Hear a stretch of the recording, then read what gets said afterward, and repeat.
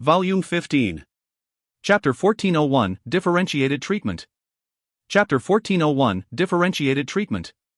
Translator, Cetulin. Editor, Cetulin. Half a month passed in a blink of an eye. The Lee family's ancestral grounds were located in a mountain range 500 kilometers away from Marshall City. The construction ran intricately amid the lofty mountains and curling clouds. With the wedding at hand, the Lee family's ancestral grounds were bustling. Streams of light of various colors flew towards the Lee family's ancestral ground. They were all hiding warriors or spirit boats. The wedding ceremony was a 7-day banquet that all were invited to. But of course, the liveliest day of the wedding ceremony was the first day. Not only was the first day the actual matrimonial ceremony, but most of the important figures of the Marshall Numinous clan would be there too. As such, the first day was when the most number of warriors attended the festivities. Among the numerous warriors that entered the Lee family's ancestral grounds, an inconspicuous black-robed middle-aged man slowly followed the crowd and went into the ancestral ground. The wedding was held at the peak, and below it were layers of platforms. The more important a guest was, the closer they sat to the peak. The more ordinary the guest, the closer to the bottom. And on the massive platform at the peak, Li Yunshan was dressed in fiery red matrimonial clothes. He was smiling, and sitting beside him was Li Zhouxiao. Li Zhouxiao gave a satisfied smile as he looked down at the people that had come. Our Li family is still thriving after all.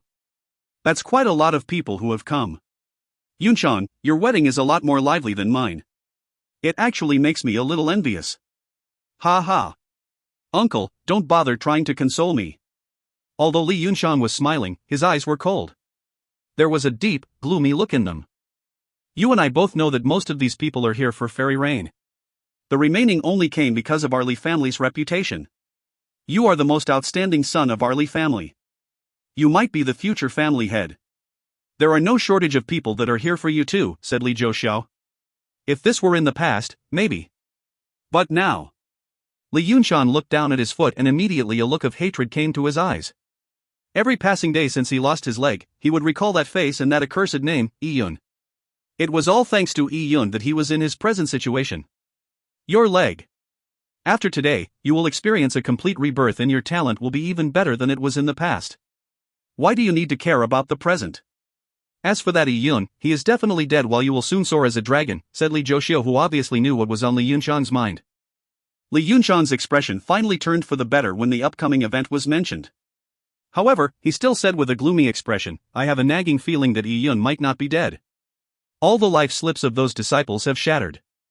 And we later sent people to guard the inland sea, but they found no sign of Yiyun. He is doomed after being trapped in that pocket world, said Li Zhouxiao. He too yearned for Yiyun to be diced into pieces. Just the thought of the lost herbal garden left his heart bleeding in pain. Therefore, he was unwilling to use the words herbal garden and instead addressed it as a pocket world. Uncle, what you said makes sense. Li Yunshan nodded.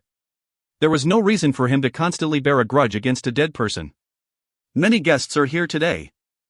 Although the truly important ones are obviously the guests from the large family clans and sects, those warriors from smaller sects and family clans, and even the itinerant warriors, are not to be slighted. They have come with gifts after all. Their goal is none other than to build rapport with our Lee family. They are giving us gifts and helping in improving our Lee family's reputation a little. We can spare the effort to be nice to them superficially, said Li Zhouxiao nonchalantly. I understand, said Li Yunshan casually. It was even more likely that the warriors from the smaller family clans and sects would bring expensive gifts and other to establish a relationship with the Li family. Although Li Yunshan was unimpressed by the people themselves, he still cared for those gifts. To grow back his limbs, he and the family clan had expended a great deal of resources. He could use this opportunity to earn back some of it. Of course, most importantly, this day was highly significant to him. He had experienced a drastic change in character after losing his leg. In fact, he had come to shed a few layers of his facade. He knew that many people had mocked him for losing his leg, but today, he would make all those warriors witness his transformation. My guests, I welcome all of you here. You honor me with your presence. Li Yunshan stood up with a beaming smile as he spoke. His voice was infused with yuan qi. Even though he was standing on the platform at the peak, his voice still resounded throughout the entire mountain. There were all sorts of responses from the various platforms on the mountain. However, they were mostly perfunctory and casual words of congratulations.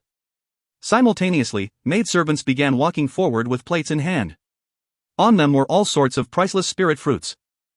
Everyone, as many people have come here, and there will be important figures from the martial numinous clan coming to the ceremony to bear witness, I implore everyone to maintain order for my sake. After all, it's my wedding day, said Li Yunshan loudly. The Li family was holding this dual cultivation matrimonial ceremony on a very large scale. There were 9 entrances, with 1 main entrance, 2 side entrances, and 6 tiny auxiliary entrances. And every entrance had a master of ceremony to receive the gifts. Yi Yun, who was disguised as a black-robed middle-aged man, was walking through the furthest of the 9 entrances. The other entrances required letters of invitation. A person like him that lacked status and those with an invitation obviously received different treatment. It was evident simply from the entrance he had to use. Yi Yun could not help but shake his head lightly when he saw gifts constantly being added to the pile of gifts at each of the platforms at each of the 9 entrances. Furthermore, the master of ceremony would announce the respective guest's name and gift. It was nothing much to announce the names and gifts. It would only make the rich warriors who had brought expensive gifts look better, but it was rather dishonorable for the poor warriors. Yi Yun saw the embarrassed looks of many of the warriors that were entering through the same side door as him. Some even clenched their teeth as they took out more gifts. Others seemed to feel that it wasn't worth it and secretly turned around to leave. How grim is reality? Yi Yun made an offhand remark. It was very soft, but, not far from him, someone heard his comment. A warrior in an opulent getup turned his head and took a glance at Yi Yun. He had not noticed Yi Yun before. The warrior immediately found Yi Yun familiar. A warrior's memory was very good, so he quickly recalled that he had met Yi Yun while he was discussing the Li family's dual cultivation matrimonial ceremony with his friends in Martial City previously. Yi Yun had even approached them to ask about the ceremony. It's you? The warrior pricked up his brows. He never expected Yi Yun to actually attend the wedding. Although it was said that anyone could attend, that was only to keep up airs. In reality, who would dare attend the ceremony if they lacked a good status and background? The warrior still remembered that Yi Yun looked like a bumpkin. He would rather be beaten to death than believe that Yi Yun was someone of stature. Yi Yun was also a little surprised when he saw that warrior as well as the people beside him. What a coincidence! However, this also implied that the warrior in the opulent getup was someone of little significance. Otherwise, he would not have seen him at this particular entrance. The entrance was, after all, the most remote one out of the 6 auxiliary entrances. The Li family's dual cultivation ceremony truly shows no discrimination. It seems anyone can come. The man clearly was displeased that he was using the same entrance as Yi Yun. It was an insult. Yi Yun smiled. Likewise. You? The man stared at him. What the hell did likewise mean? Friend, you seem quite proud. Are you that confident in the gift you prepared? I guess so, said Yi Yun. His present appearance was very ordinary. Together with his nod, he immediately gave off an honest and sincere air. If you find any errors, ads pop up, ads redirect, broken links, non-standard content, etc., please let us know. Report chapter so we can fix it as soon as possible. Chapter 1402, Yi Yun's Gift. Chapter 1402, Yi Yun's Gift. Translator, Cetulin Editor, Cetulin. Yi Yun's casual reply and appearance only sparked more contempt in the opulent warrior's eyes. I guess so? That means it must be pretty good. That sure makes me curious. The warrior smiled faintly. Although he was of low status, he was still considered wealthy among those that failed to receive an invitation. On one hand, it made him feel debased being forced to line up with these people of lowly stature. On the other hand, he could not help but feel a sense of superiority. He believed that his gift would definitely be considered astonishing among this group of people. Perhaps he might even be invited to an elevated position just because of his gift. It also was his turn to enter. He took out a jade box from his interspatial ring and handed it to the steward, in a somewhat dramatic fashion, with both hands. The steward accepted it with a smile and opened it. There was a glint in his eyes as he looked up at the man with a hint of surprise. The item was not necessarily surprising to the steward, but it was something rare to see in the hands of such an unimportant person. The man felt very pleased when he saw the steward's reaction. He had gone through painstaking efforts to prepare the gift. He came from a family clan that had long since declined, but he believed that he was talented. He aimed to restore his family clan to its former glory and step back into Martial City's high society. However, it was a very difficult endeavor for a waning family to be reintegrated into high society. Therefore, he had an idea to enter the Martial Numinous clan through the Li family. As long as he entered the Martial Numinous clan, he could obtain its resources through his own abilities. He believed that he would definitely soar then. At that moment, the steward shouted out loudly, "Zhang State's young master Luo Fei, gift of a 10,000-year-old snow fungus." Upon hearing the announcement, Luo Fei quickly looked towards the seats of honor for a reaction. Unfortunately, those of truly supreme status did not pay even a hint of attention to the ongoings of the lower entrances. However, a few figures that looked like guardians looked up and over at him. "Zhang State's young master Luo? Who's that? A 10,000-year-old snow fungus is rather rare. Actually, a snow fungus isn't of much use. It's typically used to brew tea. It has the effect of calming the mind, but that's about it. That may be so, but a 10,000-year-old snow fungus would make for an absolutely top-grade tea. A pot of it emits a long-lasting fragrance. Even elders of the martial numinous clan would enjoy such a tea." The guardian's discussion made Luo Fei's expression stiffen slightly. Following that, he gave an embarrassed smile. The 10,000-year-old snow fungus he had gone through painstaking efforts to obtain was being written off as a simple tea ingredient. It was such a waste. However, these people had affirmed the 10,000-year-old snow fungus after all. It made Luo Fei regain some pride. The steward who was in charge of the announcements said smilingly, "Guardian Sun just sent a voice transmission. He invites you to sit with him when the banquet begins. Guardian Sun also enjoys the way of tea." Luo Fei was instantly overjoyed when he heard that. It was great news. He had met someone who knew value the moment he stepped into the banquet. He had not brought the 10,000-year-old snow fungus for nothing. Luo Fei looked over, and indeed there was a bearded middle-aged man smiling at him. It was the person that had previously affirmed him vocally. Although Luo Fei guessed that Guardian Sun's intent was to get more 10,000-year-old snow fungi from him because of his love for tea, he was still ecstatic. If not for the wedding, he would not even have had the chance to deliver a gift. As long as Guardian Sun endorsed him, there was a high chance he could join the martial numinous clan. "Congratulations, young Master Luo. Congratulations. Congratulations." Luo Fei's friends began congratulating him. However, they were a bit sour inside. Yes.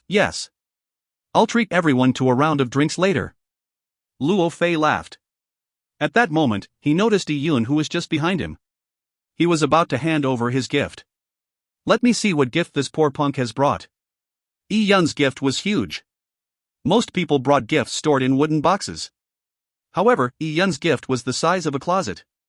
When he put it down, it instantly covered more than half the table. "What the heck is that?" Everyone was taken aback. Ignoring what was inside, just the size was quite ridiculous. The steward in charge of the announcement went forward to open the chest. Upon seeing the item inside, he was dumbfounded. The surrounding people fell into a daze as well. This furry stuff looked like a pig? Inside the chest that Yi Yun handed over, there was a recently slaughtered pig. It looked like a low-grade pig-type fey beast. It was even dripping in blood and was still covered in wet fur. It's freshly slaughtered. It was caught at the bottom of the mountain of the Li family's ancestral grounds.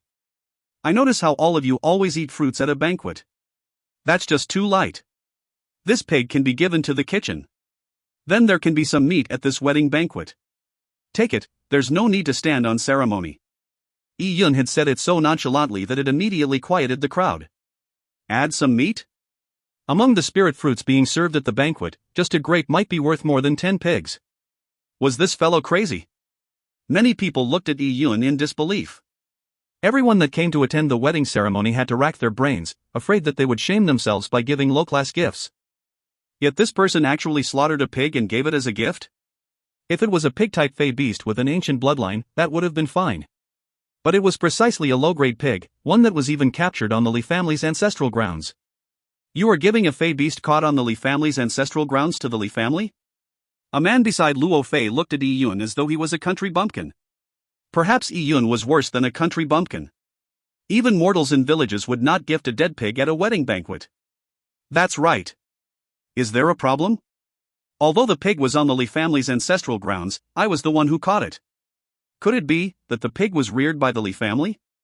Yi Yun countered with a question, instantly leaving the person who asked choking. Nice way of putting it. Upon hearing Yi Yun's words, many of the Li family members turned livid. Was this person here to cause trouble? Or was he just a pea-brain? I knew it. How can a poor person like him give anything of worth?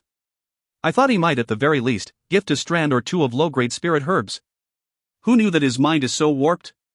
He actually caught a pig and gifted it. Luo Fei said with a sneer. He looked at Yi Yun as though he was looking at a retard.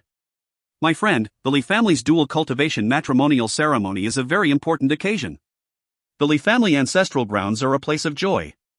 It is not somewhere for you to cause trouble. Please leave or we will escort you out, the steward said coldly when faced with Yi Yun's improper behavior. Due to the many distinguished guests present, he did not let his anger get the best of him or he would have long taken action. If you find any errors, ads pop up, ads redirect, broken links, non-standard content, etc., please let us know. Report chapter so we can fix it as soon as possible. Chapter 1403, Hypocrisy. Chapter 1403, Hypocrisy. Translator, Citulin Editor, Citulin. Yi Yun seemed oblivious to Luo Fei's mockery and Steward Wang's warning. He said seriously, I brought gifts to this wedding just like anyone else. How am I causing trouble? Are you unimpressed with the spirit pig I gifted? This spirit pig is a spirit beast. Its meat is fresh and succulent. It has the effect of nourishing warriors. It can burrow into the ground and bore through holes when it runs. It wasn't easy for me to capture it. The surrounding people were rendered speechless the moment Yi Yun said those words. He was actually claiming it to be a spirit pig? And the effect of nourishing. The bit of yuan qi it carried was completely inadequate for the warriors present. It was only nourishing for low-level warriors and mortals.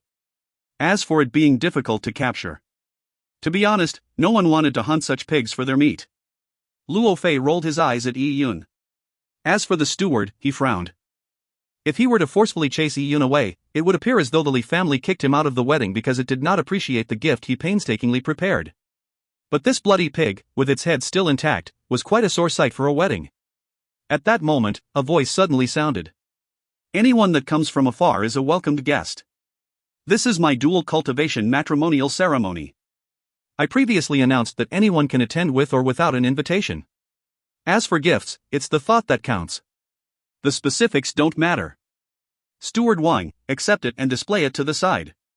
Everyone traced the voice and saw Li Yunxiang standing elegantly by his seat of honor. He had said so with a faint smile. Yi Yun immediately said, so it's you, young master Li Yunxiang. Congratulations. I wish you a happy marriage. I felt this pig was very suitable for the wedding when I saw it. It definitely adds to the jubilation. Young Master Li, you sure have a good eye. That's enough. That's enough. Steward Wang quickly cut Yi Yun off, afraid that he would continue touting the benefits of the pig. He waved his hand to get people to carry the pig away. It was such a ghastly sight, sitting out in the open. And when Li Yunxiang heard Yi Yun's words, he smiled and returned to his seat. Young Master Li sure is magnanimous. He really is willing to let anyone join the banquet, said someone. That's right, that's right. Li Yunxiang nodded with a smile. He would usually not have bothered with such an unimportant person, but the person had suddenly taken out a pig, attracting the attention of everyone. He had no choice but to step forward and make a show of his magnanimity. However, there was a cold glint that flashed in Li Yunxiang's eyes after. He sent a voice transmission to Steward Wang, when the banquet ends, finish that bastard. Li Yunxiang was already filled with bloodlust after losing his leg. His act of magnanimity was completely insincere. He found Yi Yun's honest expression irritating, especially when the country bumpkin had gifted a dead pig to congratulate him on his wedding day. And for some baffling reason, he found the middle-aged warrior's eyes familiar. However, he could not remember where he had met the warrior in the past. Furthermore, with the warrior's low status, it was impossible for them to have ever crossed paths. Li Yunxiang could only sweep those thoughts aside. After all, Yi Yun was already a dead person in his mind. Yes, young master. I will make it swift and clean. Steward Wang immediately answered as he gave Yi Yun a cold glare. An ant-like figure like Yi Yun deserved little more than Steward Wang secretly flicking his finger, planting a tracking mark on him. With this mark, there was no way Yi Yun would leave the Li family's ancestral ground alive. Seeing Yi Yun sitting among the guests with an unconcerned look, Luo Fei felt truly depressed. The bastard was actually sitting beside him. Although he was praised by Guardian Sun, he had not been called to sit over there yet. Why did he choose to arrive so close to such an oddity? Yi Yun had gifted a dead pig and received Li Yunxiang's notice. His 10,000-year-old snow fungus barely sparked a discussion. Luo Fei noticed that Yi Yun looked to be in a good mood, as though he really believed that his gift had been acknowledged. Luo Fei felt exasperated with such an ignorant half-wit bumpkin. He felt that his intelligence was being pulled down to the same level while sitting beside Yi Yun. He did not wish to speak another word to the retard, afraid that his mind would be infected by Yi Yun's retardedness. And at that moment, Yi Yun appeared to recall something. He left his seat and swaggered to a platform. He looked at all the spirit fruits that were displayed for the wedding. They were really good ones. From the looks of it, the Li family had went to great lengths to put on a lavish wedding banquet. Yi Yun naturally did not stand on ceremony when it came to these spirit fruits. He began taking big bites of the fruits. As for the tracking mark that Steward Wang had planted on him, Yi Yun noticed it instantly. He looked around and stole a glance at Li Yunxiang. Although it had been some time since they last met, Li Yunxiang still appeared vicious as ever. He even wanted to harm guests who came to congratulate him. He was truly contemptible. Before Yi Yun infiltrated the Li family's banquet, he thought of casually giving some gifts. That way, he would not attract attention as he snuck in. However, after some thought, Yi Yun changed his mind. He wanted to see the hypocrisy of Li Yunxiang. It was quite a relieving sight seeing him act magnanimous while swallowing the insult. Indeed, Li Yunxiang, who watched as Yi Yun acted so brazenly, nearly crushed the wine cup in his hand. Ignoring the fact that he had lost the herbal garden and a leg, he was now encountering a truly irritating fly while hosting a dual cultivation ceremony. It disgusted him. If Li Yunxiang knew that the irritating fly was Yi Yun, swaggering up and down his wedding banquet and helping himself to the food, it was unknown what feelings he would have. At that moment, an ethereal music was heard from afar. The sound was initially faint and hardly noticeable. But in a blink of an eye, it began to fill the area around the mountain. A luxurious spirit boat descended from the clouds. A few figures could be seen standing on the boat as it approached. Upon seeing the spirit boat's appearance, many people stood up immediately. Even Li Yunxiang and Li Jiuxie stood up. Who just arrived? Yi Yun asked casually as he ate a fruit. The person beside him naturally knew Yi Yun was the one who had gifted the pig. Since it was the bumpkin, it was only natural that he did not know who was arriving. Have you heard of Fairy Rain? That spirit boat is a spirit artifact of the martial numinous clan.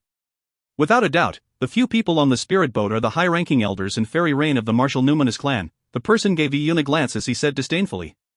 The bumpkin probably did not know who Fairy Rain was anyway. What he said definitely went over his head. If you find any errors, ads pop up, ads redirect, broken links, non-standard content, etc., please let us know. Report chapter so we can fix it as soon as possible. Chapter 1404, Fairy Rain. Chapter 1404, Fairy Rain.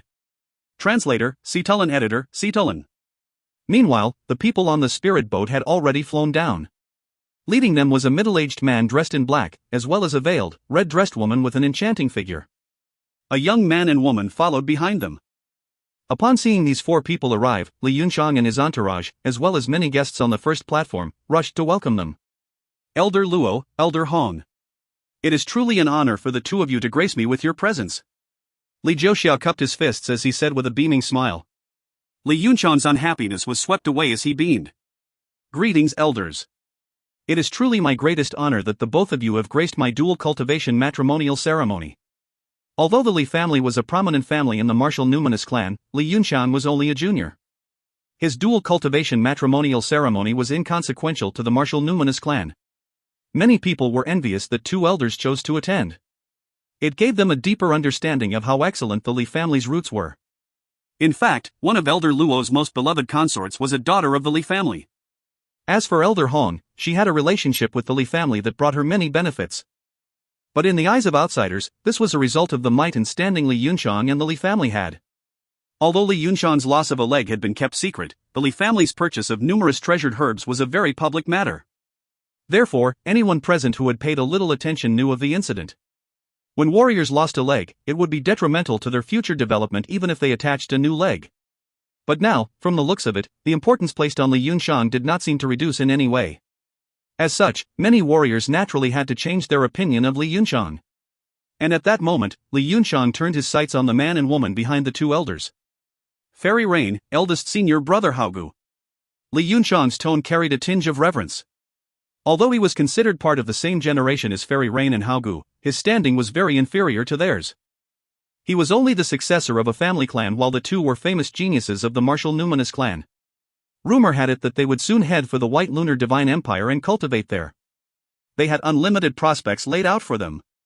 Therefore, their status was elevated compared to ordinary martial numinous clan disciples. As a result, Li Yunxiang's attitude towards them was naturally different. Fairy Rain nodded her head gently and then gave Li Jiuxiao a junior's bow. Uncle Jiu. As for Haogu, he only nodded his head silently and did not say a word. Although Fairy Rain appeared frosty, she was still very gentle towards her relatives. Instead, Haogu was the one who was truly aloof. However, be it Li Jiuxiao or Li Yunsheng, they were not slighted by Haogu in any way. Haogu's talent was even higher than Fairy Rain's, and he too had earned the attention of the White Lunar Divine Empire. However, it was rumored that Haogu had certain feelings for Fairy Rain, therefore, he attended Li Yunsheng's dual cultivation matrimonial ceremony with her. That's Fairy Rain. She's truly as flawless as ice and pure as jade. Not only is she talented, even her looks are excellent. If anyone manages to win her heart, they would truly have a great life. A warrior beside Yi Yun could not help but sigh. As for Luo Fei, he was looking at Fairy Rain as though she was a breathtaking sight. The surrounding young warriors felt a tinge of envy just looking at Fairy Rain. Such a woman that was blessed by the heavens was naturally someone everyone wanted to court. At that moment, Luo Fei heard a familiar voice. It said in surprise, "Ah, so she is Fairy Rain." The person who had spoken was none other than Yi Yun. Yi Yun could not help but stroke his chin when he saw Fairy Rain. His eyes had an odd look in them. Yi Yun had actually met Fairy Rain before. She was one of the members of the martial numinous clan that Yi Yun encountered in the ancient ruins world. Back then, they were pursuing the 9 transformations celestial silkworm. Yi Yun opened an array formation and allowed it to enter the 9 Li Magus Empire's mystic cultivation ground and escape them. It made the martial numinous clan members nearly explode from anger. Later on, they even invited people from the White Lunar Divine Empire to back them up, but to no avail. Yi Yun ignored them likewise. Despite the martial numinous clan's threats against Yi Yun, they could not do a thing to him at all. Yi Yun had not made any contact with any martial numinous clan disciples after arriving in the martial numinous continent.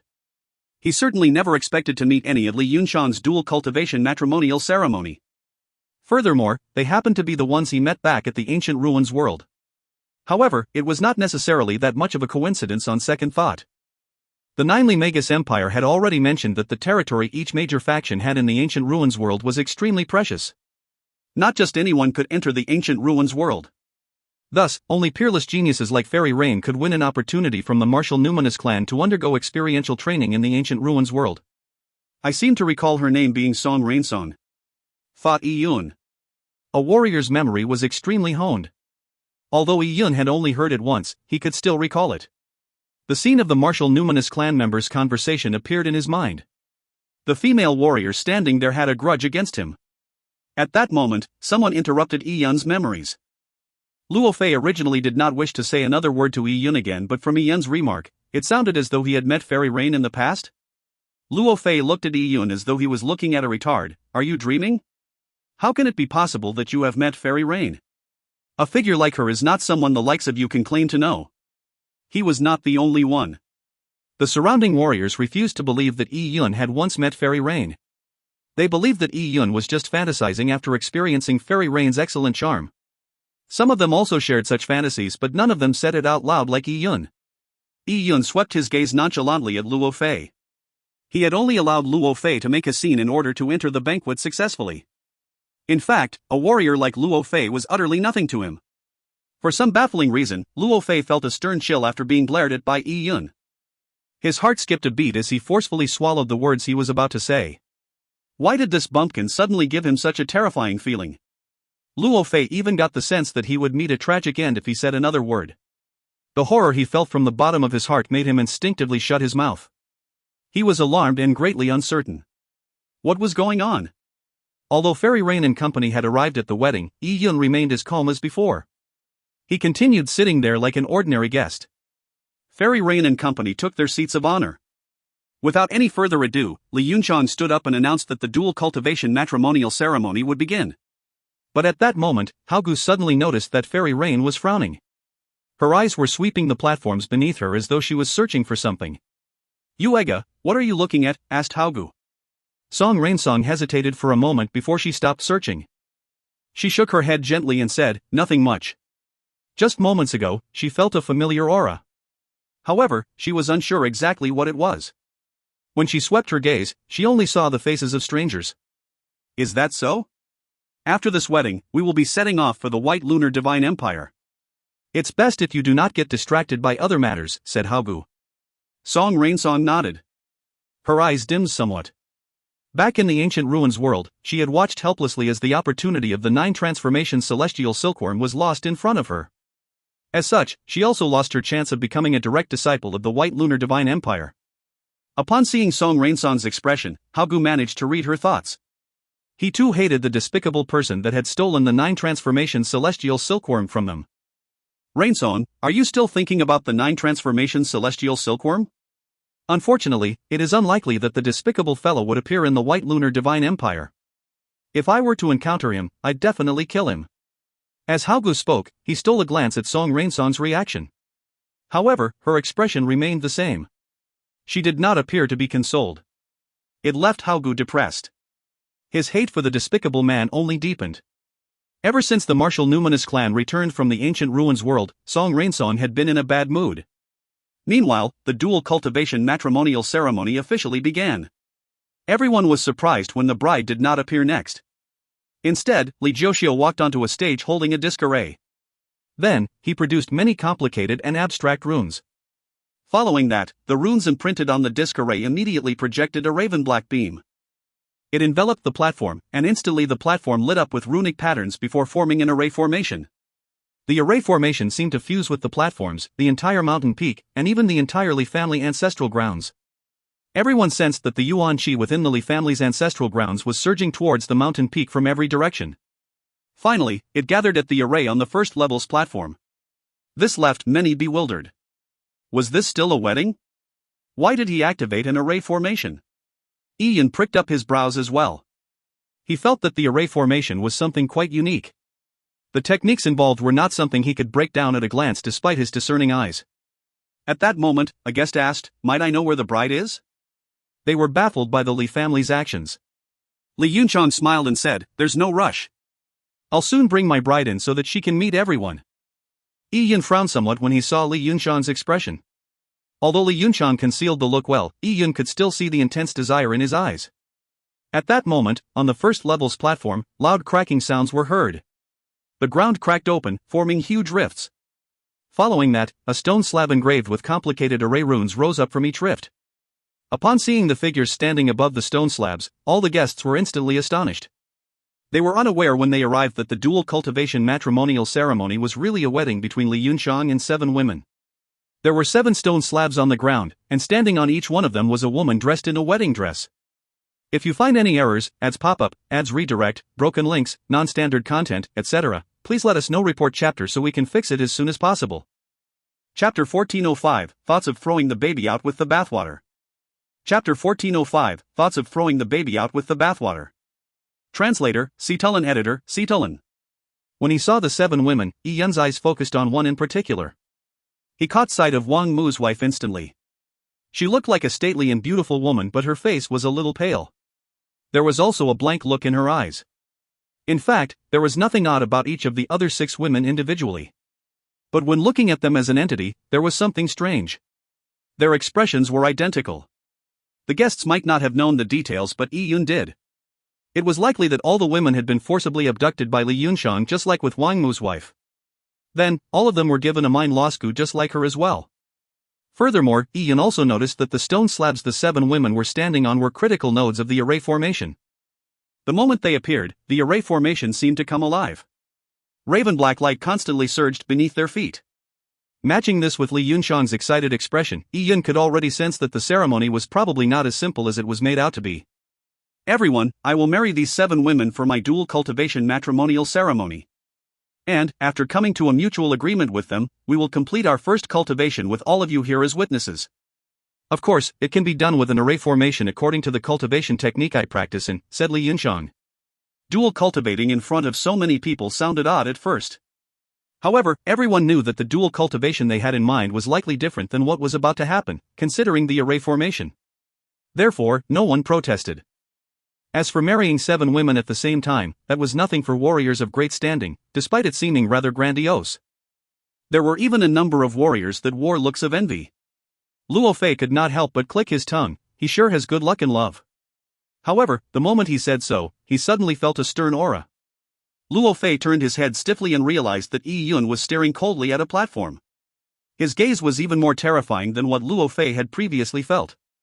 "What's up with this, bumpkin?" Luo Fei had already put aside the horror he had previously felt. He never expected to be enveloped by that aura once again, and so soon.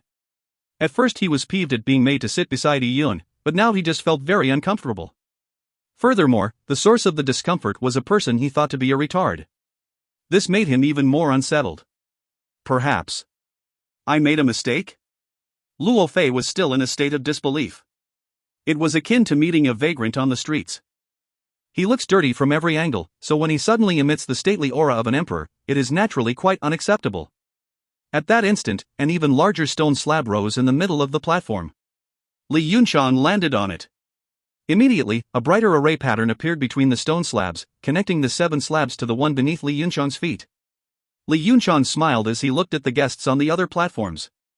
Today was the day he would make a comeback and even be uplifted to a brand new level. The 7 women, including Wang Mu's wife, had been selected by him especially for this day. Their talent, bloodline, and strength were excellent.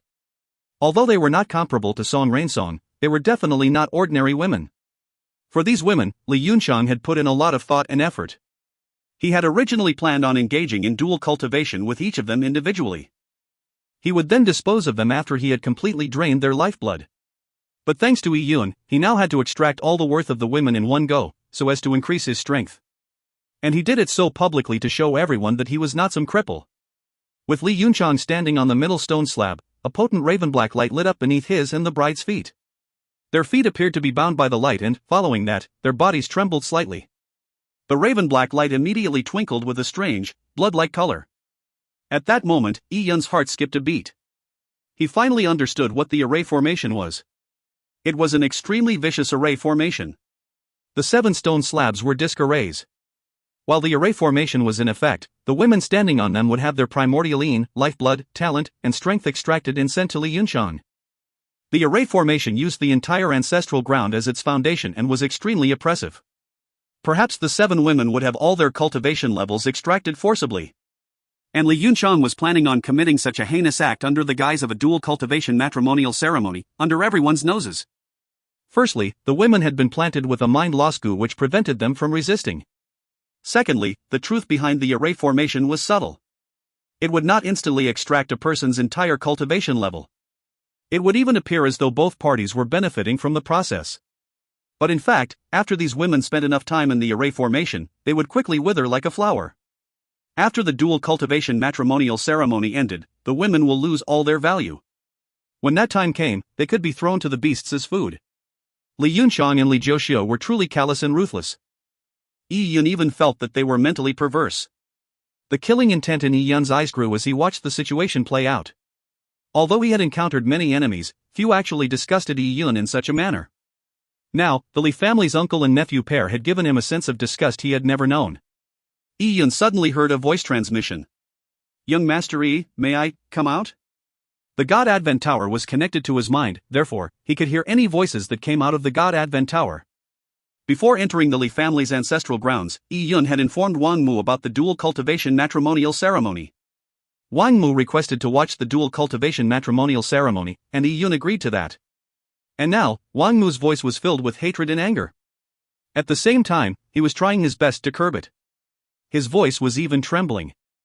Anyone would feel bitter as they watched the unbearable scene. After all, the person who had nearly taken his life and snatched his wife was now standing there orchestrating a dual cultivation matrimonial ceremony using his wife. Furthermore, he could see all of this clearly. His wife's dull eyes and indifferent expression seemed to imply that her soul had been sealed. Wang Mu had the urge to charge out of the God Advent Tower, but he held it back. He was not afraid of the Li family or the people, the elders and warriors that emanated powerful auras on the first level, but that he did not want to implicate Yi Yun. At that moment, the dual cultivation matrimonial ceremony was about to begin on the platform. Li Yunshan was in high spirits. The array was already slowly activating under his control. Everyone could feel that the heaven-earth yuan qi of the Li family's ancestral ground was stirring and gathering towards a focal point. This was the most important step before Li Yunshan returned to his peak. It was even possible that he could be invited to the White Lunar Divine Empire like Fairy Rain in Haogu. When that time came, he would truly soar as a dragon. How could Li Yunshan not be excited about this? As Yi Yun looked at the platform coldly and felt the stirring of the surrounding yuan qi, he had a sudden thought. The array formation. Yi Yun did not reply to Wang Mu right away, as he was observing the array with his energy vision. Wang Mu was feeling anxious, but he did not dare disturb Yi Yun until he had a response. As time passed, Wang Mu bit his lips tightly while inside the God Advent Tower. Blood dripped down the corner of his lips as his nails lodged deeper into his flesh. He felt a deep sense of helplessness. Without any background, a person of ordinary birth was nothing in front of people with power, even if they were a genius. The opportunities he received, his loved ones, his perfect life and future could all be destroyed by others instantly. Yi Yun could understand Wang Mu's feelings. At that moment, Wang Mu truly could not take it any longer. He sent another voice transmission. Young Master Yi, I once obtained an ancient hex talisman. This talisman can release an attack at the level of a half-step divine lord. Although the talisman will not be able to kill Li Yunshan while Li Zhouxiu and the other martial numinous clan elders are there to protect him, we might be able to destroy the array if we attack by surprise. I have no way to thank you for what you have done for me thus far. Young Master Yi, you do not need to take action at this wedding. I'll act alone. I cannot watch as that bastard destroys Yuan Ling. I'd rather die with her. Wang Mu knew very well that he was too weak and could not change everything by himself. But he did not wish to implicate Yi Yun. His tone was filled with a deep sense of hatred as well as endless hurt emotions.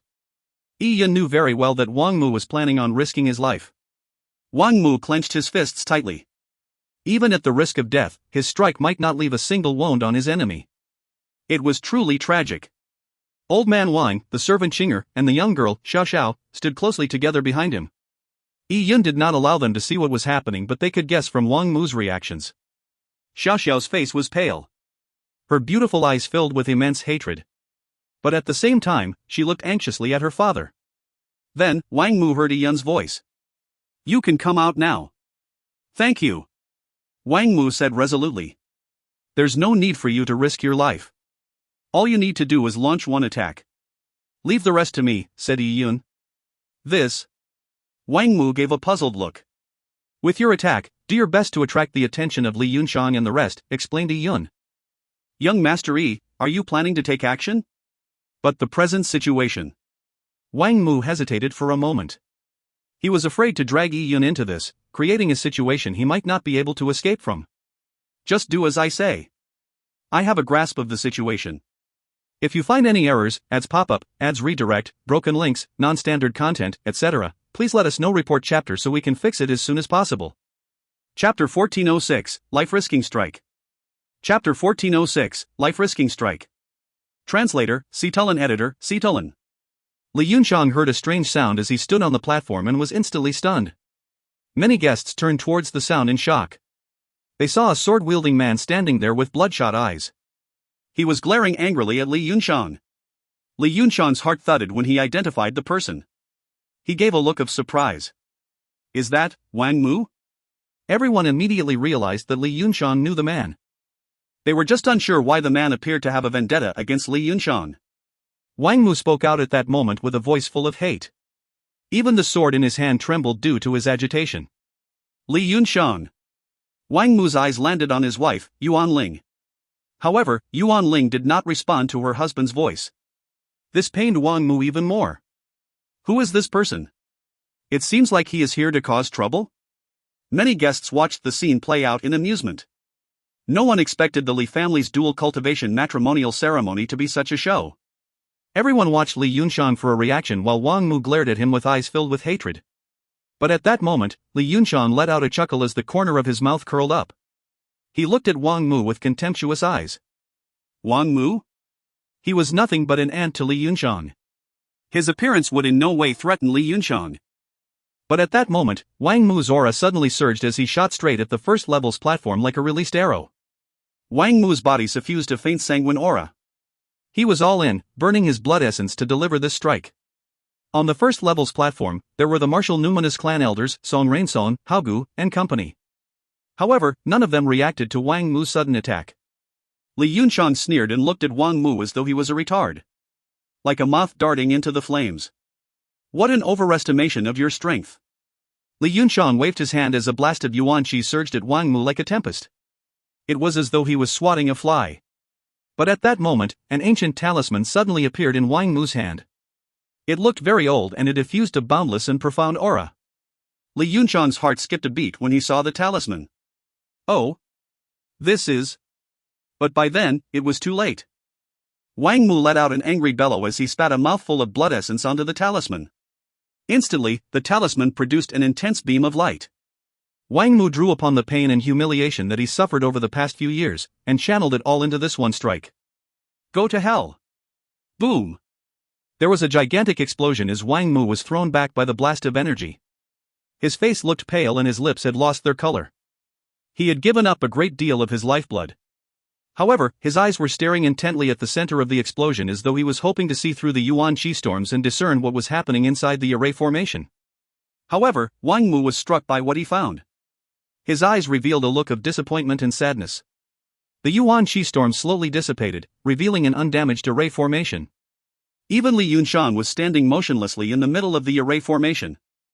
However, there was a screen of light that phased in and out of existence around the array formation. This screen of light was one with the array formation. The Yuan Qi that powered it came surging in from all corners of the ancestral grounds. Although Wang Mu had used his trump card, his talisman proved useless against the protective screen of light. The entire ancestral grounds Yuan Qi was constantly being harvested and employed by the array formation in what seemed like an endless stream. How could it be destroyed by a mere talisman? Wang Mu gave a disheartened look when he saw the outcome.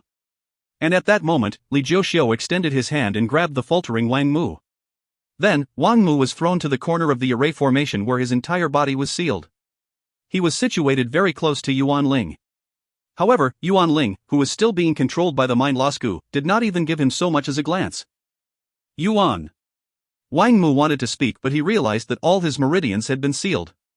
He had even been robbed of his ability to speak. All he had was a mouth that had lost its worth. At that moment, Li Yunshan's disdainful laughter rang out.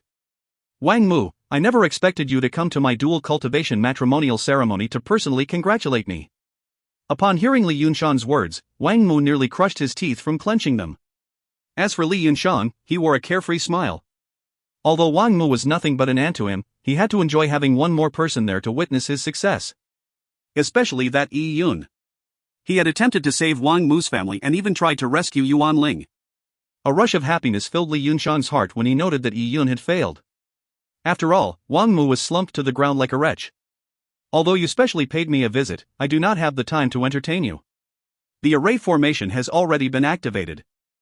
Why don't you stay there and enjoy the ceremony? The corners of Li Yunshan suffused a heinous smile. Wang Mu's eyes turned red. He had a mouth that could not be used and his body was immobile.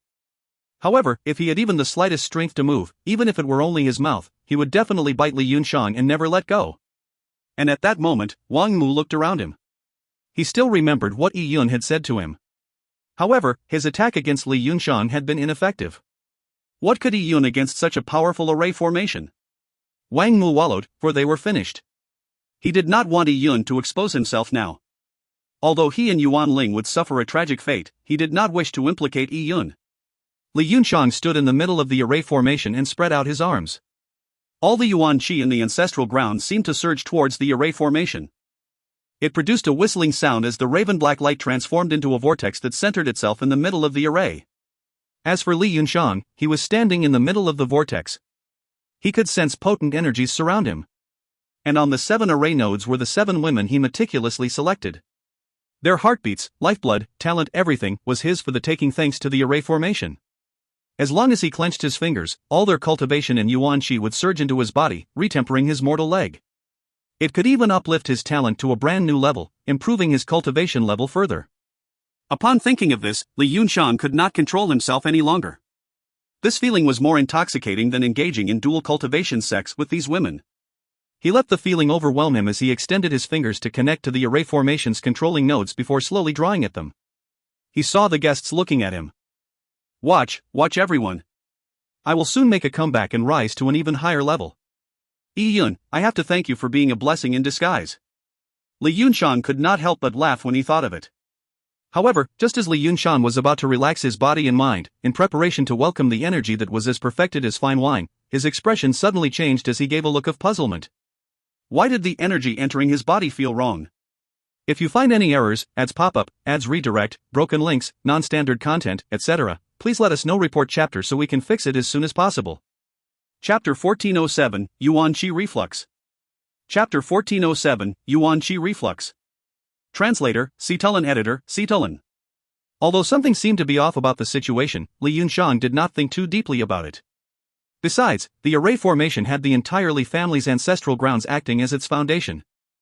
The array formation expended a sizable amount of treasured materials. The Li family had hired famous elders who were well researched in array formations to set it up. Now, with a protective array activated, there was no reason for him to fear anything. Under such circumstances, what could go wrong? Furthermore, the array had already been activated. Li Yunxiang would not shut off the array formation because of some fleeting feeling. Large amounts of spirit jade had to be spent to activate the array formation. Just because he received a lot of prized gifts from the guests did not mean that he could squander without any regard. Therefore, Li Yunxiang continued to use the array formation.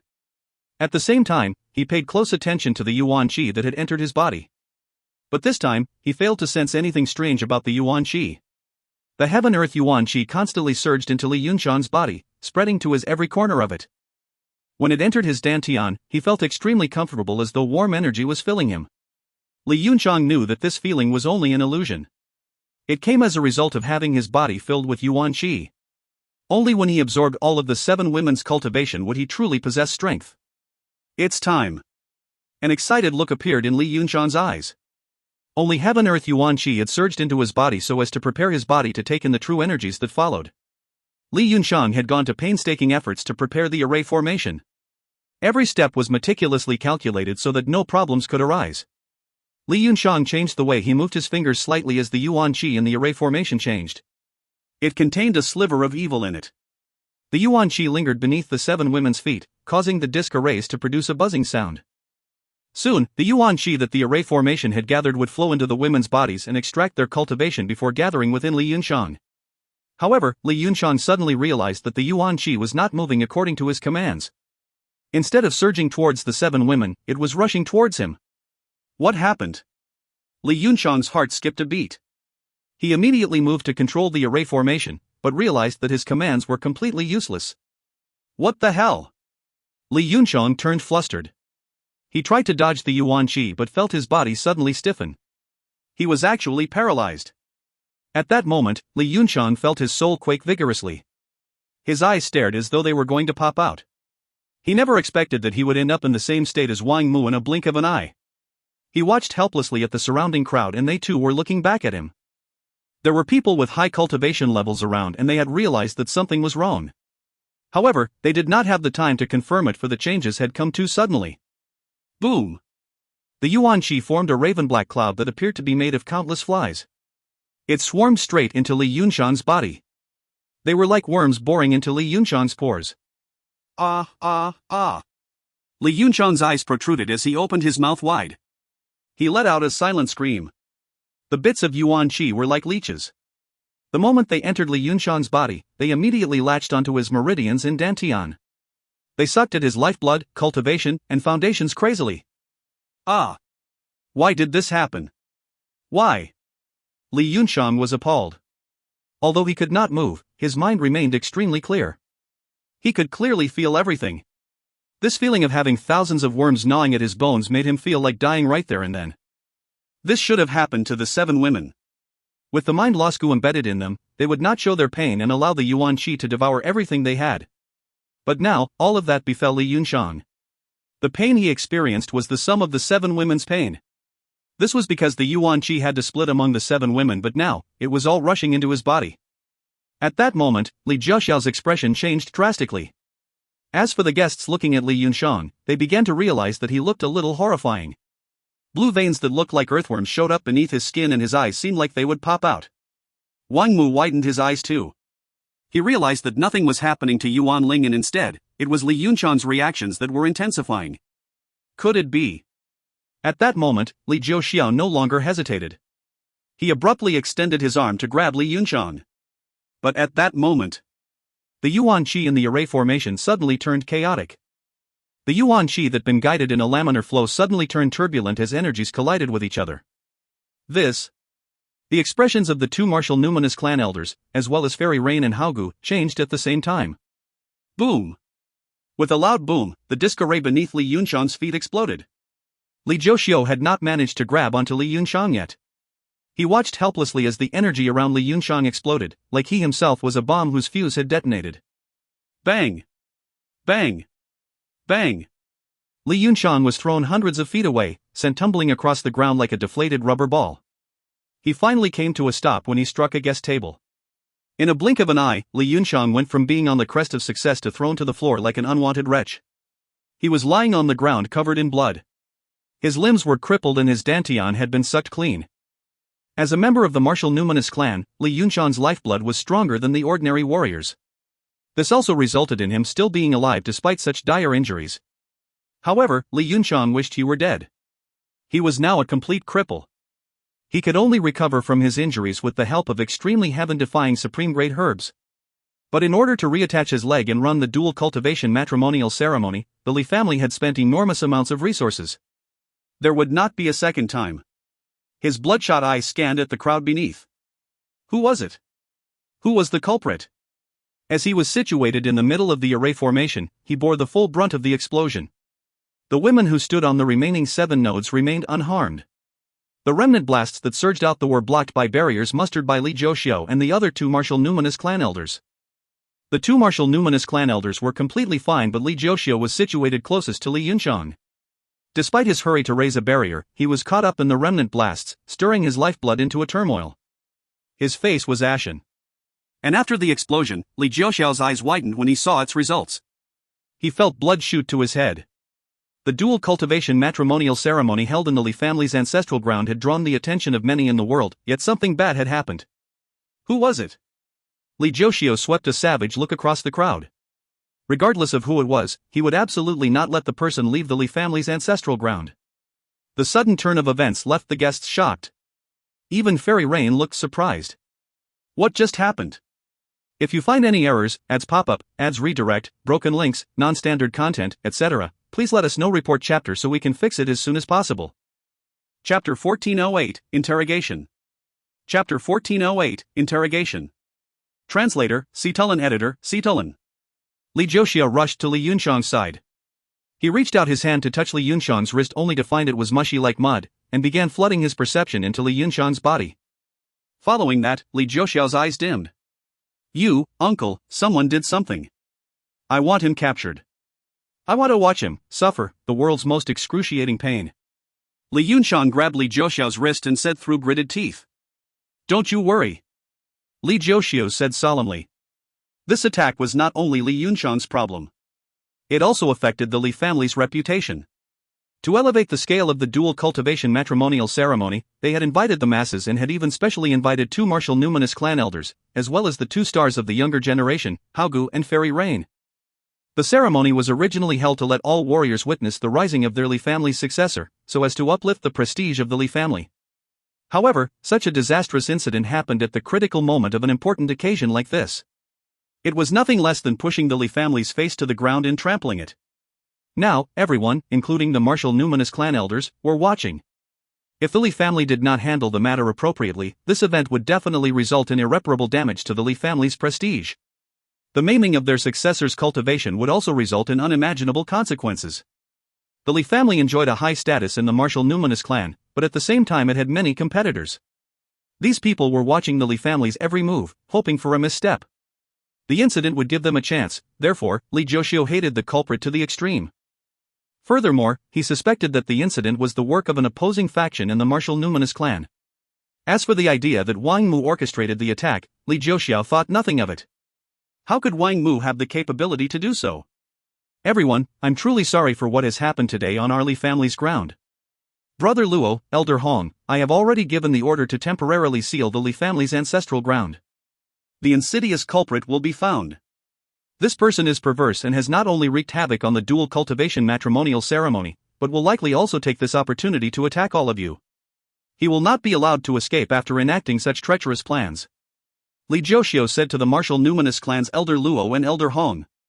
To seal the Li family's ancestral grounds, he naturally needed to seek input from the elders. Elder Luo and Elder Hong had good relationships with the Li family. They naturally did not oppose the idea. As for the remaining guests, they could not do anything about it after the 2 elders gave the approval. As for Li Zhouxiu's claim that the culprit was planning to attack the guests, it was only an excuse. Anyone with a discerning eye could tell that the person who had schemed to infiltrate the ceremony was specifically targeting the Li family because of some feud. At that moment, the Li family guards arrived at the various platforms. The mood instantly turned tense. Previously it was Wang Mu and now the array formation exploded. The Li family's dual cultivation matrimonial ceremony sure is fraught with setbacks. Fairy Rain murmured as she looked at the platforms below her. Perhaps the Li family has engaged in certain sordid deeds? Hao Gu sneered. There was clearly something ignoble about the dual cultivation matrimonial ceremony, but Hao Gu had not paid too much attention to the Li family. However, since they had failed to nip the problem at its root, exposing themselves to ridicule, he found the Li family a disgrace. Senior brother, would you be able to destroy the array formation in such a manner? Fairy Rain looked at the disc array that had exploded. A glint flashed in her eyes suddenly as she asked with a whisper. Hao Gu was slightly startled before he frowned. No. To destroy the array from the outside, one had to shatter the protective barrier first. That was almost impossible. And to destroy the array from the inside, the only person controlling the array formation was Li Yunxiang. He was the only one who could have destroyed the array. A method that caused an explosion without Li Yunxiang's knowledge despite him being the controller was something that eluded Hao Gu. If the person is captured, I'll ask him how he did it. Hao Gu revealed an interested look as he said casually. At that moment, Li Zhuoxia said, Everyone, the Li family will not impose on you, but please cooperate with us so that we can find the culprit swiftly. The cooperation he spoke of was the verification and identification of each person. Li Zhuoxia basically wanted to verify the identities of everyone below the third platform. These people were mostly of poor family backgrounds. Some were even trivial figures. Li family suspected that the person that truly wanted to bring harm to the Li family was hidden among them. And Li Zhuoxiao thought nothing of offending these people of no consequence. In fact, Li Zhuoxiao disparaged them. Although the wedding made grand claims of allowing anyone to attend, Li Zhuoxiao still thought of them as nothing but riffraff. Li Zhuoxiao walked towards the third platform. With a flip of his hand, a blackish-green disc array appeared. There were complicated runes engraved on it. People skilled in array formations instantly determined that the array formation embedded in the disc array had to do with the soul. Elderly, this is. A few people on the third platform were puzzled. They knew a disc array that had to do with the soul with probably something bad. It doesn't mean anything dire. I hope that everyone will humor me. This is a soul-sharing disc array. I wish to check everyone's situation. I suspect that the culprit that wreaked havoc in this ceremony is hidden amongst you. Li Zhuoxiao's words made the crowd's expression change. Elderly, what's the meaning of this? Soul-sharing disc array? The item sounded like it would establish a soul connection. It was likely that it allowed Li Zhuoxiao to inspect a portion of a person's memories and, through that, determine if the person was related to the incident. However, which warrior present would want their memories to be searched? Elderly, are you suspecting us? Or do you think lowly people like us are easily bullied, said someone unhappily. Although they had little standing in society, they refused to be pushed around. Everyone, you misunderstand. This isn't targeted at you.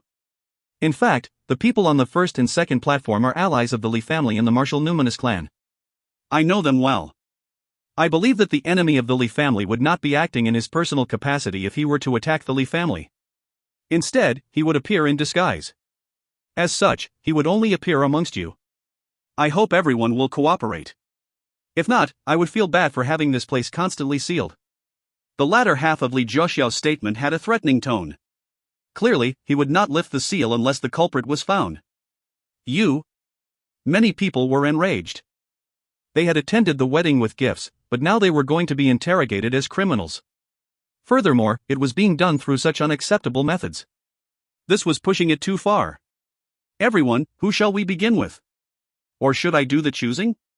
Li Zhuoxiao narrowed his eyes. He sized up a few people that he believed were the most likely culprits. If you find any errors, ads pop-up, ads redirect, broken links, non-standard content, etc., please let us know. Report chapter so we can fix it as soon as possible. Chapter 1409, Fairy Rain vs. Yi Yun. Chapter 1409, Fairy Rain vs. Yi Yun. Translator, Citulin Editor, Citulin. Yi Yun sensed Li Zhuoxiao looking towards him with a penetrating gaze. Yi Yun was one of the first people that Li Zhuoxiao suspected. It was not because Yi Yun's cultivation level or appearance was worth suspicion. It was only because Yi Yun had gifted a mountain pig at the beginning of the ceremony. It was just such a startling move that Li Zhuoxiao had no way of forgetting him. However, after looking at Yun for about half a minute, he dispelled those thoughts. For someone to have the means to oppose the Li family, they had to be an important hegemon. As for Yun, he gave off nothing but bumpkin vibes. Even if he were there to cause trouble at the ceremony, he could not be an enemy of any importance. How about we begin with the few of you? Don't worry. This soul-sharing array formation will not cause any damage to your soul seas.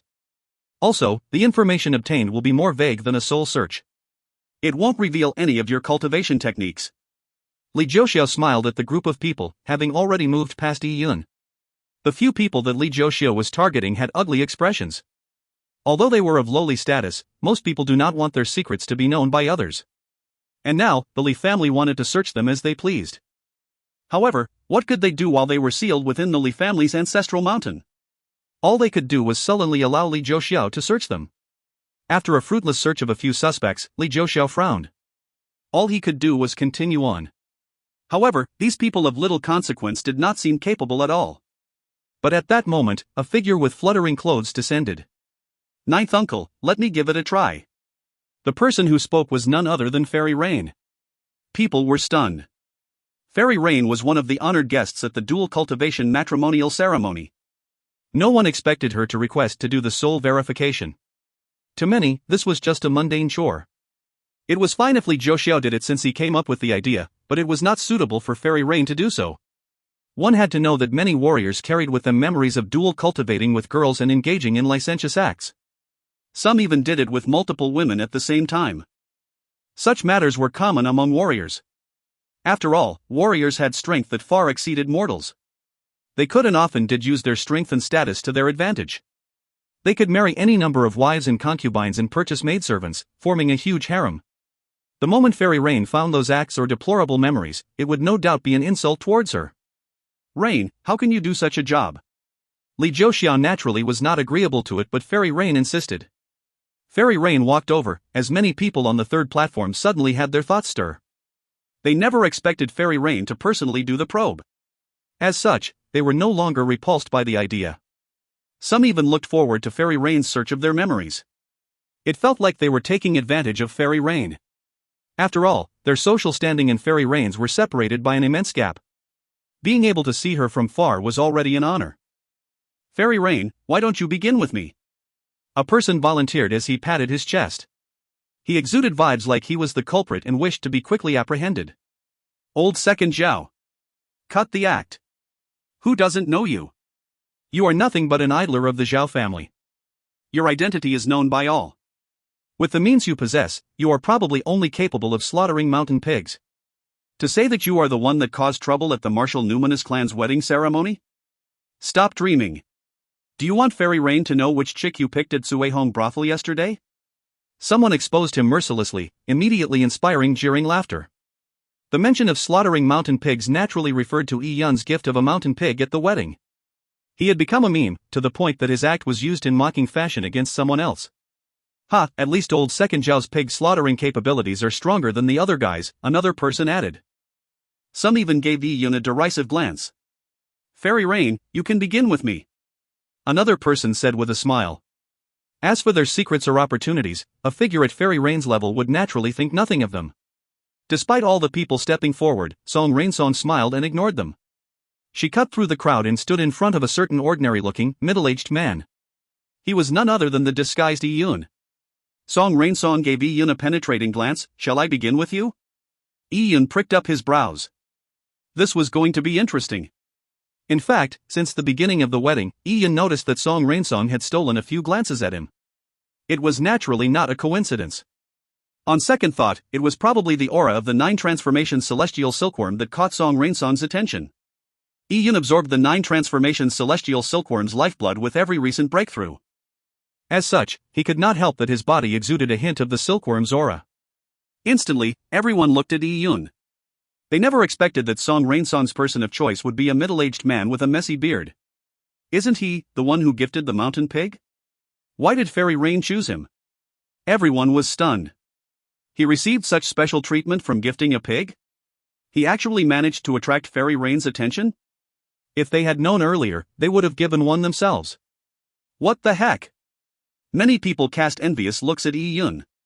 They did not know how Iyun had lucked out to obtain Fairy Rain's attention. Of course, Iyun did not feel honored in any way. It was not difficult for him to crack the array after he figured out the Heaven-Earth Yuan-Qi circulation principles of the array. The Heaven-Earth Yuan-Qi was supposed to pass through the 7 women before accumulating on Li Yunxiang. However, with Iyun's purple crystal origins as powers, he forcibly made the energy streams pass through Li Yunxiang first, siphoning him of his lifeblood. Iyun had many secrets, so the consequences of having his soul searched were naturally disastrous. What? Do you have a guilty conscience?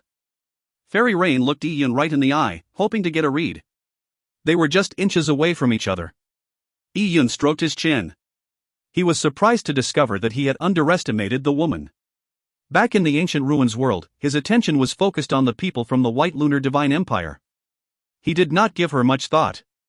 A woman's intuition is truly sharp. At that moment, Fairy Rain took out the disc array. Looking at Iyun, the corners of her lips suffused a playful smile. Under the present circumstances, Song Rainsong was certain that Iyun had no way of saying no.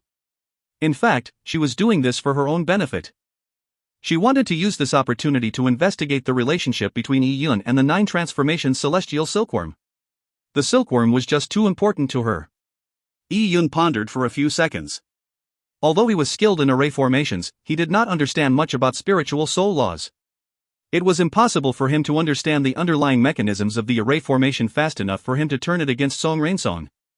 Fairy Rain, I'm truly overwhelmed by the favor you have granted me. At that moment, Iyun said this leisurely as he placed his hand on the disc array. At the instant he stretched out his arm, a green urn inside his interspatial ring silently opened. Following that, a black shadow crept out of the ring and into Iyun's finger. It flowed through his meridians and finally injected itself into the disc array. The black shadow was obviously Poison Demon.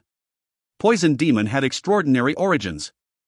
In ancient times, after a mighty figure who was suspected to be a godly monarch died from the art of great poison, his ashes were sealed inside a green urn. Poison Demon was then born from the poisons in the ashes. Poison Demon had been in an urn for hundreds of millions of years. It absorbed the remnant soul fragments of the important figure and gained sentience. Although it did not inherit any of the dead godly monarch's strength, it did have a talent for soul searching. Poison Demon already saw its opponent, a radiant young girl, Song Rainsong. It felt excited for no good reason as it could not help but laugh sinisterly inside the disc array. At that moment, Song Rainsong's spiritual soul strength was cast deep into the disc array. She took her position at the core of the disc array. With her spiritual soul strength being protected by the array formation, she could freely infiltrate Iyun's soul. Unfortunately, Iyun was not the only soul situated on the other end of the disc array. There was also Poison Demon. Song Rainsong's first probe was intercepted by Poison Demon. She had accidentally infiltrated Poison Demon's psyche. What a moist, supple spiritual soul strength. It looks delicious. Awesome, truly awesome. Poison Demon let out a strange cry. He became like an opium addict that had taken a whiff of opium after going cold turkey for days. This made even his owner, Iyun, uncomfortable. This bastard was way too perverse. At that moment, Song Rainsong saw Poison Demon's psyche. As an old existence, Poison Demon had been in the urn for years. Furthermore, he had devoured the souls of many. He had read the memories of the dead, so its psyche world was in a mess. It was like a hell of souls. At the instant Song Rainsong's mental energies came into contact with Poison Demon, Song Rainsong felt all sorts of chaotic memories surge at her like a tidal wave. There were all sorts of demons and bloody acts of murder, all accompanied by a cold aura that froze the soul. It made Song Rainsong's soul see quake as the color in her face drained instantly. And cast over the endless scenes of chaos was a distorted face. It had a horrendous, sinister smile. Its image was that a devil that had crawled out from hell. Roar! The face let out a strange bellow. Ah! Instantly, Song Rainsong could not help but cry out lightly. Although she was a warrior, she was a woman in the end. She grew up in the martial Numinous clan from a young age and had never experienced such intense madness. Her nerves were unable to handle the sudden influx of such scenes. Beads of sweat immediately appeared on Song Rainsong's forehead. Rain, what's wrong with you? Haogu, who had always cared for her, turned anxious when he saw the scene. With a flash, he arrived beside her. If you find any errors, ads pop up, ads redirect, broken links, non-standard content, etc., please let us know. Report chapter so we can fix it as soon as possible. Chapter 1410, Striking First to Gain the Initiative. Chapter 1410, Striking First to Gain the Initiative. Translator, Seetulin Editor, Seetulin. Song Rainsong released the disc array and looked at Yi Yun in shock. However, she was quickly able to restore her calm due to her training as an elite of the martial numinous clan. Soon, she only looked at Yi Yun with a hint of wariness and suspicion. Song Rainsong was just about to speak when she suddenly felt something was amiss. She instantly grimaced. The evil entity she sensed had lodged itself into her mind. It did not leave even after she severed contact with the disc array. Logically speaking, the moment she released the disc array, the spiritual connection between her and Yi Yun should have been severed. The current situation had exceeded Song Rainsong's expectations. She immediately wrapped her soul in layers of protection, using her mental strength to purge the evil psyche. But it proved difficult to purge because it clung tightly to her mind like a maggot. The entire time, the bloody scenes inundated her mind like a series of tidal waves. The remaining color drained from her face. This was no ordinary psyche, but resembled a blob of evil incarnate. Poison Demon was a soul of the purest form. Although Song Rainsong was a genius, she could not withstand Poison Demon in this sort of fight.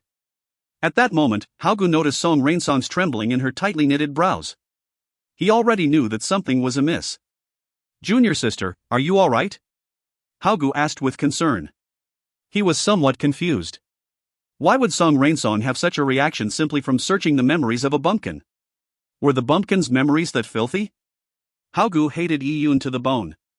He was already unhappy that Song Rainsong was searching Yi Yun's memories. However, he never expected Song Rainsong to suffer from the soul-sharing process. Upon coming to this realization, Haogu looked coldly at Yi Yun and said, "Not only do you look grotesque, even your memories are so sordid that junior sister Song finds them intolerable." And at that moment, Song Rainsong managed to catch her breath. She had used all her strength to trap Poison Demon in a region of her soul sea. Song Rainsong was perspiring as she looked angrily at Yi Yun. "What did you plant in my soul sea?" "What?" Haogu was stunned. The man had actually tampered with Song Rainsong's soul sea? One explanation could be that Song Rainsong had likely not taken any precautions, but to be able to plant such a thorny problem in her soul without anyone realizing it, it implied that Yi Yun's strength was clearly not what it seemed on the surface. Haogu's expression turned heavy as he looked at Yi Yun with eyes filled with killing intent. "I do not care what your goal is. Immediately take out the thing you planted or I guarantee you will not leave this place alive." He pressed down on the sword by his waist but did not draw it right away. Song Rainsong's soul sea was under threat.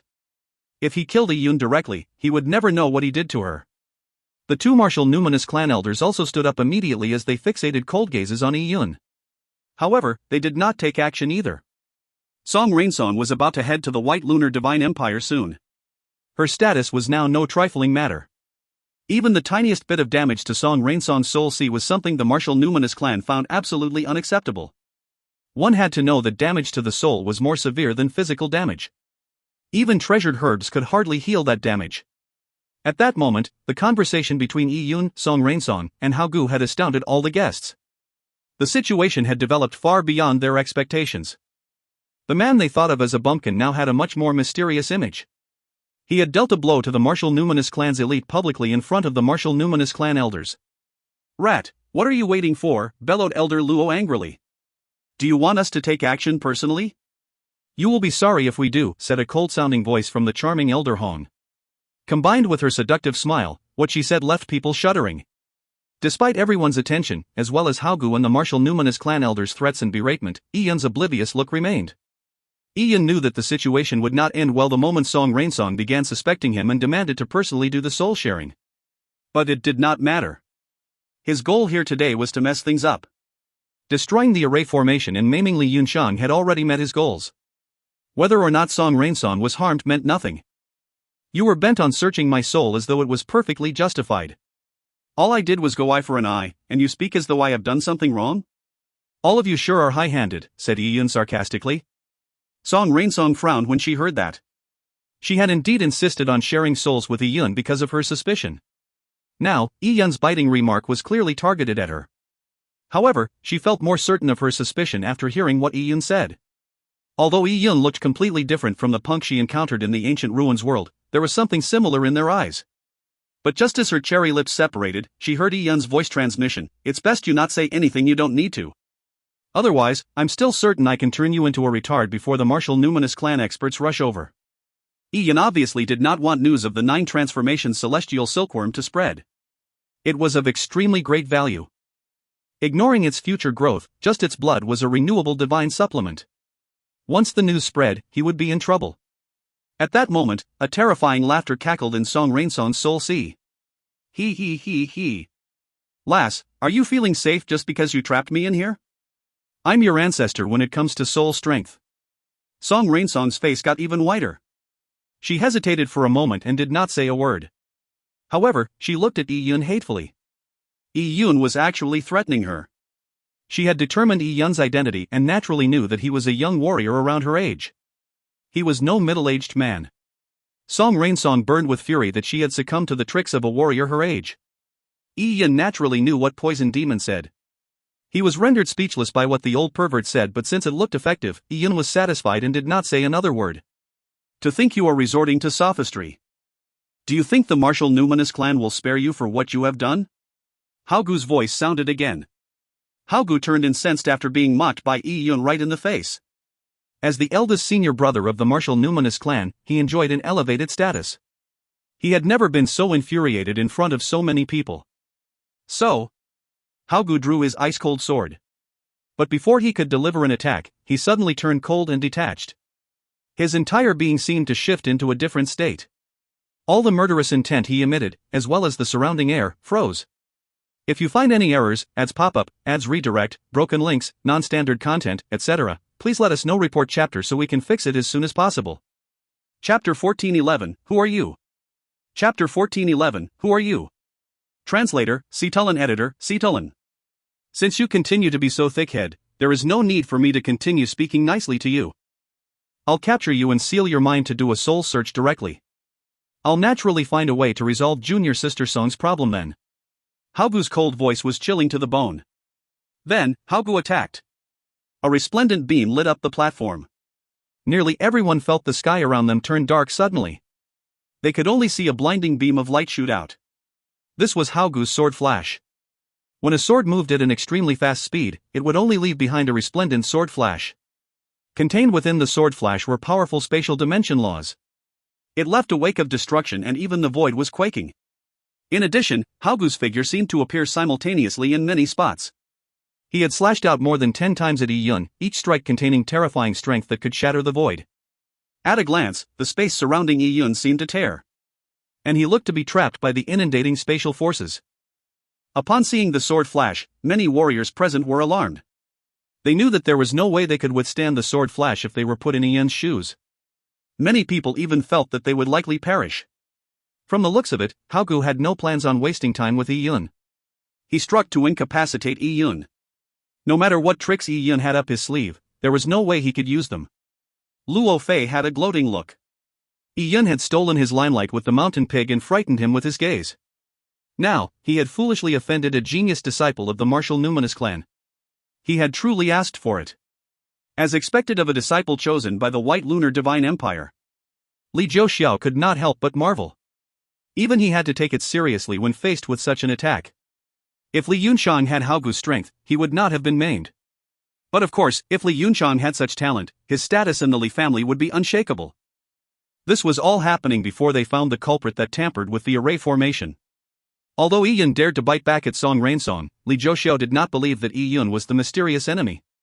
How could the culprit be Yi Yun, considering the fact that the culprit had acted right under Haogu's nose when he was not even Haogu's match? Song Rainsong watched Haogu's sword flash with a glint in her eyes. Although she had no romantic feelings for him, she was very impressed with Haogu's strength. And now, she abhorred Yi Yun. She wished for the sword to lop off Yi Yun's head. Back when Yi Yun snatched the 9 transformation celestial silkworm, he had acted smugly behind an array formation. And all that he had to show for it were some unscrupulous tricks.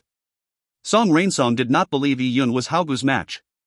She believed that she would have no trouble defeating Yi Yun herself. Everyone believed that Yi Yun was doomed as the sword flash that blanketed everything struck Yi Yun's body. However, it seemed to be devoured by a black hole and was rapidly ground to bits. At that moment, everyone was stunned to see a gigantic grey wheel appear behind Yi Yun. Amid the wheel were countless writhing phantoms of devils and wraiths. The demonic aura was intense. Every spin of the wheel ground the sword flashes more easily. Simultaneously, an ice blue sword appeared in Yi Yun's hand. The sword appeared like a mirage or dream, but when he slashed with it, a terrifying aura of destruction flooded towards Haogu. Haogu's strike was fast, but Yi Yun's attack was even stranger and more profound. Despite Yi Yun striking out after Haogu, his strike seemed to instantly tunnel through space and time, arriving in front of Haogu abruptly. Haogu raised his sword to block it, but when the destructive sword beam descended upon him, his protective Yuan Shi instantly shattered.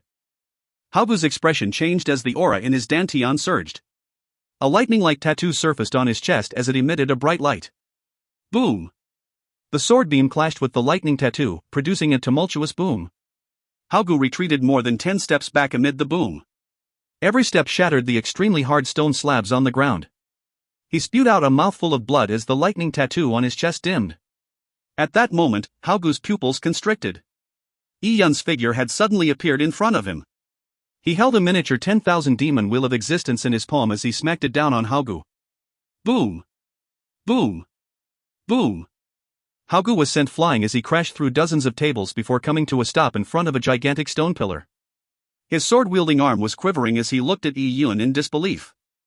Under the effects of the major destruction laws, Haogu could not recover from his injuries.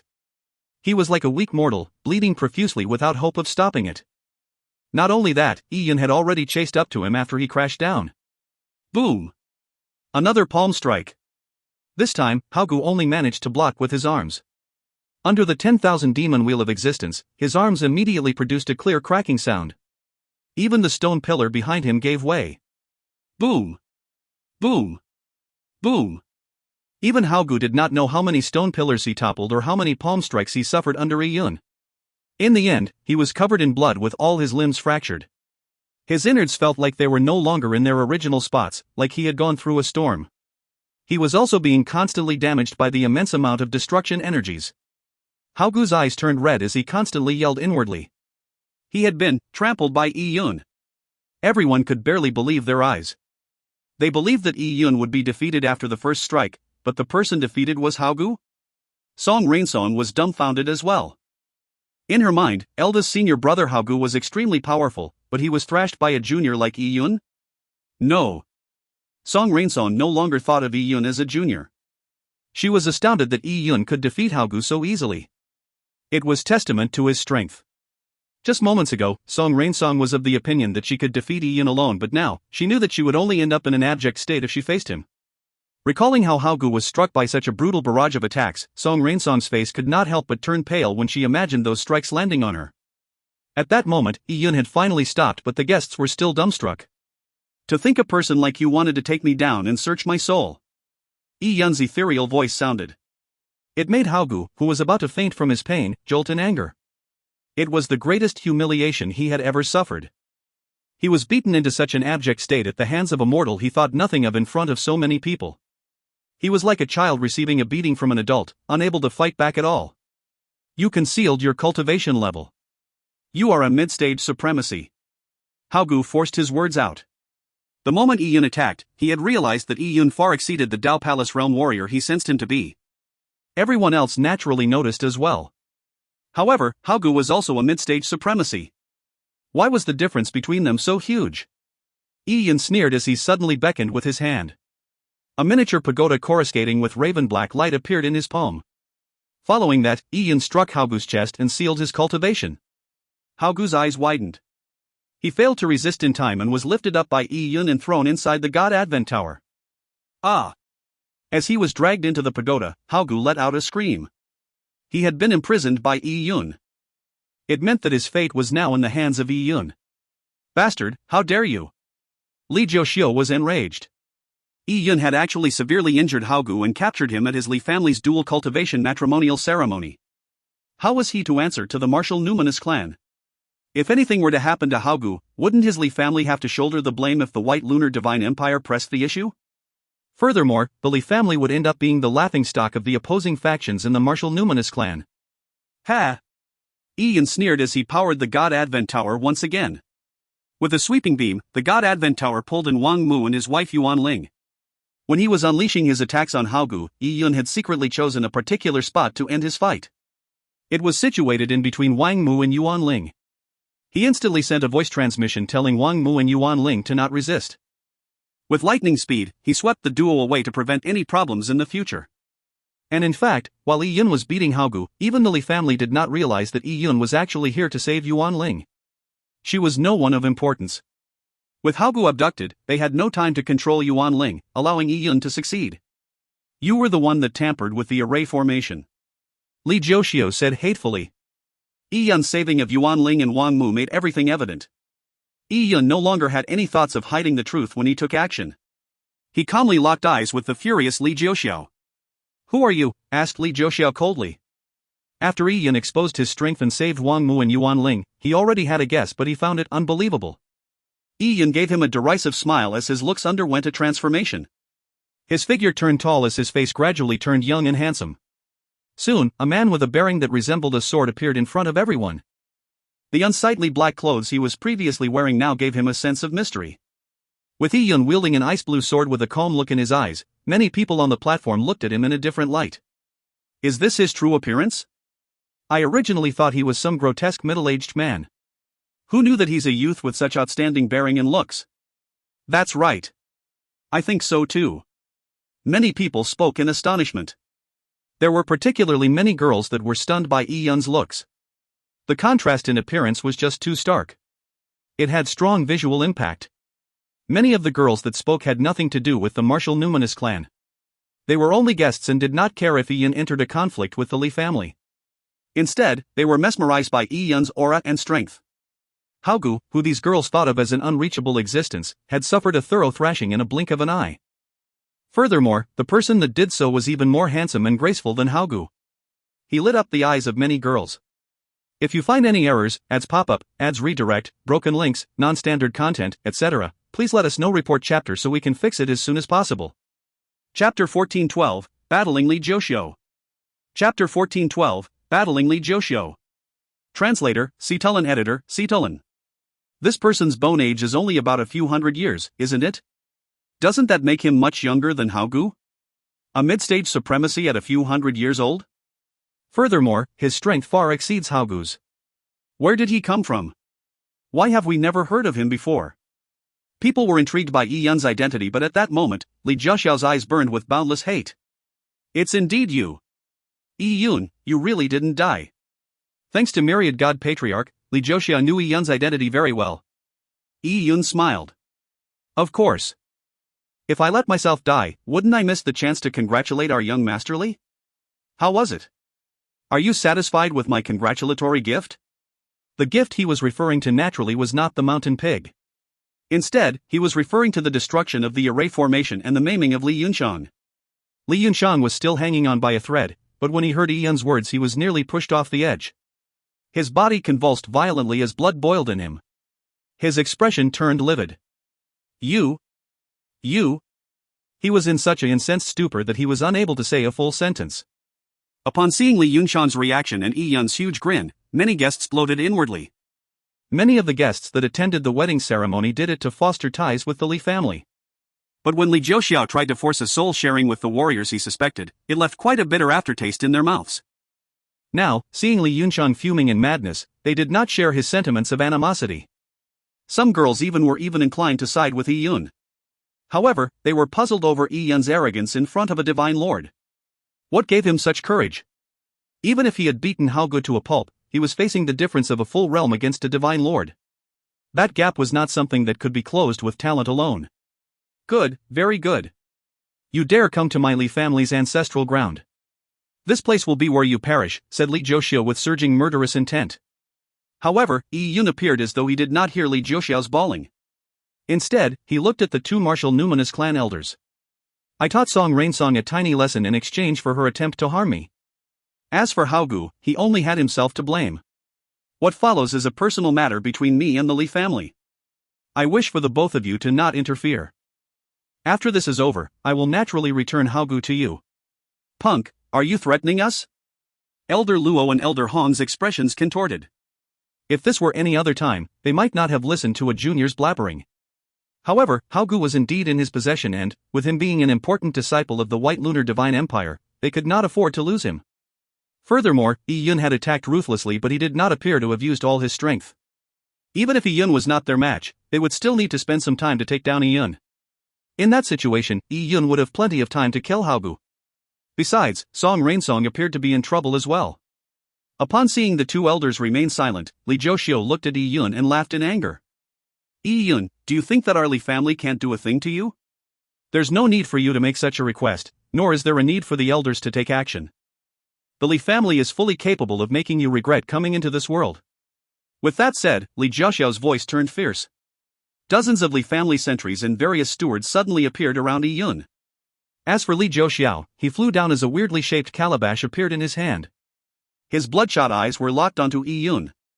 Punk, I'll show you the strength of a divine lord. Li Zhouxiu's voice sounded like it came from hell. It was filled with deeply ingrained killing intent. Yi Yun had opposed his family time and time again. The hatred in him would not be eased until he tortured Yi Yun. Yi Yun swept with his perception and knew that the Li family sentries had formed a battle formation to confine him. This was a banquet after all. Li Zhouxiu did not wish for his fight with Yi Yun to cause any ill effects to the guests and banquet. He even allowed the Li family's maidservants to continue serving dishes as though the battle was just a bloody performance at the banquet. Yi Yun sneered. He knew Li Zhouxiu thought he was cornered. A battle between a divine lord and a supremacy left no suspense in his eyes. So what if you are a divine lord? It's not like I have never fought one before. Yi Yun's voice was ice cold as an immense combat aura blasted out of him. Myriad God Patriarch, who died by his machinations, was a divine lord. A top-level divine lord at that. However, Myriad God Patriarch was heavily injured during their fight. Then again, Yi Yun had experienced a new breakthrough and his strength was no longer the same as before. As for Li Zhouxiu, although he was a divine lord, he spent all his time studying alchemy. He was not adept in battle, but that did not mean that he was to be underestimated. The present situation even made Yi Yun feel zeal and ardor course through his blood. He was eager to test out his current capabilities. What an ostentatious claim! Li Zhouxiu raged as the calabash in his hand produced a sharp and cold shriek. At the same time, black gases surged out of it. And at that moment, Yi Yun made his move as well. His body suddenly emitted a loud dragon's roar as his sword slashed down ruthlessly at Li Zhouxiu. Chie! At that instant, it was as though the world was being split apart. The sword flash that brought with it an aura of destruction flooded over. As for the sword wielder, he had the appearance of a humanoid dragon. He charged at Li Zhouxiu with indomitable might. Upon seeing this strike, the look in Elder Hong's eyes changed slightly. She had actually hesitated to attack back when Yi Yun threatened them. This was because she thought nothing of Yi Yun, who was a mere supremacy. But upon seeing it, she came to the realization that Yi Yun's strike was very powerful. The pupils of the guests, including Song Rainsong, constricted. The might of the strike was several times stronger than Haogu's. But what truly astounded many was that amid the sword flashes, an azure blue beam streaked. And it brought with it a peerless sharpness that could slice apart all obstructions. It was not that Yi Yun did not use all his strength when fighting Haogu, but that there was no need for him to treat Haogu seriously. How was he this strong? Song Rainsong found it unbelievable. She widened her eyes, gazing upon the battle between Yi Yun and Li Zhouxiu without daring to blink. It was now a possibility that Yi Yun could really be on par with Li Zhouxiu in combat. Oh!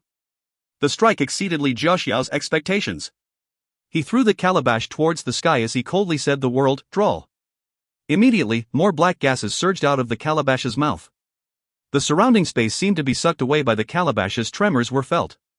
Many sword flashes instantly dissipated in the trembling space upon contact. The calabash absorbed the remnant aftershocks. At the same time, Li Zhouxiu's body jolted. A thick black fog spewed out of his body. Similarly, it was like a black cloud that blotted the sky. If you find any errors, ads pop-up, ads redirect, broken links, non-standard content, etc., please let us know. Report chapter so we can fix it as soon as possible. Chapter 1413, Yuan Siphoning Worm. Chapter 1413, Yuan Siphoning Worm. Translator, Cetulin Editor, Cetulin. Li Zhouxiu could not afford to go easy against Yi Yun's strike. The moment the battle began, both parties brought their best. The black fog swirled around Li Zhouxiu, emitting a heart-chilling hum. At the same time, there was an extremely cold and brutal aura that was constantly surging out. Go! Li Zhouxiu suddenly lifted his hand and pointed. The black fog instantly moved, sweeping towards Yi Yun. However, just as the black fog was about to clash with the sword flash, the black fog split right down the middle, avoiding the sword flash and flooding straight at Yi Yun. Oh? What is this? The look in Yi Yun's eyes changed. The fog gave him a sense of danger, something that repelled him. At the same time, he felt something amiss. He immediately flipped his blade and raised it in front of him to block. Buzz. The dense black fog struck Yi-Yun's sword as some black bits fell from the sky. Yi-Yun focused on them and realized that they were black worms that had been sliced through. It was no wonder the black fog exuded such a strange feeling. It was actually alive. And what astounded Yi-Yun the most was that after he split the worms with his sword flash, the worms' corpses suddenly flew up again, becoming two worms. The only difference was that the aura of the new worms was extremely weak, much weaker than a whole worm. Although Yi-Yun's sword flash had blocked the black fog did not retreat. It swirled around Yi-Yun, and he felt the surrounding yuan qi deplete constantly. Haha, how is it? Do my yuan siphoning worms feel good? Li Zhouxiao's sneer could be heard on the other end of the black fog. Yi-Yun's heart skipped a beat. Yuan siphoning worms? No wonder he found it a little familiar. He had once read about them in the Divine Alchemist's notes. However, the worms were extremely rare, making it impossible for him to readily identify them. He never expected that Li Zhouxiao had reared a swarm. They are actually yuan siphoning worms. That's an ancient, poisonous worm. They specialize in devouring yuan qi, including spiritual items that contain yuan qi. That also includes warriors like us. They will first suck dry our yuan qi before boring into the meridians and dantian. Finally, even your bones that have been tempered for years will be eaten through. Your soul, your weapons, all of it will be eaten clean. Literally. A person among the guests knew about them too.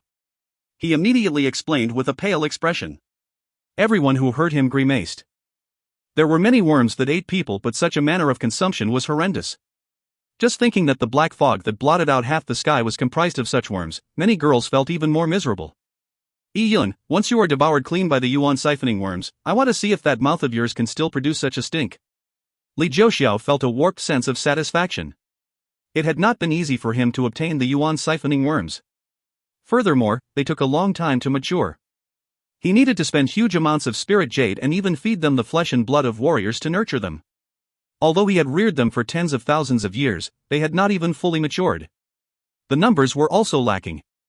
If he could rear 1,000,000, he could literally blot out the sky. Instantly, a city could be wiped out, terminating all life inside. There were experts who employed such means in ancient times. Li Zhouxiao had found the yuan siphoning worm's eggs in one such expert's tomb. If not for his desire to ensure that Yi-Yun died very tragically, Li Zhouxiao would not have released the yuan siphoning worms. Yi-Yun, you should feel honored to become food for my yuan siphoning worms, said Li Zhouxiao. Yi-Yun was completely surrounded by the black fog, but Li Zhouxiao was not completely relieved. He produced another hand seal as a blood flash shot towards his calabash. Immediately the calabash's mouth shook violently, producing a humming sound as though hell was contained in it. Even though there was a battle array isolating them, many of the surrounding warriors felt their blood churn. They felt like their souls were leaving their bodies. It alarmed many of the guests. They were not even the target, with less than 1,000th of its strength affecting them. If it gave them such a feeling, they could only imagine how Yi-Yun felt being in the thick of the black fog. As for Li Zhouxiao, he could already envision Yi-Yun having his flesh and blood sucked out by the calabash before the yuan siphoning worms bored into his body to completely devour him. Amid the black fog, Yi-Yun found himself in a tough situation. The yuan siphoning worms could not be wiped out all at once despite his repeated attempts. The worms were not immune to death. After a worm was split 8 times, it would lose the ability to further split and revive. But there were at least 10,000 yuan siphoning worms. The time it took to kill them would only rise exponentially with each split. And at that moment, the calabash above him did something unexpected. Yi-Yun immediately felt an immense suction envelop him as though all his blood was being sucked out. But at that moment, Yi-Yun's body produced a dragon's roar again. It instantly empowered Yi-Yun's lifeblood. His blood thickened. Each drop of blood was heavy and contained the aura of a true dragon. The effect the calabash had on Yi-Yun was instantly reduced as a result. Li Zhouxiao, do you really believe that a tiny calabash and a swarm of worms can really give me a graveless death? Compared to myriad god patriarch, you are far too inferior. Yi-Yun's cold eyes penetrated the fog as he looked at Li Zhouxiao. Yi-Yun once read the description of the yuan siphoning worms in the Divine Alchemist's notes. He recalled that such a huge swarm should have a queen worm. As long as the queen worm was caught, control over the swarm of yuan siphoning worms would be lost. However, the queen worm was nearly identical to the other yuan siphoning worms. Furthermore, it was extremely crafty. It never came close to the enemy and was nearly impossible to identify through the sky-blotting black fog with the naked eye. Although others were incapable of doing so, it did not mean that Iyun could not. His mind locked on the black fog as he instantly activated the purple crystal's energy vision. Through it, there was no way for the queen worm to hide no matter how many yuan siphoning worms there were. The only obvious difference between the queen worm and the other yuan siphoning worms was the tiny difference in yuan qi. The minute difference was not something just anyone could pinpoint, but the purple crystal possessing Iyun could discern the differences clearly. And this was not something Li Jiuxiu had ever expected. Iyun swept his eyes across the black fog and finally locked onto a black worm. It hid at the back of the swarm and looked inconspicuous. "It's you!" Without any hesitation, Iyun struck out with a sword flash. Boom! Sword chi containing tumultuous pure yan flames and major destruction laws caused billowing flames accompanied by lightning to light up in the fog. What a futile struggle. The yuan siphoning worms are impervious to fire. The warrior that knew about yuan siphoning worms shook his head. Even without him explaining it, the guests did not believe Iyun could escape. The girls that supported Iyun turned pale. Such a manner of death was too terrible. "It's good if you die. Die quickly." Luo Tian felt delighted as he watched the black fog eagerly. Luo Tian was horrified when he saw Iyun trample Haogu. He had also offended Iyun after all. Song Rainsong bit her lips slightly as she stared intently at the black fog. Was that Iyun really going to die soon? Ha ha ha. Li Jiuxiu roared with laughter. From his point of view, Iyun was at the end of his rope. But at that moment, a shrill screech that didn't sound human cried out from the worm swarm. Iyun was obviously not using the flames against the yuan siphoning worms. He was only parting the surroundings worms. He carved a path with his sword as he charged through the worm swarm. Immediately following that, Iyun burned his blood essence and ignored the other worms. His eyes were focused on the queen worm as he slashed down formidably at it. With Iyun's decisive strike, by the time the queen worm attempted to dodge, it had been cleaved through by Iyun's sword.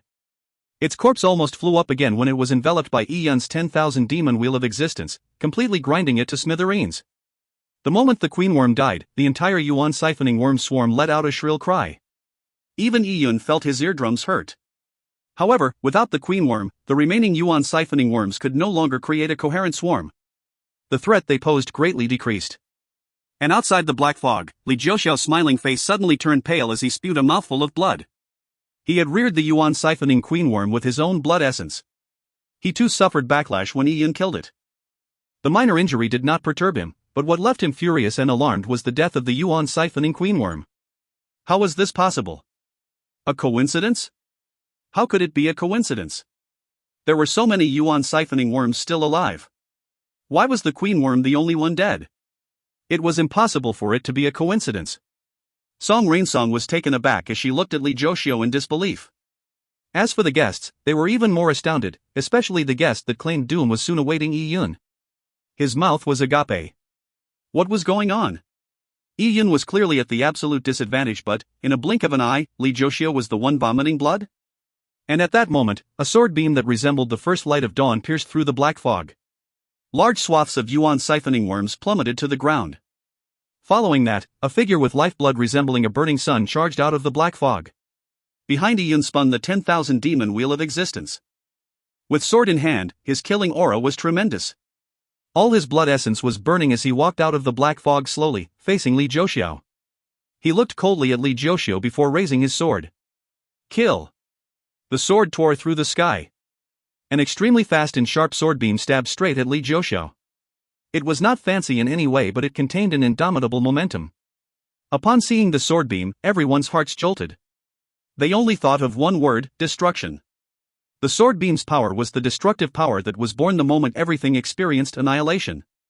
Is this his true strength? Song Rainsong felt an immense sensation of threat from the sword beam. She even felt a strong sense of trepidation. As for Elder Luo and Elder Hong, their expressions changed drastically as well. Although Iyun's previous strike was impressive, it was still something they could fend against. But now, even they felt a sense of danger from the current strike.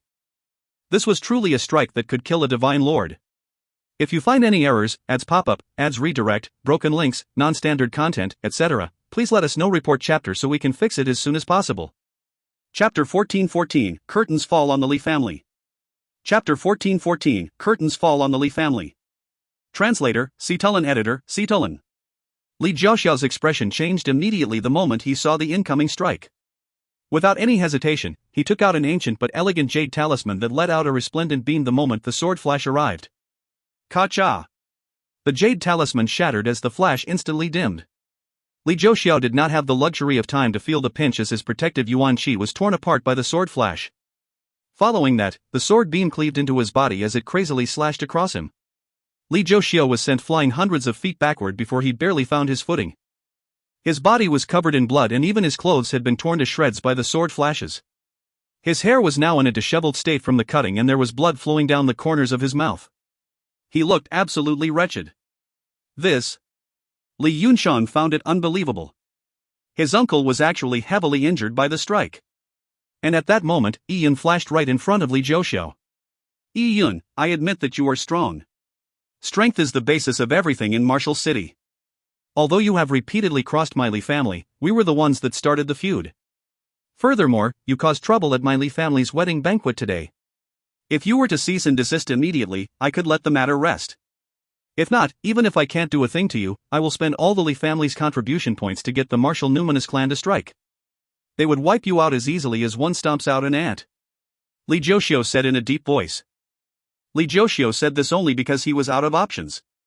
If not for his patriarch, Li Qijian, being in seclusion in the northern Seven Star Lands, there would be no need to threaten calling in the martial numinous clan's help. If his patriarch was around, there would be no way a junior like Yi Yun could act arrogantly. Unfortunately, Li Qijian was too far to provide any aid. However, Yi Yun sneered, raised his sword, and stabbed. The sharp sword flash produced a shrill sound that resembled a dragon's cry. Yi Yun's strike was even stronger than the previous strike. Little bastard, do you think I'm afraid of you? Li Jiaoxiao stared with widened eyes as he bellowed angrily. Yi Yun's strength had far exceeded his expectations. He did not plan on risking his life to fight Yi Yun, but he never counted on Yi Yun's overbearing aggressiveness. Before his voice faded, a long black whip appeared in Li Jiaoxiao's hand. Pwah! Li Jiaoxiao spat out a mouthful of blood essence onto the whip. He fumed with hatred. At the level of a divine lord, even just a mouthful of blood essence would require copious amounts of treasured herbs to replenish. Even worse, he was a divine lord that was being forced to use his blood essence to fight a supremacy junior. But Li Jiaoxiao knew that Yi Yun truly had what it took to pummel him into a life and death crisis. He had to use all his strength. However, he refused to believe that he could be defeated by Yi Yun. This whip was found in the same areas as the Yuan siphoning worms. It has absorbed the blood of countless people. Why don't you be next? Amid Li Jiaoxiao's roar, the whip absorbed the blood essence and immediately seemed to come to life. It transformed into a gigantic black snake. Its ice-cold pupils glared at Yi Yun before biting down at him with its jaws widened. Black gases that were potently corrosive emitted from its mouth. The surrounding void immediately melted into swaths of empty holes. One would probably die instantaneously if they were bitten by the black snake. As for the calabash, it flew above Li Jiaoxiao and started to emit an even stronger suction. A cold glint flashed in Yi Yun's eyes when he saw the black snake lunge at him. Do you hope to hurt me with a long worm? Yi Yun's blood essence burned vigorously as a true dragon aura suddenly rose from his body. 9 stances of the ascending dragon golden carp. Roar! Faced with the dragon emperor's roar, the black snake instantly revealed a look of apprehension. And at that moment, Yi Yun sliced open the black snake's head amid the ongoing dragon roar. The sword flash did not lose its momentum as it continued forth, straight into Li Jiaoxiao's chest. Sword chi tore through his body, shattering many of his meridians. Li Jiaoxiao appeared to not react in time. His eyes were still filled with shock and disbelief. The clash caused him to go from life to death in a thought. You actually... Li Jiaoxiao stared at Yi Yun intently. Yi Yun retracted mirage snow from Li Jiaoxiao's chest and sneered. Cut the crap. Go to hell. Stop. A bellow sounded from the first level's platform. Elder Luo could not sit idly by and let Yi Yun kill Li Jiaoxiao. However, just as he circulated his energy and moved to attack, Song Rainsong suddenly let out a painful grunt. Her eyes revealed a look of pain as she held her forehead. Rainsong, how are you? Elder Han asked immediately. This made Elder Luo hesitate. The only relation he had to the Li family was a concubine of his. Compared to Li Jiaoxiao, Song Rainsong was a lot more important. Elder Luo's hesitation was all Yi Yun needed to deliver his final sword flash. Mirage snow pierced straight through Li Jiaoxiao's throat, causing it to spray a bloody mist. Yi Yun.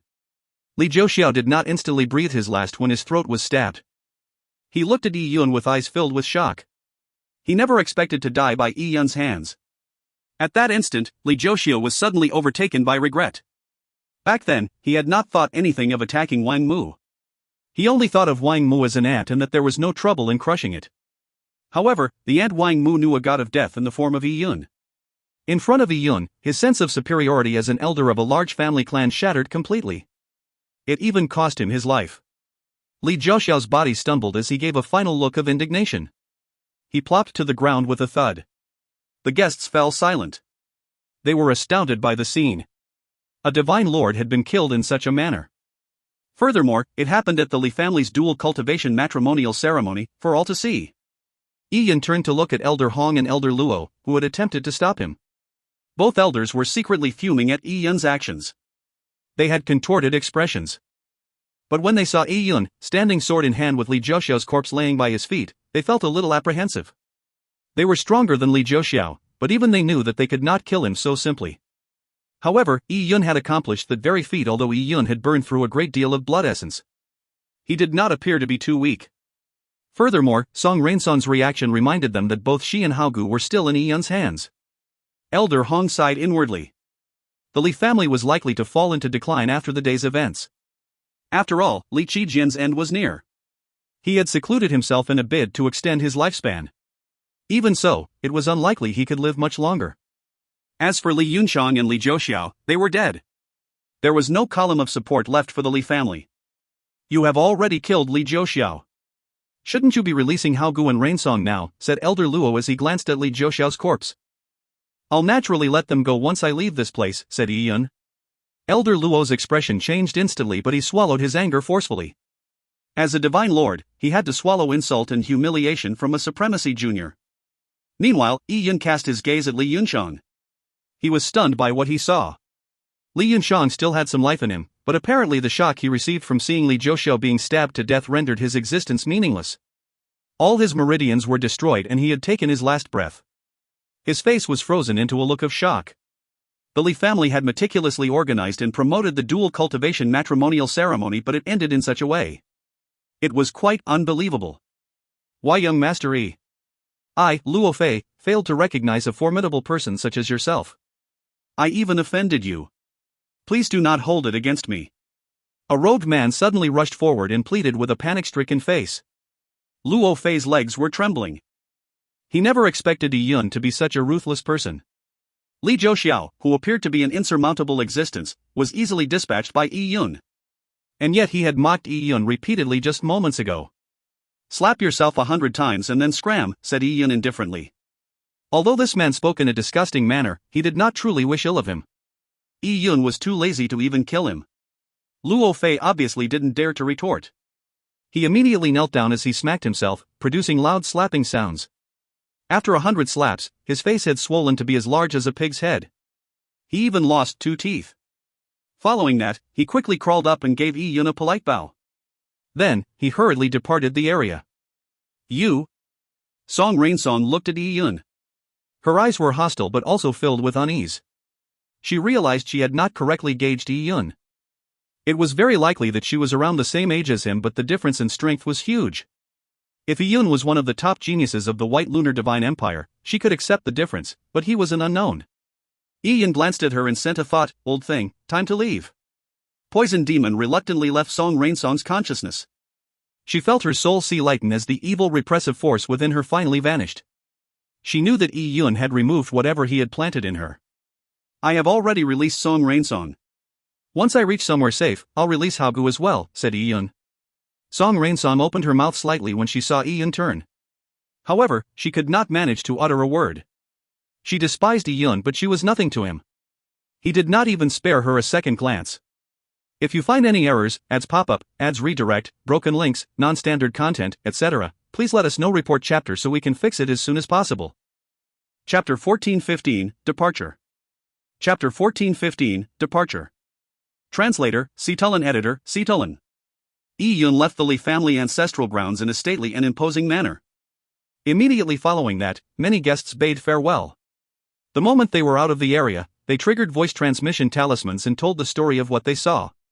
What happened at the Li family ancestral grounds quickly spread throughout Martial Numinous continent. Once he was free from the Li family ancestral grounds, Yun did not actually leave at full speed. Instead, he walked slowly on the main road. He knew that a psyche perception was trailing him and it felt somewhat familiar. It was likely Elder Hong's. If he did not release Haogu, he would definitely infuriate Elder Hong. And if he continued delaying, the upper echelons of the Martial Numinous clan would rush there. It would then be difficult for him to go anywhere. After getting a distance away, Yun flipped his palm. An unadorned miniature pagoda appeared in his hand. Following that, a figure was thrown out of the pagoda.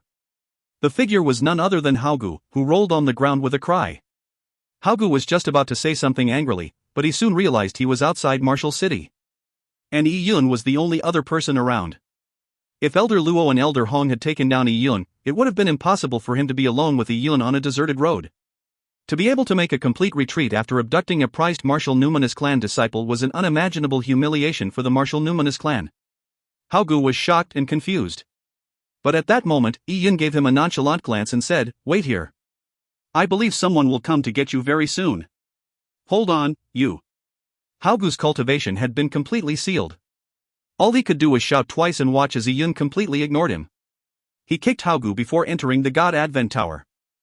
Then, it transformed into a stream of light and rapidly vanished into the sky. Haogu was sent stumbling and, by the time he struggled to stand up, a few figures flew over from a distance and landed in front of Haogu. Apart from Elder Luo and Elder Hong, Song Rainsong was there as well. Haogu's lips were trembling as he felt ashamed to be seen in his current state. "Martial Uncle Luo, Martial Aunt Hong, I have disgraced the Martial Numinous clan. I was unable to put up a fight after being beaten by a peer. After I return, I will seek the forgiveness of the clan chief. I will cultivate in seclusion until I have to head for the White Lunar Divine Empire. I will definitely seek revenge for the disgrace I suffered," said Haogu through gritted teeth. "Senior brother. At the moment, it's not only the two of us who were humiliated," Song Rainsong said in a downtrodden manner. Haogu was taken aback. He failed to understand what Song Rainsong meant. Before she could explain, Elder Hong said coldly, "This matter is not just about you. He killed Li Jiuxiao and Li Yunshan right under our noses and departed the Li family ancestral ground completely unharmed.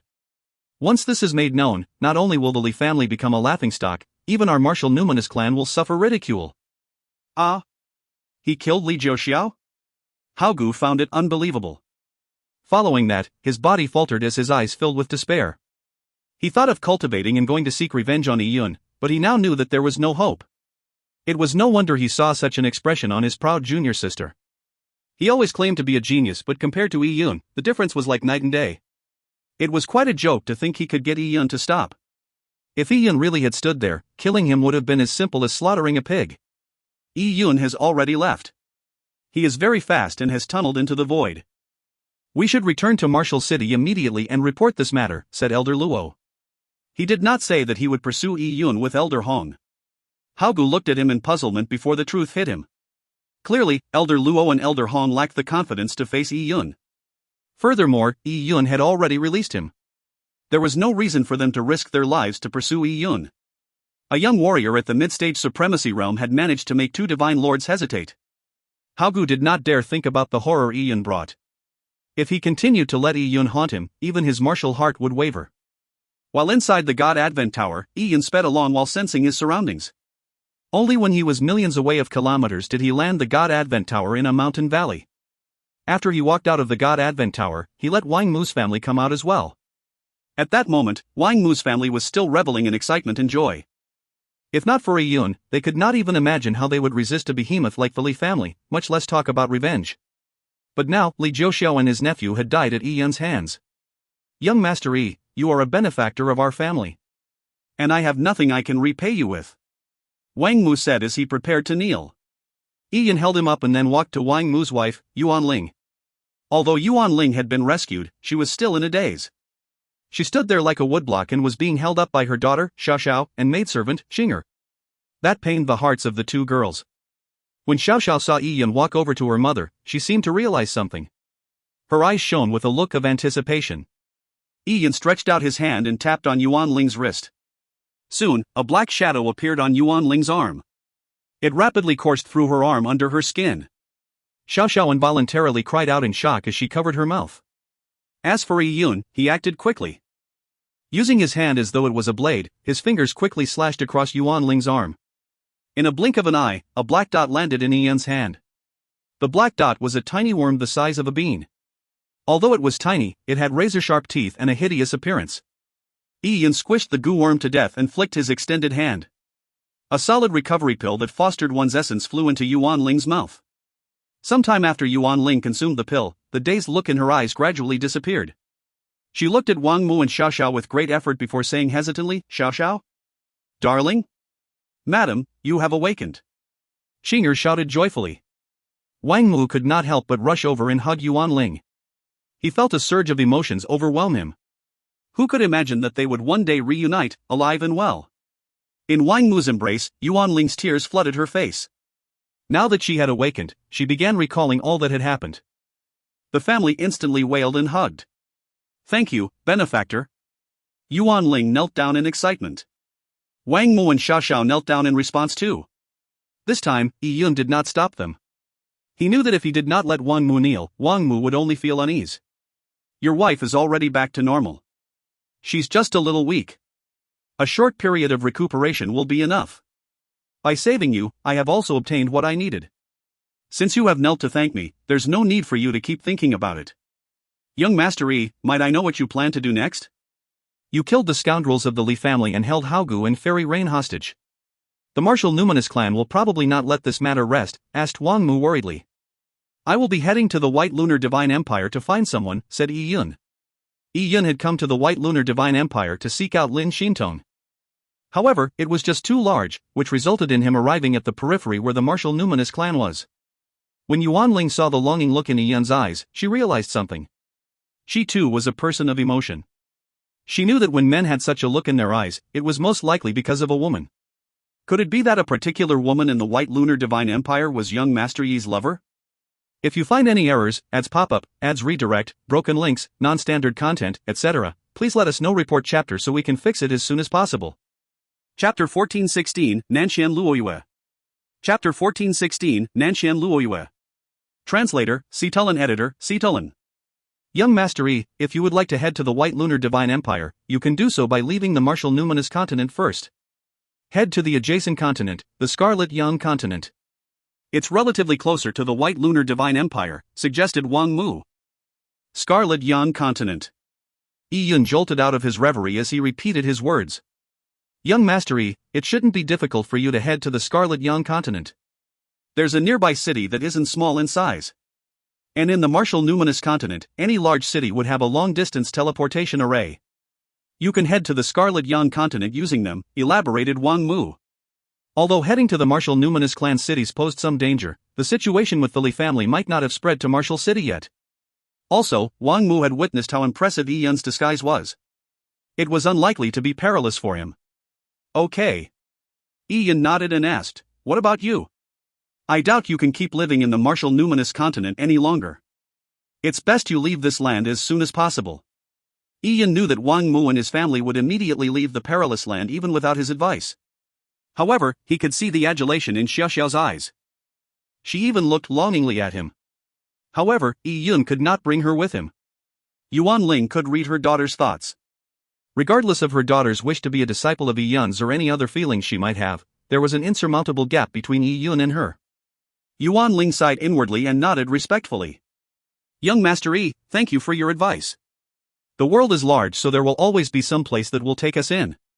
We will seek a placid spot and try to stay away from conflict." However, Yuan Ling knew that staying away from conflict was only a beautiful wish. If they wanted to cultivate, they needed resources. That meant interacting with others. And any place with people was bound to have conflict. And having gone through this recent turmoil, their family gained a brand new understanding of how a lack of status and strength always meant that they were treading on thin ice no matter where they went. "We won't be heading to the teleportation array. We will use other means to leave this place. Young Master Yi, we will never forget our gratitude towards you. Take care." Yi Yun smiled. Xiao Xiao hesitated for a moment. Before she could say a word, Yi Yun had already transformed into an azure beam that shot towards the nearby city. As they looked in the direction of where Yi Yun departed, Xiao Xiao felt disheartened. She knew that it was unlikely she would ever meet Yi Yun again. Let's go.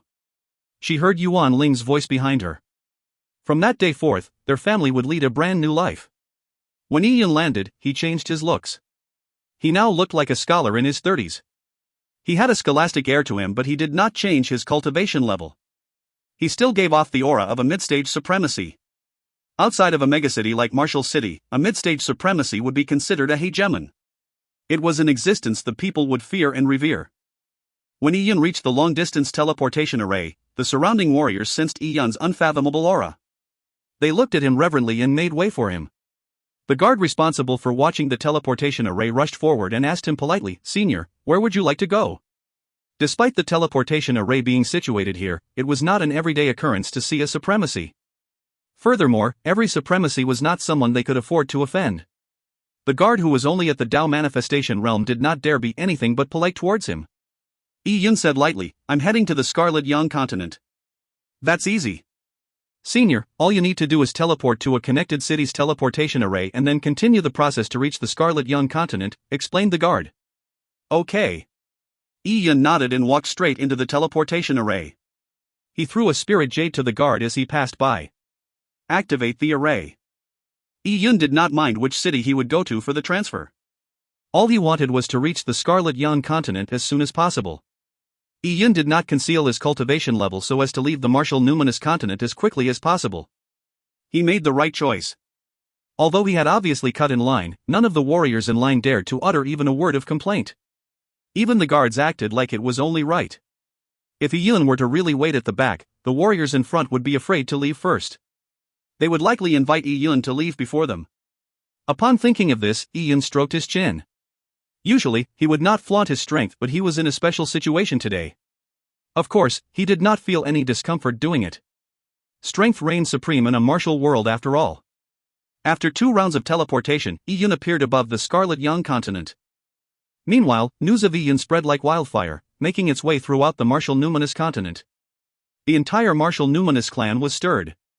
The Martial Numinous clan had put up a bounty on Yi Yun's head. As for the Li family, it spared no expense. Of course, they were already unable to find Yi Yun because he had left the Martial Numinous continent.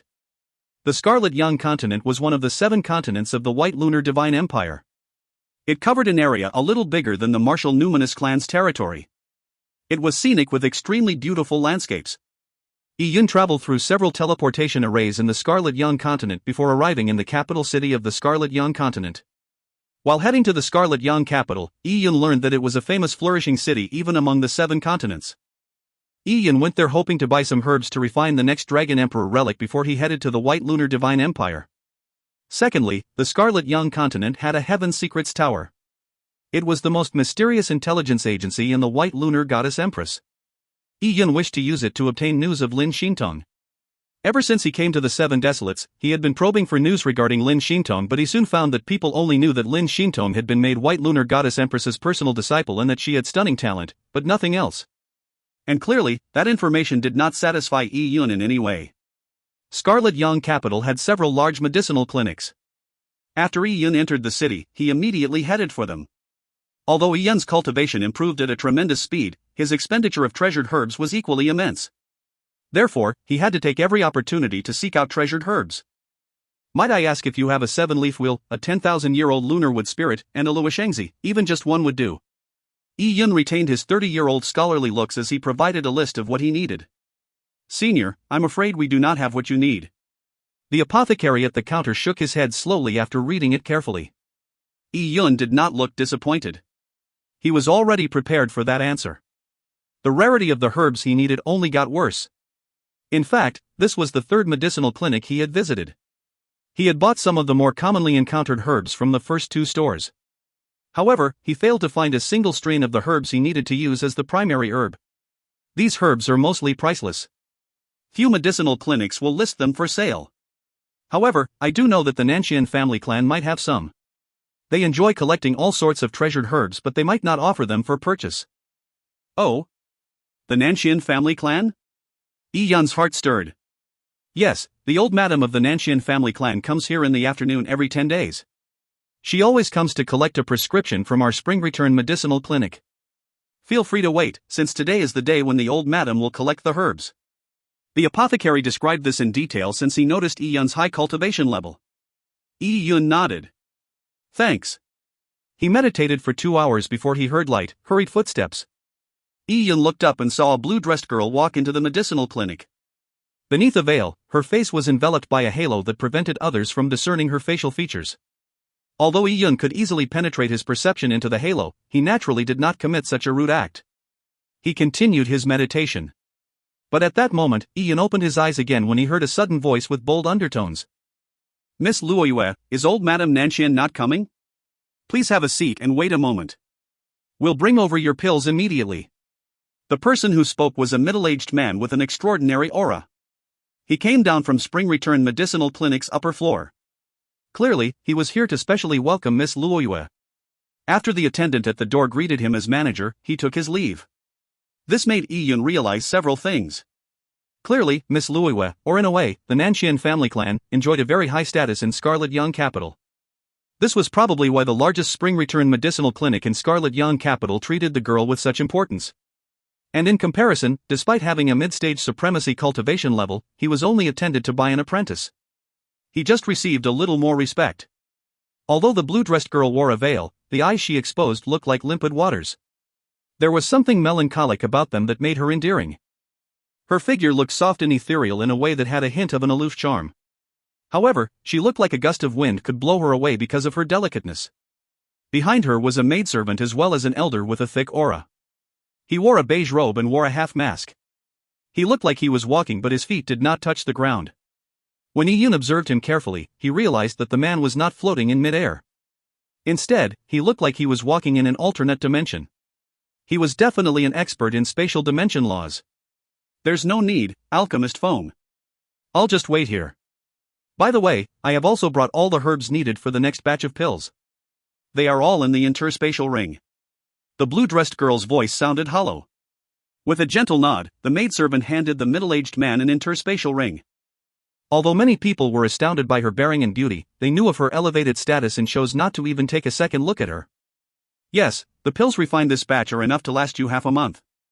I will fetch them for you, said the middle-aged man with a nod. The blue-dressed girl's eyes casually swept the medicinal clinic as she caught a whiff of the familiar smell of medicine. In response, she gave a light sigh. Miss, what happened? Are you not feeling well? The maidservant beside her immediately asked out of concern. The maidservant also had a fairly strong aura. Surprisingly, she had excellent talent as well. The blue-dressed girl shook her head. It's nothing. I'm just wondering how many more times I will need to come to this place. As she spoke, Yi-Yun turned puzzled. He already knew that the girl came from the Nanxian family clan, so he naturally paid attention to her. He could sense that her martial talent was exceedingly high and that she had a profound cultivation level. She was likely a genius among her peers. Although her lifeblood felt softly feminine, she was in no way weak. He was also puzzled as to the reason for the Nanxian family's periodic return to Spring Return Medicinal Clinic for medicine. Furthermore, Yi-Yun sensed a familiar aura from the blue-dressed girl. However, he was certain that he never met her before. She clearly noticed Yi-Yun looking at her but didn't think too much of it. She was used to people secretly sizing her up. Besides, Yi-Yun looked at her without any nefarious thoughts. Yi-Yun did not approach the girl when she turned her head aside and stopped looking back at him. Although he wished to ask her if they had the herbs he needed and if they were willing to sell to him, he could tell that she was rich and in no need of money. Such rare herbs were typically kept by large family clans or sects for themselves. The exception would be when they were put on sale by a medicinal clinic or offered for sale. And at that moment, the middle-aged man returned with 2 jade bottles. He handed them to the blue-dressed girl and said, "Take 1 heart-nourishing pill a day." "Yes, I know. Alchemist Feng, you give me the same instruction every time." "I have been taking this medicine for more than a decade," said the girl with a smile. "It's a habit, sheer habit," said the middle-aged man with a smile as well. "Oh? The person taking the medicine is the girl herself. And she's even eating heart-nourishing pills. Odd." The Divine Alchemist's notes also had records of heart-nourishing pills. Yi-Yun was unsure if it was a pill with the same name, but there was one thing Yi-Yun was certain about. The pill's medicinal essence could only last half a month after it was refined before it slowly lost its effects. Therefore, it was most effective to consume it within half a month. That also seemed to coincide with how the Nanxian family collected the pills every 10 days. The heart-nourishing pill was not used to treat injuries or cultivate. Instead, it helped nourish one's essence and stimulate one's vital potential. Typically, warriors used it to build their foundations in the early stages of their cultivation. Although heart-nourishing pills were expensive, one only needed to eat a few. That was enough to allow a warrior's talent to fully develop, allowing them to step into the martial path quickly.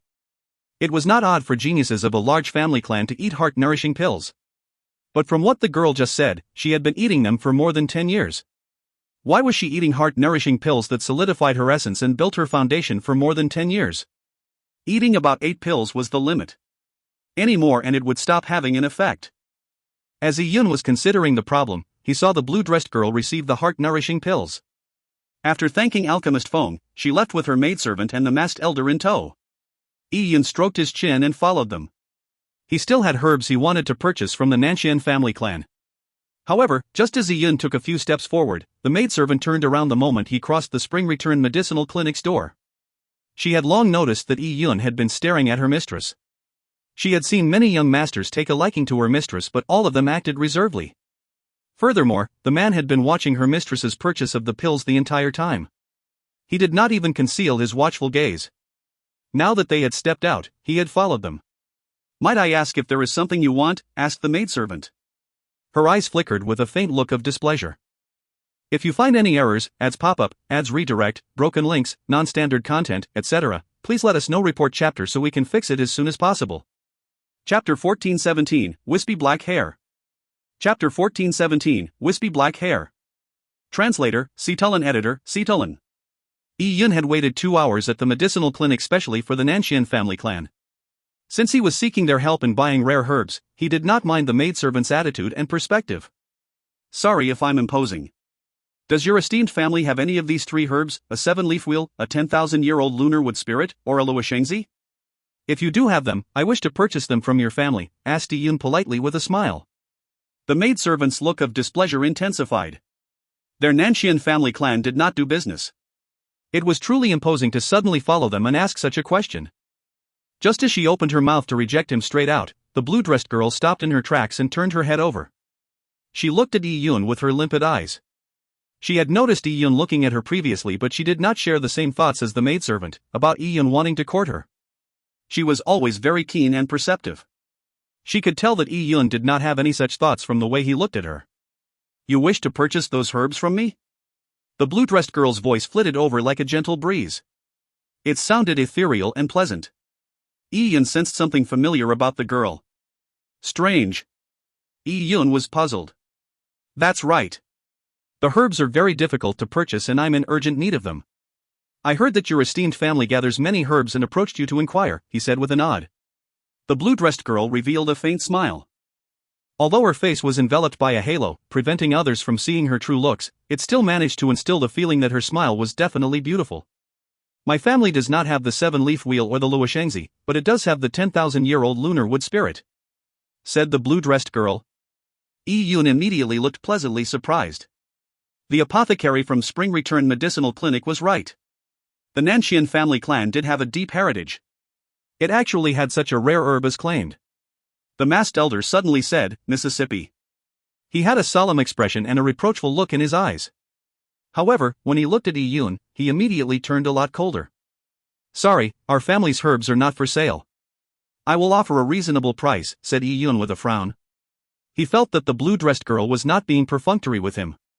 It was highly likely she would sell it to him, but the masked elder had rejected him directly. "We aren't selling. Miss, let's go," the masked elder said coldly as he turned to ignore Yun. The blue-dressed girl gave Yun an apologetic glance but did not follow the masked elder. Instead, she said softly, "Uncle Lien, if I remember correctly, the 10,000-year-old lunar wood spirit has been in our family for 20,000 years but has never been put to use. Furthermore, its effects are extremely rarely required. Very few people would need such a treasured herb. Since this person is in urgent need of it, we should sell it to him. The herb would be put to good use in the hands of someone who needs it." The blue-dressed girl had a meticulous mind. She had an encyclopedic knowledge and knew with a thought the year the family acquired the herb as well as its effects and application. Yun's opinion of the blue-dressed girl increased tremendously. They were strangers, but she was so considerate towards others. That was truly rare. It showed how pure and kind she was. Miss, it is not easy to acquire such a rare herb. Even if there is no use for it now, there might be a use for it in the future. Perhaps some accomplished figure might need it? Besides, in your current situation, you should not hand over rare herbs to others so carefreely. The masked elder trailed off at the end, not ending his sentence. Instead, he gave Yi Yun a wary glance. However, Yi Yun made a guess when he put together the issue with the heart-nourishing pills and the way the blue-dressed girl looked. As for the blue-dressed girl, her eyes flashed a look of gloominess. However, she revealed a smile and said, "Uncle Lien, you are putting way too much thought into this. Let's not talk about me possibly having the need for the 10,000-year-old lunar wood spirit. Even if I do need it in the future, with our Nanshan family's strength and habit of making hay while the sun shines, these rare herbs can always be slowly accumulated again." Having said that, she did not wait for the masked elder's response before saying to Yi Yun, "Sir, I can sell you the 10,000-year-old lunar wood spirit, but the price will not be cheap by any means. You can bring one godly monarch immortal annulus to Nanshan Manor. I will arrange for it to be given to you when the time comes." Although the blue-dressed girl said that the price would not be cheap, Yi Yun felt that a godly monarch immortal annulus was very reasonable. If it was taken to an auction and someone needed it, it would likely be sold for an even higher price. With that, the blue-dressed girl nodded at Yi Yun before turning around and preparing to leave. A luxurious spirit beast-drawn carriage was waiting for them. But at that moment, Yi Yun spoke out again. "Please wait a moment." The blue-dressed girl stopped out of curiosity. As for the masked elder, he frowned impatiently and said, "What else do you want?" He had failed to stop the blue-dressed girl from selling the herb, but he could not show his displeasure towards her decision either. As such, he took it out on Yi Yun. Yi Yun ignored the elder and instead looked at the blue-dressed girl. "Your aura seems somewhat unique. Might I take a look?" A glint flashed in the blue-dressed girl's eyes. She never expected Yi Yun to say something like that. A unique aura? What did he mean? The blue-dressed girl gave Yi Yun a perplexed glance. Her lifeblood and meridians were extraordinary, but that was a secret of the Nanshan family clan. It was impossible for outsiders to notice anything. What uniqueness was the man referring to? "Sir, thank you for your kind intentions, but there should not be anything special about my aura," said the blue-dressed girl with a gentle shake of her head. Yi Yun hesitated for a moment. The reason why he had made the request was because, apart from her being willing to sell him the 10,000-year-old lunar wood spirit, he also felt something familiar about her aura. One thing had especially caught his notice. He wished to validate his guess. "Sorry for my very presumptuous request. Might I borrow a drop of blood or a strand of hair from you, Miss Nanquan?" "Oh?" The masked elder fumed the moment he heard Yi Yun's request. Requesting a strand of hair from a girl was a very philanderous act to begin with. When mortal couples married, there was the concept of binding one's hair upon coming of age. And if lovers gave each other hair, it carried very extraordinary meaning. This was because wispy black hair was a homophone to love threads in Chinese. How could a girl's hair be so easily given? As for requesting a drop of blood, that was even more ridiculous. What nonsense are you spouting? A person's body is all thanks to one's parents. How can my mistress's honorable body be used to satisfy your rude request? The masked elder bellowed angrily. A powerful aura rose from his body. He had an early-stage Divine Lord cultivation level. However, Yi Yun had already killed Divine Lords, so he thought nothing of it. He did not react to the masked elder's suppression at all. Upon seeing Yi Yun's non-reaction, the masked elder was stunned. A queer glint flashed in the blue-dressed girl's eyes as she looked at him. Although her uncle had not fused a Divine Lord royal seal, the cultivation technique he cultivated in was extremely overbearing, giving him immense strength. Even half-step Divine Lords could hardly withstand his aura suppression, much less supremacies. Yet, the man in front of them remained unperturbed. Yi Yun completely ignored the masked elder. He was only looking at the blue-dressed girl. He deliberated his words before saying lightly, "If Miss Nanshan refuses, I will put this matter to rest. Regardless, my gratitude for the 10,000-year-old lunar wood spirit is something I will take to heart." The blue-dressed girl was taken aback. Suddenly, she smiled and said, "Sir, you speak too seriously." As she spoke, she looked at the masked elder and said, "Uncle Lien, it's only a strand of hair. It's not anything serious." With that said, her finger tapped her hair lightly as a long strand of hair was cut off. Then, it fluttered towards Yi Yun like it had intelligence of its own. Yi Yun reached out to grab it. Seeing Yi Yun receive the hair, the masked elder was at a loss of words. Most critically, the scholarly-looking man did not show any fear of his aura suppression. This only reduced him to staring angrily. In a warrior's world, strength was everything. He could only let the matter rest. If you find any errors, ads pop up, ads redirect, broken links, non-standard content, etc., please let us know. Report chapter so we can fix it as soon as possible. Chapter 1418, Gift. Chapter 1418, Gift. Translator, Seetulin. Editor, Seetulin. Ian twirled the long, wispy black hair around his finger. It had a bounce to it and was soft. It definitely matched the description of wispy. As the hair twisted around him, the familiar feeling immediately turned more intense. The blood in his body boiled as he felt the strand of hair he was squeezing turn into a winding dragon shadow. The blue-dressed girl. Ian gave the girl a deep, meaningful glance. There was a hint of shock in his eyes.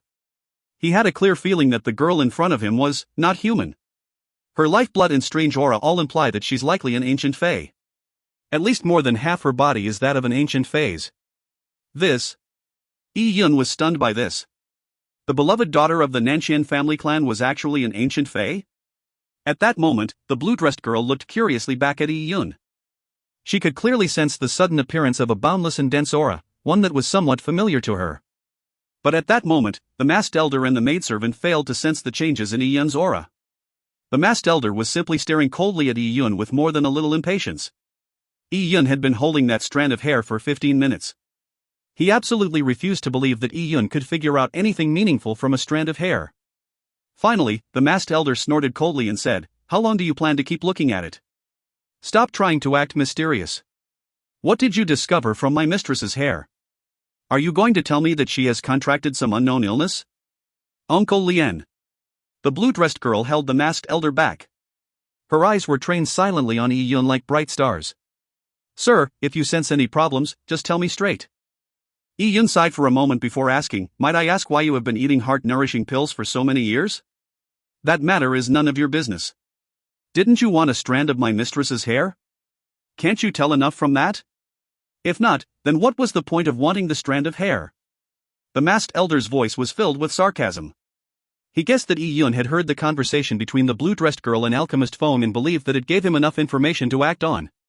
By asking his mistress's reason for eating the heart-nourishing pills, he could then give reasons such as unbalanced lifeblood, chaotic yin and yang to scam them. If Ian truly had such thoughts, he would be a joke. She did not have any problems. She only had a unique body. He had already decided to persuade his mistress not to sell the herb to Ian. He believed that she would agree once she saw Ian's true colors. Upon hearing the masked elder's words, Nanshan Luoyue shook her head and said with a voice transmission, "Uncle Lien, don't make things difficult for him. You know very well that it's impossible to tell anything about my body from a strand of hair. No one can do it." At that moment, Nanshan Luoyue's maidservant spoke, "We are not at liberty to answer your question." Nanshan Luoyue's matter was something the Nanshan family clan wanted to be kept confidential. The Nanshan family clan's head was worried that if Luoyue's body was a special body as recorded in ancient literature but they had failed to discover the information, an opposing family clan could use it to their advantage if they learned of it. "Yes, I understand." Yun nodded. After a short hesitation, he flipped his hand. A tiny jade bottle appeared in his palm and he handed it over to the blue-dressed girl. "Miss Luoyue, you and I are fated. I'll be giving the thing inside this bottle to you." The blue-dressed girl was slightly taken aback as she reached out her slender hand and received the jade bottle. It felt extremely heavy, as though it contained dense metal. It was so heavy that warriors with weak cultivation levels would not even be able to lift it. If you refine it with the cultivation technique you have, you should see some benefits. With that, I bid you farewell. Ian turned and left after he gave her the jade bottle. A strange look flashed in the blue-dressed girl's eyes as she looked at Ian's back. "Miss, that person's intentions are unknown. You have to be careful with something he gave you," said the masked elder. He too was unsure what Ian was up to. However, he did not have a good impression of Ian at all. The blue-dressed girl knew that he disliked the scholar, but for some reason, she did not think that he had any nefarious intentions. She was also curious about the item Ian had given her. She gently opened the jade bottle. Phew! A rush of lifeblood surged out the jade bottle like the belligerent smoke of war. When she focused her eyes on it, she realized that there was an extremely dense drop of blood contained within the jade bottle. At that instant, what sounded like a dragon's roar resonated in the blue-dressed girl's mind. It even reverberated within her lifeblood. This sound. The blue-dressed girl was taken aback. She looked at the masked elder and maidservant beside her. Their expressions clearly indicated that they had not heard the sound. She was the only one that had heard it. "What is it?" asked the masked elder. A complete stranger had produced a bottle of blood for his mistress to refine for herself. Was he joking?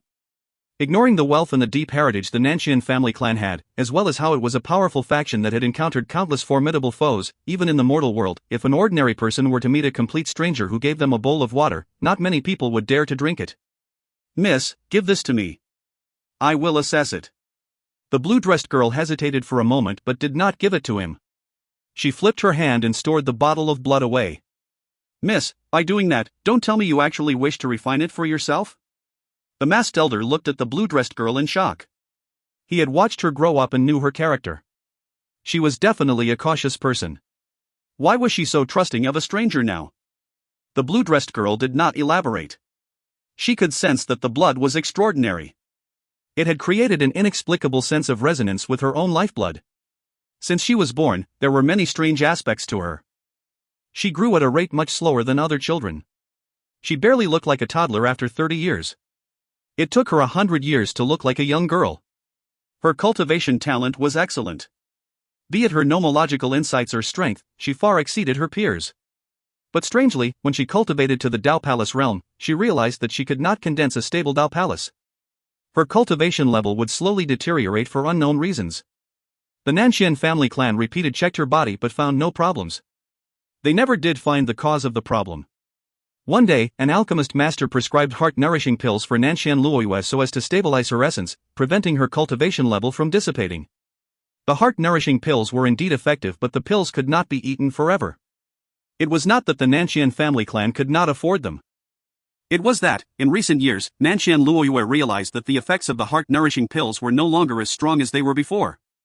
It was as though her body had developed a resistance to them. If you find any errors, ads pop up, ads redirect, broken links, non-standard content, etc., please let us know. Report chapter so we can fix it as soon as possible. Chapter 1419, Heaven Secrets Tower. Chapter 1419, Heaven Secrets Tower. Translator, Cetulin. Editor, Cetulin. Once the heart-nourishing pills lost their effectiveness, she had to find other pills to stabilize her Dao Palace. As for whether such a thing existed, it was still an uncertainty. Nanshan Luoyue knew that although her family had sought the help of many famous physicians, none of them could tell what was so extraordinary about her body. However, the scholar had apparently noticed something, or he would not have given her the drop of blood. What left Nanshan Luoyue even more puzzled was the scholar's identity. Why did the blood he gave her resonate with her bloodline? Nanshan Luoyue even felt like chasing after Yi Yin to press for an answer, but her thoughts were occupied by the drop of blood. Therefore, she said to her maidservant after a moment of hesitation, "When that kind sir comes to our manor to retrieve the medicine, make sure to inform me." The maidservant was at a loss, but she knew that the scholar must have piqued her mistress's interest. She was even prepared to receive him personally. That was something unprecedented. "Miss, do you really believe him?" The masked elder had a contorted expression. Despite his repeated warnings, Nanshan Luoyue clearly saw nothing suspicious in the man. The blue-dressed girl smiled and said, "Uncle Lien, there's no need to worry about me. I am able to make my own judgments. Since you insist, I will not say another word. I will inform the family head without any embellishment," said the masked elder exasperatedly. Ian felt very happy while walking down the streets. He never expected to find an extremely rare herb so soon in the Scarlet Yang capital. As for the drop of blood, it was blood he had previously harvested from the 9 transformations celestial silkworm. He had just given her 1 drop. Since the girl was willing to help him and he was always a person that met gratitude with grace, he did not think too much about sparing a drop of blood. Of course, the 9 transformations celestial silkworm was clearly dissatisfied with Yun's gift of its blood. Every extraction of its blood felt like robbing it of half its life. Now, Yun had even donated a drop of its blood to someone else, making it very depressed. Sensing the stir from the God Advent Tower, Yun smiled. "All right, that's enough. You really are weirdly alert.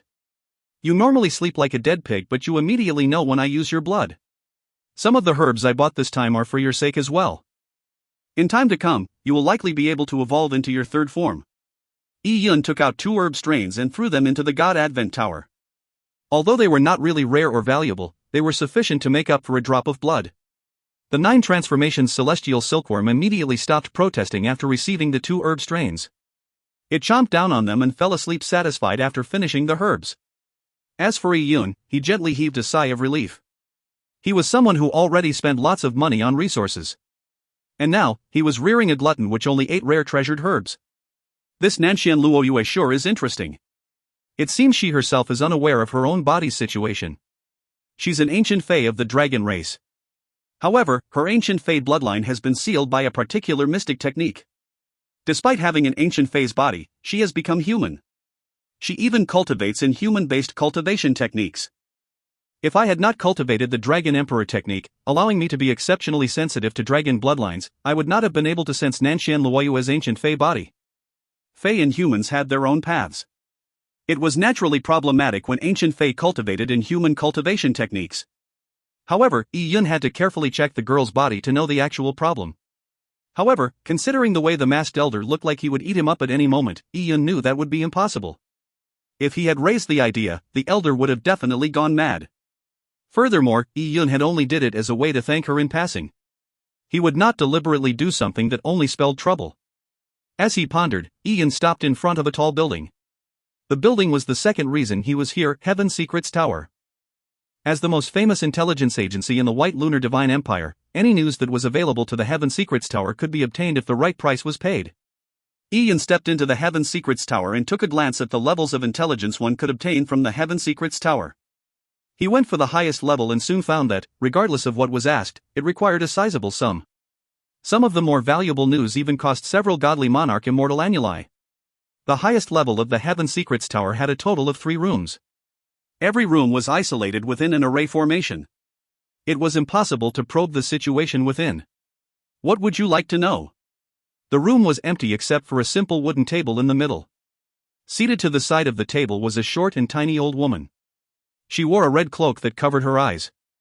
As for Yi Yun, he wore a facecloth that contained an array formation which concealed his looks. I want to ask about the White Lunar Goddess Empress. As well as the Empress's disciple, Lin Shintong. Yi Yun said slowly. The old woman suddenly looked up when she heard his question. Under her cloak, her ancient eyes emitted a cold flash. But slowly, she lowered her eyes again and said, "Go ahead and ask." Yi Yun asked, why did the White Lunar Goddess Empress take Lin Shintong as her disciple? What is life like for Lin Shintong in the White Lunar Divine Empire now? Where is she? If I were to become a core disciple of the White Lunar Divine Empire, would I be able to meet Lin Shintong? After the woman heard the questions, she faltered slightly. She appeared to be communicating with other people from the Heaven Secrets Tower with a voice transmission to confirm the information. This went on for 30 minutes before she said, 5 million mid-grade spirit jade. Oh? Yi Yun frowned slightly. The price was not high at all. In fact, it was too cheap. That likely meant that even the Heaven Secrets Tower did not know enough. The White Lunar Goddess Empress took in Lin Shintong as her disciple at least 100 years ago.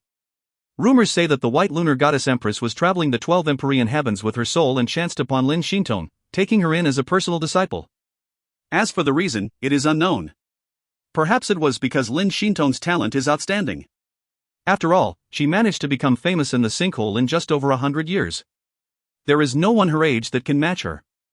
She is one of the top geniuses in all of the sinkhole. As for meeting Lin Shintong, you might not stand a chance even if you were to become a core disciple of the White Lunar Divine Empire. This is because Lin Shintong does not cultivate with other ordinary disciples. In the past few decades, Lin Shintong has been training in the ancient ruins world. At the moment, she is probably cultivating in seclusion in the White Lunar Divine Empire. If you want to meet her, the only way is to become the White Lunar Goddess Empress's personal disciple. Upon hearing the answer, Yi Yun shook his head and let slip a wry smile. Become a personal disciple of Bai Yuan? Was that some sort of joke? Is it possible for me to make Lin Shintong realize that I have arrived in the White Lunar Divine Empire? Yi Yun's question clearly implied that he shared a relationship with Lin Shintong. It was even obvious that it was no ordinary relationship. But the red-dressed woman did not mind. She answered, "A year from today is the day when the ancient ruins world fully opens. If you are able to leave your name on the ancient ruins world's world monolith, then all of the White Lunar Divine Empire will know your name. Even if Lin Shintong is cultivating in seclusion, she will still know it. If you find any errors, ads pop-up, ads redirect, broken links, non-standard content, etc., please let us know. Report chapter so we can fix it as soon as possible." Chapter 1420, Bounty Notice. Chapter 1420, Bounty Notice. Translator, Cetulin. Editor, Cetulin. The complete opening of the ancient ruins world? Yi Yun was taken aback. He naturally knew of the ancient ruins world. He had entered it back when he was cultivating in the 9 Limagus Empire. He had even met the 9 Transformations Celestial Silkworm there. This piece of news can be given to you for free. It's not a secret, after all. The ancient ruins world is extremely mysterious. Some people say that the ancient ruins world is the real sinkhole, while others claim that it is the source of the sinkhole. Some even speculate that it was naturally formed from the heavenly Tao laws. Then there are theories that it was created by peak godly monarchs or existences that exceed godly monarchs. The truth remains unverifiable. Every 60 years, the ancient ruins world will open a brand new space. It is called an ancient battlefield by the sinkhole factions. An ancient battlefield is phenomenal. Every strong faction in the sinkhole will watch this battlefield. When the time comes, many experts, from young geniuses to old monsters, will enter the ancient battlefield. It will be a grand event. If one can leave their name on the ancient ruins world's world monolith, they will become famous throughout the sinkhole. Oh? How does one leave their name on the world monolith? Asked Yi Yun. Legends say that the world monolith was formed from the heavenly Tao. The ancient ruins world is filled with nomological marks. If you can gather these nomological marks, cast them as one, and fuse them into the world monolith, your name will be engraved upon it. When that happens, you will also experience a baptism of the heavenly Tao while fusing the laws. You will reap immense benefits. Apart from that, the ancient ruins world has many natural treasures in it. Many of them are things that cannot be found in the outside world. That's another reason why so many experts enter the ancient ruins world. The old woman gave the ancient ruins world a simple introduction. Yi Yun actually felt a little excited. The ancient battlefield was a grand form of experiential training. Even if he could not find Lin Shintong because of it, he still wished to experience it. Are there any requirements for entering the ancient ruins world? Asked Yi Yun. In response, the old woman said, the number of spots for each entry into the ancient ruins world is limited. Many of the spots are monopolized by the powerhouses of the White Lunar Divine Empire. When the time comes, the White Lunar Divine Empire will hand these spots to the various factions. However, the number of spots that each faction receives is few in number. If you want to enter the ancient ruins world, the easiest way is to join a large faction. Yi Yun frowned slightly when he heard that. He was naturally unwilling to join a faction just for a spot. This was because joining most factions typically required the signing of a soul contract. It would be a lot to give just for a spot. Even then, it was not a certainty that he would obtain a spot just because he joined. Thanks, I understand.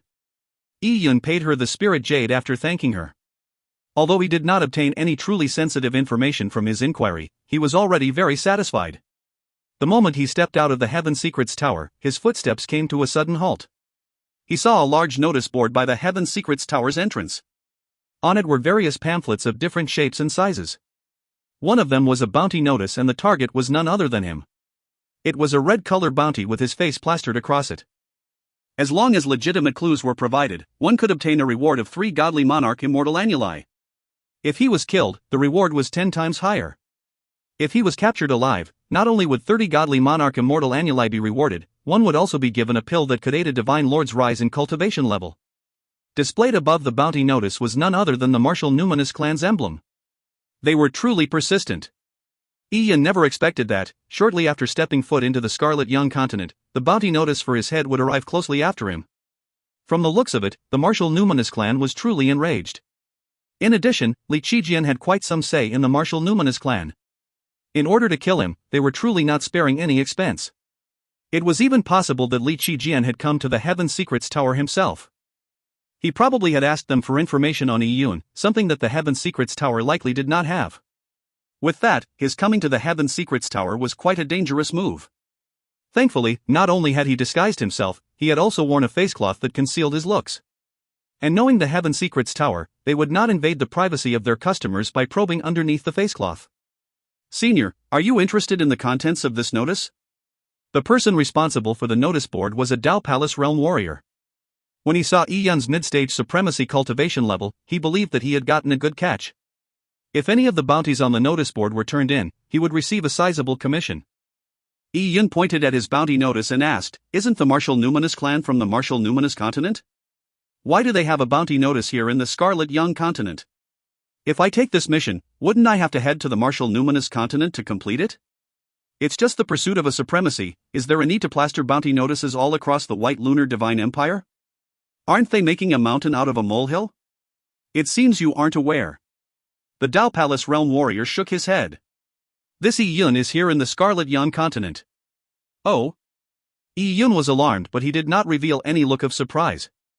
How are you certain? The people that posted the bounty have come to the Heaven Secrets Tower before. Although they were unable to get Yi Yun's exact location, the person paid a huge price to get the Heaven Secrets Tower's High Ambassador himself to divine the heavenly secrets. Yi Yun's approximate location was divined to be in the Scarlet Yan continent. Oh? Divination of the heavenly secrets? Only then did Yi Yun recall that there was a group of people in the martial world that had such capabilities. Back when Yi Yun obtained the heretical Godfire seed from the Sun Burial Sansi, it was all thanks to Ji Shuyan's help. And Ji Shuyan's grandfather came from a sect that divined the heavenly secrets. It was he who left behind the child part of the Heaven Secrets Compass that aided him in finding the heretical Godfire seed. The reason why Heaven Secrets Tower had its name was not only because they knew the heavenly secrets, but also because they could divine them. And it was because of this that they were able to gather so much information. That ability sure is impressive, said Yi Yun. Of course. Whether it be natural treasures, spirit grounds, or beasts, it can be divined. Although it will not be perfectly accurate, it will at least give a general location. This Yi Yun offended the martial numinous clan, which is not supposed to be trifled with. I'm guessing he won't live much longer. If the martial numinous clan is willing to pay such a price, it's only a matter of time before he is found, the Dao Palace Realm warrior said smugly. It was unknown why he was so excited. Yi Yun stroked his chin. He had truly underestimated the martial numinous clan's strength. If this continued, it was very likely that they would find him. However, to capture him, the martial numinous clan would need to employ a divine lord that had at least fused a royal seal. That Li Qijian is likely one of those with a divine lord royal seal. Yi Yun thought to himself. Compared to early-stage divine lords, the strength of those with divine lord royal seals was far higher. I'll take this notice. Yi Yun took away the bounty notice with maleficent thoughts. Then, he headed straight for the Nanshan family clan. He still had a herb to collect from them. If you find any errors, ads pop-up, ads redirect, broken links, non-standard content, etc., please let us know. Report chapter so we can fix it as soon as possible. Chapter 1421, Blood Catalyst. Chapter 1421, Blood Catalyst. Translator, Cetulin. Editor, Cetulin. At that moment, there was an elder of indeterminate age inside a Nanshan family clan chamber. He was focusing on refining a weapon. The elder was the Nanshan family clan's patriarch, Nanshan Ju. Although the Nanshan family clan was powerful, it was not a family clan with deep heritage. It was established by Nanshan Ju alone. He was a famous artifact refinement master known throughout the Scarlet Yan continent. The divine weapons he forged were extremely high in quality. Many warriors were willing to pay tremendous amounts of money for his weapons, but were often rejected. At that moment, a masked elder came to the outside of the chamber. After a moment's hesitation, he passed through the restrictive barrier. If this were an ordinary day, he would absolutely not disturb Nanshan Ju while he was refining an artifact. But today's situation was unique. Nanshan Ju frowned slightly when he sensed the sudden intruder. He turned his head and realized it was the Nanshan family clan's head steward, Lian Yong. Lian Yong's entire family had once been saved by Nanshan Ju many years ago. Due to that, he gave his loyal aid to Nanshan Ju in establishing the Nanshan family clan. Nanshan Ju absolutely trusted Lian Yong. Although Lian Yong had the title of steward, Nanshan Ju treated him more like a brother. He knew that Lian Yong would not disturb him unless it was something important. Brother Lian, is there something wrong? Asked Nanshan Ju. Lian Yong instantly sent a voice transmission, rapidly explaining the encounter with Yi Yun. Nanshan Ju felt a jolt once he heard the story. What did you say? Luo Yue fused with a drop of blood given to her by an unknown stranger? And she's currently refining it in seclusion? Yes, I have already tried persuading her to no avail. It baffles me why she would trust that person so much. Nanshan Ju knitted his brows. He no longer cared about the quality of the artifact he was refining as he stopped the refinement array and walked out the chamber. Nanshan Luo Yue built a large family clan from nothing. He had offended countless people over the years. If there was someone bent on seeking revenge, it was very likely for them to do it using Nanshan Luo Yue. Lian Yong would usually protect her, which allowed him to take his mind off her. However, there was nothing Lian Yong could do if Nanshan Luo Yue acted adamantly. To the Nanshan family clan, Nanshan Luo Yue was a beloved daughter. Nanshan Ju once had a rather accomplished son, but he unfortunately perished. He left behind Nanshan Luo Yue, his only daughter. As for Nanxian Luoyue's mother, Nanxian Ju had never even seen her. To Nanxian Ju's pleasant surprise, Nanxian Luoyue's talent far exceeded her father's. Therefore, the inheritance of the Nanxian family clan landed almost squarely on Nanxian Luoyue. They could not afford for anything to happen to her. Nanxian Ju took big strides towards Nanxian Luoyue's residence and noticed his wife and Nanxian Luoyue's maidservant waiting outside nervously. Neither of them had disturbed Nanxian Luoyue. "How long has it been?" Nanxian Ju asked. Without waiting for the maidservant's reply, he probed with his perception through the door and looked inside the room. He saw Nanxian Luoyue sitting on a bed. Her skin suffused a pale redness as hot gases spewed from her pores. It felt as though the flames of vitality in Nanxian Luoyue had been alighted. Hot gases billowed into the air and faintly formed the phantom of a swimming dragon. Nanxian Ju was alarmed. "This is..." His expression was one of bewilderment. Although he was an artifact refinement master, he did not know much about pills or the human body. He only felt as though a ferocious beast had awakened in Nanxian Luoyue's body. But this feeling was fleeting. Moments later, Nanxian Luoyue stabilized and the dragon phantom dissipated. Nanxian Luoyue opened her eyes and breathed out a mouthful of foul air. It was as though her very life had experienced a metamorphic change. But he was unable to determine what it was despite observing her carefully. "You are..." Nanxian Ju pushed open the door and in response, Nanxian Luoyue turned her head. Her forehead was covered in sweat but she had a faint smile. Her mood seemed buoyant and the lifeblood in her seemed to burn vigorously like a fiery cauldron. "You are, how do you feel?" Nanxian Ju asked with concern. "Grandpa, I feel great. It feels just like the supreme great ancient Fei bone I absorbed years ago." When Nanxian Luoyue was young, Nanxian Ju had bought an ancient Fei spine bone the size of a face basin from an auction. It had been refined by a famous alchemist, using dozens of supreme-grade herbs for 100 days. It was invaluable. After Nanxian Luoyue absorbed the ancient Fei bone, her cultivation level increased tremendously. Of course, the Nanxian family clan paid a sizable sum for the ancient Fei bone. Nanxian Ju had used one of his works that he was particularly proud of, one that he had stored away for years, as an exchange for the ancient Fei bone. It's like the absorption of the supreme-grade ancient Fei bone? There is actually such an effect? Nanxian Ju was stunned. How was it possible? Nanxian Ju had heard from Lian Yong that Nanxian Luoyue had only received a drop of blood. It was just a tiny drop of blood, not even the size of a soybean, yet, the effects matched a supreme-grade ancient Fei bone and dozens of natural treasures that were all refined by a famous alchemist? Besides, if it were truly such a treasure, why would the man give it to Nanxian Luoyue for free? Nanxian Ju originally believed that an enemy had attempted to harm their Nanxian family clan's best seedling. But in the end, he had truly given her an invaluable treasure. How could something so bizarre happen? Nanxian Ju took a step forward and grabbed Nanxian Luoyue's wrist. Although he did not know any medical skills, he had been practicing martial arts for years. He knew a little about the body's channels and collaterals. When he made his probe, he sensed that Nanxian Luoyue's aura had transformed into something different from what it was before. It felt like something had catalyzed in her body, but as for what it was, he was unable to determine it at all. Furthermore, Nanxian Luoyue's Dao Palace had experienced a fascinating change. The Dao Palace seemed to be enveloped in a rising blood mist. It was as though Nanxian Luoyue's lifeblood was so powerful that it even immersed the entire Dao Palace. This made Nanxian Ju recall tales of warriors that tempered their bodies. The strength of those people's lifeblood was probably around this level. This made Nanxian Ju wonder about Nanxian Luoyue's bloodline. Could her issue stem from her mother? What background did her mother have? "Miss, do you feel discomfort in any way?" asked Lian Yong worriedly. Nanxian Luoyue shook her head. "No, I feel great. The effect feels more than 100 times better than eating any heart-nourishing pills." It's good you feel great." Lian Yong was baffled. He was certain that the scholar he had encountered had nefarious thoughts and was likely a cheat. He had probably heard that Nanxian Luoyue had eaten heart-nourishing pills for more than a decade. In response, he produced a drop of blood that did not appear precious in any way and hoped to boast about it. But who knew that it had such effects? Lian Yong was thankful that Nanxian Luoyue had insisted on trusting her own judgment. If not, she would have missed out on such an opportunity. "Looks like I was being silly. I could not tell that the young man is such a capable person. He probably noticed something about your body. He couldn't have given that drop of blood to you for no reason. It must have some special property that matches your body perfectly." Lian Yong offered his speculations. Nanxian Luoyue nodded. She shared the same thoughts. If there was something amiss, she would not have felt the resonance with that drop of blood. The drop of blood felt like a catalyst that stirred changes in her body.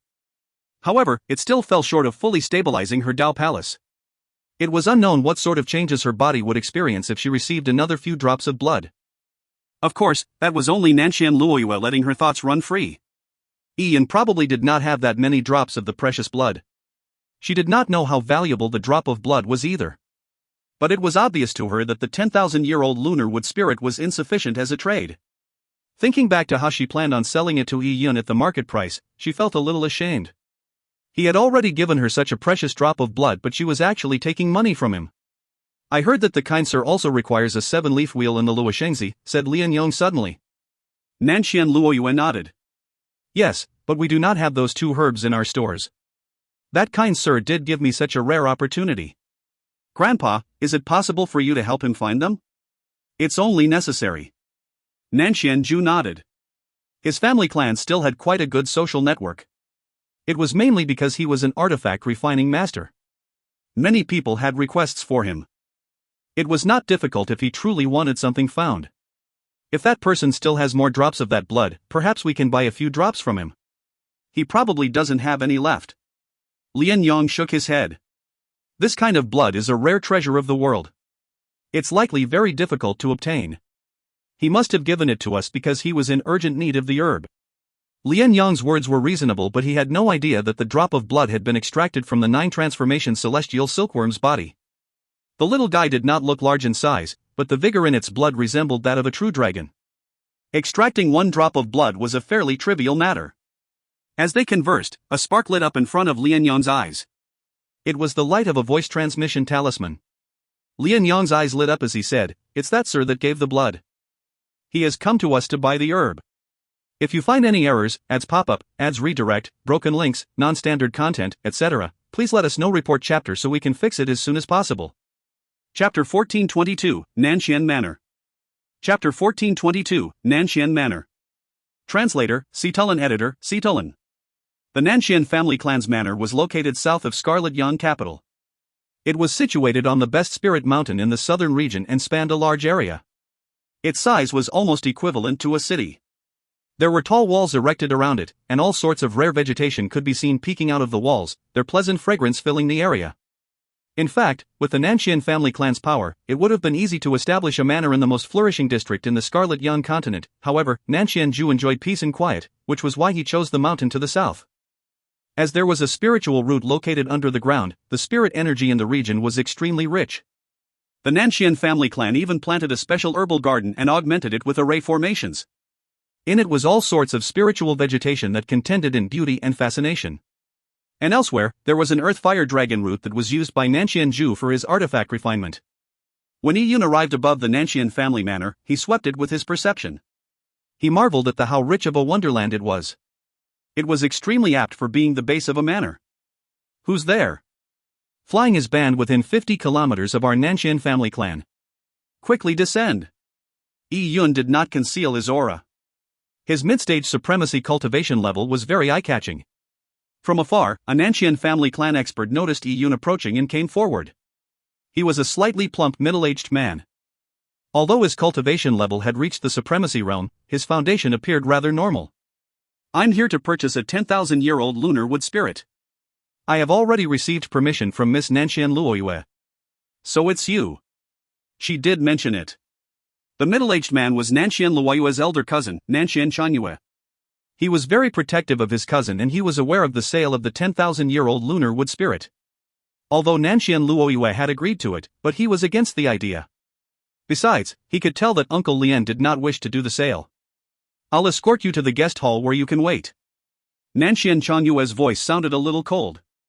Yun did not mind it. He followed Nanshan Chanyue into the guest hall and saw a few spirit boats parked outside as he entered. They looked luxurious, with beautiful interior design. All of them had different emblems, implying that they belonged to different factions. Furthermore, they were no ordinary factions. When Ian stepped into the guest hall, he saw 4 people sitting inside. One of them was a beautiful woman with a young girl beside her. Another group was a Taoist-looking middle-aged priest. He had a young Taoist priest with him. Although the young Taoist priest was dressed in plain attire like an ascetic, it did not hide his good looks. He was truly a gentlemanly and handsome youth. Junior Sister Kaiyun, let me have the weapon that Patriarch Nanshian is refining. I want to step into the ancient ruins world's ancient battlefield next year. With a handy divine weapon, I would get double the results for half the effort. Junior Sister Kaiyun, if you are willing to forfeit it, the Divine Emptiness Palace will definitely compensate you handsomely, the middle-aged Taoist priest said with a smile. However, the corner of the middle-aged beauty's mouth curled upwards and revealed a look of contempt. What handsome compensation! You want me to let you take a divine weapon refined by Senior Nanshian on nothing but empty promises? My disciple will naturally be heading to the ancient ruins world's ancient battlefield next year as well. If my disciple obtains the divine weapon refined by Senior Nanshian, she will also undergo a quantum leap in strength. How can I hand over my disciple's opportunity to your disciple? Senior Nanshian has been doing less refinements in recent years. I know that it was only because Senior Nanshian obtained a supreme-grade material that he became inspired to refine a weapon in seclusion. I am bent on having that weapon. If you want to compete, be prepared to pay the price. The beauty was overbearing and showed no intention of standing down. The Taoist priest stroked his whisk and said, in that case, we shall compete fair and square. Although they were Taoist priests, they were extremely rich. Besides, they had come fully prepared to contend for the divine weapon. At that moment, the handsome young man noticed Nanshian Changyue bring Yun in. He immediately came forward beaming. Perfected Changyue, might I know when Senior Nanshian will come out of seclusion? Nanshian Changyue said, Patriarch has already been in seclusion for more than a month. According to his previous estimates, it shouldn't take more than 20 days or so for him to exit seclusion. After Nanshian Changyue said that, he stopped entertaining Yun. There were 4 people in the hall, each with their own seats. There were also tea and pastry beside each seat. As for Yun, Nanshian Changyue did not even bother with him. He did not even offer him a seat, much less tea and pastry. Instantly, Yun appeared rather out of place. The middle-aged Taoist priest took a glance at Yun and said with a frown, Perfected Changyue, is this sir here for Senior Nanchuan's new work? We have already been in line for one of Senior Nanchuan's works for years. He naturally disliked the potential of another competitor. Nanshian Ju's works were just too popular. Most people had to reserve them years in advance. And the reservation was only the right to purchase. One had to know the price before they knew if they could buy it. Patriarch's weapon will naturally not be sold to him, said Nanshian Changyue nonchalantly, without any inclination to elaborate. It made everyone else in the hall heave a sigh of relief. It was good that he was not a competitor. Furthermore, judging from Nanshian Changyue's attitude, he clearly did not like Yun. It was unknown, then, why he was there. At that moment, Yun suddenly asked, I heard that you were discussing the ancient ruins world's ancient battlefield. Were the spots your sex received to enter the ancient battlefield handed out by the White Lunar Divine Empire? Yun suddenly posed this question when the original discussion was about weapon refinement. It left the quartet taken aback as the beautiful woman said, Of course, do you think we just picked it up? In that case, a spot will not be for sale even if a sufficient price is paid, asked Yun again. The woman chuckled seductively when she heard that. A spot is so precious, so how can it be sold to others? Besides, the spot was handed down by the White Lunar Divine Empire, who would dare sell it? Why, don't tell me you plan on heading to the ancient battlefield? I do have such plans. Yun nodded. The woman gave Yun a look with a faint smile. For someone your age, a spot isn't easily acquired. Many people entered the ancient ruins world's ancient battlefield every time, but in fact, the young elites held the advantage in the ancient battlefield. Based on his disguised look, Yun had a mid-stage cultivation level. He looked like a mortal in his 30s, so he was unlikely to be a young genius.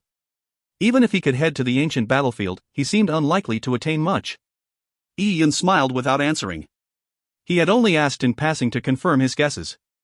Speaking any further was pointless. He looked at Nanshian Changyue and asked, Perfect Changyue, what's the matter? Has my 10,000-year-old lunar wood spirit not been prepared yet? He had only come to purchase a herb. He would leave the moment he received it. Furthermore, he was not blind, he could clearly see the reluctance plastered all over Nanshian Changyue's face. He did not want to sell the herb to him. If he tried to say the herb really wasn't for sale, Yun would definitely press the issue. After all, he had given them a drop of the 9 transformations celestial silkworm's blood and had given them some form of payment. Then again, Yun did not know if the 9 transformations celestial silkworm's blood would have any effect on Nanshian Luoyue. Upon seeing Yun rush him, Nanshian Changyue turned even more unhappy. He didn't even want to sell it in the first place. What's the rush? My Nanshan family clan has numerous treasured herbs. The 10,000-year-old lunar wood spirit was collected many years ago. It will take time for us to find it. Upon hearing Nanshan Changyue words, Ian pricked up his brows. Was the punk planning on using an excuse to shun him? I'm naturally in no rush. However, that 10,000-year-old lunar wood spirit was previously arranged by Miss Luoyue to be given to me. Is there a need to take so long to find a strain of herb?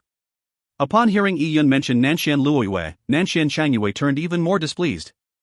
Not only was Ian being ungrateful towards his cousin's promise, he was even using it to threaten him like it was a royal decree. Before he said a word, the beautiful woman said, "Fellow Taoist, when you seek the help of others, you should be more polite. We have waited years to buy a weapon from Senior Nanshan and might not even manage to buy it. You are here to buy their treasured possession, but yet, you act so oppressively." The woman had spoken up, of course, to get into Nanshan Changyue's good books. In order to express her friendship towards the Nanshan family clan, she had stepped forward to reprimand Yun. When the woman said that, a fiery flash suddenly lit up in the guest hall. It was the light from a voice transmission that was for Nanshan Changyue. Nanshan Changyue's expression changed the moment he received the voice transmission talisman. Oh? Patriarch? Nanshan Changyue's words stirred the hearts of everyone.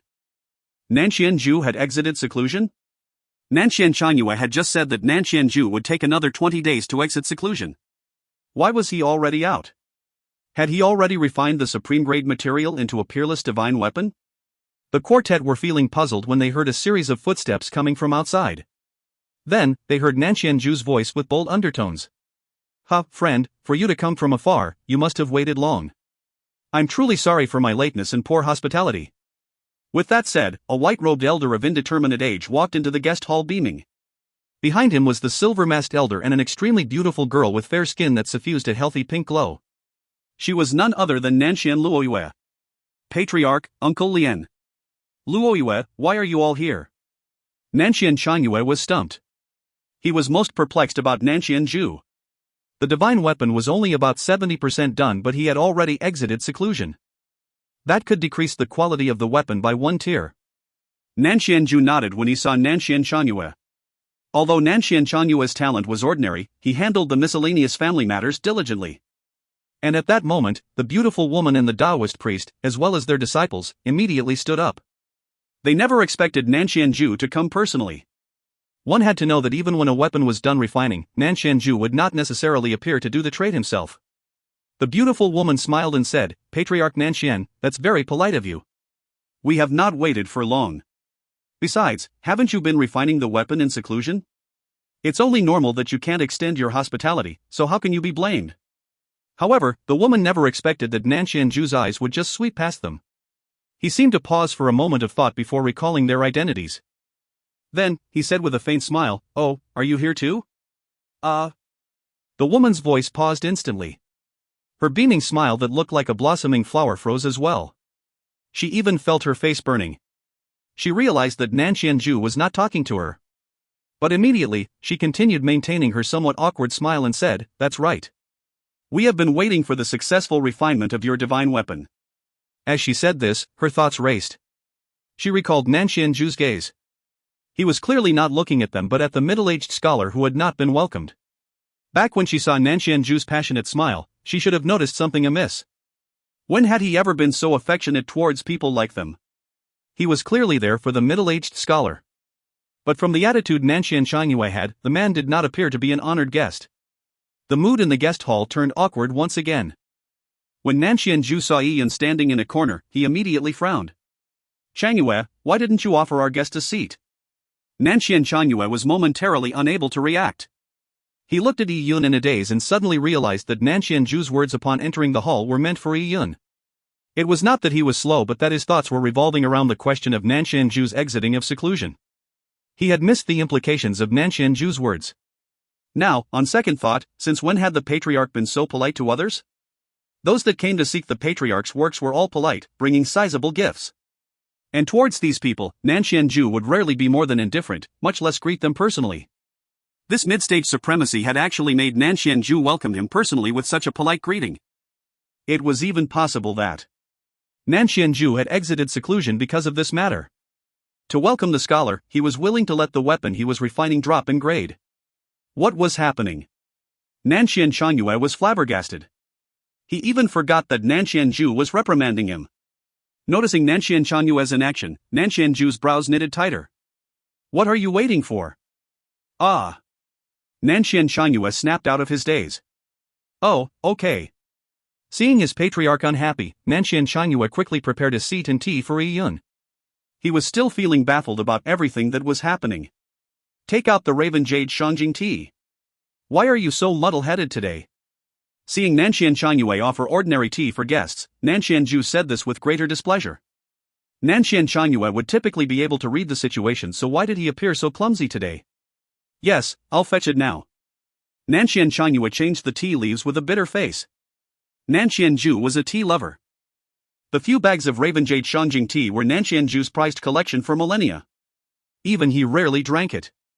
So why would he think to offer such precious tea? Of course, Nanxian Shangyue did not dare say those words aloud. Senior Nanxian, you are too kind. The tea from before is already good enough. Yi Yun could tell that the ordinary tea was prepared for guests of the Nanxian family. It was not ordinary either, but Nanxian Zhu's standards were too high. Ha, this grandnephew of mine lacks sense. Sorry for slighting you, my friend. Please tolerate our lack of hospitality. Nanxian Zhu cupped his fists. Be it the Nanxian family clan or Nanxian Zhu, Nanxian Luoyue was their beloved daughter. Ignoring the benefits the drop of blood had given Nanxian Luoyue, just Yi Yun's ability to determine her body's condition through a strand of hair was an ability that demanded Nanxian Zhu's respect of Yi Yun. If you find any errors, ads pop-up, ads redirect, broken links, non-standard content, etc., please let us know. Report chapter so we can fix it as soon as possible. Chapter 1423, Spot. Chapter 1423, Spot. Translator, Citulin. Editor, Citulin. Raven Jade Shangjing tea of the finest quality had been served. Nanxian Zhu invited Yi Yun to join him at the seats of honor. The masked elder sat down right after Nanxian Zhu. He looked ashamed of himself as he met Yi Yun this time. He cupped his fists and said, I had poor judgment, so please forgive me for any disrespect I might have shown you. Yi Yun said, Senior, you are being too polite. If it were me, I too would feel suspicious about an unknown stranger giving me a drop of blood to refine. It's only human. In fact, Yi Yun never refuted the masked man's words of mistrust against him, nor did he feel displeased about his attitude in any way. The masked man's reaction was only natural, for Yi Yun never gave them a reason to trust him. However, Yi Yun believed in Nanxian Luoyue. She would definitely sense something within the 9 transformations celestial silkworm's blood. If she did not dare trust her own judgment with such an opportunity placed before her, it was unlikely she would amount to much in the future. Nanxian Shangyue steeped the Raven Jade Shangjing tea personally without the help of his maidservants, but he never expected that Nanxian Zhu would reject his serving of the tea. Instead, he took the teapot from Nanxian Luoyue and slowly poured himself a cup of tea. Sir, I'm Luoyue. Let me toast you, and might I ask what your name is? Nanxian Luoyue toasted Yi Yun as a form of thanks. Since she was so sincere, Yi Yun did not wish to lie to her with a fake name. Furthermore, he would have to use his real name when he went to the ancient battlefield. If not, how was he to leave his name on the world monolith for Lin Xintong to see? Miss Luoyue, for particular reasons, I cannot tell you my name for the time being. You helped me first and I repaid the favor. It was only the right thing to do. There's no need to go all out and thank me. I came to your manor today to buy that 10,000-year-old lunar wood spirit. Nanxian Zhu said, Fellow Taoist, you are amusing. How can we still sell that 10,000-year-old lunar wood spirit? It's only right we give it to you. As Nanxian Zhu spoke, he shot a glance at Nanxian Shangyue. What are you waiting for? Aren't you going to retrieve the medicine now? Yes. Nanxian Shangyue felt like slapping himself in the face. He really had nothing better to do. If he knew of any of this, he would have taken out the herb earlier. His making things difficult for Yi Yun only reflected back on himself. Nanxian Shangyue was responsible for most of the miscellaneous affairs of Nanxian Manor. As such, he tended to the spirit herbal storeroom. He quickly brought out the 10,000-year-old lunar wood spirit and no longer dared to show any signs of reluctance. Nanxian Shangyue carefully opened the unadorned jade box and placed it on a table. Yi Yun's face revealed a look of glee when he saw a root the size of thumb inside the jade box. It was indeed a 10,000-year-old lunar wood spirit. Furthermore, its quality was excellent. Average 10,000-year-old lunar wood spirit were only the size of a pinky. But this root was thicker than the average root. Nan Xianju pushed the jade box to Yi Yun and said, I've heard that you are in need of 2 other spirit herb strains. Although my Nanxian family lacks them, we can help you find them if needed. About that. Yi Yun paused for a moment. In fact, he believed that the 9 transformation celestial silkworm's blood that he had given Nanxian Luoyue was precious but still far inferior to the 10,000-year-old lunar wood spirit. Since Nanxianju was giving him the 10,000-year-old lunar wood spirit for free and was willing to seek the remaining 2 spirit herbs for him, he had likely underestimated the effects the 9 transformation celestial silkworm had on Nanxian Luoyue. Please do not decline the offer, for I do have my own selfish intentions. Yi Yun had guessed Nanxianju's intentions when he seemed at a loss for words. He said, You wish to get a few more drops of blood? Nanxianju's eyes lit up. Fellow Taoist, you have more? I do have more but not much more, said Yi Yun reservedly. Yes, I do wish for more. In addition, I would like to know the exact problem Luoyue is facing. The second sentence had been said via voice transmission. Luoyue's body and talent were without problems, but there was something very mysterious about her physique. I'm not entirely certain about everything myself, said Yi Yun. However, if it's only a few drops of blood, I can provide you with that much. That said, please keep the blood a secret and never mention it to others. Yi Yun's last sentence was also said through a voice transmission. The blood he gave had been extracted from the 9 transformation celestial silkworm, an existence already known by the martial numinous clan. Although it was very unlikely that others would connect the drop of blood to the 9 transformation celestial silkworm, Yi Yun would rather be safe than sorry. Upon hearing Yi Yun's words, Nanxianju reeled in delight. Of course. Aside from the other strains of herbs, is there any other request? My Nanxian family clan will definitely spare no cost to complete it. Yi Yun replied, There is indeed a matter that I might need to trouble you with. I wish to enter the Ancient Ruins World's ancient battlefield next year. Might I know if you have any available spots?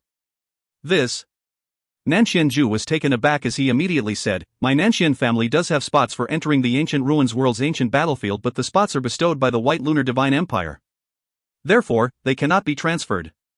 If you truly wish to enter the Ancient Ruins World's ancient battlefield, I can only trouble you to become a little related to my Nanxian family clan.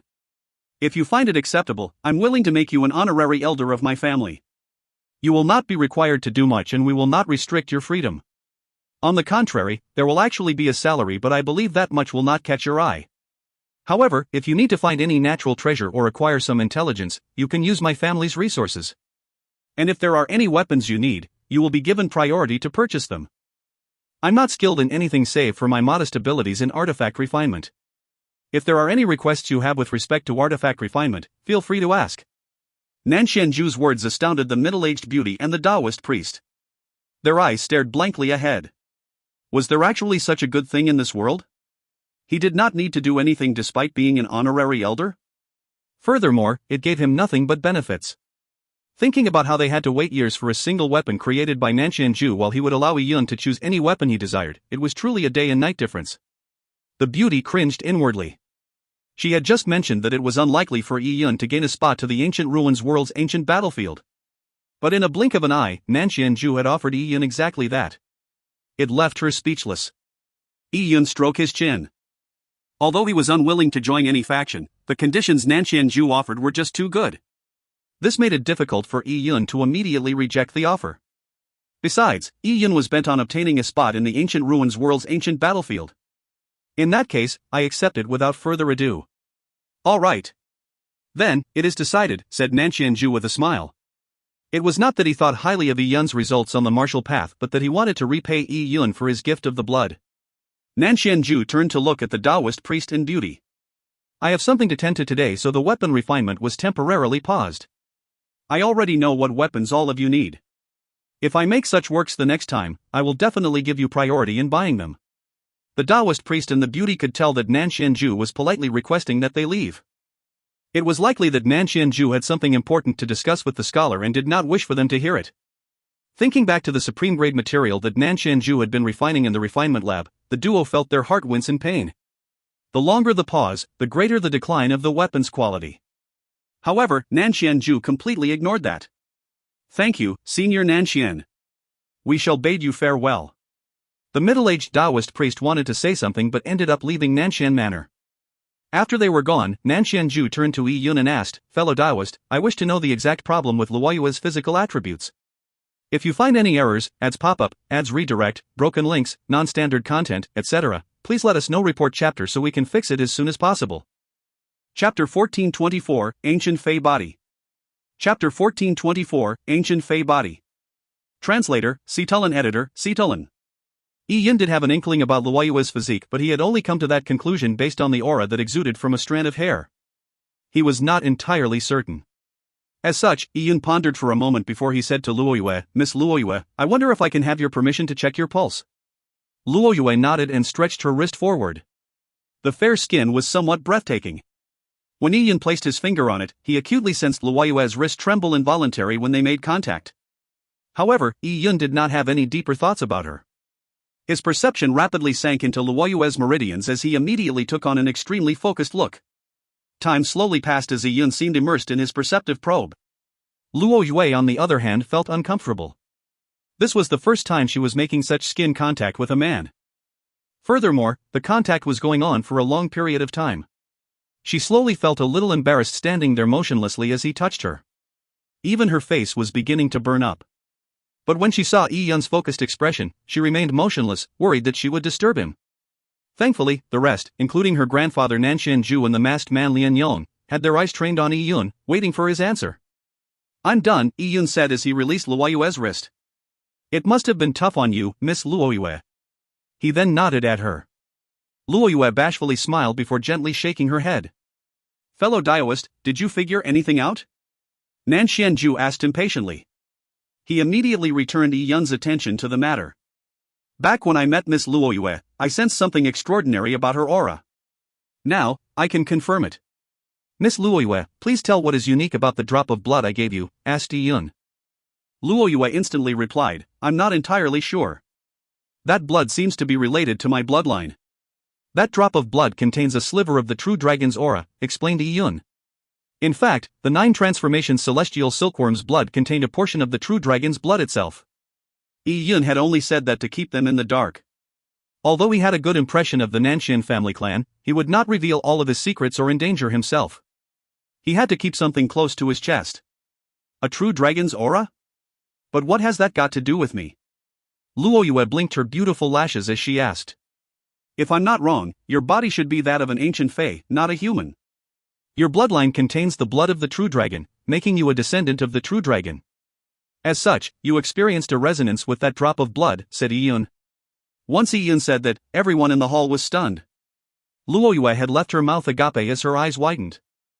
This was the first time someone was telling her that she was not human but an ancient fae that contained the bloodline of a true dragon.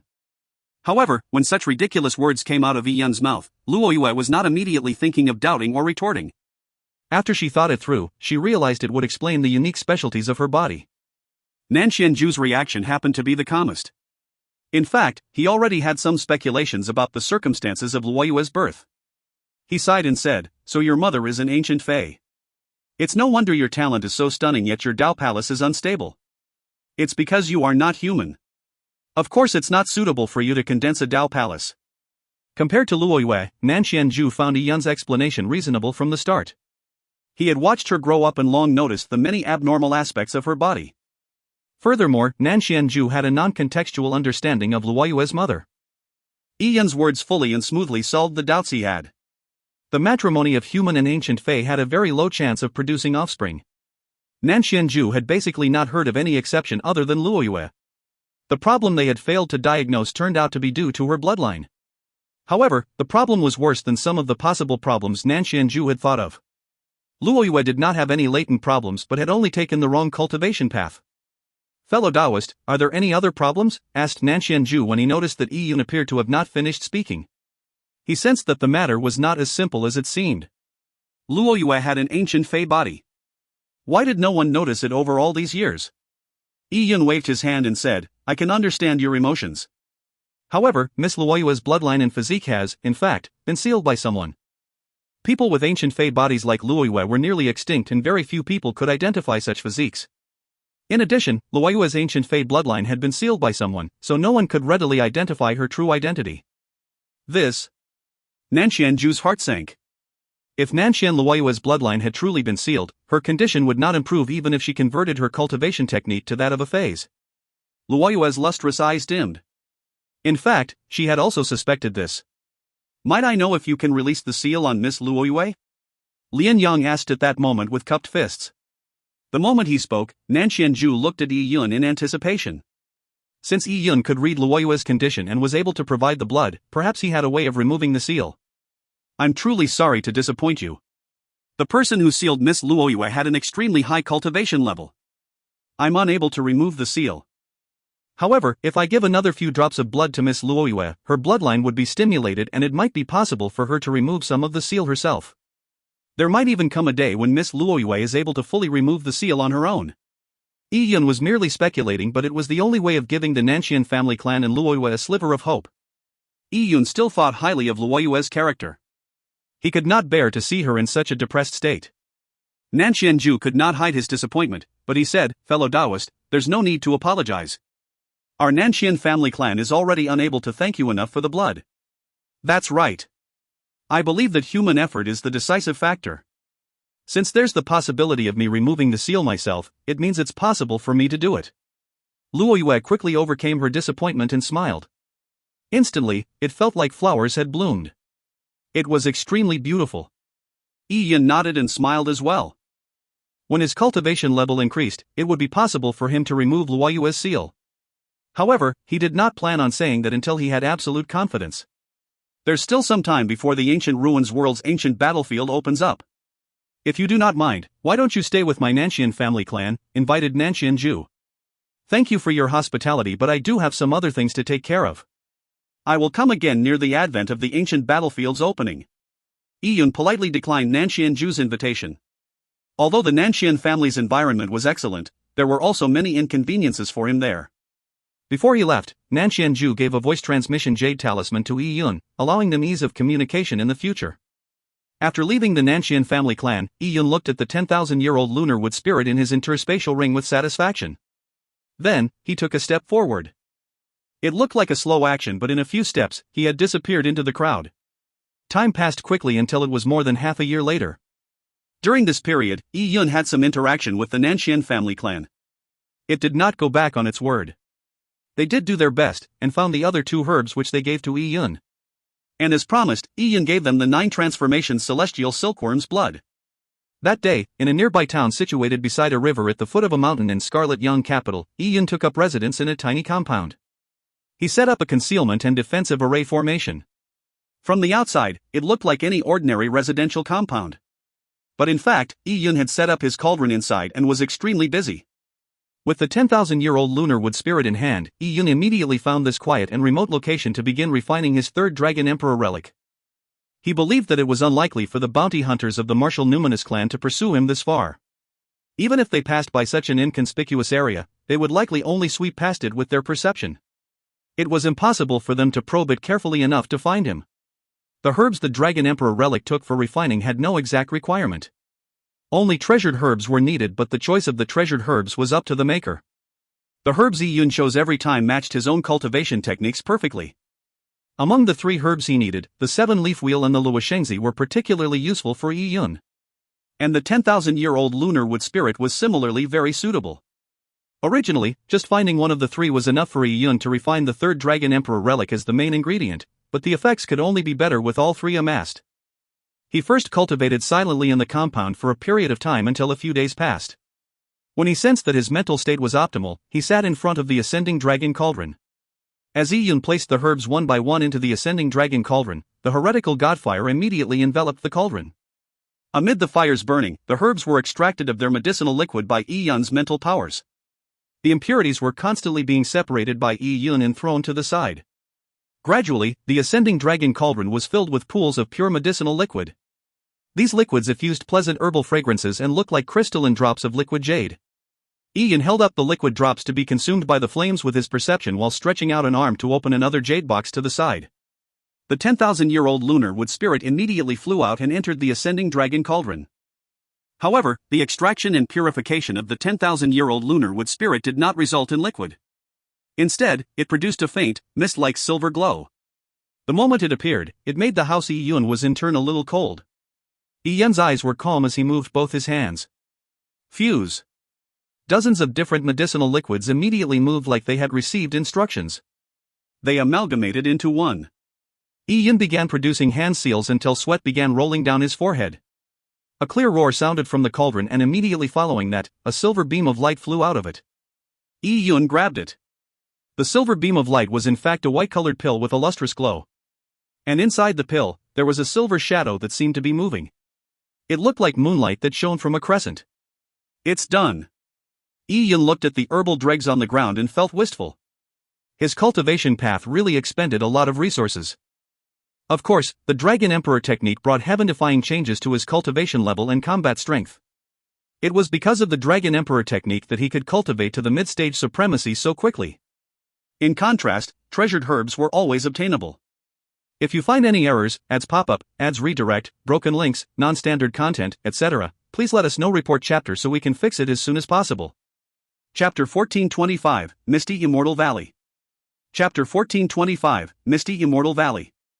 Translator, Cetulin. Editor, Cetulin. After successfully refining the third Dragon Emperor relic, Yi-Yun rested for a while before finding the best time to consume it. The moment it entered his mouth, Yi-Yun felt a freshness flow down his throat and into his dantian. But suddenly, a terrifying heat burst out of Yi-Yun's dantian as though it were an erupting volcano. Even the blood flowing in his meridians got as hot as lava. His skin turned fiery red. If this continued, it looked like he would be vaporized from inside out. Yi-Yun remained calm. He immediately circulated the Dragon Emperor technique and refined the medicinal essence in his body. At the same time, the surrounding Yuan Qi surged relentlessly towards his body, to the point of a Yuan Qi vortex forming beside his body.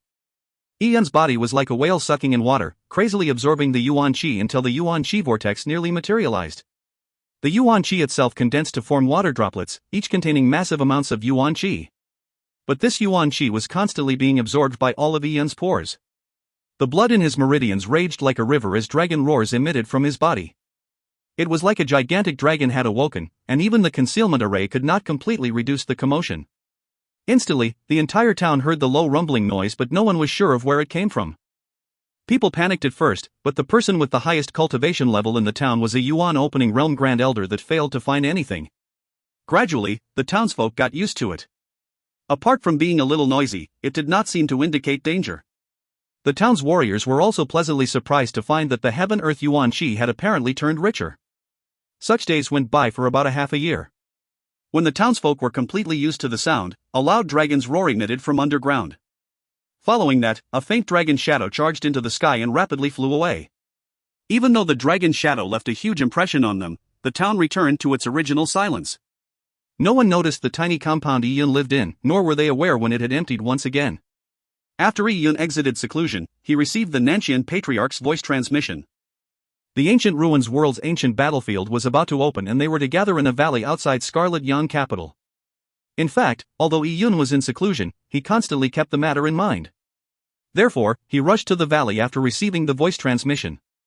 After absorbing the third Dragon Emperor relic, Yi-Yun's cultivation level had already reached the peak mid-stage supremacy. He was even closing in on the late-stage supremacy realm.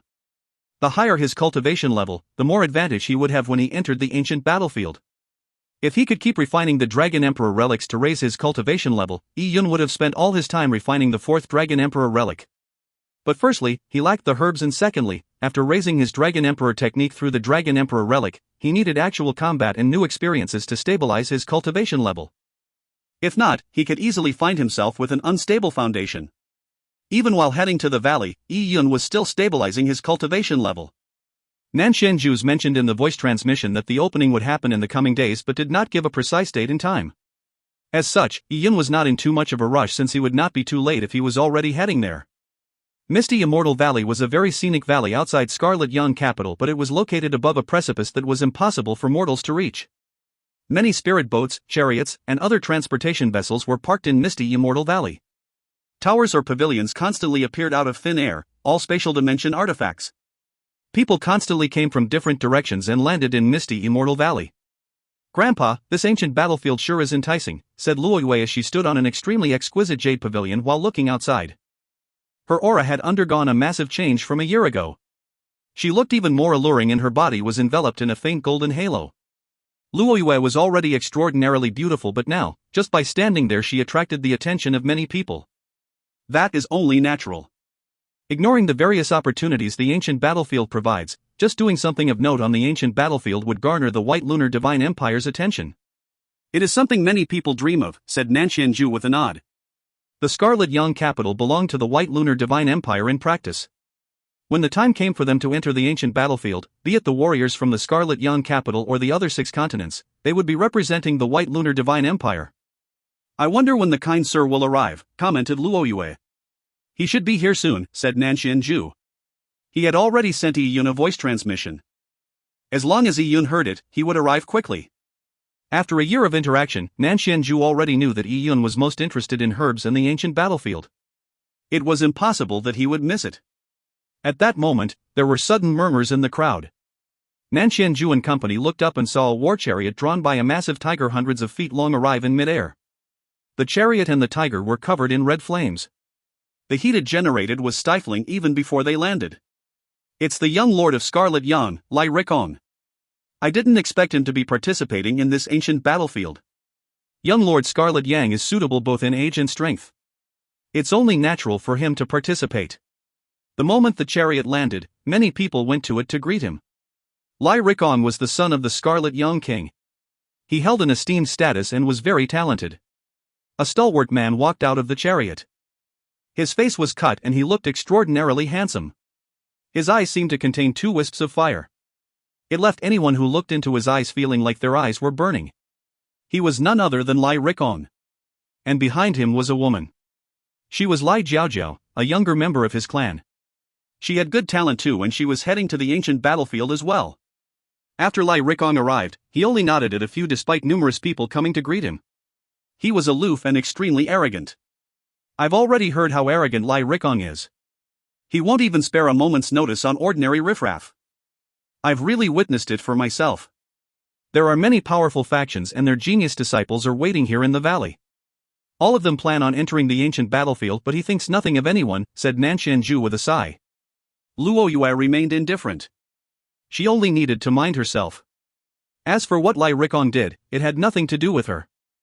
However, when she saw Lai Jiaojiao, a coldness flashed in Luoyue's eyes but she subsequently looked away.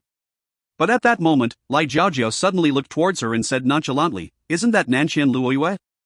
I heard you handed a spot over to an honorary elder. Where is he? You should know that spots are not to be transferred, right? By giving out spots with such indifference, it might affect our Scarlet Yang continent's ranking at the very least. But it would be quite terrible if you incur the displeasure of the lords of the White Lunar Divine Empire, wouldn't it?" Upon hearing Lai Jiaojiao's words, Luoyue frowned. She had stopped paying her attention but she never expected her to take the initiative to engage in a verbal battle with her. "Since you know that he is our honorary guest, how can you call it a transfer?" "Is an honorary guest not one of us?" retorted Luoyue coldly. "Humph. Do you think I'm a 3-year-old child? The person you invited might be an honorary elder in name but it is just a meaningless title. It's only a cover." Lai Jiaojiao's voice was clear, attracting the attention of many. A matter that involved the suspicion of rule violation was a slight to the Nanxian family clan's reputation when said in public. Nanxian Luoyue was burning with rage but had no way to retort. After all, what Lai Jiaojiao said was the truth. If someone wanted to make an issue of it, it was possible that a complaint could be lodged against them to the White Lunar Divine Empire. It would not severely affect the family clan's foundations but it would reduce the number of spots the White Lunar Divine Empire would give the Nanxian family clan in the future. Nanxian Luoyue did not wish to enter a verbal war with Lai Jiaojiao. She was not on the side of reason to begin with and Lai Jiaojiao would only be more pleased if the commotion intensified. Nanxian Luoyue was in a bind when she suddenly felt something. She turned to look in the direction where a figure had landed. "Sir, you are here," greeted Nanxian Luoyue. "Hey." Yiyun nodded. He had come silently and he had heard a little of the conversation between Nanxian Luoyue and Lai Jiaojiao. It was very common for there to be contention between powerful factions. Yiyun could not help but glance at Lai Jiaojiao as the corner of her mouth suffused a contemplative smile. She gently shook her head and said, "I was overthinking things. Even if your Nanxian family clan sends more people, it would be the same as it is now. All of you are only here to fill out the numbers, so how can you be important enough to affect the Scarlet Yang continent's ranking?" Luoyue said to Yiyun apologetically, "Sorry about that. We had a grudge in the past, so..." The contention between 2 powerful factions in the Scarlet Yang capital had nothing to do with him but since Lai Jiaojiao had mocked him, bafflingly and for no reason, it now had something to do with him. He gave Lai Jiaojiao a deep, penetrating look as he said indifferently, a 6th-story 7-treasured Dao palace, cultivating in 2 laws.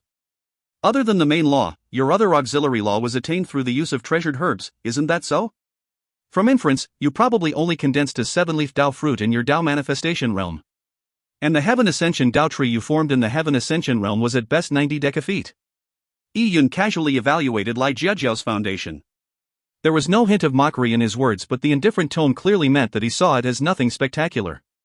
But Yi Yun had hit the nail on the head. Nothing he said was wrong about Lai Jiaojiao's cultivation process. Back when Lai Jiaojiao was in the Dao manifestation realm, she had indeed condensed a 7-leaf Dao fruit through her own efforts. The other 7-leaf Dao fruit was forcibly attained through the use of treasured herbs. It was a stain on Lai Jiaojiao that she felt embarrassed about, but most people did not know it. Now, it had been said in public as though it was a slap to her face. Yet, there was no way for her to retort. If you find any errors, ads pop up, ads redirect, broken links, non-standard content, etc., please let us know. Report chapter so we can fix it as soon as possible. Chapter 1426, Skyjade. Chapter 1426, Skyjade. Translator, Cetulin. Editor, Cetulin. You itinerant cultivator, do you think just because you cling to a powerhouse like the Nanshan family clan you have the right to? Said Lai Jiaojiao as she barely restrained her anger, peeved. But at that moment, a cold voice interrupted Lai Jiaojiao. Come here. Lai Jiaojiao instantly deflated the moment she heard the voice. She shut her mouth, threw a hateful glance at Yi Yun, and left. She held a grudge against the man who had came to Luoyue's rescue and embarrassed her in front of so many people. Yi Yun thought nothing of Lai Jiaojiao, but he looked pensively at the person who silenced her. And when he did, he realized that the man was also looking straight back at him. Jiaojiao, don't waste your time on him. He's only an honorary elder of the Nanshan family clan in name. Compared to what we'll face in the ancient ruins world, the Nanshan family clan is only a mere splash in the pool. Who you should pay attention to or try to befriend are the geniuses of the White Lunar Divine Empire. Lai Rikong spoke coldly. He held no interest in itinerant cultivators like Yi Yun. A warrior without resources would not amount to much in the future even if he had already cultivated to the mid-stage supremacy realm. After all, even that could be slowly attained over time. Only in the White Lunar Divine Empire, where the true elites were, would he find his match. Of course, a legendary figure like Lin Xintong stood too high above him that she remained unreachable to him. But he had the confidence that he would match those around Lin Xintong. King Scarlet Young had placed his hopes on this year's ancient battlefield. If Lai Rikong left his name on the ancient battlefield, making a name for the Scarlet Young continent, he would become the next King Scarlet Young. The person who spoke is Lai Rikong, Lai Jiaojiao's senior brother in the clan. He's King Scarlet Yang's son and is extremely talented. He could have gone to the White Lunar Divine Empire but chose to remain in the Scarlet Young continent. He is eminent among the Scarlet Young continent's younger generation. He is arrogant, so, sir, there's no need to mind him, said Luoyue apologetically. Yi Yun smiled lightly. Although Lai Rikong considered everything beneath him, he did not know that he was nothing in Yi Yun's eyes. As for offending Lai Rikong, Yi Yun was ambivalent about it. He had already offended the martial Numinous clan. An additional young Scarlet Young lord meant nothing. All these people in the valley are heading to the ancient battlefield, asked Yi Yun. Yes. What you see is mainly the participants and the factions backing them. Of course, some are only here to watch. However, we will not be heading straight to the ancient battlefield either. We will head for the White Lunar Divine Empire and, once there, we will gather with the geniuses of the other 6 continents before heading to the ancient battlefield. Luoyue explained to Yi Yun in detail. White Lunar Divine Empire. Yi Yun's eyes seemed to burn up instantly. The 7 desolates were just too big. He had been traveling for so long, but he was finally heading for the White Lunar Divine Empire. Fellow Daoist, this is an identity token you'll need when heading to the ancient battlefield. Nanshan handed over an unadorned jade token to Yi Yun. Yi Yun held the jade token in hand and sensed a strange energy coming from within it. People streamed in over the next 2 days. As the Scarlet Young continent was huge, those who were located farther away managed to rush there just in time after receiving the news. By the 3rd day, there were no new arrivals. Just as Yi Yun was wondering how the people in the valley would be traveling to the White Lunar Divine Empire, a gigantic cruiser flew over from the horizon. The cruiser was richly ornamented and extraordinarily magnificent. On it were the words Scarlet Young. It suffused powerful yuan qi fluctuations, and it was obvious that it was a top-grade flying artifact. Just powering it had to require copious amounts of spirit jade. Only those with identity tokens can board that cruiser. "We can only say goodbye here," said Nanxian Zhu. Lai Rikong and Lai Jiaojiao, as well as 10 plus Lai family disciples, were the first to board the cruiser. The remaining geniuses from the other factions also walked towards it.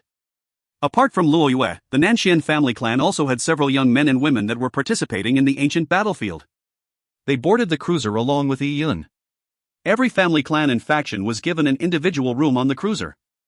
Yi Yun naturally shared a room with the Nanxian family clan. When everyone successfully boarded the cruiser, it began to take off. The gigantic cruiser first flew rapidly for a distance before the surrounding space vibrated vigorously. With an accompanying boom, the cruiser instantly vanished into thin air. It has begun the spatial tunneling. Yi Yun felt a little lightheaded as the cruiser reached higher speeds. And when he looked out the windows, the blue skies peppered with white clouds had already been replaced with spatial illusions and fragments that rapidly whizzed past. To travel in such a spatial passageway at such complicated high speeds, even a supremacy would have their bodies torn to shreds. Only such high-grade artifacts could withstand it. But what really shocked Yi Yun was that such spatial tunneling happened several times. It was only a few days later that the cruiser suddenly appeared amid blue skies and the journey had finally come to an end. Coming onto the cruiser's deck, even Yi Yun was amazed by the beautiful scenery. There were gigantic otherworldly mountains floating in midair. Their contiguous forms appeared endless. There were rock tunnels that connected the otherworldly mountains and also seemed to float in midair. They played hide and seek amid the gorgeous clouds with immortal cranes dancing around them. The Yuan Qi was bountiful and it gave off a beautiful and magnificent look. It felt like they had come to another world. The Scarlet Young cruiser parked beside one of the otherworldly mountains. And nearby, there were several large flying divine artifacts resembling the Scarlet Young cruiser floating in the surroundings. This is the independent world where the White Lunar Divine Empire is. The shock in Yi Yun's eyes vanished. He focused his eyes deep into the White Lunar Divine Empire's interior. Lin Xintong was there, and the White Lunar Goddess Empress was there as well. Yi Yun saw many people in the gigantic square in front of the otherworldly mountain. These people came from the 7 continents of the White Lunar Divine Empire. The White Lunar Divine Empire stood independent from the 7 continents, off in its own world. And the remaining 7 continents had powerful factions that were as numerous as the stars. For example, the Martial Numinous clan and King Scarlet Yang's factions were simply considered one of the better ones among countless powerful factions. Still, they were naturally incomparable to the White Lunar Divine Empire. At a glance, Yi Yun counted thousands of experts from the 7 continents. Yi Yun and Nanxian Luoyue did not cause a stir when they appeared. Even Lai Rikong, who always came across as lofty and almighty, felt as though he was drowned amid the crowd. There's so many people. Yi Yun drew in a gasp. Not only were there many young geniuses, there were also divine lords and supremacies. Yi Yun looked at a few divine lords who clearly held identity tokens just like himself. It appeared as though they would be entering the ancient battlefield as well. Divine lords are allowed entry as well, asked Yi Yun. Of course. Nanxian Luoyue nodded. There is no age restriction in the ancient battlefield. Anyone can enter, it is not just limited to young geniuses. Therefore, some factions will send supremacies and divine lords in. But it is unlikely that these divine lords will make any breakthroughs in the ancient battlefield. Their goal is mainly to seek out opportunities or treasure. As Nanxian Luoyue spoke, she gave Yi Yun an odd look. It was clear what she meant. Yi Yun could not be categorized as a young genius either, but he had managed to gain a spot in the ancient battlefield. Didn't it only make sense that warriors similar to Yi Yun, as well as those with higher cultivation levels than him, could enter as well? Is that so? Yi Yun stroked his chin. With divine lords around, aren't the young geniuses in great danger? There is some danger, but if one faces the threat of death, they can simply crush their identity token to be transported out. Besides, the ancient battlefield has unique laws that will repress a person's cultivation level. The higher the cultivation level, the greater the effects of the suppression. For example, I would still have my original cultivation level if I were to enter the ancient battlefield. But for supremacies and above, such as you yourself, they will be repressed to the 9th-story Dao Palace in the ancient battlefield. Therefore, although supremacies and divine lords still hold some advantage in the ancient battlefield, that advantage is not something too extreme. Nanxian Luoyue was simply describing the situation in the ancient battlefield when suddenly there was a loud boom. A powerful suppression enveloped the square as powerful Yuan Qi gathered from every direction. The clouds in the sky were blown away by the Yuan Qi, revealing a gigantic snake's head. And on this gigantic snake sat a man decked out in combat armor. He had crimson hair and rippling muscles. The powerful vitality in him made him resemble an ancient fae. Lord Skyjade. Many people in the square were already bowing. He was the number one divine general, Skyjade, second only to the White Lunar Divine Empire's White Lunar Goddess Empress. He had fused 3 Divine Lord royal seals and was considered the best Divine Lord in the White Lunar Divine Empire. Ever since the White Lunar Divine Empire was established, White Lunar Goddess Empress entered seclusion. No one had seen her, and as such, the highest-ranking person the leaders of major factions would encounter usually was Skyjade. Usually, the White Lunar Divine Empire would be jointly run by Skyjade and a few Imperial preceptors. As a result, even leaders of major factions treated the high and mighty Skyjade with profound respect and humility, much less the younger geniuses. Many juniors felt stifled in front of Skyjade. With Skyjade's appearance, beams of light that streaked across the horizon like meteors appeared behind Skyjade. They were rapidly heading for the square. "It's the geniuses of the White Lunar Divine Empire," someone exclaimed. The White Lunar Divine Empire's powers far exceeded anything the 7 Desolates continents had to offer. These people were like hidden dragons and crouching tigers, all with extraordinary talents. Ian swept his gaze and saw a few divine lords among the group. A divine lord dressed in azure-colored robes with a sword on his back caught Ian's eye. He was a royal sealed divine lord. His aura was converged and he looked like a sheathed sword. He gave off an unfathomable feeling. He looked to be in his 30s on the surface, but his age could not be accurately surmised. But it was certain that he had immense potential. In the future, it was likely he could improve and fuse a second Divine Lord Royal Seal to become a double-sealed Divine Lord. The White Lunar Divine Empire's Divine Lords are much stronger than the 7 Desolates' Divine Lords. This ancient battlefield is bound to be intense. If you find any errors, ads pop-up, ads redirect, broken links, non-standard content, etc., please let us know. Report chapter so we can fix it as soon as possible. Chapter 1427, Entering the Ancient Battlefield. Chapter 1427, Entering the Ancient Battlefield. Translator, Cetulin. Editor, Cetulin. Among the White Lunar Divine Empire disciples, Ian saw 2 familiar faces, Song Rainsong and Haugu from the Martial Numinous clan. Both of them had officially become White Lunar Divine Empire disciples. They naturally stood above most in the Martial Numinous clan, but grouped together with the numerous disciples of the White Lunar Divine Empire they looked like the most ordinary members. They were hardly noticeable from where they stood. Only people from the Martial Numinous clan paid them any attention. And at that moment, a divine beam of light tore through the sky. Like a meteor, it plunged down into the square and landed beside Skyjade. The beam faded away and everyone saw a young black-robed man with eyes resembling lightning. A tiny black snake coiled around his arm and moved so naturally that it seemed to be part of his body. "Master, I came back a little late." The black-robed man bowed and Skyjade revealed a rare smile. "It's good that you returned in time. You have done very well in recent years." The simple exchange of words was affirmation of the black-robed man's results while out on experiential training. So he is Divine General Skyjade's only disciple, Qinglin. I long guessed his identity. That black snake on his arm is a sky-swallowing snake. It is an ancient fae that Lord Qinglin encountered in his youth, yet despite its rarity, it was willing to be his companion. To the White Lunar Divine Empire and the people of the 7 Desolates continents, Qinglin's name remained resounding.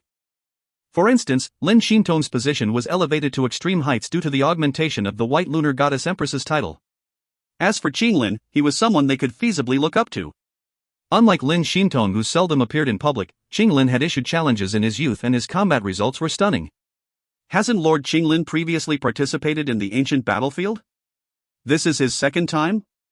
That's right. There is no restriction on the number of times one can enter the ancient battlefield. Lord Qinglin came close to leaving his name on the Ancient Ruins World's World Monolith last time but fell short. His stepping into the ancient battlefield once again is probably to make up for that regret. Lord Qinglin has already broken through to the Supremacy Realm. Is it possible for him to leave his name on the World Monolith? Why not? Breaking through to the Supremacy Realm isn't some restriction. The main thing is bone age. Lord Qinglin is a superb genius. His bone age is not even 400 years old even after all his cultivation. An early-stage supremacy at 400 years old meant a top cultivation speed when compared to the entirety of the sinkhole. Everyone is here, I believe. After Qinglin arrived, Skyjade spoke. On this trip to the ancient ruins world, I will personally be leading you. There are a total of 7,200 people entering the ancient battlefield. Of those, there are about 6,000 people with a bone age below 500 years. Every time the ancient battlefield opens up, the younger generation will receive the greatest priority. That is because you are the ones that can leave your name on the world monolith. And in this opening of the ancient ruins world, all the mighty factions of the entire sinkhole will be able to participate. People of my White Lunar Divine Empire only occupy a tiny fraction. The 6,000 of you represent the White Lunar Divine Empire's reputation. The White Lunar Divine Empire is one of the strongest factions in the sinkhole, but we are only listed as such because of the White Lunar Goddess Empress. Not because of you. If we are talking about the younger generation, our White Lunar Divine Empire has Lin Shintong, who was famous throughout the sinkhole, but as for all of you, none of you make the cut. Skyjade did not mince his words, causing many people to clench their fists. They felt very uncomfortable hearing this rhetoric. Lin Shintong had already left her name on the world monolith. No one disputed her strength, but many of them had grown up while being placed on high pedestals from a young age. How could they not feel disgruntled if Divine General Skyjade said that they failed to make the cut without even seeing their performance? Ha! It looks like you are disgruntled by what I said. To be frank, I don't think much of you lot. And the ones that are entering together with you are people from the first beginnings, Immortal Gate, Great Cosmic State, and Magnificent Heaven. None of them are run-of-the-mill, especially the first beginnings Immortal Gate. It has even produced a godly monarch successor. If any one of you can create a miracle to prove yourselves to me, I will reward you handsomely. When Skyjade said that, everyone drew a cold gasp. A godly monarch successor. Although many of them were arrogant, they lost their confidence when a godly monarch successor was mentioned. The name spoke for itself. Even Lai Rikong, who was the definition of unbridled and arrogant, no longer spoke a word. Instead, he clenched his fist silently. If one did not reach a higher height, it was impossible to understand how broad the world was. Now, he was jumping out of the White Lunar Divine Empire and standing on the stage of the sinkhole. He could not help but feel the pressure when compared to those monstrous existences. Many geniuses were like Lai Rikong. They very much felt the pressure, but they also pumped themselves up, hoping to become famous from this expedition. Qinglin. Dirong. Mei Yi. My bets are on the three of you. I place great expectations on the three of you. Do not disappoint me. After beating down everyone, Skyjade mentioned those three names. To have your name called out in front of all the White Lunar Divine Empire's geniuses was no doubt an immense honor. There was no need to further elaborate on Xinglin's pedigree. As for Dirong and Mengi, Ian traced the gazes of the crowd and saw the duo. Dirong was about 2 meters tall and he was fully decked out in combat armor. He had a blood-colored axe the height of a person slung behind him. As for Mengi, she was a beautiful girl. A unique trait of hers was the pair of wings she had on her back. They looked like wings made of light, sparkling like stars. They looked like dancing pixies. Ian gave the winged girl more than a simple look. He saw something very special in her. Alright, it's time to set up. All of you have a jade token in your hand. If you face a life-endangering moment, do not hesitate. Shatter the jade token to exit the ancient battlefield. Where there's life, there's hope. But at times, there might not be enough time to shatter the jade token. Perhaps you might encounter people bent on killing you. They might seal the space before you can escape and, if that happens, good luck. As Skyjade spoke, he waved his hand. Yuan Qi gathered from every direction as a huge Yuan Qi cloud formed in the sky. And moments later, several White Lunar Divine Empire Divine Lords appeared out of nowhere. They joined forces and imbued their Yuan Qi into the Yuan Qi cloud. Shortly after, the sky ripped apart as countless nomological runes formed a 7-colored chain between the White Lunar Divine Empire's square and the rift in the sky. It was the passageway into the ancient ruins world's ancient battlefield. Enter, all of you. By the time Skyjade said that, Xinglin, Dirong, and Mengi had already flown up. Immediately following that, the various disciples of the White Lunar Divine Empire transformed into beams of light and flew towards the spatial rift.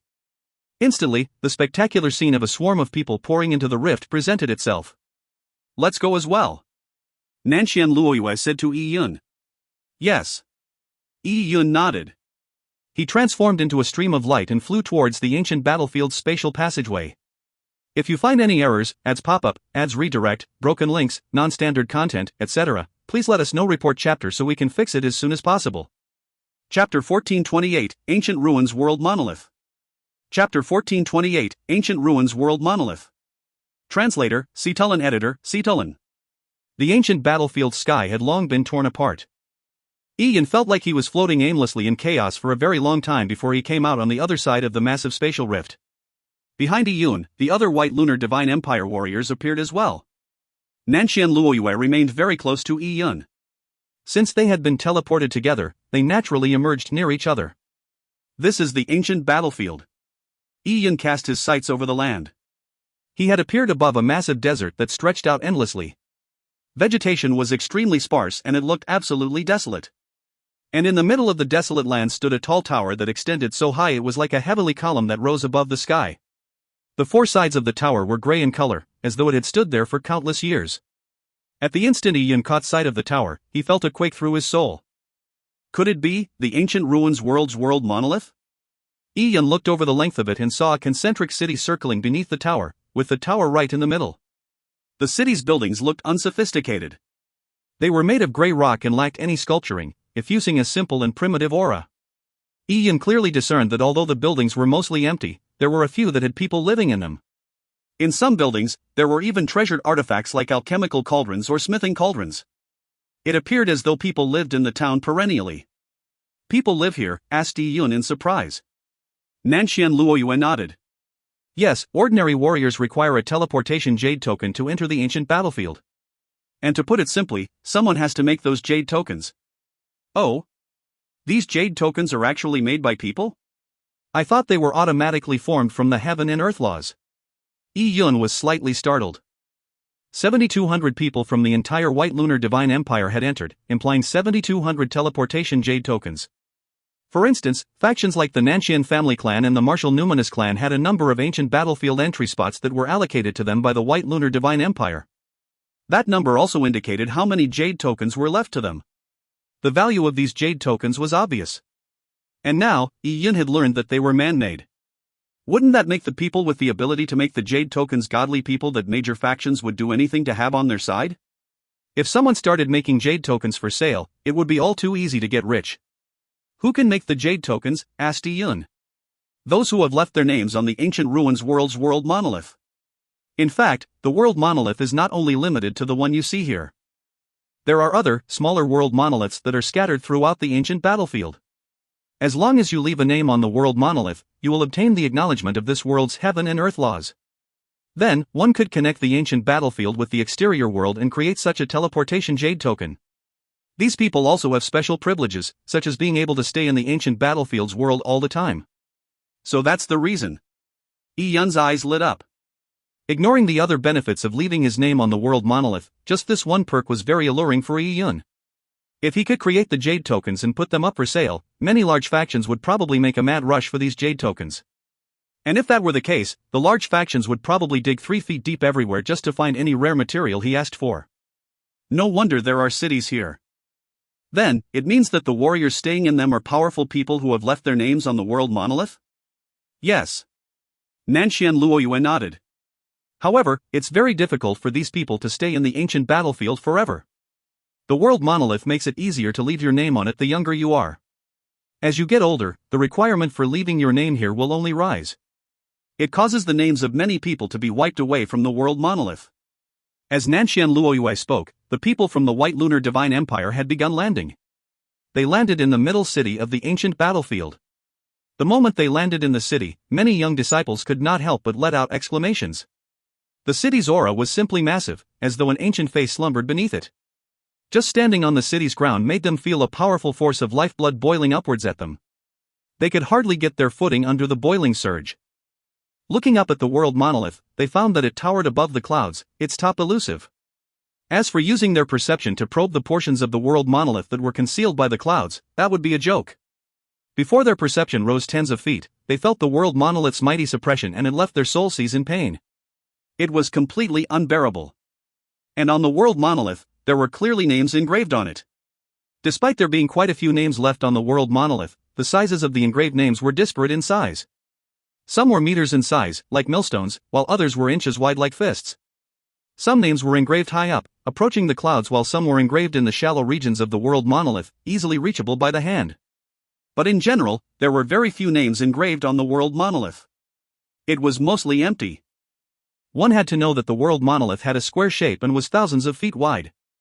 With its indiscernible peak, the engraved names that were the size of millstones looked like tiny flies, completely inconspicuous. The names are of varying sizes and located at different heights. Even the engraving depth is different. Doesn't this imply the difference in strengths of the people who left their names here? Asked Yi. That's right. Nanxian Luoyue nodded. Yun asked again. That's a little weird. According to what I understand, it's harder to engrave the bigger the name. But on this world monolith, the larger names are the majority. Instead, the smaller ones are the minority.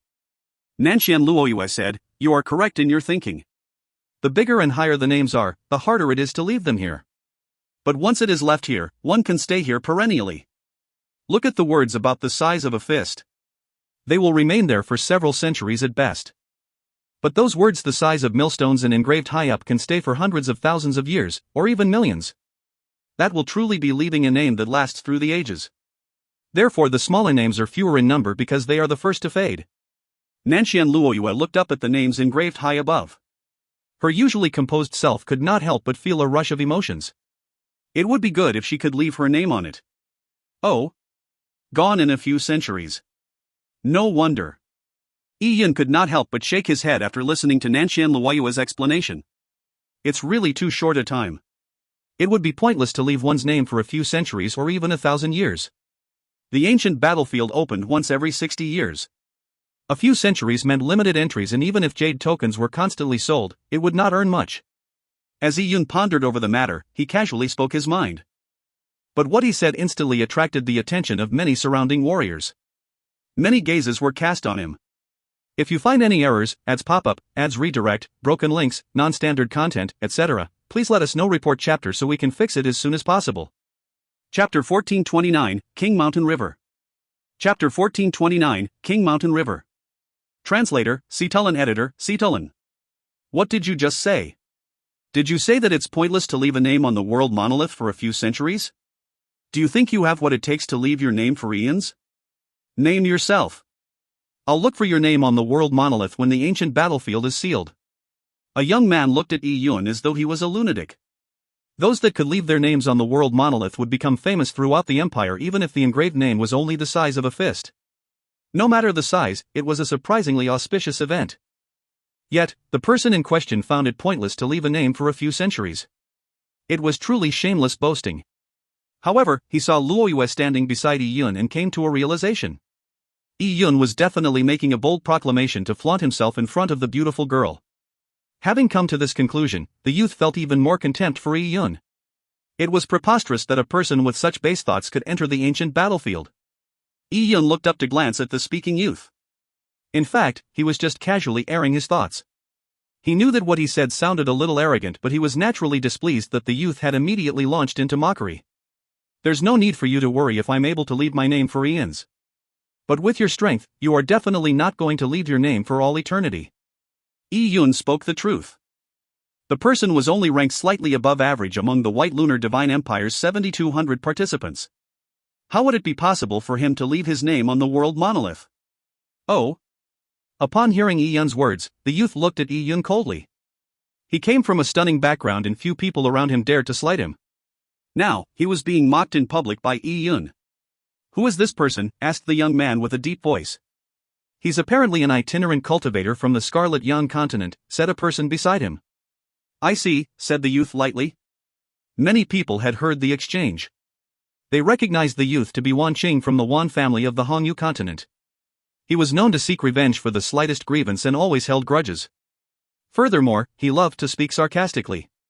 To put it simply, he was the type that expected the right to offend others but would never let anyone offend him. Upon seeing Yun offend Wan Qing, many people looked on with amusement. The Wan family was powerful and Wan Cheng would definitely seek revenge. "Sir, you must not say that. There are very few people that actually manage to leave their names on the world monolith," whispered Luoyue immediately. "For the past millennia, only 6 people from the White Lunar Divine Empire have left their names. Those that leave their names above the clouds are King Mountain River and Fairy Shintong." King Mountain River? Yun's brows pricked up when he heard the name. Who was he? Before Luoyue could give an answer, someone said, "Lord King Mountain River, by Shanha, left his name on the world monolith 2,800 years ago. He has been ranked alongside Fairy Lin Shintong as the other half of the twin powerhouses. If not for the two of them, our White Lunar Divine Empire might be looked down upon by other factions." The man who spoke clearly adored by Shanha and Lin Shintong. So it's him. Yun's heart stirred. He remembered back to the Myriad God Ridge.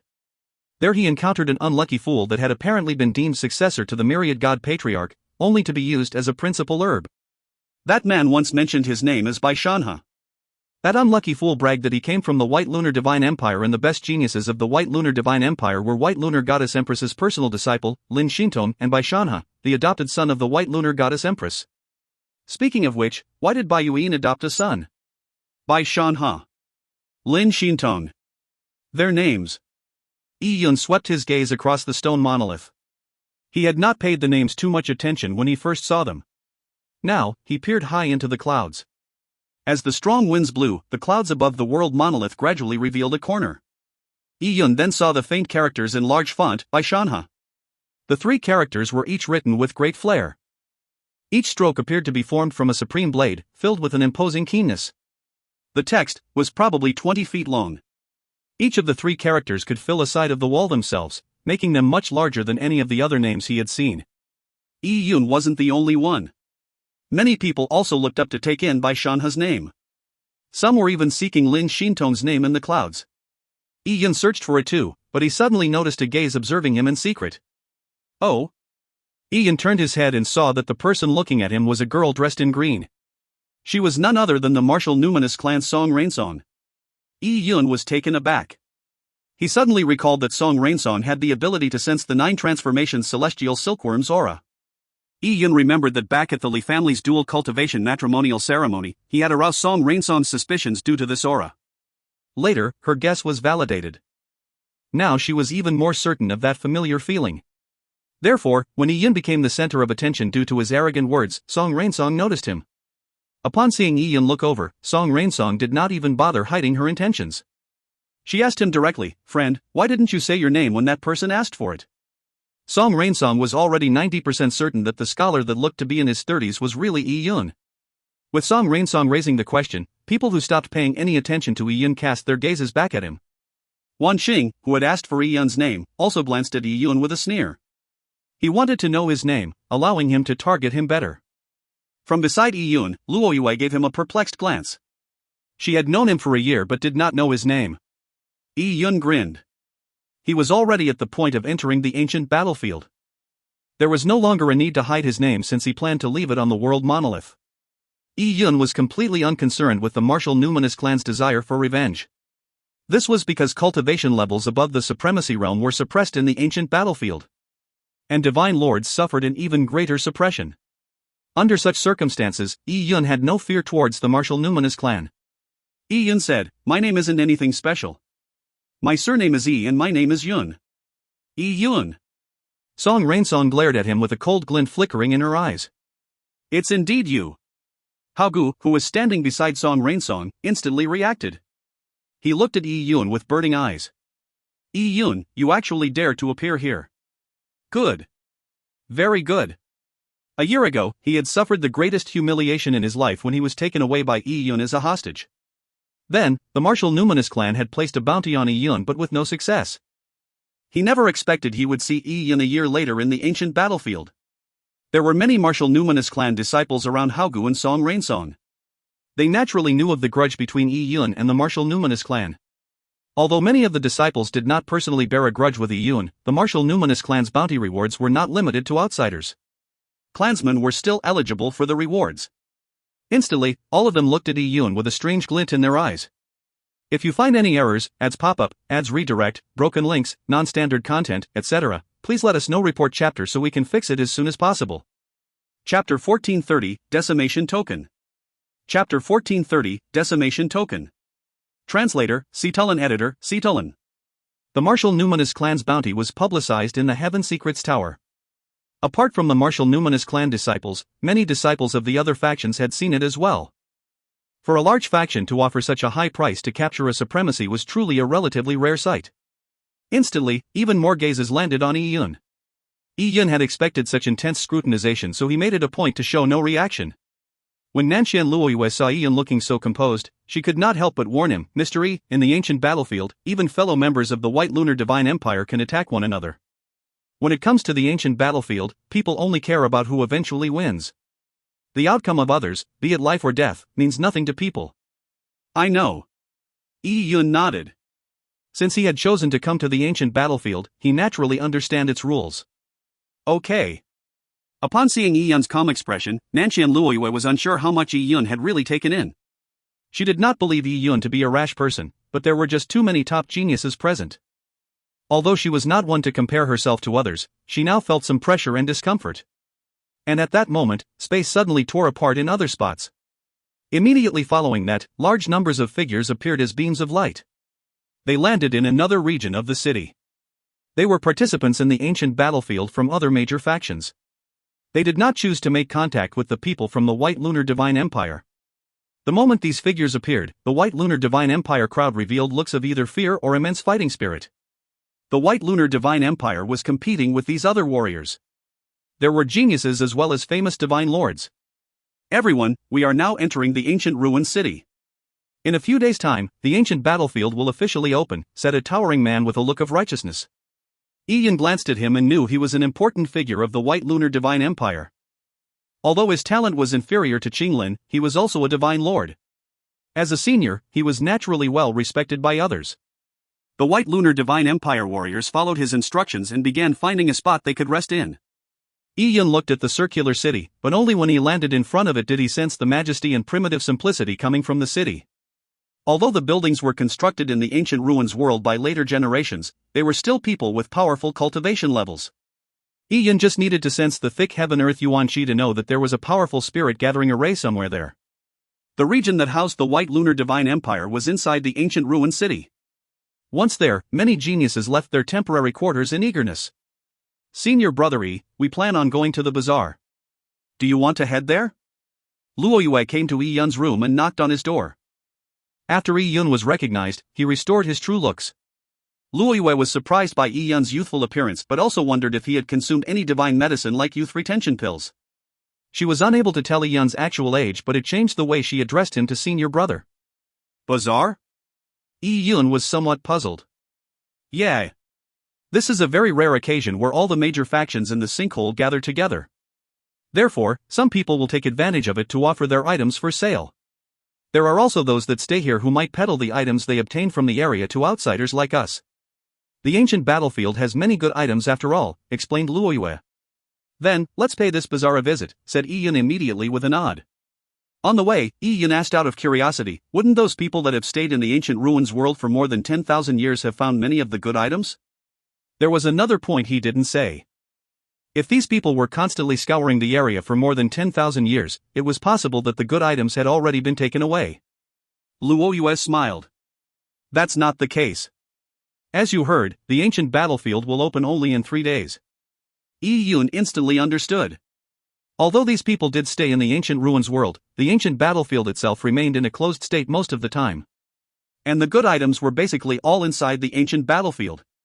Soon, Luoyue and Yi Yun came to the bazaar. But instead of a bazaar, it was more like a yard sale. Many geniuses that had entered the ancient ruins world were browsing casually. The stalls had many rare and strange objects, but Yi Yun did not see anything of true value. He did not see anyone who had remained in the ancient ruins world. He guessed that they were cultivation fanatics and would not join in the buzz of outsiders. From the looks of it, the rumors could not be believed.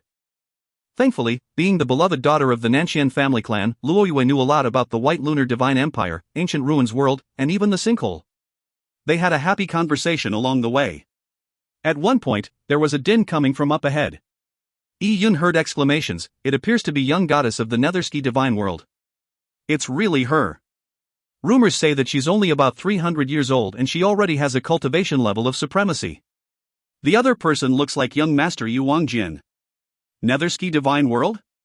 Yi Yun had not heard of that world before. But for young goddess to become a supremacy around 300 years of age surprised Yi Yun. Such talent was truly astounding. Senior brother Yi, the Netherski divine world is a mysterious great world. Perhaps it might be a godly monarch faction. Rumors have it that young goddess made her public appearance about a century ago. She immediately astounded the masses. I never expected her to come to the ancient battlefield this time. As for young Master Yu Wangjian, he is a famous genius of the First Beginnings Immortal Gate, explained Luoyue. A top genius of the First Beginnings Immortal Gate. Yi Yun looked over and saw a stunning beauty with a divine aura lingering around her. She was slowly walking over, but her feet did not touch the ground. Instead, it was like she danced across thin air, each step seemingly following the intricacies of a law. Luo Yue was already extremely beautiful, but when she saw this new beauty, she immediately felt inferior to young goddess. The beauty ignored the gazes of the onlookers. Beside her was a similarly handsome man. He too had an outstanding bearing. A thin sword was slung across his back and, from time to time, he would speak to young goddess with a smile. She would then occasionally nod in response. The couple's charm left people astounded. Yi Yun could understand why so many people in the bazaar were looking at young goddess and Yu Wangjian. It would be nearly impossible for such an absolute beauty with her mysterious background, as well as Yu Wangjian's poised bearing like a sword immortal, to not attract the attention of others. Furthermore, they were famous geniuses. However, Yi Yun stopped looking after his initial glance. This was because he was more attracted to an item on a stall not far from him. This is... Yi Yun arrived in front of the stall in a few steps. He picked up what looked like a plain old piece of scrap metal. It even had rust stains on it. It looked even worse than scrap iron, but Yi Yun felt his heart jolt when his eyes swept across it. When it was in his hand, Yi Yun felt an extremely keen killing intent surge at him. It left him stifled, as though what he held was not metal but a peerless item of death. However, the feeling instantly vanished and the metal piece looked insignificant once again. Yi Yun was pleasantly surprised as he immediately asked, "Sir, how much is this metal piece?" The warrior that had set up the store was still gazing at young goddess with an astounded expression. He did not even realize Yi Yun was asking him a question. Ah. Oh. However, his eyes were still fixated on young goddess. He did not even bother with Yi Yun. "Sir, I'm asking you how much this is." Yi Yun felt a little speechless. If the piece of metal had not caught his interest, he would have thrown it and left. What sort of businessman was the stall owner? The warrior's attention finally came back onto his business. When he saw that Yi Yun had asked for the price of the metal piece, his eyes flashed with a hint of surprise. However, he calmed down and said, "That is no metal piece but a token. If you want it, hand over 15 million mid-grade spirit jade." 15 million mid-grade spirit jade? Luo Yue's eyes widened. She almost blurted out her surprise at how ridiculous the price of a piece of scrap metal was. Upon hearing Luo Yue's words, the warrior said impatiently, "If you want to buy it, pay for it. If not, put it down. This token is very rare. There are probably only 3 or 4 of them in the entire ancient battlefield. Not a single one can be found now, and I have the only one. That which is rare is dear, much less a great treasure like this." Upon hearing the warrior's words, many surrounding stall owners, and even warriors that passed by, gave a look of contempt. The shocked expression of the warrior, as well as the looks the surrounding people had, were seen by Yi Yun. He knew that the warrior was likely gorging him on the price. He immediately went to haggle. "I'll take it for 30 million. Deal." The warrior immediately threw the metal piece to Yi Yun, as though he was afraid Yi Yun would regret on his offer. Upon seeing the warrior's action, it was apparent to Yi Yun that the price of 30 million was still much higher than its actual worth. However, he did not go back on the price he offered. Besides, the metal token did intrigue him. The warrior was clearly in a good mood after making the deal with Yi Yun. He closed his shop and immediately left after storing away his items. In fact, he knew that the people here were all geniuses of large sects from divine empires. Just a random throw of a stone into the crowd would strike a few people with powerful backgrounds. Although he had also managed to make his way to the ancient battlefield, his talent was only considered average compared to all the geniuses. He could not afford to offend the top geniuses, so he decided to leave immediately. However, he came to a realization only after walking a distance away. If Yi Yun was a genius with a powerful background, he would likely know the origins of the token. However, the young warrior apparently knew nothing. He felt at ease and worried about it no more. A stall owner could not help but comment, "My friend, you got swindled by that Gongyang Wang." When Yi Yun saw the surrounding crowd regard him with looks of pity, he immediately smiled and cupped his hands. He asked, "My friend, might I know the origins of this token?" He had planned on asking Gongyang Wang, but he never expected him to escape faster than a hare. "From the looks of it, you do not know what the token is." However, he did not lie to you. The item is indeed rare. Furthermore, it was in great demand in the past. But now, no one wants it, said the stall owner with a shake of his head. Only then did Luo Yue realize what had happened. She said to Yi Yun with a sullen expression, "Senior brothery, I know what it is. It's a decimation token from the ancient battlefield. Rumors say that it absorbs the decimation auras of the ancient battlefield." When they were first discovered, it caused quite a bloodbath as people vied for them. Later on, many geniuses spent huge amounts of money buying them to use them in the ancient battlefield. But no matter how powerful the person, no one has been able to trigger it, much less absorb the decimation aura in it. What she said is right. Over time, people began to lose interest in the few decimation tokens. What were once treasures are now all lost. It's unknown how Gongyang Guang managed to obtain one. I guess he just put it up for sale to try his luck, added the stall owner. He never expected that someone who had come to the ancient battlefield like Yi Yun would be such an ignoramus. He had already been scammed before even heading to the actual battlefield. That shameless Gongyang Guang, said Luo Yue peeved. It's fine. Yi Yun nodded back at the stall owner. Thank you for enlightening me. He held the metal token but did not feel affected by what he heard. A useless token? Yi Yun did not know that the token was used to gather decimation aura, but he could clearly sense through the purple crystal that the token was absolutely extraordinary. Its value was definitely more than 30 million mid-grade spirit jade. And as Luo Yue mentioned, it had once been something vied for by geniuses on the ancient battlefield. Of course, Yi Yun did not believe that he would immediately figure out the token when so many geniuses had attempted and failed. However, he could slowly study it using the purple crystal. What are those people ahead looking at? The handsome man beside young goddess suddenly asked a passerby. Yu Wangjian was only asking in passing. Young goddess had been in the Netherski divine world all this while and had only challenged several famous geniuses 100 years ago. She did not know much of the world outside. He had been recounting to her interesting stories of the ancient ruined city and the ancient battlefield, but she showed no interest. Just as he was growing bored, he saw people looking at something ahead of them, so he asked a random person casually. The person he asked happened to be a woman. When the woman heard Yu Wangjian suddenly ask her a question, she instantly burst into a look of pleasant surprise. She immediately answered, I heard someone bought a decimation token, but that is something no one buys nowadays. Before the woman finished her sentence, Yu Wangjian gestured for her to leave. He originally believed that it would be something interesting that he could use as a conversation starter with young goddess. The woman lowered her head in disappointment but did not dare say another word. She quickly made way for the beautiful couple. However, she immediately walked towards her companions with a beaming smile. She recounted to them her lucky encounter with Yu Wangjian. Yu Wangjian knew that young goddess had heard his conversation with the woman, but she did not mention a word about it. Indeed, she lacked interest in it. After Yi Yun obtained the decimation token, his interest in the bazaar increased greatly. However, after circling it once, he did not find anything else that caught his interest.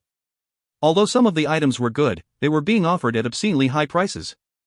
Furthermore, Yi Yun was about to enter the ancient battlefield soon. He naturally wouldn't be foolish enough to buy tons of items from his future opponents. He could decide what he really needed after entering the ancient battlefield. 3 days passed in a blink of an eye. Soon, the moment of the ancient battlefield's opening had arrived. If you find any errors, ads pop up, ads redirect, broken links, non-standard content, etc., please let us know. Report chapter so we can fix it as soon as possible. Chapter 1431, Proceeding Alone. Chapter 1431, Proceeding Alone. Translator, Cetulin. Editor, Cetulin. It was time. All the geniuses of the major factions in the sinkhole were gathered together. And right in front of them was a large, desolate piece of land. It was the true city entrance of ancient ruins city. When Yi Yun looked forward, he saw the horizon reach out endlessly but nothing else. The ancient battlefield was in such a place? Suddenly, people from the other factions began moving. They constantly split up into groups comprising of hundreds or slightly more than 1,000 people. The smallest group had about 100 or 200 people. And on the White Lunar Divine Empire side, the towering man who had previously instructed them to enter the city came forward once again. The ancient battlefield is about to open soon. Form your own teams. People from the White Lunar Divine Empire immediately began to move around. Yi Yun soon discovered that the formation of teams was in fact the formation of teams among the 7 continents. The 7 continents were also competing in a way, so it was very common to form such teams. There are opportunities everywhere in the ancient battlefield, but there are also dangers that can prove fatal everywhere. Even without that, everyone is free to engage in mindless slaughter inside the ancient battlefield. But that is not the point of it. By forming teams, you have a greater chance to traverse the distance from the ancient battlefield's entrance to its interior. Before the towering man could finish his sentence, he heard a dispute breaking out. Luo Yue stood beside Yi Yun with a contorted expression. She was looking coldly at the beautiful, arrogant woman. Lai Jiaojiao, what's the meaning of this? Yi Yun is an honorary elder of our Nanshan family clan.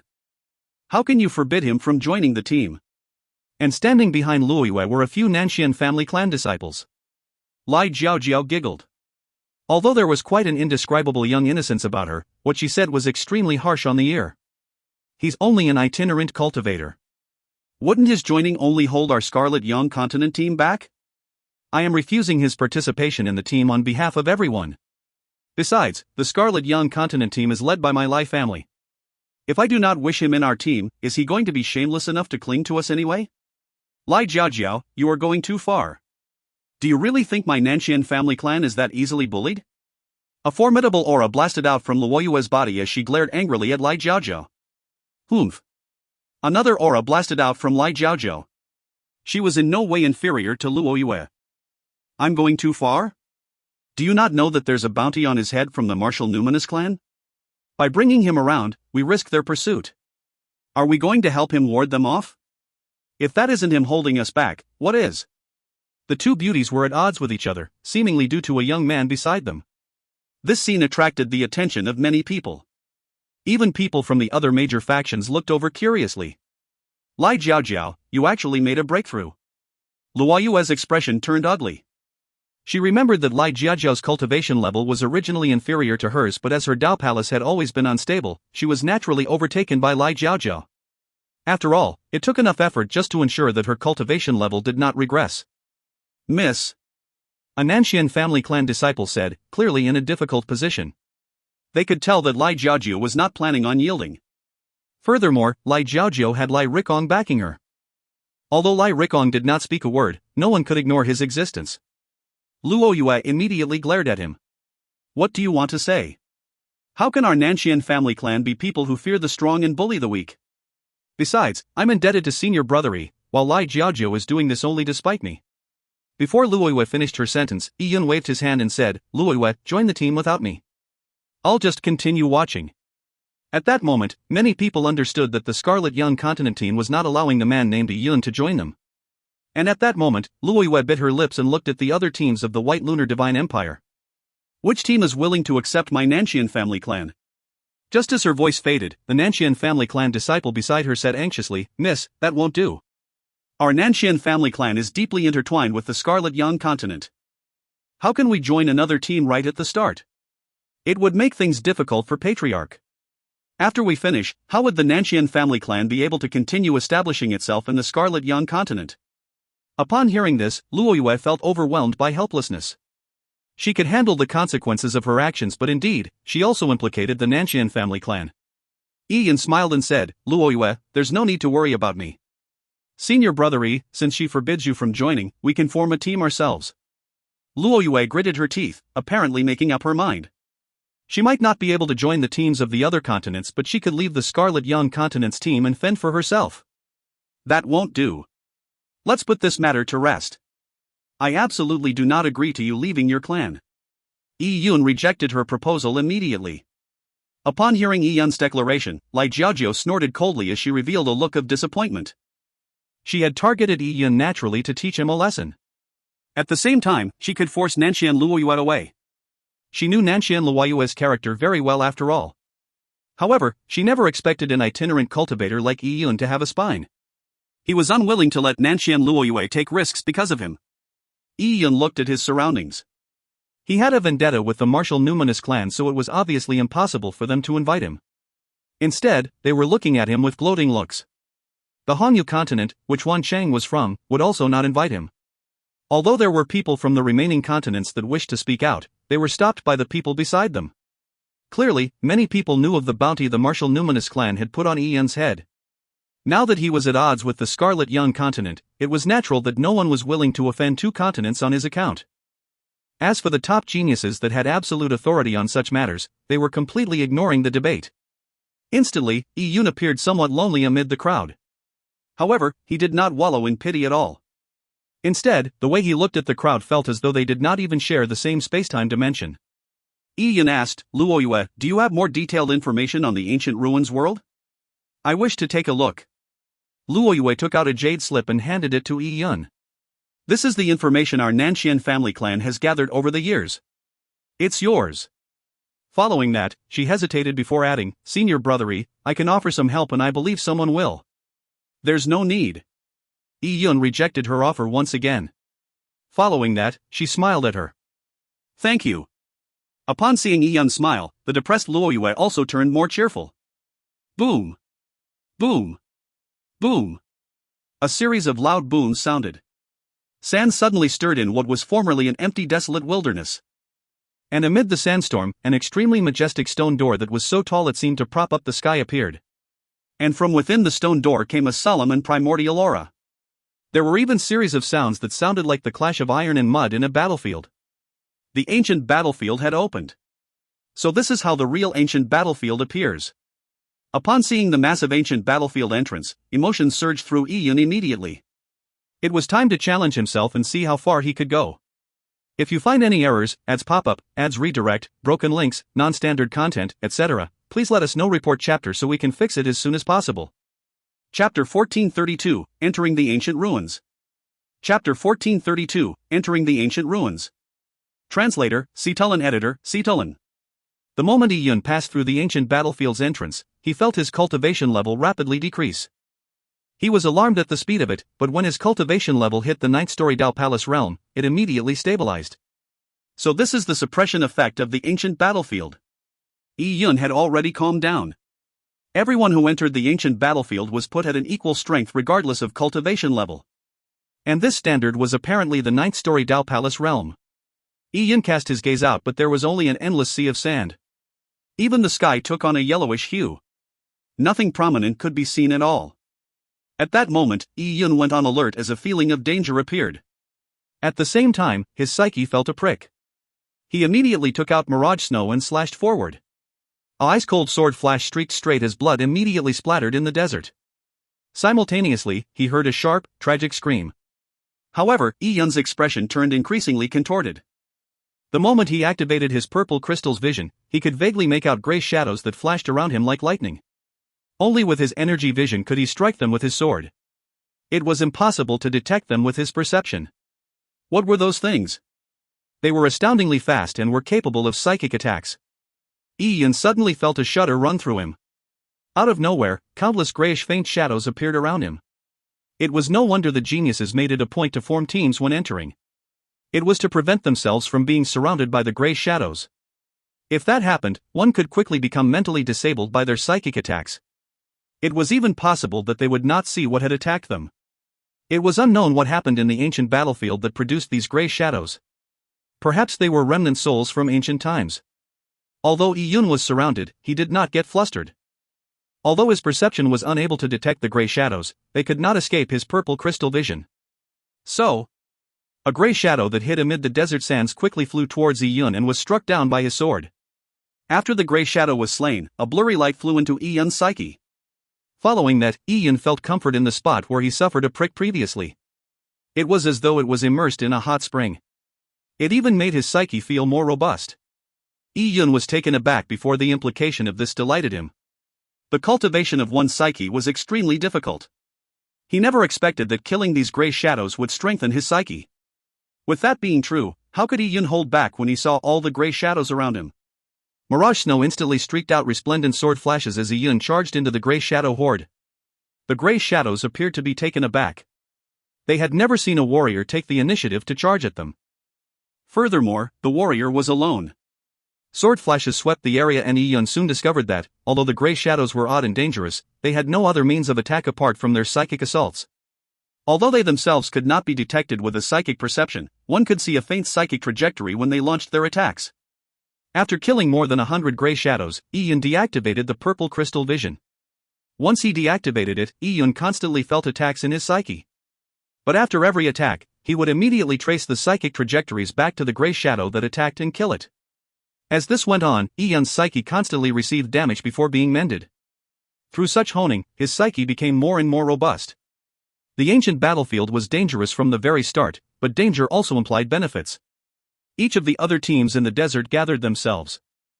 Many of them had a few artifacts that fended off psychic attacks. Once they were activated, everyone quickly flew away within the artifact's area of influence. As for the young girl, Mingy, who had wings of light, every flap of her wings sent countless points of light into the surroundings. Once those gray shadows touched a point of light, it would immediately reveal their locations. Mingy could fly even faster through such a method. The geniuses behind her also flew as fast as they could. Dirong struck directly forward with his fist, sending a huge blast of wind shooting out, instantly blasting the space ahead with such strength that he even ruptured space itself. Naturally, the gray shadows vanished. As for Qinglin, he was nowhere to be seen. He had long flown straight ahead. If the other warriors saw the scene, they would definitely be surprised because he was constantly slaying the gray shadows under the protection of a psyche defense artifact. His speed was unbelievably fast. Be it the White Lunar Divine Empire or the other factions from the sinkhole, all of them had means to deal with the gray shadows. Top geniuses like Qinglin would use the gray shadows to condense their psyche and make it more robust. Luo Yue was among the Scarlet Yan Continent team. Her eyes were filled with worry as she kept looking around. Also in the team was Lai Rikong, who had a halo suffusing his head that blocked the gray shadow's assault. Beyond the halo, nothing could be seen. However, the constant stirrings of attacks could be seen hitting the halo's exterior. The defensive artifact was given by King Scarlet Yang himself. It was a top-grade artifact of the continent. However, Yi Yun did not have such an artifact and he was alone. Luo Yue was somewhat worried. She knew Yi Yun was capable but wondered if he could handle a battlefield that he was completely unfamiliar with. She wanted to find Yi Yun amid the desert but the yellow sand screened off everything. She could not even see past a few meters, much less find Yi Yun. At that moment, the area in front of them turned clear. We are leaving the Psyche Vanquishing Desert. Up ahead is the real ancient battlefield. However, although every team must fly through the Psyche Vanquishing Desert, they will not exit it at the same destination. Lai Rikong's voice sounded. When they landed, Luo Yue realized that only 3 teams had arrived at the same spot as them despite the numerous teams she saw go in. Furthermore, none of them were from the White Lunar Divine Empire. These teams exchanged tense looks before immediately departing to head for the ancient battlefield. Clearly, this was not the place for a fight. Let's go as well, said Lai Rikong. Luo Yue continued looking back at the desert. At that moment, she heard Lai Jiajiao's sarcastic voice come from amid the group. Despite us successfully traversing the desert, our top-grade artifact has suffered quite considerable damage. How can a person make it through the Psyche Vanquishing Desert alone? Even if a person was capable of doing so, they would have to be an astounding peerless figure, not some itinerant cultivator. Lai Jiajiao had said that deliberately to provoke Luo Yue. She had a grudge with her but was unable to attack her directly because of the Nanxian family clan. However, provoking her was satisfying enough. Luo Yue gave Lai Jiajiao a glance but did not say a word. Her eyes were fixated on the Psyche Vanquishing Desert's interior. She silently said, "Senior brother, I hope that everything will be alright." She could only hope that Yi Yun had appeared at a different exit instead of perishing inside the Psyche Vanquishing Desert. Soon, nearly all the teams had departed the Psyche Vanquishing Desert. Apart from a few warriors that received unexpected attacks, causing them to plummet from the sky and instantly vanish amid the desert sands, most people managed to pass through the Psyche Vanquishing Desert safely. They appeared in different spots of the ancient battlefield before proceeding further. They had already forgotten the young warrior that had entered the Psyche Vanquishing Desert alone. And sometime after all the teams departed, a figure suddenly charged out of the Psyche Vanquishing Desert. Oh? That's the end of it? The person's eyes looked discontented, as if unsatisfied by the premature ending. Realizing that there was no longer a desert, he felt somewhat disappointed. If anyone was still around, they would definitely be rendered extremely speechless. Every team yearned to leave the Psyche Vanquishing Desert as soon as possible, but this person even appeared repulsed by the fact that the desert was not large enough. He was none other than Yi Yun. He turned back and found the desert rather strange. Having reached where he was, he felt like he had been blocked by a natural barrier. It felt like the billowing desert sandstorm was a gigantic wall that reached into the skies. Yi Yun attempted to go back into the desert but felt a formless obstruction. I can't fly backwards. That means that the huge door only permits entry and not exit. Yi Yun came to this conclusion. If he wanted to exit, he could only do so by crushing the token he received. There was a tiny teleportation array embedded in it. Yi Yun had reaped a huge harvest inside the Psyche Vanquishing Desert. His psyche had been fortified by more than 10%. With a scan of his perception, he could see everything, including the motions of ants, in a 50-kilometer radius. Yi Yun took out the jade slip that Luo Yue had given him. He determined his location according to the surroundings environment he was in. The jade slip Luo Yue had given him contained information based on the accounts of geniuses who had entered the ancient battlefield, as well as information they purchased. It included a map of the ancient battlefield, with many dangerous spots or spots that offered great benefits labeled. However, there were many blank spots or places with nothing but a crude description on the map. According to the Jade Slip, this was because some places would only appear randomly with each ancient battlefield's opening. Certain places only appeared once every few centuries, while there were other places that only appeared after tens or hundreds of thousands of years. It would be up to one's fate if they were able to enter such spots. And to finally leave one's name on the world monolith, it was not about the number of enemies killed but the number of special opportunities one received in the ancient ruins world. In order to obtain these things, one not only needed the light from Providence to shine on them, it would also require sufficient strength. If you find any errors, ads pop up, ads redirect, broken links, non-standard content, etc., please let us know. Report chapter so we can fix it as soon as possible. Chapter 1433, Divine Parish Hall. Chapter 1433, Divine Parish Hall. Translator, Cetulin. Editor, Cetulin. The ancient battlefield was extremely vast. Many places were impervious to perception probes. Soon, Yun landed in a mountain valley. According to the Nanshan family clan's Jade Slip, this was a herbal valley.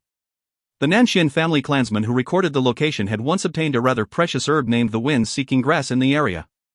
Yun could make use of that herb. Furthermore, the records mentioned other rare herbs in the valley. It also happened that the location recorded on the Jade Slip was closest to the area Yun had appeared in. Therefore, he immediately rushed over when he saw it on the record. Yun was now in great need of natural treasures.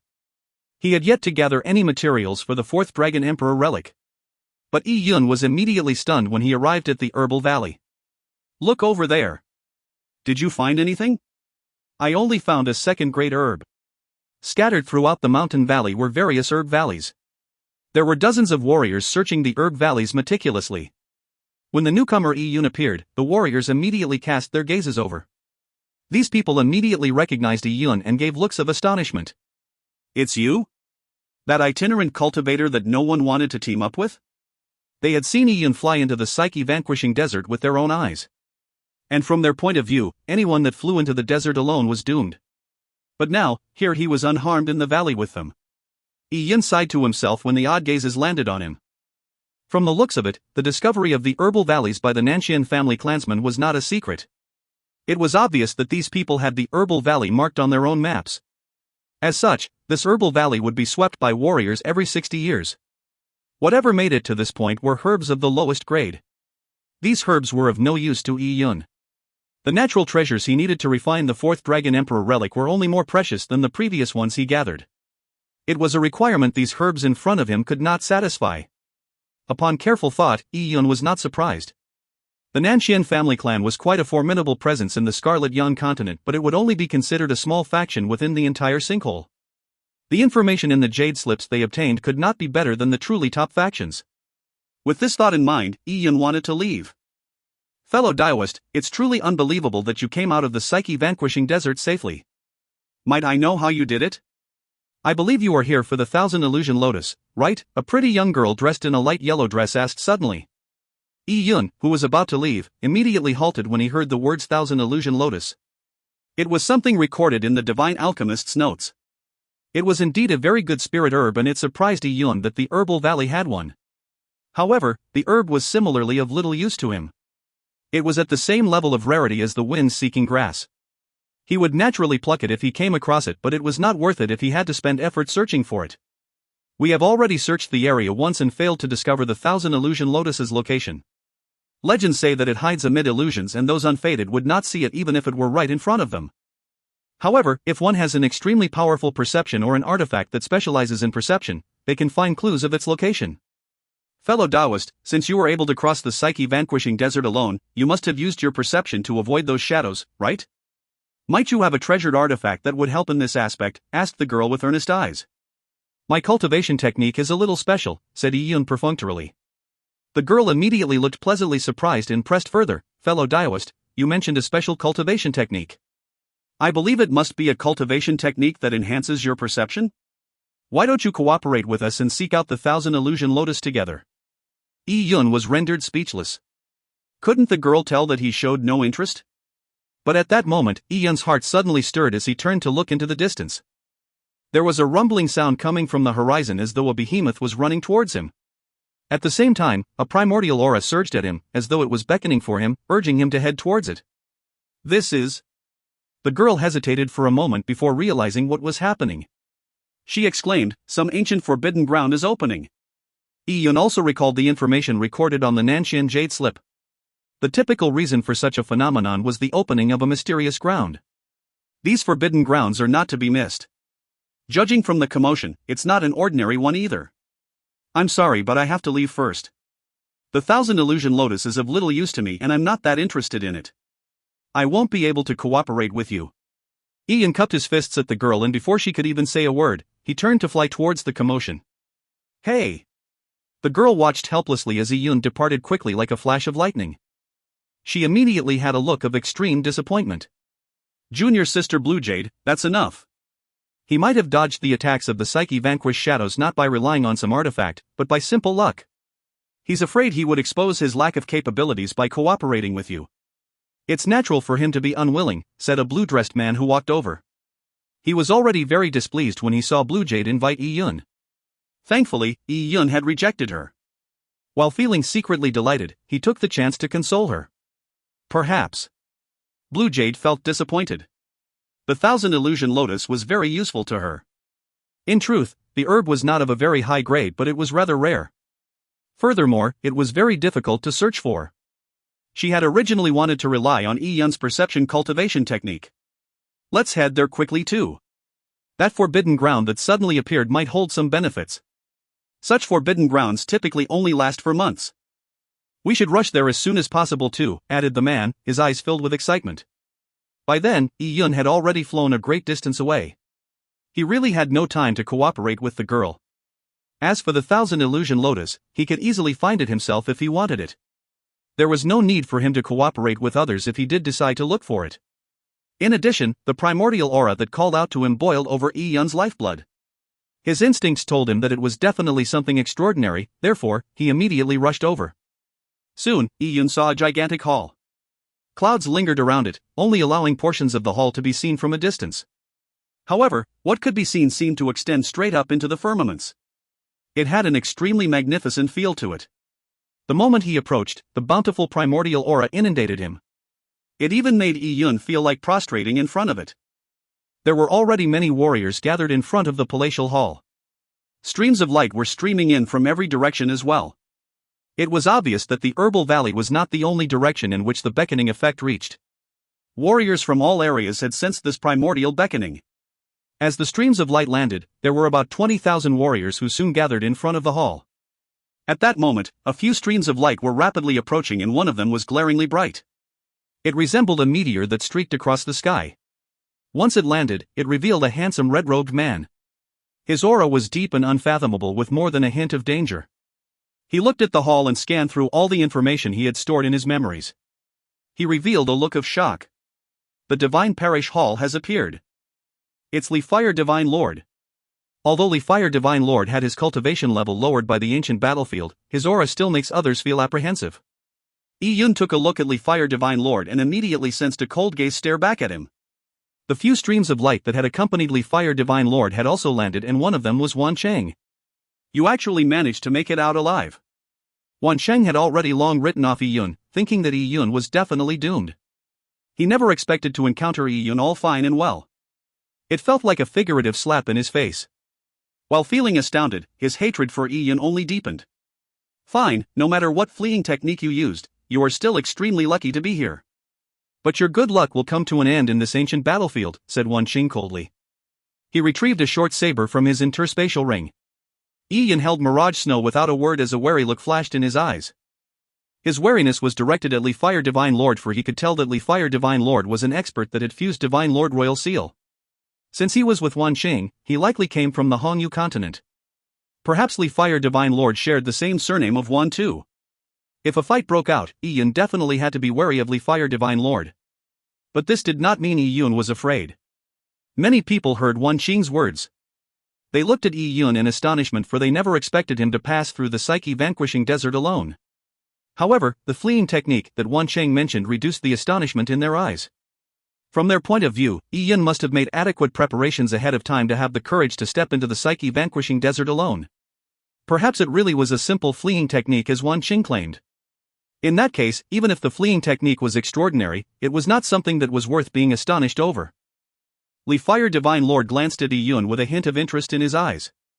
However, his eyes were similar to Wan Qing's. They held an extremely gloomy look that made Yi Yun feel uncomfortable.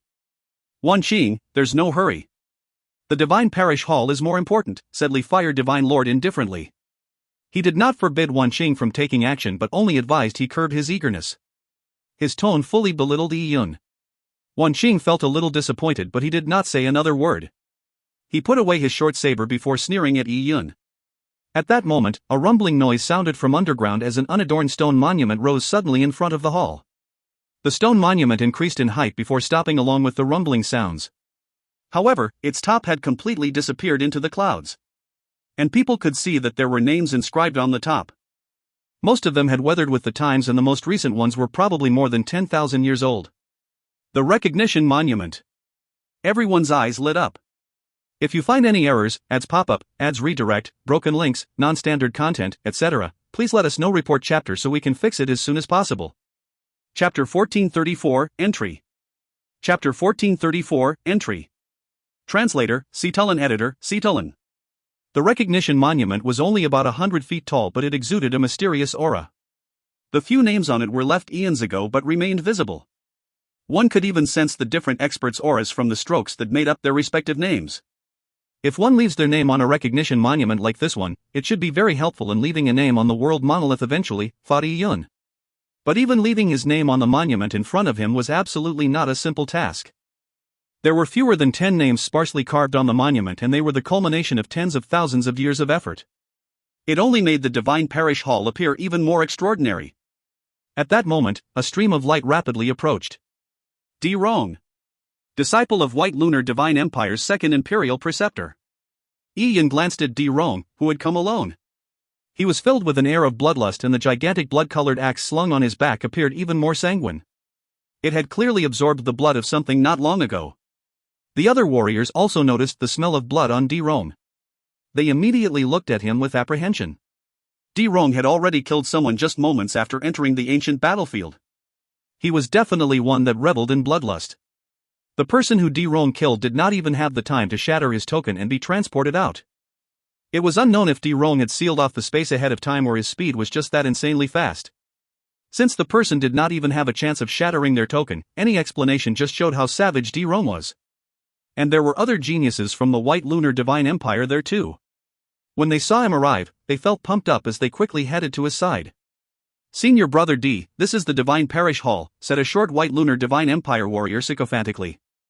The warrior came from a minor faction and he had kept silent among the crowd before Di Rong's arrival. He only dared step forward after Di Rong arrived. Oh. Not bad. It's indeed the Divine Parish Hall. From the looks of it, my luck is pretty good. Di Rong's voice sounded like a deep rumbling thunder. He looked at the Divine Parish Hall with burning eagerness. He scanned his surroundings and, other than a few people and Li Fire Divine Lord that made him take a second look, no one caught his eye. He knew the names and reputation of every top genius from the major factions. Although Li Fire Divine Lord was stronger than him, it was practically impossible for him to leave his name on the monument. The higher one's cultivation level and age was, the harder it was to leave one's name. The chances of success for someone like him were practically negligible. Di Rong looked at the White Lunar Divine Empire geniuses that were standing close to the hall's doorway. He said to the warriors who had reserved spots due to their early arrival, "Make way." The expressions of the warriors immediately turned livid. But faced with Di Rong's raging murderous intent, none of them dared say a word. They silently shifted to the side. Li Fire Divine Lord, Wan Qing, and company also came before the hall's door. And the warriors that came from the same faction quickly responded by making way without need for instruction. "Punk, it's best you do not try to flee." Wan Qing turned his head as he gave a sinister grin. He was warning Yi Yun not to take the opportunity to escape. Many of the surroundings warriors cast a look of pity or schadenfreude on Yi Yun. He was an itinerant cultivator that even the White Lunar Divine Empire thought nothing of. Therefore, how could he be the match of Wan Qing, a follower of Li Divine Lord? The best course of action for him was to shatter his token and escape. Of course, as the ancient battlefield had only just begun, leaving now only meant a wasted trip. However, it was still better than throwing away his life. Di Rong glanced at Yi Yun and frowned. "That's him?" After some thought, he said to the short warrior, "Go and tell him to come over." With so many people treating Yi Yun as a joke, he could not allow the White Lunar Divine Empire to have its reputation sullied in front of him. He would not have cared if it was happening outside his watch. The warrior immediately acted on his request and came in front of Yi Yun. "Come with me to Senior Brother D's side." Yi Yun took a glance at the warrior and said, "There's no need." Di Rome pricked up his brows but immediately understood the reason. Since Yi Yun was not planning on receiving his protection, he was likely planning on escaping. He clearly had a certain level of skill to be able to traverse the psyche-vanquishing desert alone, but to escape right from under Fire Divine Lord's nose with that bit of skill? He might not even have time to crush the token. Fire Divine Lord clearly thought the same as a sneer suffused the corner of his lips. The short warrior was taken aback. He never expected Yi Yun to reject Di Rome's good intentions. From the looks of it, the reason why no one from the Scarlet Young continent wanted him was solely the result of his own actions. He really did not know what was best for him. But almost immediately, his eyes widened as Yi Yun walked to a spot in front of the hall's doorway with a composed look despite the many eyes on him. Due to Di Rome and Fire Divine Lord's insistence, the area in front of the doorway was mostly empty. Even so, no one squeezed ahead. As for Yi Yun, he appeared completely unaware of the situation. He stood there extremely naturally. Wan Xing jolted out of his senses as he stared at Yi Yun in disbelief. "How gutsy. You? What? Didn't you ask me not to flee? Yet, you are afraid when I'm not fleeing?" Yi Yun gave him a darting glance and said this with a sneer. The corner of Wan Qing's mouth twitched but he completely calmed down. "Good, you have guts."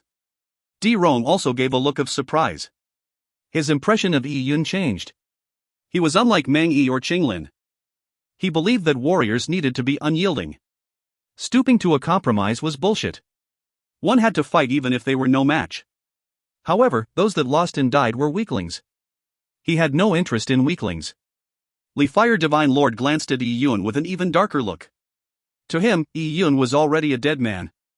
The surrounding warriors watched as Yi Yun stood there alone there with mixed looks. Some were impressed by him while many people believed that Yi Yun looked composed because he could just crush his token at any time. He was only a paper tiger.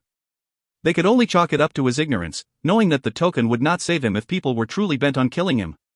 After Yi Yun stood there for some time, the Divine Parish Hall suddenly rumbled. A mysterious and austere voice sounded from within.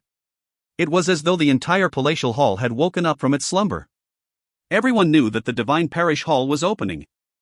After hearing the deep sound, the Divine Parish Hall's gigantic doors gradually swung sideways, revealing an entrance filled with an ancient aura. Yi Yun looked up at the Divine Parish Hall and felt all his lifeblood being stirred by the hall. He had an involuntary urge to enter. It was unknown how long the Divine Parish Hall had existed, but it still had such a terrifying aura that secretly alarmed Yi Yun. "The Divine Parish Hall is open. This is the first ancient forbidden ground I will be entering. I have to leave my name here as a representative of the White Lunar Divine Empire." Di Rong stood up. He appeared very normal before standing up, but when he fully stood up, a violent aura surged from his body. His eyes burned with fighting spirit. As Di Rong walked into the hall, Fire Divine Lord followed. His red robes transformed into a fiery red beam of light that shot into the hall. "Let's go." Yi Yun also raised his foot up the stairs to head inside the Divine Parish Hall. But at that moment, he felt a psyche perception land on him. A psyche mark had been planted on him. Yi Yun only sneered in response. Ignoring the fact that Wan Cheng had no plans on sparing him, Yi Yun would not spare him even if Wan Cheng did not want to fight so badly. Warriors constantly entered the Divine Parish Hall as the door remained open. The ancient aura likewise constantly spread outwards. The moment he stepped into the Divine Parish Hall, Yi Yun felt something strange. He felt like he was being pushed out by the Divine Parish Hall. Yi Yun looked forward. Although Di Rong and Fire Divine Lord were walking slowly ahead of him, they were still proceeding forward. The push gradually strengthened as Yi Yun felt that he was being repelled by the Divine Parish Hall. The gap between him and the first batch of people also widened. If this continued, he would eventually be completely expelled from the Divine Parish Hall. Yi Yun did not falter under such circumstances. He calmed his mind and did not resist the expelling force. Instead, he fully immersed himself in the feeling of the powers contained in the pushing force. Gradually, Yi Yun realized in surprise that the pushing force was a nomological force, one formed from many laws. As long as he found the corresponding method to deal with any one law with a negative polarity, he would be able to continue forward. Yi Yun then realized that Di Rong and company had grasped this long before he did. It was the same with Fire Divine Lord. Indeed, these top geniuses and divine lords had an advantage over itinerant cultivators like him. This was not even the true interior of the divine parish hall. It was just a passageway leading from the hall's main entrance. Many warriors that came here were pushed out for a period of time before they continued walking inside. Ian also planned on continuing forward, but he came to a halt after a few steps. The nomological forces contained in the pushing force were extremely intriguing. If he continued walking, it would only be considered as resorting to trickery. He would not be able to fully understand the underlying essence. Ian's resolve strengthened. He made his decision within seconds. He stopped taking steps forward, and instead stood there to silently experience the pushing force in full as he continuously inferred the mystery behind it. If you find any errors, ads pop up, ads redirect, broken links, non-standard content, etc., please let us know. Report chapter so we can fix it as soon as possible. Chapter 1435, Abnormal Changes. Chapter 1435, Abnormal Changes. Translator, Cetulin. Editor, Cetulin. Many people saw Ian studying the laws in the passageway but thought nothing of him. They passed right by him and continued walking towards the divine parish hall's interior. In fact, they had also sensed the laws in the passageway but never thought to study them closer. The ancient battlefield had many places with such strange laws. Many predecessors had put in great effort to study these laws, but to no avail. Therefore, they didn't bother wasting their efforts. Most warriors entered the ancient battlefield with jade slips filled with the experiences of their predecessors. They knew which forbidden lands were of the greatest value and which places had the most opportunities. There were even some unique obstacles that the jade slips had information on, allowing the holders to pass through them by pulling a trick. The people who entered the ancient battlefield would mostly choose to follow what was laid out in their predecessors' guides. The advice saved them time and increased their efficiency, as well as ensured their safety. This Iyun probably does not dare to enter the hall with us. He's deliberately loitering by the door, Wan Qing scoffed. He stepped through the main door of the inner sanctums of the divine parish hall. The moment he did, he felt the world spin. He focused his eyes and realized that his surroundings had changed drastically. There was no longer a hall, and in its place was a luxuriant plain. The sky looked overcast and the sun was being hidden by clouds that lingered perennially. There was violent yuan qi in the air, as well as a thick bloodlust. Lordly fire, what is this place? The world appeared extremely dangerous to Wan Cheng. This was not the divine parish hall he had imagined. At that moment, a warrior's scream was heard not far away. Wan Qing immediately looked over. The warrior had followed closely behind them and, after taking a few steps forward, his body exploded, reducing to a blood mist. And the spot he died on was completely void of anything. This. Wan Qing's pupils constricted. He had no idea how the person had died. For a person to die immediately upon entry, this place was just too creepy. Lordly fire, what do we do? Wan Qing turned a little flustered. He never expected to suddenly step into such a dangerous environment.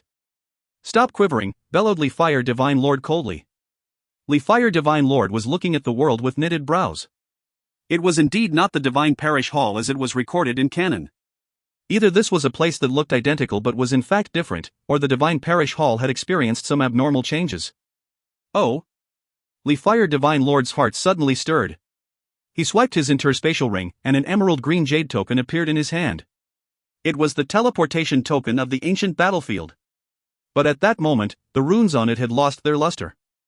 It was completely dark. The teleportation tokens are no longer effective, said Li Fire Divine Lord matter-of-factly. What? Then? Wan Qing's heart tightened.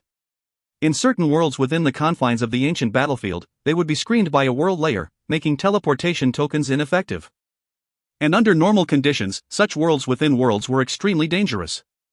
Without the token, their fates were pretty much up to the heavens. There were records in canon stating that all warriors who entered died tragically. If you are worried about your safety, just leave. It should still be possible to leave since you just entered this forbidden land. But once you walk further in, it will become difficult to leave, said Li Fire Divine Lord as he shot a glance at Wan Cheng. Wan Cheng was indeed lacking in confidence. His talent was not considered heaven-defying, but he did not wish to show fear in front of Li Fire Divine Lord. He gritted his teeth and said, Lord Li Fire, I came to the ancient battlefield to challenge myself. If I were to retreat in the face of great opportunities, I will probably not amount to much in my martial career. I want to enter. Then follow me. Li Fire Divine Lord now appeared somewhat cold towards Wan Cheng. Although they came from the same family, Wan Shang was not someone he needed to take particular care of, considering his position.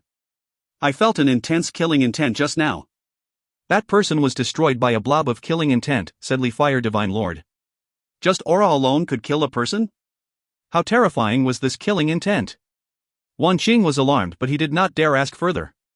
He followed Li Fire Divine Lord as though he was treading on thin ice.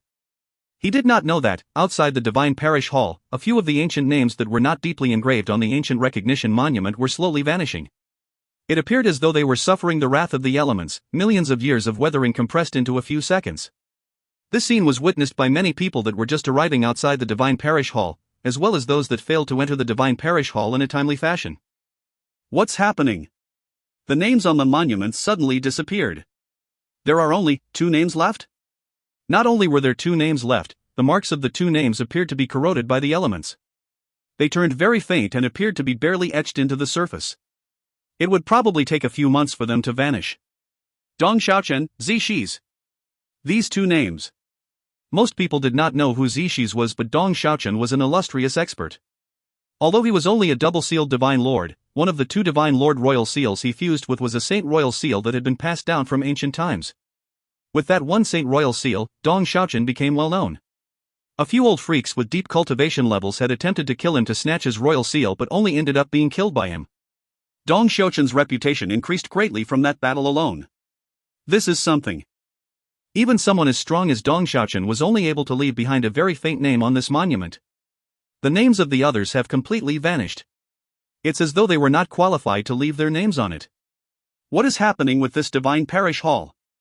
People were baffled, but knew without a doubt that something abnormal had happened to the Divine Parish Hall. Furthermore, it became even more dangerous. If Dong Xiaochen had barely left his name on the Divine Parish Hall's monument, then there was no point in most of them entering the hall. It was very possible for them to perish inside in the event of any mishap.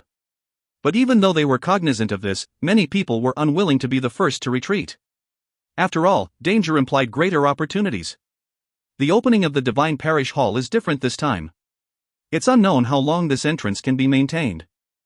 If we give up out of fear, we might be abandoning the only chance we have to experience a metamorphic life change. That's right. Riches lie where danger lies. I find it unacceptable to see a treasure trove and not enter. I'll risk it. At least I won't feel regret. The ones who spoke were 2 young geniuses from magnificent heaven. They were young and aggressive, having extremely great ambition. Although it was a forbidden ground that the likes Dong Xiaochen barely qualified for, they still chose to step in without any hesitation. As though spurred on by the 2 geniuses, many of the warriors behind them stepped into the Divine Parish Hall as well. One still heads to the tiger-infested mountain despite knowing what it is. These genius warriors had come to the ancient battlefield to search for opportunities. Warriors live to defy the heavens. If they avoided dangers upon encountering them, what was the point in cultivating in martial arts? Of course, there were many who did not share that thought. If they lost their lives, the pursuit of the martial path wouldn't matter. Knowing oneself was important as well. Oh. This person is. The moment they entered the Divine Parish Hall, they did not encounter the sweeping danger they had expected. Instead, they saw a person standing by the hall's entrance. In the beginning, they thought that the person had noticed the abnormal changes of the Divine Parish Hall and had feared entering.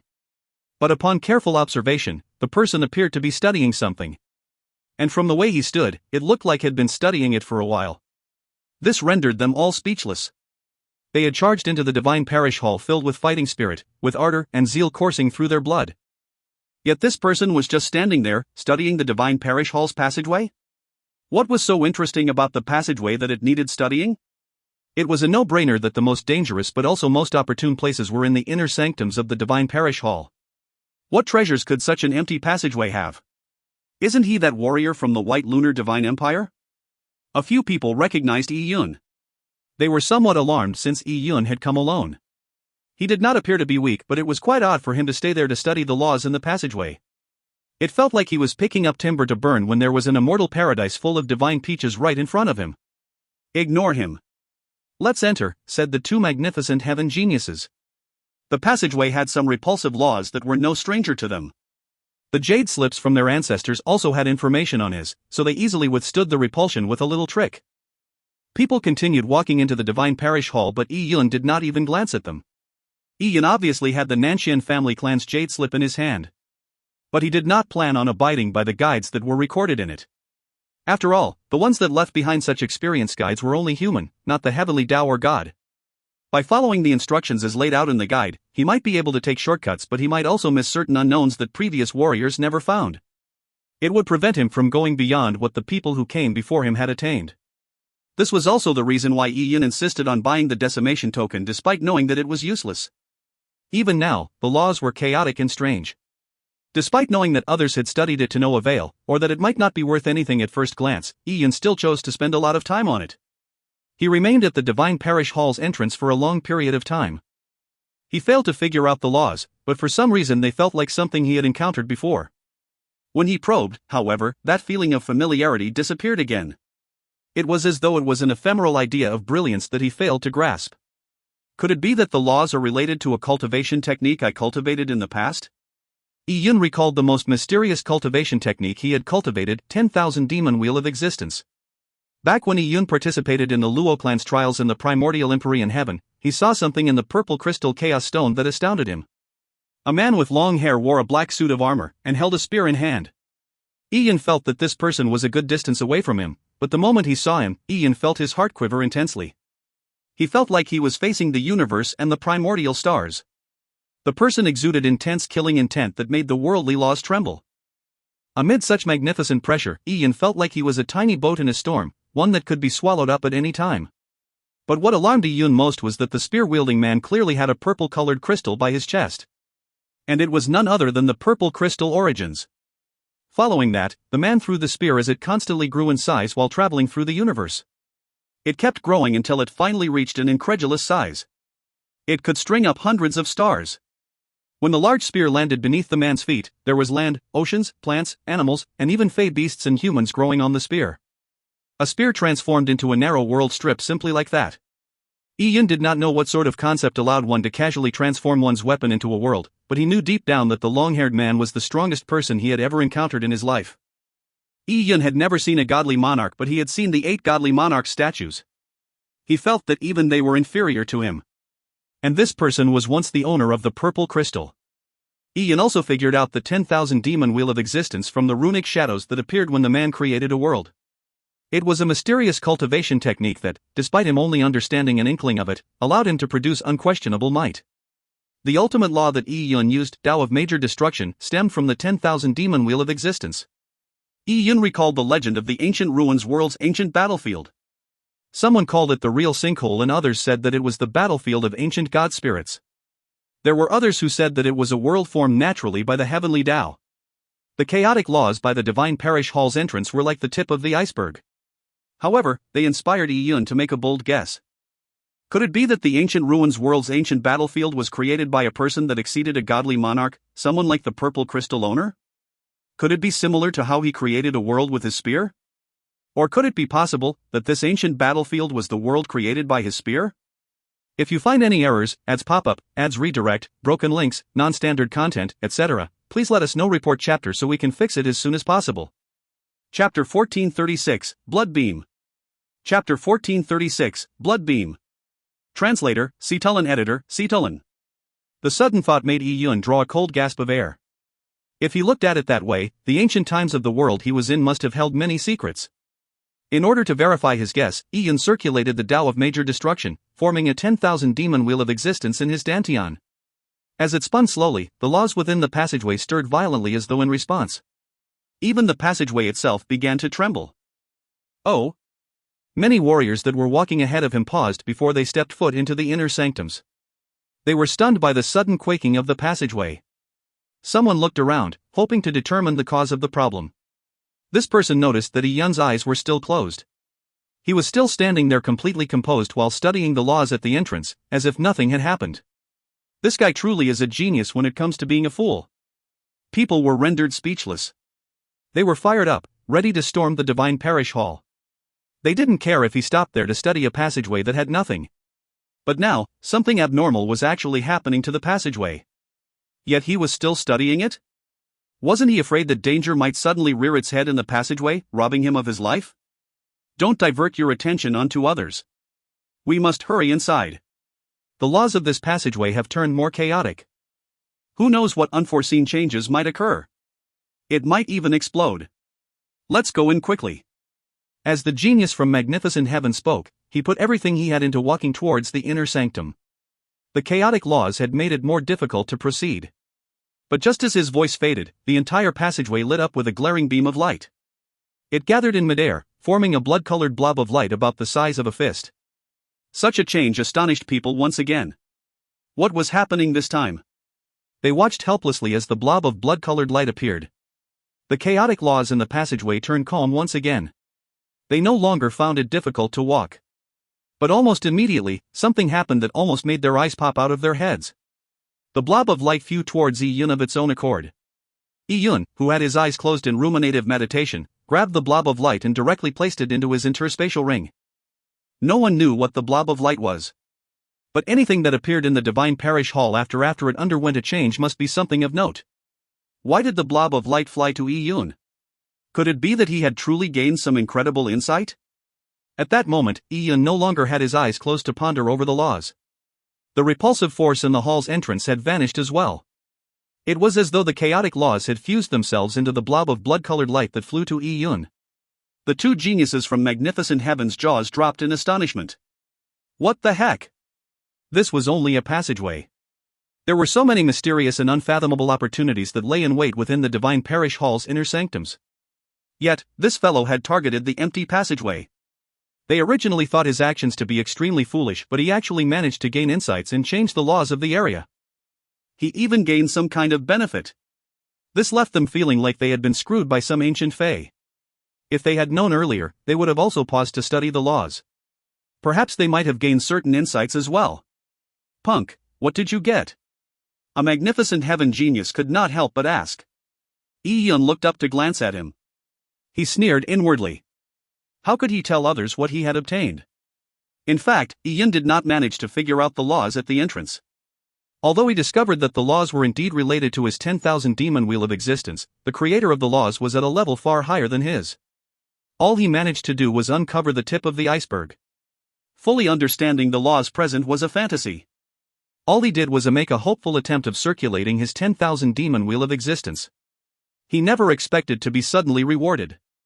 Even he was surprised by what had happened. Stop there. Seeing Yi-Yun ignore him completely as he walked straight towards the inner sanctums of the divine parish hall, the youth from Magnificent Heaven's expression turned cold. What is it? You want to attack me? Yi-Yun turned to look at him. A glint flashed in the youth's eyes. He was weighing the possibility of obtaining the item Yi-Yun had received by defeating him. However, Yi-Yun had a mid-stage supremacy cultivation level even if he was an itinerant cultivator without a background. In comparison, the youth was only at the Dao Palace realm. Everyone's cultivation level in the ancient battlefield was set to the 9th-story Dao Palace, but there were still differences in the nomological insights of a supremacy and a Dao Palace warrior. The Magnificent Heaven youth was sizing up Yi-Yun's combat strength. He was a genius that was nearly peerless at his realm. If he combined forces with his partner, he could very well defeat Yi-Yun. It was worth trying. Just as the youth was about to share his thoughts with his junior brother through a voice transmission, Yi-Yun suddenly moved. He was like a ferocious tiger descending the mountain. He instantly appeared in front of the Magnificent Heaven genius, striking out with a punch. This punch carried boundless might. Yi-Yun had tempered his body with the Dragon Emperor technique so that, even without using Yuan Qi, his physical attacks were not something warriors of the same realm could withstand. The Magnificent Heaven youth's expression changed drastically as he felt the pressure of the punch seal all his bodily functions. It was impossible for him to dodge. Junior brother, aid me. Just as he shouted, Yi-Yun's punch landed firmly on his chest. It shattered all his ribs as his innards exploded. The Magnificent Heaven youth's body flew backwards like a ball being struck with a bat. He slammed heavily into the stone walls along the passageway. He spewed out a large mouthful of blood. There was a destructive wound on his chest as he looked at Yi-Yun in disbelief. He never expected that the difference between his and Yi-Yun's strength was as stark as night and day. Ignoring the fact that Yi-Yun was originally a mid-stage supremacy, he was probably not Yi-Yun's match even if they were at the same cultivation level. You. The Magnificent Heaven youth watched in horror as Yi-Yun walked towards him. He gritted his teeth and shattered his teleportation token. A white light fell from the sky, enveloping him completely.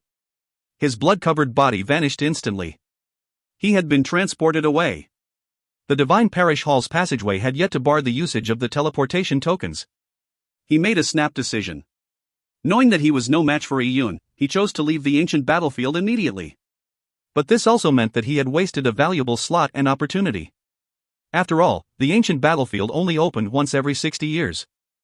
The younger one was, the higher the chance of one being able to leave their names behind. The chances of finding great opportunities would also be higher. He left just like that? Iyun pricked up his brows.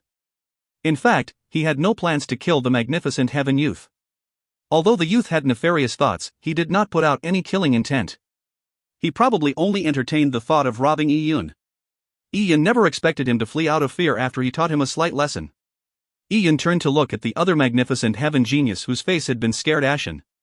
His senior brother nearly faced the full wrath of this god of death despite not having done anything. Had he tried to attack Iyun, what would the consequences have been? I didn't do a thing, nor did I ask. The magnificent Heaven Youth quickly washed his hands of the situation.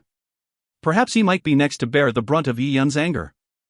If that happened, all he could do was shatter the teleportation token to escape. If you find any errors, ads pop-up, ads redirect, broken links, non-standard content, etc., please let us know. Report chapter so we can fix it as soon as possible. Chapter 1437, Essence Chi Apocalyptic Fumes. Chapter 1437, Essence Chi Apocalyptic Fumes. Translator, Cetulin. Editor, Cetulin. From the way the youth spoke, Iyun knew he came from the magnificent heaven. He got the general idea that the magnificent heaven was a great world in the sinkhole. And all the factions in that great world formed an alliance known as Magnificent Heaven. As a mighty faction that was in no way inferior to the White Lunar Divine Empire, Iyun knew that the genius he just chased out was backed by a Divine Lord expert. There was bound to be some trouble as a result. It was only logical. There was no way he could kill everyone he encountered the passageway. As such, he ignored the youth, turned around, and walked into the inner sanctum of the Divine Parish Hall. The moment he entered, the scene changed abruptly. Iyun saw a luxuriant grass plain under thick clouds in the sky. They looked like dark clouds that had been coalescing for tens of thousands of years. It was so dark and heavy that the clouds were probably about to release their load. The smell of blood? Iyun closed his eyes to better focus on the area. Someone had died recently in the vicinity, but there was no corpse to be seen. He could not determine the cause of death since there were no remains. The teleportation token is no longer effective. Iyun took out his teleportation token and saw that it had already dimmed, having lost its power. Iyun knew that the spatial laws of the world he was in was sealed off from the usage of the teleportation array. He casually crushed the teleportation token to powder. He had no need for it anyway. Since he had come to the ancient battlefield, Iyun planned on leaving his name on the world monolith. Then, he could create one himself. Destroying it would only spur him on. Iyun emanated his psyche perception and realized it was being greatly suppressed. It was now less than 10% of what it originally was. Iyun did not lower his guard. Instead, he turned even more alert as he walked towards the inner sanctums of the Divine Parish Hall. About tens of thousands of kilometers away, Wan Qing was following Li Fire Divine Lord as they proceeded carefully. By then, they had already encountered bouts of fatal clashes and unending peril. Aside from Wan Qing, there were about a dozen youths from the Wan family that followed Li Fire Divine Lord. But now, they only had about half that number. Wan Sheng was deeply regretting his choice. If he knew such an outcome would befall them, he would not have followed Li Fire Divine Lord as he stormed into the Divine Parish Hall because of his indignation. He was beginning to think he should not have even come to the ancient battlefield. The ancient battlefield was highly recommended by many because of the existence of teleportation tokens. It allowed one to go all out for opportunities in a low-risk environment. But now, they had experienced so many encounters that pushed them to the borders of life and death, with not a single benefit to be seen in the Divine Parish Hall. They might have even been all wiped out if not for Li Fire Divine Lord. He had managed to fend off most of the danger. Wait! Don't walk there! As Wan Sheng wallowed in his regret, he suddenly heard Li Fire Divine Lord shout. Wan Xing froze in fear as he instinctively took a huge step back. He widened his eyes and saw that just ahead of him was a mudflat. It looked like mud that resulted from a rainy day, but the color was even more greenish-yellow. Apart from Wan Qing, there was another youth walking ahead of him. He was a few steps ahead and in fact, Li Fire Divine Lord was not shouting to warn Wan Qing but the youth. However, the youth seemed to be spellbound. He stood in front of the mudflat in a daze, motionless. Senior Brother Wine, are you alright? A young girl behind him asked, her voice trembling. The combination of Li Fire Divine Lord's warning and Senior Brother Wang's strange posture made her feel a sense of foreboding. As though he had heard her voice, Senior Brother Wang finally moved. He tottered his body around, but his appearance drained the color from the girl's face. Senior Brother Wang seemed to experience millions of years the instant he turned around. His face was now covered in wrinkles and his turbid eyes were mostly covered by his shriveled eyelids. His hair had turned white and clumps were falling out. Following that, his teeth decayed and fell out. Finally, as though his spine had vanished, he slumped straight to the ground. He had not died and was, in fact, still conscious. He looked at the girl in front of him in pain. He had feelings for her, but now. Senior Brother Wang, Senior Brother Wang. The girl was appalled. Netherworld water. Li Fire Divine Lord drew a gasp. The River of Forgetfulness, one of the 12 legendary Fey gods, was the combination of two tributaries. One was the River of Forgetfulness and the other was the River of the Netherworld. The River of Forgetfulness's water could slow down the passage of time, allowing a person to hold on to youthfulness and life. But the River of the Netherworld was the exact opposite. It would quickly pare away a person's life and, since destruction was all too easy, the Netherworld water's effects far exceeded those of the River of Forgetfulness. Just a drop was enough to age a person considerably, snuffing out their vital flames. He can't be saved. The few years he has left in him will only bring pain. Li Fire Divine Lord sighed as he shot out sword chi. It struck Senior Brother Wang's glabella. His body jolted gently before his eyes lost the last bit of luster that was left in them. Upon seeing this scene, Wan Qing's back broke out into cold sweat. If he had taken a few more steps forward, he would have shared the same outcome. Let's go. Li Fire Divine Lord casually tossed a fireball to cremate Senior Brother Wang's corpse. He continued forward before suddenly coming to a halt. He saw what seemed like billowing essence chi apocalyptic fumes surging into the sky far away. The essence chi apocalyptic fumes contained horrifying lifeblood powers. Despite the great distance, it was still able to stir all of Li Fire Divine Lord's lifeblood. This is... Li Fire Divine Lord's eyes lit up. There was something seemingly impressive over there. Master, that is... A white-robed man beside Li Fire Divine Lord felt his heart palpitate as well. He felt that it was a possible opportunity. Let's go take a look. Perhaps there's something good. A glint flashed in Li Fire Divine Lord's eyes. He was no longer young, therefore, it was difficult for him to leave his name on the world monolith due to its rules. However, he was not barred from receiving any opportunities. And since his strength far exceeded that of the young disciples, he held a distinct advantage when vying for them.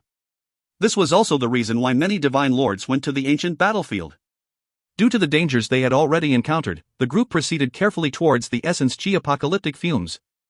The distance of 50 kilometers took them 2 full hours to cross. When they circled around a mountain, they finally saw the spot where the essence chi apocalyptic fumes originated. It left them astounded. How could this be? Li Fire Divine Lord narrowed his eyes. He saw a fountain source with water spewing out of it. And the water was turbid and greenish yellow. It effused an indescribable aura of death. Netherworld water. Li Fire Divine Lord could determine that the fountain source was a pool of netherworld water. And in the middle of the fountain source was a plot of land with black sand. Above it grew a tiny tree. The essence chi apocalyptic fumes that resonated with his bloodline came from this tiny tree.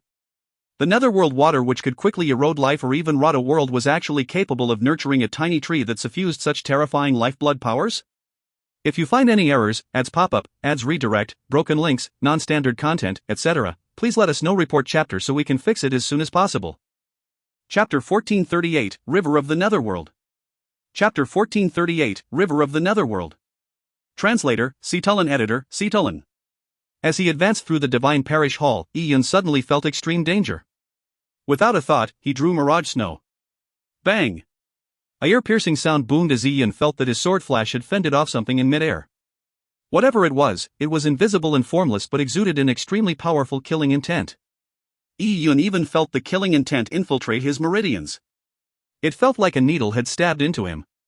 An aura of decimation? Yi-Yun's brows pricked up. For a warrior without his keen perception and considerable strength, such a powerful decimation aura would have destroyed their weapons and sliced through their bodies, grinding them to pieces. The killing aura's might was just too powerful. How did it appear so suddenly? Yi-Yun was puzzled. Even if an unimaginable battle between experts happened in the ancient battlefield, that had to be something that occurred billions of years ago. No matter how powerful the killing aura was back then, it should have long dissipated by now. The strength of the killing aura was still capable of threatening his life, as though it had never weakened despite the long passage of time. A baffled Ian pondered for a moment before he took out a bronze token that suffused red light. The bronze token was the item he had obtained in the Divine Parish Hall. Before Ian entered the ancient battlefield, he had bought a decimation token from a warrior from another faction. The decimation token had exchanged hands among warriors of several major factions over the years, but no one ever managed to figure out its secrets. And in the Divine Parish Hall's passageway, Ian obtained a second token. It was similar to the one he bought, but there were slight differences as well. Decimation tokens. Ian had guessed that the killing aura that permeated the ancient battlefield was just like the one contained in the decimation token. It was a law of the world he was in. It existed in the way the heavenly Tao did. If it was a law of the world, the rules would not change as long as the world remained in existence. If this world had to do with the mysterious person that created the 10,000 demon wheel of existence, it meant that the world must be related to the Tao of major destruction. And decimation is an aspect of destruction. Decimation, by definition, is the destruction of life. As Ian considered the possibilities, he sensed an intense blast of essence chi surging towards him. He looked up, and he vaguely made out billowing essence chi apocalyptic fumes in the horizon that soared into the sky. Oh? What is this? Ian's heart stirred as he flew towards it with a flash. Ian was not the only one. Many warriors in the Divine Parish Hall had sensed the existence of the essence chi apocalyptic fumes as well. However, the fumes were located deep within the Divine Parish Hall. The dangers that lurked everywhere in the hall made many people hesitate. Seeking the essence chi apocalyptic fumes would no doubt mean getting entangled in a life or death struggle. Some did not even dare head for it. Others encountered dangerous situations and perished on the way there. Of course, there were some experts in the Divine Parish Hall that ignored the distance. Di Rong was no doubt one of them. He was only slightly slower than Li Fire Divine Lord as he rushed to the valley where the river of the Netherworld was. He instantly saw the tiny tree that grew amid the fountain waters, as well as Li Fire Divine Lord, his other disciples, and Wan Chang. Di Rong? Li Fire Divine Lord knitted his brows. Di Rong had arrived just minutes after he discovered the tiny tree. More than 10 White Lunar Divine Empire warriors accompanied Di Rong. They were mostly core disciples of the White Lunar Divine Empire. One of them was a middle-aged scholar dressed in an azure-colored gown. His arrival in particular pricked up Li Fire Divine Lord's brows. Xingyu Divine Lord. He knew Xingyu Divine Lord. Di Rong alone was naturally considered weak compared to Li Fire Divine Lord due to his age. Li Fire Divine Lord showed no apprehension towards him, but the arrival of Xingyu Divine Lord made things different. This is. Xingyu Divine Lord looked at the tiny tree as a glint flashed in his eyes. The tree was only about the height of a person. Its trunk was contorted in shape and it looked shriveled, as though it was lacking water. Its bark looked like it had been sun-dried for years. It had few branches and only a handful of leaves hanging from them. One noteworthy aspect of the tree was that every leaf was of a different shape.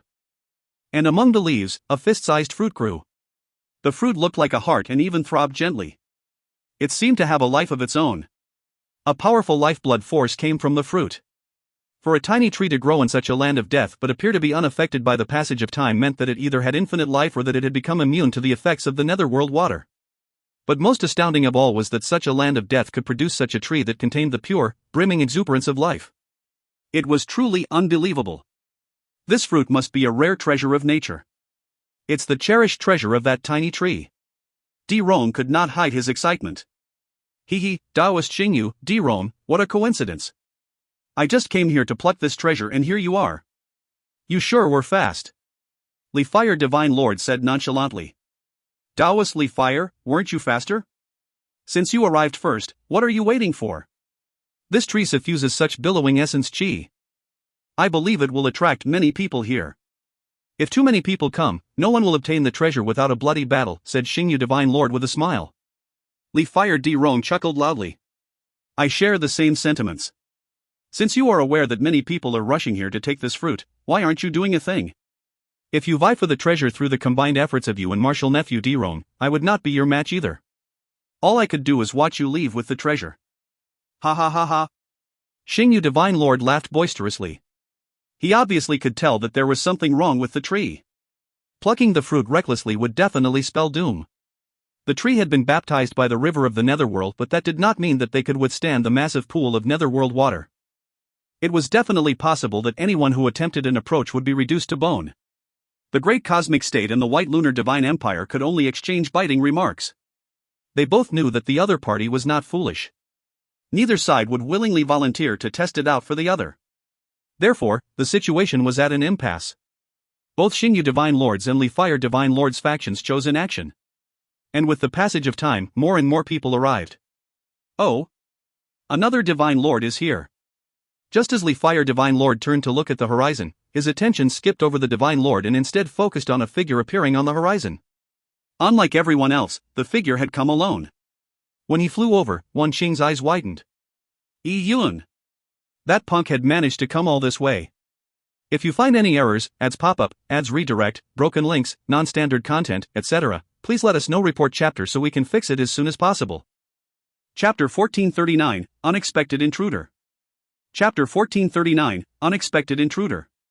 Translator, Cetulin. Editor, Cetulin. The tiny tree was situated deep in the Divine Parish Hall. The road leading to it was a treacherous one, with dangers lurking at every turn. Of all the people drawn to the tiny tree, 3 of them were Divine Lords. They led teams and were naturally able to withstand the dangers of the Divine Parish Hall. There were even a few teams without Divine Lords that barely managed to make it through their cooperative efforts. However, Yi Yun was alone. He stormed all the way here alone?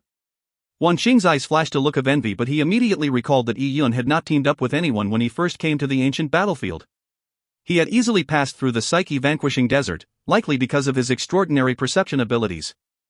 If his perception was that powerful, he could notice dangers such as killing aura vortices or the netherworld water ahead of time and avoid them. Yi Yun, your fleeing abilities are quite noteworthy. You managed to walk out of the Psyche-vanquishing desert alive and then make it all the way here. If you were killed by the killing aura vortices of the Psyche-vanquishing desert, I would not have the chance to see the agonizing look on your face when you die, said Wan Qing in a teasing tone. Oh, it's you. Yi Yun seemed to only notice him at that moment. How did you not die when you are so weak? From the looks of it, your family clan's protection of trash is quite noteworthy. Yi Yun's words hit Wan Qing's soft spot. He had indeed relied on Li Fire Divine Lord to safely come so far. Being overly arrogant often leads to the early death of young people. Watch your words carefully, for teleportation tokens are not usable in the Divine Parish Hall. Li Fire Divine Lord narrowed his eyes at Yi Yun. By mentioning the inability to use teleportation tokens, he was making a barely veiled threat. The threat of a Divine Lord was not something even someone as strong as Di Rong would ignore. Yi Yun chuckled. That's right. Teleportation tokens can't be used here. You are aware of that too. However, the Divine Parish Hall has only just begun to be dangerous and no one knows what it will throw at us later. Are you confident you can bring so much trash around and keep it safe through every situation that might arise? Besides, it doesn't appear they will benefit at all by following you. All the benefits will definitely be yours in the end. The deeper you venture, the more danger there will be. If you fail to take care of them, they will be so out of luck. Or perhaps you plan on using them as cannon fodder? Yi Yun said teasingly. And his words not only succeeded in getting an ugly expression from Li Fire Divine Lord. Even Li Fire Divine Lord's disciples and Wan Qing took on the contorted face. Yi Yun's words were extremely nasty, but they had no way of refuting them. It was true that they would only gain tiny benefits from following Li Fire Divine Lord. Furthermore, they could not believe any claim that he would take good care of every one of them. Just the journey here had caused many disciples to perish. Punk, do you have a death wish? How dare you malign my master?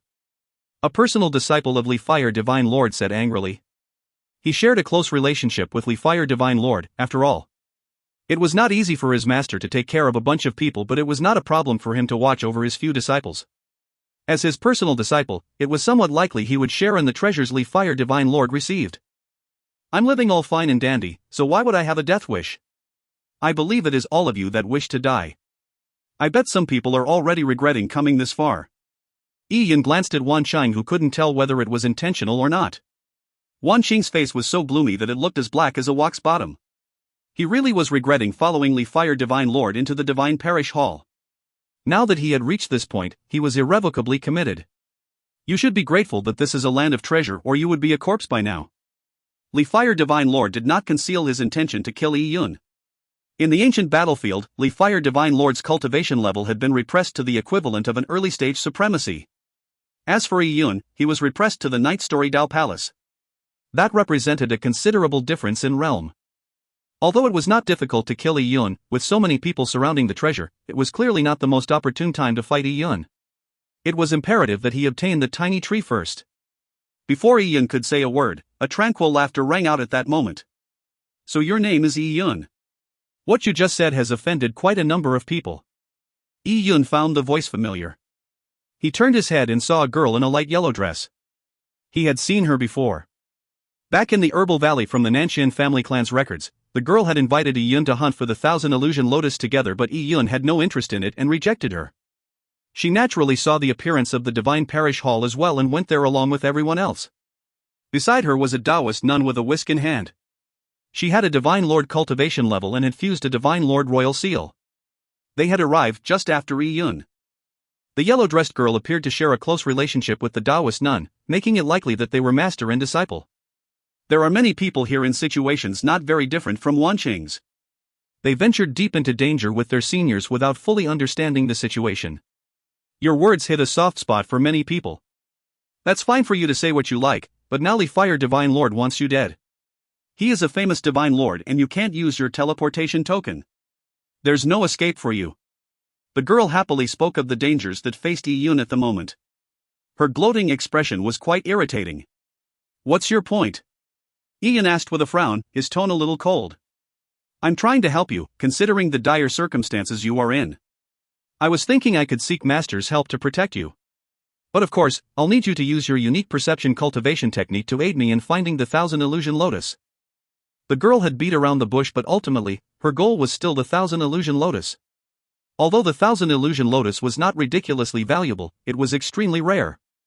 The girl likely needed it for a special pill, which caused her to be so insistent on obtaining it. As for the Thousand Illusion Lotus, it could create myriad illusions. It could turn into a rock, a sand, or even a speck of dust. That was how it gained its name. To seek it, one did need unique abilities in the perception department. Sorry, I'm not interested. Yi Yun rejected directly. The girl stared with widened eyes when she heard that. You. Junior sister Bluejade, ignore her. It's a waste of your good intentions. Just let him die here, quipped a youth unhappily. He had always had a liking towards her, therefore he was displeased that another man would reject her in such a straightforward manner. Just as his voice faded, they heard an ear-piercing whoosh tear through the void. Oh. People looked over. Someone had taken action out of impatience. A strange person draped in gray robes was flying towards the tiny tree. The person had come noiselessly, so much so that no one knew when exactly he had appeared. Hee, since all of you are being so cordial with each other, I won't stand on ceremony. The gray figure let out the screeching hoot of an owl. People originally believed that anyone who took action to approach the tiny tree probably had a death wish. But when Li Fire Divine Lord heard the sound, his expression changed drastically. No good. If you find any errors, ads pop-up, ads redirect, broken links, non-standard content, etc., please let us know. Report chapter so we can fix it as soon as possible. Chapter 1440, Constellation Revolution. Chapter 1440, Constellation Revolution. Translator, Cetulin. Editor, Cetulin. The owl-like shriek in grey cloak made Li Fire Divine Lord think of someone, Cyclops Heretic Lord. The person was elusive and had a rather odd character. He seemed perverse enough to torture to death anyone who gave him even the tiniest of slight. He was rather infamous, and because of this, he had offended numerous people. Yet, he was still well alive up to this day. And Cyclops Heretic Lord's strength, which he greatly relied on, stemmed from his puppet. It came from an ancient ruin that was related to a godly monarch. Its entire body was made of immutable divine gold, an extremely resilient material. He also wore a concealment cloak that was a treasure in and of itself. It could hide all his aura. Even mighty figures a full realm higher than him would hardly detect his presence under its effects. And at that moment, Cyclops Heretic Lord was relying on the concealment cloak to approach the river of the netherworld silently. With a beckon of his hand, a dark golden puppet flew out and charged right at the netherworld tree. Divine gold puppet. Li Fire Divine Lord's heart tightened. It was impossible for a person's body to withstand the rapid passage of time from the netherworld water, but treasures were different. Many treasures sat in ancient ruins for hundreds of millions of years while retaining their mighty power. And the puppet that Cyclops' heretic lord had released was made of immutable divine gold, a material that was virtually indestructible. Once Cyclops' heretic lord obtained the Netherworld tree's fruit, he would definitely use his concealment cloak to escape. It would be near impossible for them to find him once that happened. Stop him! Fire Divine Lord bellowed. At that moment, Cyclops' heretic lord had disappeared as though he vanished into thin air. As for the divine gold puppet, it had charged straight at the Netherworld tree. This was Cyclops' heretic lord's modus operandi in combat. His opponents would be unable to hit him while they were worn down by the indestructible divine gold puppet. Fire Divine Lord anxiously sought Cyclops' heretic lord's location and mustered all his attention to intercept the divine gold puppet when it retreated. But at that moment, he felt a chilling sensation behind him. The instant the divine gold puppet made contact with the Netherworld tree, it began to crumble like an exquisite sand sculpture. Countless fine cracks appeared on its surface and spread across its entire body. The puppet was reduced to golden sand under the watchful gazes of everyone. It scattered away with a gust of wind, eventually vanishing into nothingness. What? Fire Divine Lord felt palpitations run through him. That was immutable divine gold, a material that could virtually last for eternity. Yet it could not even survive the Netherworld water and even disintegrated in such a short period of time. Ah! At that moment, an ear-piercing voice sounded. A grey figure plummeted from the sky and crashed heavily to the ground. The grey figure was none other than Cyclops' heretic lord. He struggled frantically after crashing to the ground. He was even crawling away from the Netherworld tree on all fours. Cyclops' heretic lord kept shouting tragically. The immutable divine gold puppet was connected to his soul. The moment it was reduced to dust, his psyche suffered horrible damage, causing irreparable damage. How? How did this happen to you? For a moment, Fire Divine Lord saw Cyclops' heretic lord's face under the grey cloak. Although Cyclops' heretic lord was not young, the impression people had of him was that he must have looked like a mortal in his 50s or 60s. But at that moment, Fire Divine Lord saw that Cyclops' heretic lord looked like an old man. All his wrinkles were scrunched together, his eyes turbid. His hair was falling off in clumps, revealing a wrinkled bald head filled with age spots. Cyclops' heretic lord struggled in pain. More than 90% of his vitality had been drained. He did not look like he had long to live. Fire Divine Lord drew a gasp. Cyclops' heretic lord was injured by the backlash to his soul when his puppet was destroyed. It caused him to fall to a spot relatively close to the river of the Netherworld. Almost instantly, the passage of time eroded him. Although Cyclops' heretic lord was a divine lord that had yet to fuse a divine lord royal seal, he was still a divine lord. Even so, he was destroyed so simply without even touching the Netherworld water. Such a terrifying set of time laws sent chills down the backs of everyone present. As Fire Divine Lord was pondering over the matter, Xingyu Divine Lord walked towards the Netherworld tree. His actions immediately drew the gazes of everyone present. After all, with a precedent clearly established by Cyclops' heretic lord, his attempt was a commendable act of bravery. Xingyu Divine Lord wiped his interspatial ring as an ancient wooden chessboard appeared in his hand. The moment it appeared, it flew into midair and spun slowly. The squarish chessboard had a few pieces on it that held fast to the board. A world seemed to be sealed within the board. Constellation Revolution, exclaimed the whisk-wielding Daoist nun. Master, what is that? Blue Jade asked out of curiosity. This chessboard is a very famous spatial artifact. Spacetime is a great Tao of supremacy. It is indeed a smart move for Xingyu to use space to tackle time. The nun's expression was heavy. She clearly believed that Xingyu's method might work and was afraid that he would obtain the treasure. The black and white pieces on the wooden chessboard shimmered with dazzling beams of light. An interlocking net spread out and enveloped space itself. The surrounding scenery vanished as everyone found themselves standing on top of the massive net with a black backdrop behind them. The pieces also became extremely large. As for the Netherworld tree, it was also transported to the chessboard's Tian Yuan location. Constellation Revolution referred to the spatial transformations of space. Xingyu knew he had no way to withstand the river of the Netherworld's time laws. Instead, he hoped to use spatial dimension laws to take the tree away from the river. If he could move the tree to a spot right in front of him, the threat posed by the river of the Netherworld would naturally become non-existent. Not only would plucking the fruit be easy, he could even take the entire tree away without any danger. Using space to crack time was a good way to evade the crucial problem, one might even call it extremely ingenious. Xingyu moved his fingers as though the world was a giant chess game, because it was. Piece after piece moved as they landed on the 8 stars around the Tian Yuan. The 8 pieces trembled, surrounding the Tian Yuan completely and sealing off space. With that, Xingyu made a grab as the 8 pieces encroached towards the Tian Yuan spot. The very spatial laws changed as constellation revolution acted on the world. But at that moment, Xingyu's expression changed. He watched helplessly as, in the chess network that filled the world, the spot in the Tian Yuan position turned as black as ink for a baffling reason. The blackness got even darker as it transformed into what seemed like a black hole that could swallow everything. It tugged at the entire worldly chessboard and, with that, the middle of the chessboard began disintegrating. The Tian Yuan shattered as the spatial plane created by the chessboard began crumbling from the middle. Immediately following that, the net that filled the void began falling apart. Xingyu was alarmed. The worldly chessboard was no simple man-made item, but something condensed from laws. The chessboard he formed out of spatial dimension laws was disintegrating just like that? It was naturally impossible to trigger constellation revolution the moment the laws powering it were destroyed. The worldly chessboard completely exploded as he retreated several steps back with a pale face and found his footing only with De Rong's help. He had suffered backlash from the destruction of the laws. Fortunately, he did not directly approach the netherworld tree, and so kept his life. If you find any errors, ads pop up, ads redirect, broken links, non-standard content, etc., please let us know. Report chapter so we can fix it as soon as possible. Chapter 1441, Taking Advantage of the Circumstances. Chapter 1441, Taking Advantage of the Circumstances.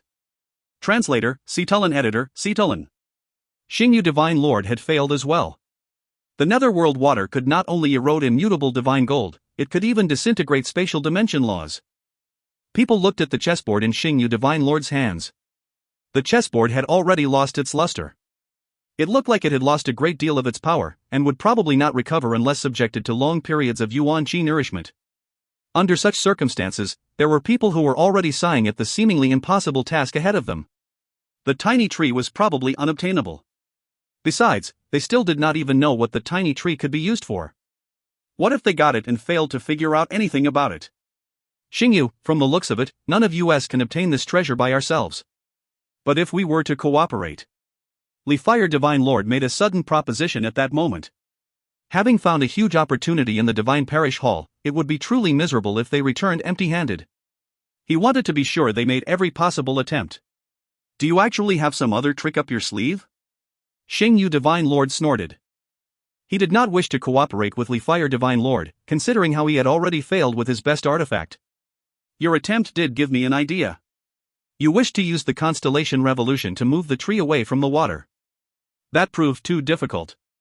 But if we do not move the tree's position and instead use an alternate dimension to envelop the tree, even a few seconds would be enough to isolate the tree from the river of the netherworld. Things will become a lot easier. Oh? Upon hearing Li Fire Divine Lord's comment, Xingyu's interest was indeed piqued. Even if we can isolate it, how do you plan on plucking the fruit? Don't tell me you are leaving that to me. Ha ha ha. Brother Xingyu, nice joke. How can I leave such a dangerous task to you? I will obviously be the one doing it. As he spoke, he shook his hand as a golden whip appeared in it. This Li Fire Divine Whip is also an ancient weapon that has remained in existence for hundreds of millions of years. Once the tree is isolated from the time laws of the netherworld water, I will use this whip to retrieve the fruit. Even if the time laws leak, this Li Fire Whip of mine should be able to withstand it for a moment. This is indeed quite a good idea. Xingyu Divine Lord nodded. Although Li Fire Divine Lord was the one retrieving the fruit, it was impossible for him to leave with the fruit right in front of him. I'm not confident I can do this alone. I will set up a massive array and invite Taoist Xingyu, Nun Annihilation, as well as all fellow cultivators to join us. We will definitely succeed if we join forces. As Li Fire Divine Lord spoke, he smiled at all the warriors present. His words made the warriors present have nasty expressions. He was actually asking them to power his array. It was obvious that the fruit would be split among the 3 divine lords once it was retrieved. The rest of them would not gain anything from it, so what was the point in helping? And at that moment, Nun Annihilation nodded. Taoist Li Fire's idea is not bad. Li Fire Divine Lord smiled and added, fellow cultivators, there is no risk in this matter. All you need to contribute is a bit of your strength. Treat it as a valuable experience. With that said, Li Fire Divine Lord threw out a disc array that spun in the sky. He had already used spatial dimension laws to seal off a large region around them. Spatial illusion killing array. People felt their hearts skip a beat. The spatial seal array actually contained killing intent itself. Rashly charging out was dangerous. The use of this array was forcing them to help. Although they could break out of the spatial seal by combining forces, none of them dared to take the lead when they were against a divine lord. This old bastard is taking bullying too far.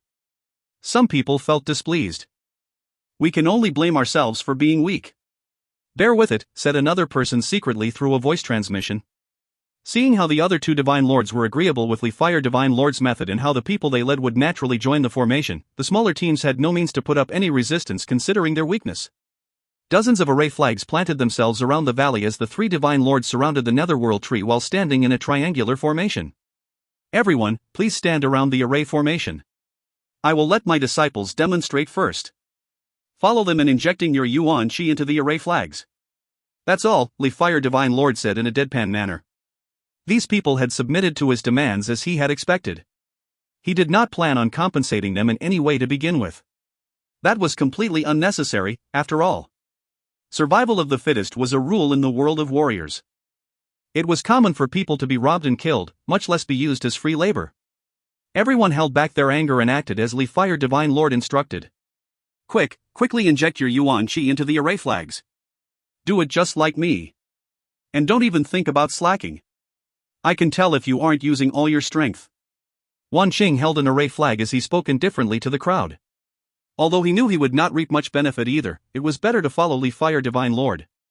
He at least stood a chance of gaining some tiny benefit. Yi Yun, it must be hard for you to rush all the way here only to help our array. Wan Qing looked at Yi Yun and sneered. However, Yi Yun was standing motionlessly with his hands down while everyone was acting as Li Fire Divine Lord instructed. Wan Qing pricked up his brows and teased, "What are you standing in a daze for? Are you deaf? Did you not hear Lord Li Fire's instructions? The teleportation tokens were useless here." From Wan Qing's point of view, Yi Yun was already a dead man.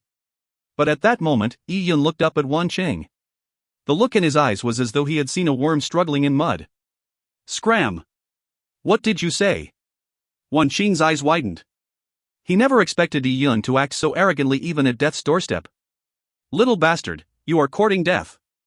Just as Wan Qing's words faded, Yi Yun suddenly took a step forward.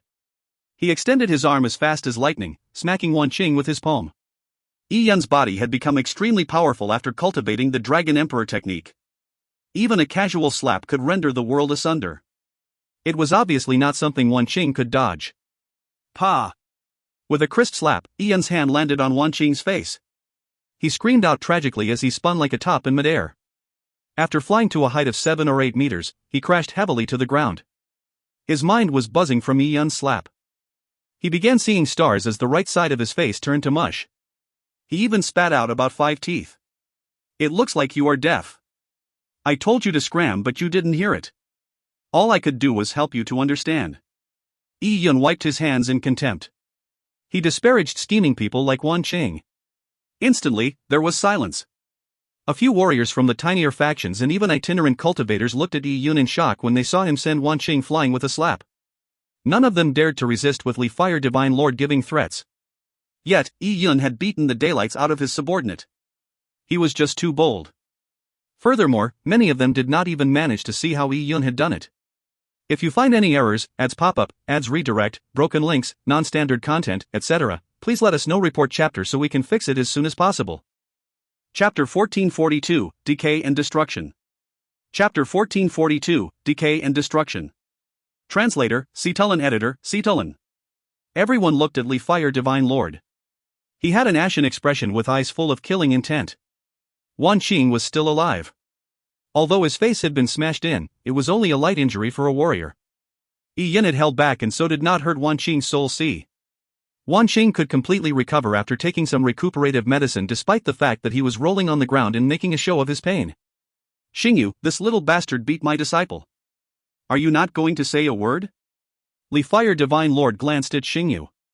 Even though he was quite an outcast, Yi Yun was still considered a member of the White Lunar Divine Empire just like Xingyu. Li Fire Divine Lord had to consult with him if he wanted to punish Yi Yun. Xingyu knitted his brows. He also wished for the spatial array to succeed so that he could have access to the netherworld tree. Now, everyone was helping to set up the massive array. Everyone except Yi Yun, who stood alone acting smug.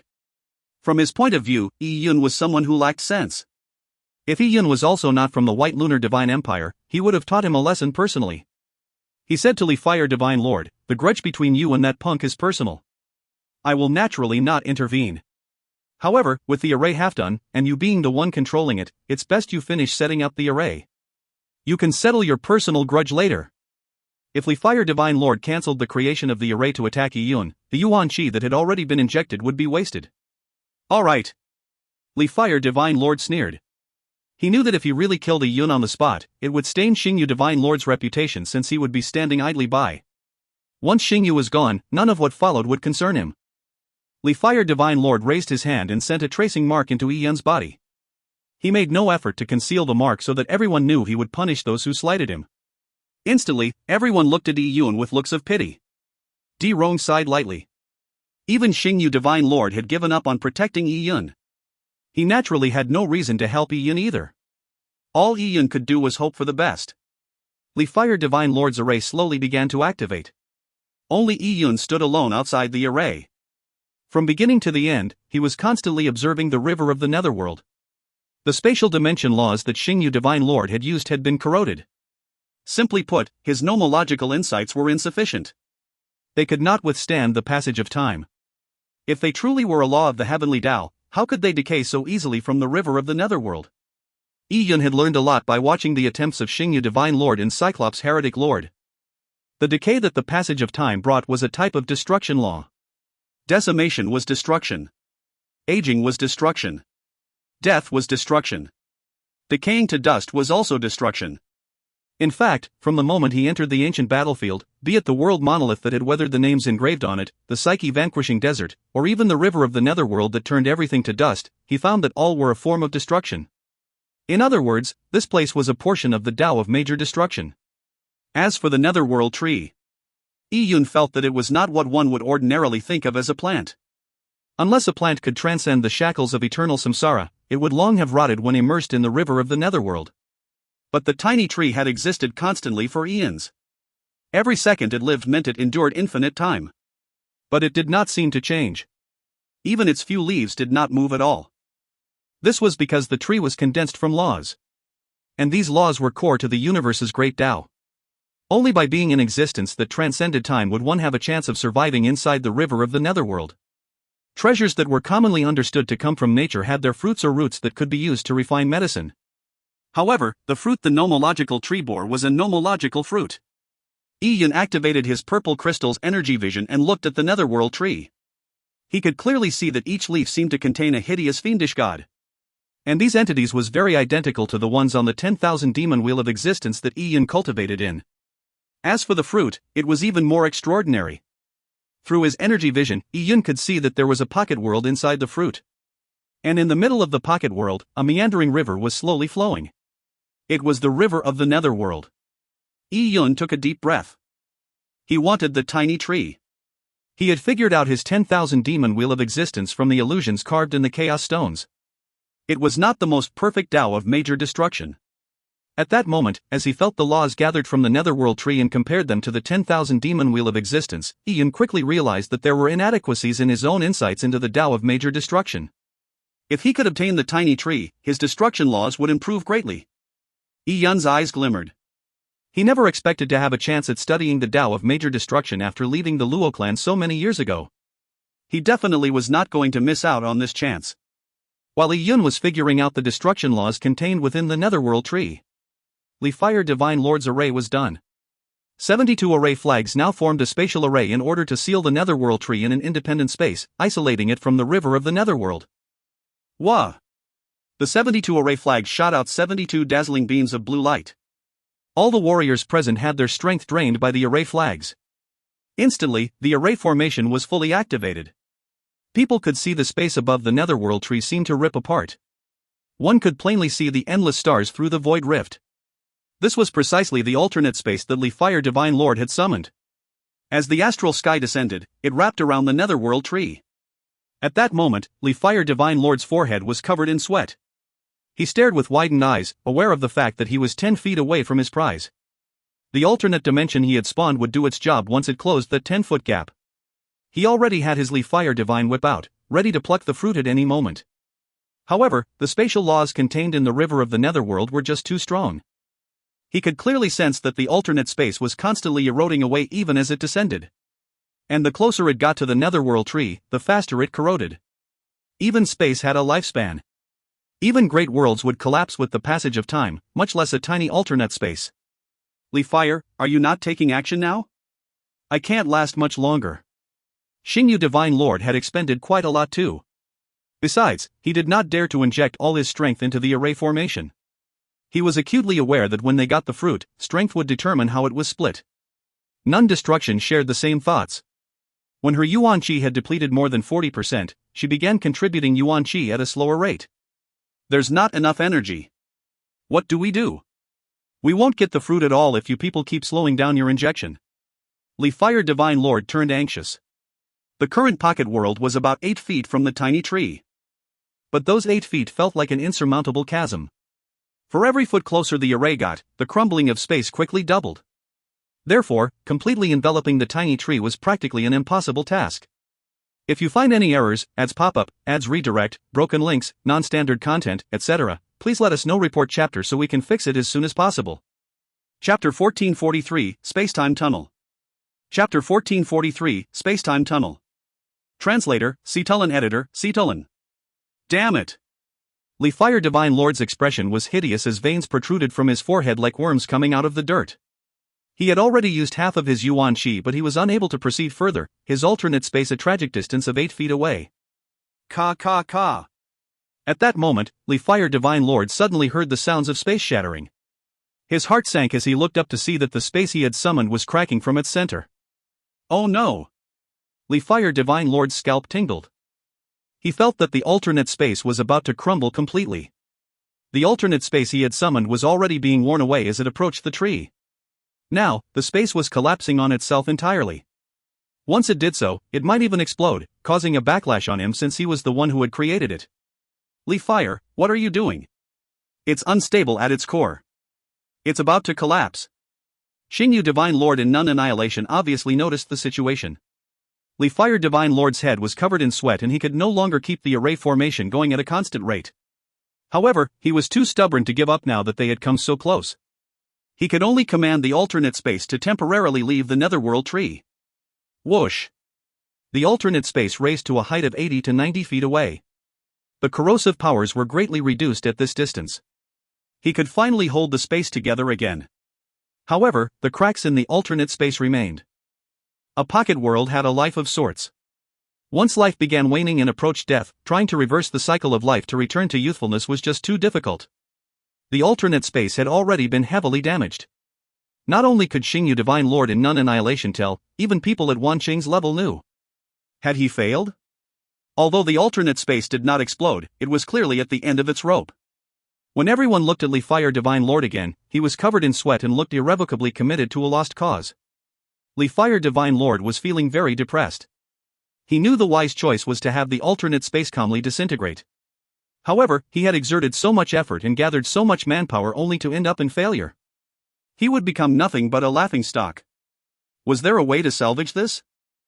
Fire Divine Lord racked his brains, but at that moment, he saw a figure charge out of the crowd from the corner of his eyes. It was heading straight for the netherworld tree. Oh! Fire Divine Lord was alarmed.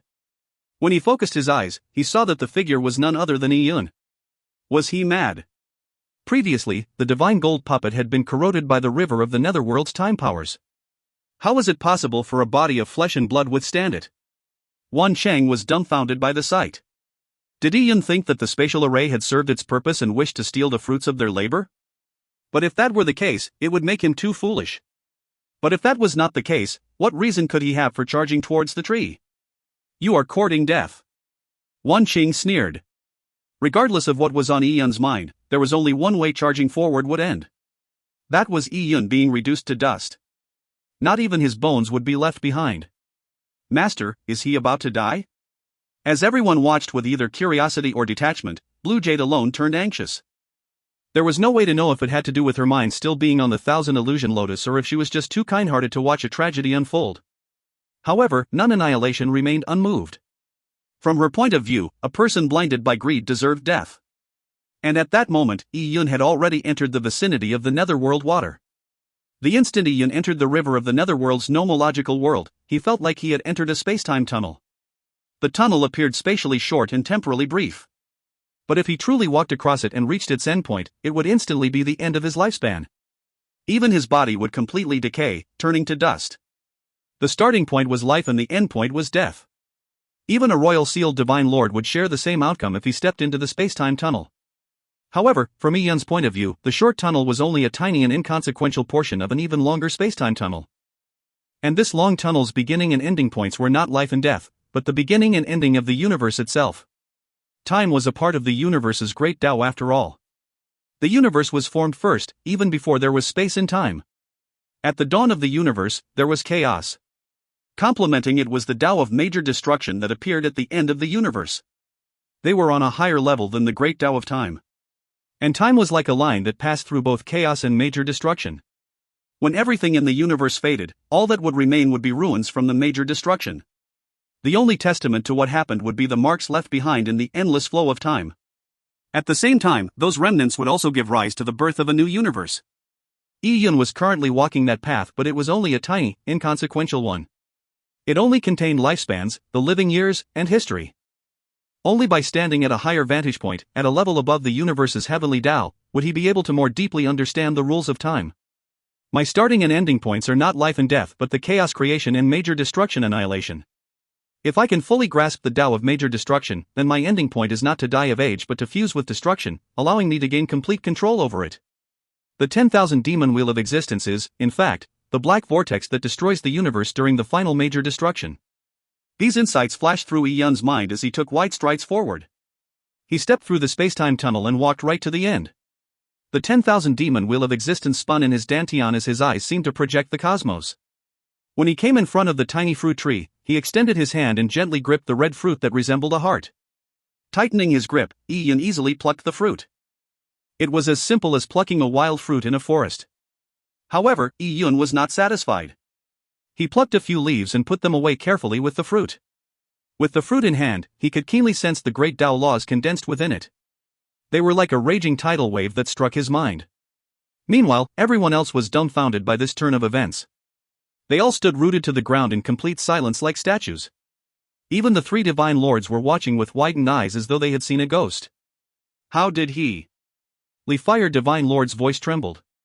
Back when he attempted to use the spatial array to envelop the fruit tree, he learned how terrifying the powers of time were. Yet, Yun had strolled right up to the tree. Not only did his body not age and decay, he had even easily plucked the fruit. This made them, whom had gone through arduous efforts, look like a bunch of idiots. Impossible. Impossible. Lordly Fire, this little bastard must have used our array formation. Our concerted efforts isolated the space when we set up the spatial array formation, allowing him to luck out, shouted Wan Qing suddenly. The scene of Yun plucking the fruit truly left him in shock. He found it unbelievable, and decided that the only possibility was that Yun had taken the opportunity to enter after everyone isolated the river of the netherworld's time laws through a collective effort. Yun was truly shameless to pluck the fruit without doing any work. If you find any errors, ads pop-up, ads redirect, broken links, non-standard content, etc., please let us know. Report chapter so we can fix it as soon as possible. Chapter 1444, Is anyone still hoping to attack? Chapter 1444, Is anyone still hoping to attack? Translator, Cetulin Editor, Cetulin. Upon hearing Wan Qing's theory, everyone found it highly likely. If the alternate space had not isolated the tree from the river of the netherworld, how could Yun pluck the fruit so easily? As for Li Fire Divine Lord, the one who presided over the array formation, he did not believe that the alternate space had succeeded. However, the river of the netherworld's laws were extremely strange. He could not say for sure whether the array had caused some unknown changes to the river's laws. Regardless, it was fact that Yun had plucked the fruit unscathed. It was very likely that the river of the netherworld's laws had changed in some way. They watched Yun put the fruit and a few leaves into his interspatial ring. At that moment, his body elevated slightly and runic patterns coruscated beneath his feet. It was the Tao runes of spatial teleportation. Li Fire Divine Lord's pupils constricted. The punk was planning on escaping using spatial teleportation. He's trying to escape. The group of people had gone to great lengths for the fruit, but now it was being taken by an itinerant supremacy. How could they tolerate that? Xingyu Divine Lord and Nun Annihilation were gripped with anxiety as well. Li Fire, lower your alternate space on him. Don't let him escape. Xingyu Divine Lord shouted. Li Fire Divine Lord gritted his teeth. He instantly directed his cracking alternate space to descend upon Yi Yun. Yi Yun was floating 20 feet above the netherworld tree. It was impossible for the alternate space to envelop the tree, but it was still possible for it to reach Yi Yun, who was 20 feet above. As it descended upon him, Yi Yun showed no concern towards the alternate space. Instead, he suddenly raised his hand. In the middle of his palm, a gray flaming mark appeared. It looked like it had life and was constantly struggling. Li Fire, is this the tracing mark you left on me? What? Li Fire's expression changed drastically. Yi Yun had managed to extract the tracing mark he had planted so quickly and easily? Just that feat alone far exceeded ordinary supremacies. Then, Yi Yun casually squeezed and, with a light explosive crack, the tracing mark shattered. Li Fire Divine Lord's face turned slightly white as he took a step back. The mark was connected to his psyche after all. Yi Yun had used the crudest method to wipe out the mark, giving him an instant and sharp pain. It was not as serious as damaging Li Fire Divine Lord's soul C, but the pain was inevitable. As Li Fire Divine Lord felt the pain in his soul C, Yi Yun suddenly waved his hand. Sha! Sha! Sha! 999 bright beams of light tore through the void like bloodthirsty specters. It was Yi Yun's 1,000 snow-flying sabers. At Yi Yun's present cultivation level, setting up the 1,000 snow saber array took only an instant. And the target of the rain of sabers was Wan Cheng. Wan Cheng had already been injured and, as he was directing the numerous itinerant cultivators in setting up the array, he was rather far from Li Fire Divine Lord. It was impossible for Yi Yun to kill Li Fire Divine Lord with one strike, but he could definitely finish Wan Cheng in one. Li Fire Divine Lord never expected that Yi Yun, who had activated a spatial transference for escape, would suddenly attack. He failed to react in time. Lord Li Fire, save me! Seeing the snow-like flying sabers hurtling towards him, Wan Cheng yelled out in panic. It was completely impossible for him to be saved by Li Fire Divine Lord, who was almost all the way across the river of the netherworld. He needed at least few seconds to react. He leaped backwards and conjured a light screen out of thin air in front of him to ward off the flying sabers. At the same time, he opened his mouth and spat out a green talisman. It was created by a Wan family senior and was a trump card meant to preserve his life. Boom! Boom! Boom!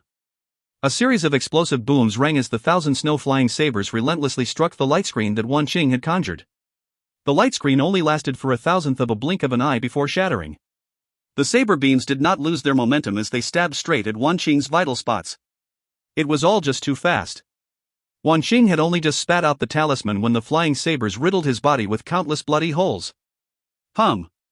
And only then did the green talisman finally trigger. It formed a green barrier that enveloped Wan Cheng. But at that moment, the 1,000 snow-flying sabers had already flown back towards Yi Yun like intelligent petrels. Inside the green barrier, Wan Cheng's body was covered in blood. He grunted heavily before slamming to the ground. The effectiveness of a talisman, even if it was made by a divine lord, depended on the user. Wan Cheng's strength was just too inferior to Yi Yun's.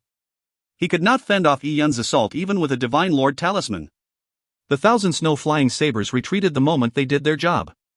However, Yi Yun was not overly concerned with Wan Cheng's outcome. He gave him a brief, nonchalant glance as though he was seeing a wretch that was almost dead. Wan Cheng suddenly let out a tragic scream as he covered his bloody abdomen with both hands. The sabers had penetrated his dantian, grinding his Dao Palace to shreds. His cultivation had been crippled by Yi Yun. In a large family clan like the Wan family, a person that lost his cultivation was no different from trash and was bound to be abandoned. Wan Cheng's heart turned ashen as his body trembled. Meanwhile, the cracked alternate space had completely enveloped Yi Yun. Although the space was already in shambles, it was still able to barely hold together at a height of 20 feet. Idiot! He could have escaped, but he took the time to cripple Wan Cheng. He gave up his opportunity to escape, said a red-dressed youth beside Li Fire Divine Lord coldly. He was a favorite disciple of Li Fire Divine Lord and was already a supremacy. Seeing that the few benefits he could have received were taken by Yi Yun, how could he tolerate it? That's right. Furthermore, that idiot used flying sabers. Now we can use their trajectories to find the spots where the river of the netherworld's laws are ineffective, added someone else. Seeing as the spatial runic patterns beneath Yi Yun's feet were still coruscating, they could no longer wait to attack. Stop him. So, the red-dressed man was first to move. He leapt forward, and a few people behind him also charged at Yi Yun. They could turn a blind eye to Yi Yun's plucking of the fruit at first, but with his flying sabers flying so freely amid the river of the Netherworld's laws, they were certain that something must have gone wrong with the laws. Most importantly, the alternate space had already enveloped Yi Yun. Since he was 20 feet above the Netherworld tree, the alternate space could isolate him from the river of the Netherworld's laws, which implied that there was no danger for them. But at that moment, they saw a mocking sneer suffuse the corner of Yi Yun's lips. The smile looked like he was smiling at the ridiculous thought of a group of wretches attacking an ancient fae. Why? Upon seeing the smile, the red-dressed man suddenly felt an intense sense of foreboding. Ka! Ka! Ka! And at that moment, the cracked alternate space around Yi Yun shattered completely. When Li Fire Divine Lord made it approach the Netherworld tree again, it buckled under the corrosive powers of the river of the Netherworld's laws. It finally shattered. However, the spatial explosion that Li Fire Divine Lord had expected did not happen. Instead, the alternate space seemed to be worn down by the long rivers of time. The collapsed spatial fragments harmlessly turned to dust. Simultaneously, the river of the Netherworld's laws were no longer obstructed. They emanated in all directions like a flood, and the red-dressed youth was the first to be struck by them. Ah! The red-dressed youth's flight immediately came to a halt as he let out a tragic cry. It became drawn out as though it was undergoing the long vestiges of time. His body quickly turned desiccated as though all moisture in it had been extracted. His hair grew crazily like wild grass and, as though all his vitality was being used up, it turned from black to yellow, and from yellow to white. Following that, his eye sockets recessed and his body corroded away, leaving behind nothing but a set of bones. But even those didn't last. In a few blinks of an eye, the bones corroded away and vanished, dissipating into nothingness. When the rest that charged at Yi Yun saw the red-dressed youth's outcome, they were scared out of their wits. They turned away in a bid to escape, but they were too late. The river of the Netherworld's laws that had escaped the confines of the alternate space enveloped them at that moment. They screamed tragically all the way to their deaths. Just like the red-dressed youth, they turned to dust amid the rivers of time. They truly left no remains. Everyone who saw the strange turn of events gasped. Dead. They were all dead. Yi Yun floated above the Netherworld tree completely unscathed. He was even able to set up a spatial teleportation array while attacking Wan Qing with his 1,000 snow-flying sabers. However, those that charged at Yi Yun had all died tragically. The river of the Netherworld's laws had gone unchanged. The alternate space that Li Fire Divine Lord had summoned proved completely useless. However, Yi Yun had just waltzed through the spatial dimension laws and managed to pluck the tree's fruit easily. What was the reason? Everyone found it unbelievable, and by then, the spatial teleportation array beneath Yi Yun's feet was ready. He had acted in an entirely composed manner, as though he had expected everything would unfold exactly like this. He was in complete control of the situation. Everyone, is anyone still hoping to attack me? If not, I'll be leaving, said Yi Yun with a smile. He looked at Li Fire Divine Lord and Xingyu Divine Lord. They were alarmed for they had lost complete control of the situation. Yi Yun's smile made them gnash their teeth in hate. Li Fire Divine Lord never expected that the ant he had never thought anything of would smack him in the face so ruthlessly. Junior, it looks like I underestimated you. You hid well while in my White Lunar Divine Empire, said Xingyu Divine Lord with a heavy look. Di Rong remained silent by the side, but the way he looked at Yi Yun was filled with alarm. Despite Yi Yun's strength, he had been ostracized by the Scarlet Young continent. Even Tan Lai Rikons were inferior to Yi Yun. Punk, this ancient battlefield will continue for a few more decades. So mark my words. Li Fire Divine Lord's voice sounded cold, like it had come from a deep chasm. His eyes were staring intently at Yi Yun, as if hoping to use his burning rage to roast Yi Yun alive. A few decades? That's probably all you have left to live. As Yi Yun spoke, the spatial teleportation array fully activated. In a dazzling flash of a blue beam, Yi Yun vanished. As everyone looked at the lonely tree situated in the middle of the river of the Netherworld, and the few leaves it had left on it, they all felt like that had just experienced a dream. There was complete silence. The three divine lords had enlisted the help of everyone, but their efforts were all for naught. Yi Yun had easily stolen away with the fruit. Even after it was all over, they still had no idea how Yi Yun had succeeded in doing so. If you find any errors, ads pop up, ads redirect, broken links, non-standard content, etc., please let us know. Report chapter so we can fix it as soon as possible. Chapter 1445, Tao Enlightenment in Seclusion. Chapter 1445, Tao Enlightenment in Seclusion. Translator, Cetulin Editor, Cetulin.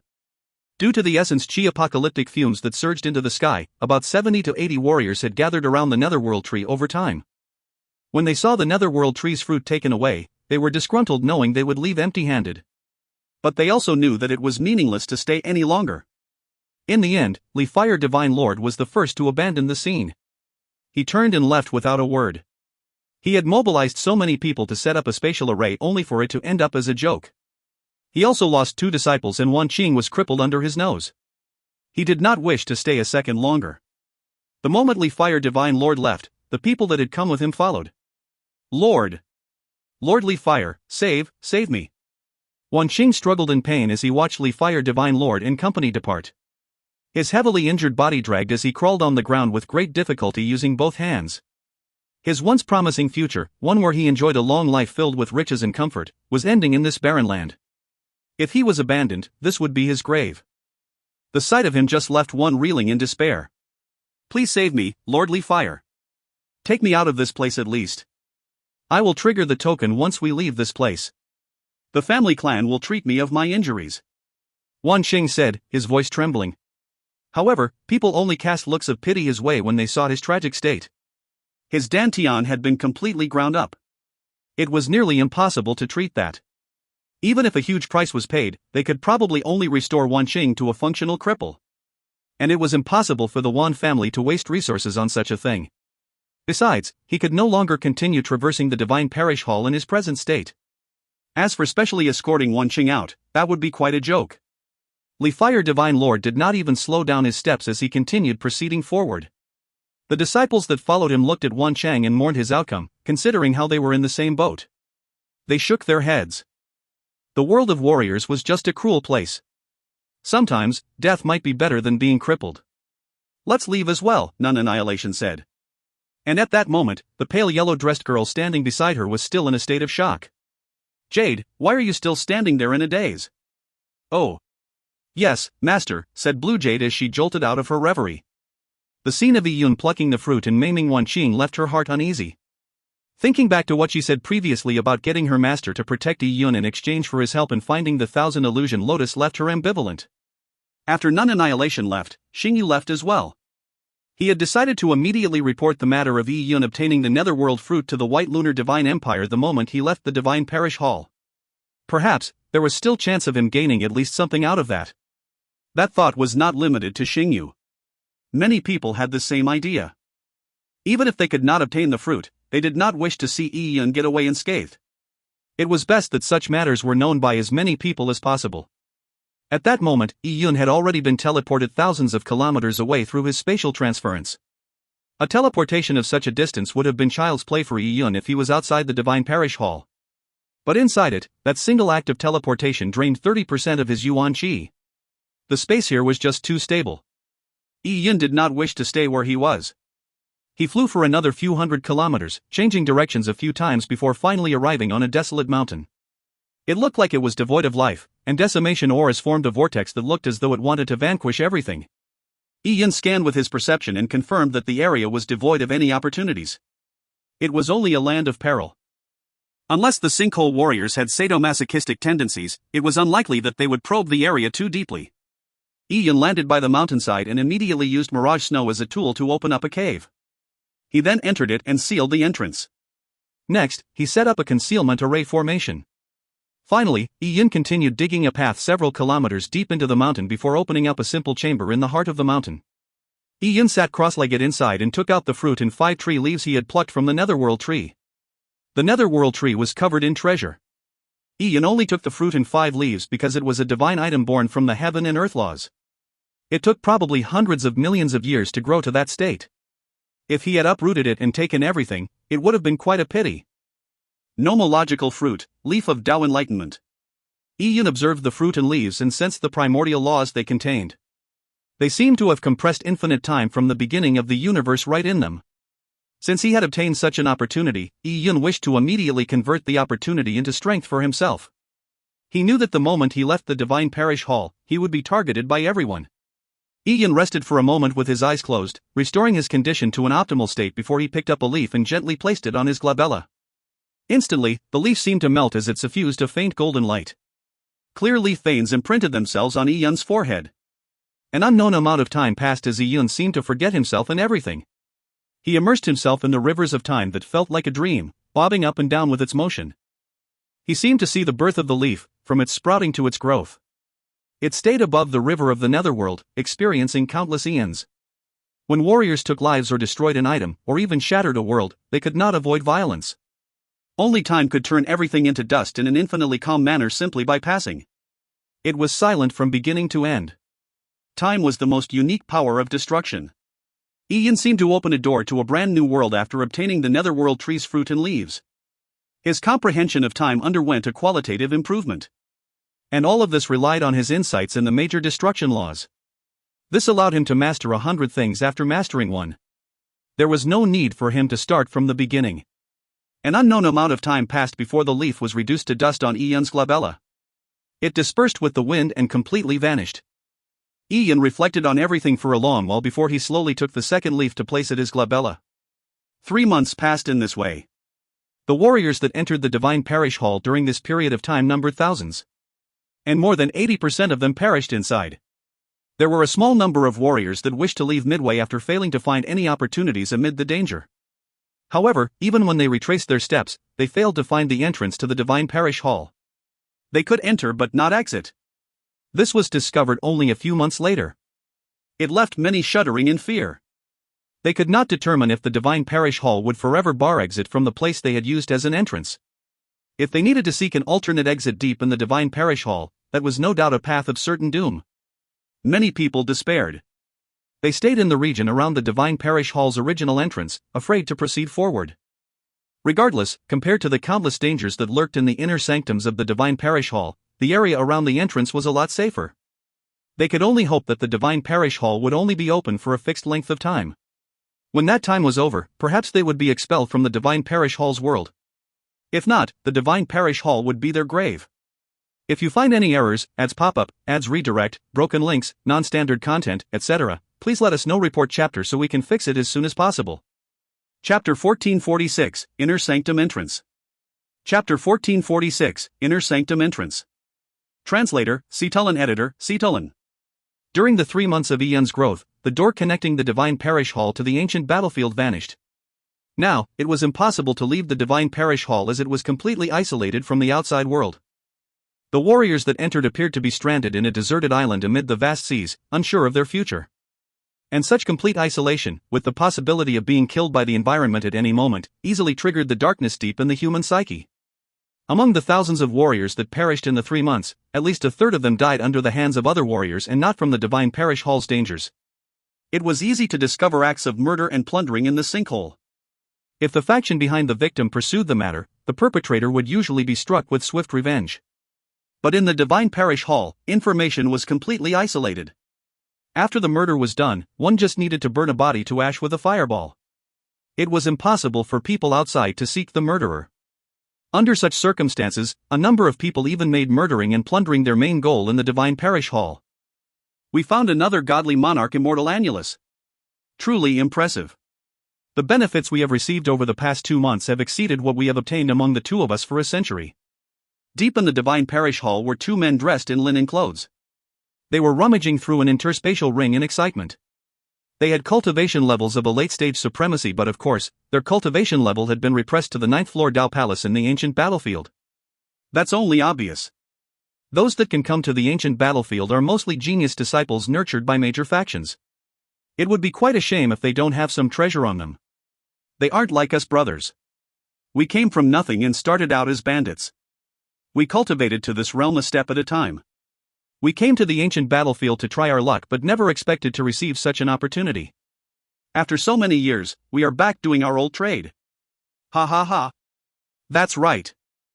Geniuses from large factions disgust me the most. They have all sorts of supreme-grade resources at hand and they are a head higher than others the moment they are born. I find it absolutely addictive killing such geniuses. As the men spoke, they smiled sinisterly at a few youths in front of them. They wore snow-white attires of a sect.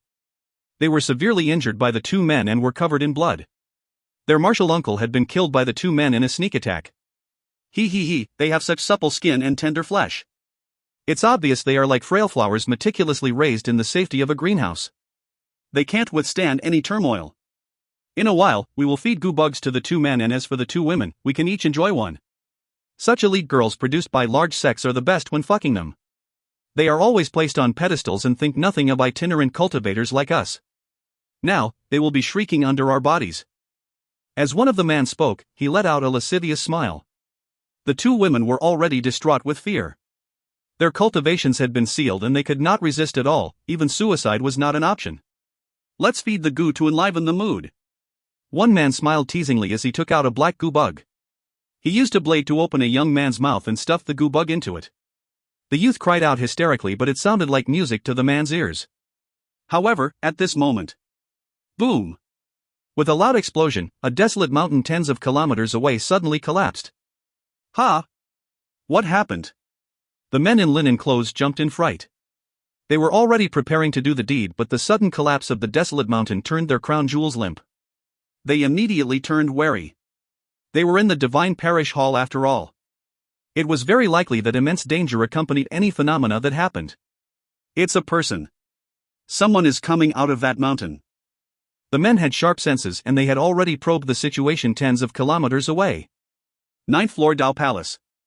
He's also a supremacy. The 2 men exchanged looks and were placed in a dilemma as to silence the person that had suddenly appeared. They could also rob him in passing. However, the person had appeared in a rather strange manner which left them hesitating. While they were still wavering for a decision, they realized that the person was flying towards them. Their expressions sank.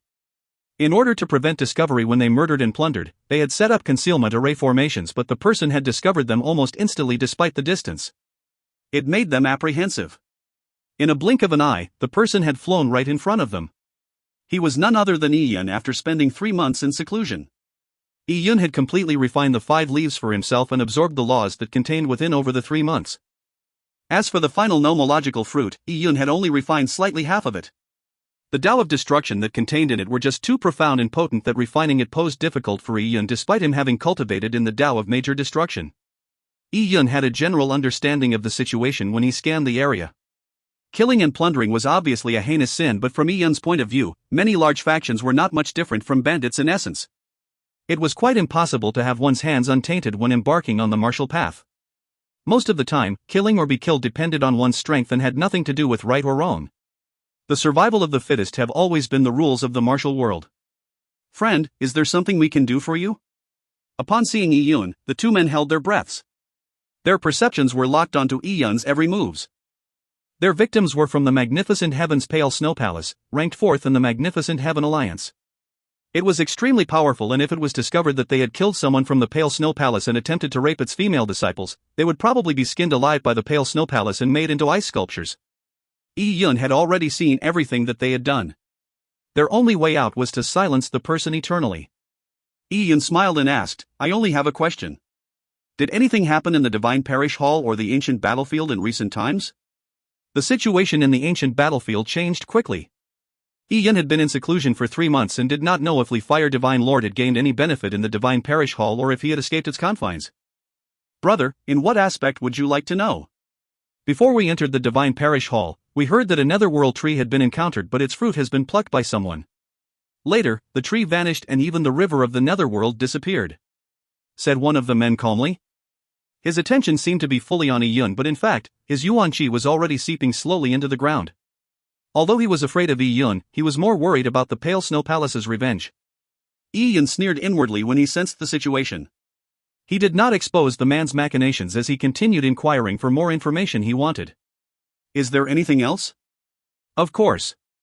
Later, people found a door of light deep in the Divine Parish Hall. It might be an entrance into the inner sanctums of the hall. As for Li Fire Divine Lord, Xingyu Divine Lord, and the rest, they have already ventured into the inner hall. I heard that the energy within the door of light is massive, so there should be some good stuff in there. Why? Do you plan on joining in the fun? If you find any errors, ads pop-up, ads redirect, broken links, non-standard content, etc., please let us know. Report chapter so we can fix it as soon as possible. Chapter 1447, The Power of the River of the Netherworld.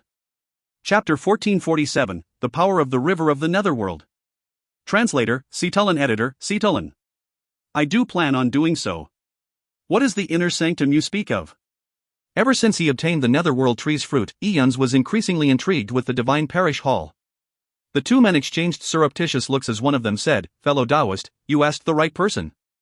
The Divine Parish Hall's existence was a secret to begin with. There is very little information on it, but we brothers happened to chance upon a jade slip with lots of information. According to the slip, the Divine Parish Hall has 3 parts: the outer sanctum, the inner sanctum, and the secret palace. The area right beyond the entrance is the outer sanctum, and further in is the inner sanctum and the secret palace. But after the Divine Parish Hall experienced an abnormality, the danger it poses has increased by 10 times. The so-called inner sanctum is already completely different from what it was originally. As for the secret palace's existence, that is still an unknown. The man spoke in great detail to stall for time, taking every opportunity to set up the confinement array formation. Yun did not mind at all. He knew that the information jade slip that the man had supposedly chanced upon was likely obtained by killing a genius from a large faction. Such jade slips with detailed information could only be possessed by a major faction. It wasn't long before the two men were nearly done setting up the array formation. Unfortunately, at that moment, one of the girls shouted suddenly, "Senior, the people you're speaking with are the Nether Spectre twins. They want to harm you." The girl had her cultivation completely sealed by the two men, and was going to be used as pleasure by them after they killed Yun. She did not know when she had extricated herself from the men's bindings and become able to shout. She knew that it was unlikely she would survive the day and did not want someone else to fall victim to the duo. Most importantly, she hoped that Yun would pass the news of their demise to the Pale Snow Palace so that they could avenge them. Upon hearing the girl scream, the men's expression twisted into grimaces. "Bitch, shut your slutty mouth." As one of the men spoke, a leather whip suddenly appeared in his hand. He brandished it and lashed it at the girl. If it hit her in her weakened state, she would definitely have been reduced to mush. However, the man never expected that his whip would disintegrate without warning after it lashed out midway. The remains scattered as though it had been corroded by the passage of time, returning to the land. "What?" The man could not believe his eyes as the scene was just too strange. "What happened?" The man looked at Yun in shock. The whip couldn't have corroded for no reason. And Yun was the only one standing there besides them. However, he had no idea how Yun had done it, not having even sensed any nomological fluctuations from him. He gulped a mouthful of saliva and suddenly felt a chill down his back. The decaying of the whip made him recall something. Just after he entered the Divine Parish Hall, he had heard others describe the scene of the Netherworld tree's fruit being plucked. The nearby river of the Netherworld had caused everything to decay. Even the very laws surrounding them were no exception. The way his whip corroded was identical to the description of that scene. Could it be that the person who plucked the Netherworld tree's fruit was the youth in front of him? Had he already refined the Netherworld tree's laws for himself and become able to use them freely? The men knew that the 3 strongest divine lords were helpless against the river of the Netherworld. And it was rumored that Yun could enter the river's vicinity without being harmed by the laws. The men would not be surprised if Yun had really refined the river of the Netherworld's laws for himself. Upon thinking of this, the duo broke out into cold sweats. They were itinerant cultivators after all, and their strength was below average compared to most supremacies their level. "Brother, that slut is slandering us.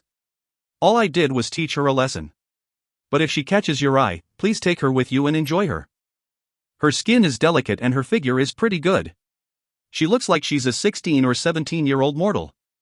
She would be quite a delight," stuttered one of the men as he threw away the half-whip in his hand. "Oh? Do you plan to give me that woman as a favor?" said Yun with a faint smile. "No, definitely not. We had a little conflict with them a while ago and just restrained them." Before the man finished his sentence, the girl cut him off. "Senior, don't listen to his nonsense. They ambushed us and plotted against my martial uncle. Then they snatched all our treasures and even talked about doing things to us." The girl's voice trembled. To her, being raped was a horror worse than death. She did not know if Yun had good or bad thoughts, but she had no other options. Even if Yun was evil, it was better than falling into the hands of the brothers. Yun ignored the girl and only stomped his right foot on the ground. Boom! With a loud explosion, the array formation that the two men had set up exploded directly. Their faces turned pale as they grunted while taking several steps back. The array formation they had set up had been violently cracked by Yun, causing them to suffer an intense backlash. They looked at Yun with eyes full of fear. He had been able to crack the array formation that they had meticulously set up with one foot. They did not dare resist him, considering the huge gap in power between them. "I have no vendetta with the two of you, so there's no reason to kill you. From the looks of it, you have been robbing many people over the past few months. There should be quite a lot of things in your interspatial rings, I imagine. The men's faces stiffened when they heard that. This was a robbery of robbers. They had killed many people and plundered many cultivators with their late-stage supremacy cultivation levels. Now, it was their turn to suffer. However, after considering the difference in strength, one of the men gritted his teeth and said, "Wait. I'll give you my ring." Yun never expected the brothers to be that spineless. They were willing to hand over their interspatial rings, something considered as a warrior's second life, in order to live. Yun took the 2 interspatial rings, did a cursory sweep of their contents, and was pleasantly surprised. Ignoring the items, just the number of godly monarch immortal annuli numbered more than 20. This was accumulated over several years and recent months of robbery by the Nether Spectre twins. Yun had spent most of the wealth he had obtained from Myriad God Patriarch to gather all sorts of natural treasures over the recent years. Now he became almost instantly wealthy once again. "Friend, we have given you our rings. Can you spare us?" said the Nether Spectre twins extremely solemnly. Yun played with the 2 rings and said with a smile, "The both of you must hate me deeply after being forced to hand over your rings. This is an irreconcilable grudge. As a rule, I do not like to let my enemies who hold a grudge against me live where they might seek revenge on me. Perhaps there might be a day when I'm in trouble, and you would kick me while I'm down? You?" The 2 men's eyes turned blood red. As bandits, they would spare the lives of some weaklings occasionally. They could rob them again once their victims gathered more wealth. Yet, the person in front of them was even more cruel. They knew Yun would definitely not spare them. "Brother, let's fight it out with him," roared the elder brother. He circulated his Yuan Qi, which blasted apart his clothes, revealing a toned body filled with scars and ancient hexes. At the same time, a black trident appeared in his hand. His ghastly build made him look like an Ashura from hell. He signaled his brother with his eyes to fight together with all their strength. Tragically, the brother smacked a glowing talisman on his body. His body then transformed into a golden beam of light as he turned to escape. He had already planned on letting his brother hold back Yun while he took the opportunity to escape. But he never expected that his younger brother would share the same thoughts and was even more shameless about them. He had burned his blood essence in exchange for extreme speed, and the direction he escaped in was completely opposite from his brother's. Yun sneered. With a thought, time that stemmed from destruction laws gathered over from every angle. Like a vortex in the river of the netherworld, they fell victim to its power. They screamed as their bodies decayed in the vortex and reduced to dust in moments. Yun had killed 2 supremacies in a blink of an eye without even taking a step. Although Yun had yet to break through to the late-stage supremacy realm after 3 months of seclusion, his strength had improved drastically. He was eager to test out this new strength. The girl behind Yun who had spoken gulped mouthfuls of saliva. She had heard that Yun was only a mid-stage supremacy when he plucked the netherworld tree's fruit. Was he really only at the mid-stage supremacy realm? Yun turned to look at the few youths from the Pale Snow Palace. The girl's heart tightened, unsure what Yun's intentions were or what he would do to them. All she could say was, "Senior, thank you for killing the Nether Spectre twins. My senior brothers and junior sister have been bound." They are unable to speak. "Which way is the entrance to the inner sanctum?" asked Yun. "There." The girl pointed in a particular direction. Yun nodded. He casually produced a hand seal and removed the seals on their bodies. Then, his body flashed as he flew towards the inner sanctum. In a blink of an eye, Yun had vanished. He left behind the few Pale Snow Palace disciples, who simply looked at each other. They had been saved so casually. A group's life and death was determined by the whim of an expert. This was the world of warriors. Those with strength could rule over the fates of themselves and of millions of other lives. Nothing in the Divine Parish Hall's outer sanctum posed a threat to Yun. He traversed thousands of kilometers without any obstruction. Then, he finally saw the entrance to the inner sanctum that the brothers mentioned. It was a gigantic door of light that floated 10,000 feet in the sky. The door covered most of the sky as it spun slowly, seemingly sending countless bits of starlight down like thousands of threads. The majestic and beautiful sight was the entrance to an unknown world. Yun looked up at the door and felt like he was facing an entire world. Just the massive energy repression was enough to keep many warriors out. Although everyone knew that there were greater opportunities in the inner sanctum, they would only be fodder if they lacked the strength to survive it. People only had one life. There was no redoing things once they were dead. So, Yun flew up and through the door. His figure transformed into a tiny black dot in the sky, and he did not even cause a stir, like a grain of sand dropping into a huge lake. If you find any errors, ads pop up, ads redirect, broken links, non-standard content, etc., please let us know. Report chapter so we can fix it as soon as possible. Chapter 1448, Inner Sanctum. Chapter 1448, Inner Sanctum. Translator, Cetulin. Editor, Cetulin. The sky remained a grey haze, as though the sun was nowhere to be seen in the ancient battlefield. The land had a deep, dark red color to it, and while walking, one could feel one's lifeblood boil in reaction to the land. This was the inner sanctum of the divine parish hall, and it had a suppressive force that blanketed the area constantly. Ian felt all his yuan qi being suppressed, to the point that it felt a little difficult to breathe. When he looked into the distance, he saw a tiny grey light flickering near the horizon. And for some reason, the light left Ian confused. What's that? Ian was puzzled as he hesitated for a moment. Then he flew towards the light. The inner sanctums of the divine parish hall were filled with vortices formed by decimation auras. And due to the existence of the suppressive force, warriors had their strength repressed on top of the repression of the ancient battlefield. The vortices posed even greater threats to them as a result. Of course, Ian thought nothing of that. He proceeded towards the grey light at a fixed speed. As Ian advanced, the grey light became larger. 4 hours later, Ian finally got close enough to identify the grey light as an artifact. To be precise, it was a spear. A black spear was embedded into the land, its other end shooting up into the hazy dark clouds. The suppressive force that permeated the divine parish hall's inner sanctum came from the spear. Ian felt that the spear was like a black dragon, one that could charge out of this world and soar into the sky at any moment.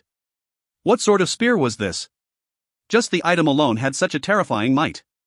Ian recalled the long-haired man he once saw in the chaos. That man's weapon of choice was a spear. He had once transformed a spear into a gigantic world. Ian was uncertain if the black spear in front of him was the long-haired man's weapon, but even if it was not the case, it likely had something to do with the long-haired man. Ian felt more alarmed the closer he was to it. He could clearly see grayish wisps of aura lingering around the black spear. The aura looked like the kind of wispy smoke produced by burning incense. It was very thin and light as it billowed upwards. Ian felt shaken when he saw the grey aura. It was the nebulous primordial chaos. It may have looked light, but it was unimaginably heavy. One strand was as heavy as a mountain, a blob as heavy as a planet. Back when Ian manifested his Tao, he condensed 4 9-leaf Tao fruits. The Tao of Major Destruction fruit was by far the hardest to condense. For that reason, Ian made a trip to the waning Azure Wood Great World. There, he came into contact with a wisp of nebulous primordial chaos, gaining some nomological insight into chaos. Chaos represented creation at the beginning of the universe. It corresponded to the Tao of Major Destruction that marked the end of the universe. Ian fused the chaos laws into the Tao of Major Destruction to eventually condense the 9-leaf Tao fruit. How could Ian not feel shocked now that he was staring at so much nebulous primordial chaos in the divine parish hall's inner sanctum? The sheer amount of it was staggering and much richer than it was in the Azure Wood Great World. If he could refine all of it for himself, merging it with his major destruction laws, his strength would experience another qualitative leap. Oh! Someone's there! About 50 kilometers away from the Black Spear, Ian saw about 8 warriors beneath him. By their attire, he identified them as young elites from magnificent heaven. They sat cross-legged on the dark red land, cultivating arduously while trying to overcome the massive suppression the Black Spear was impressing on them. To these young elites, it was impossible to gain any insights into the chaos laws from the Black Spear's nebulous primordial chaos at a distance of 50 kilometers away.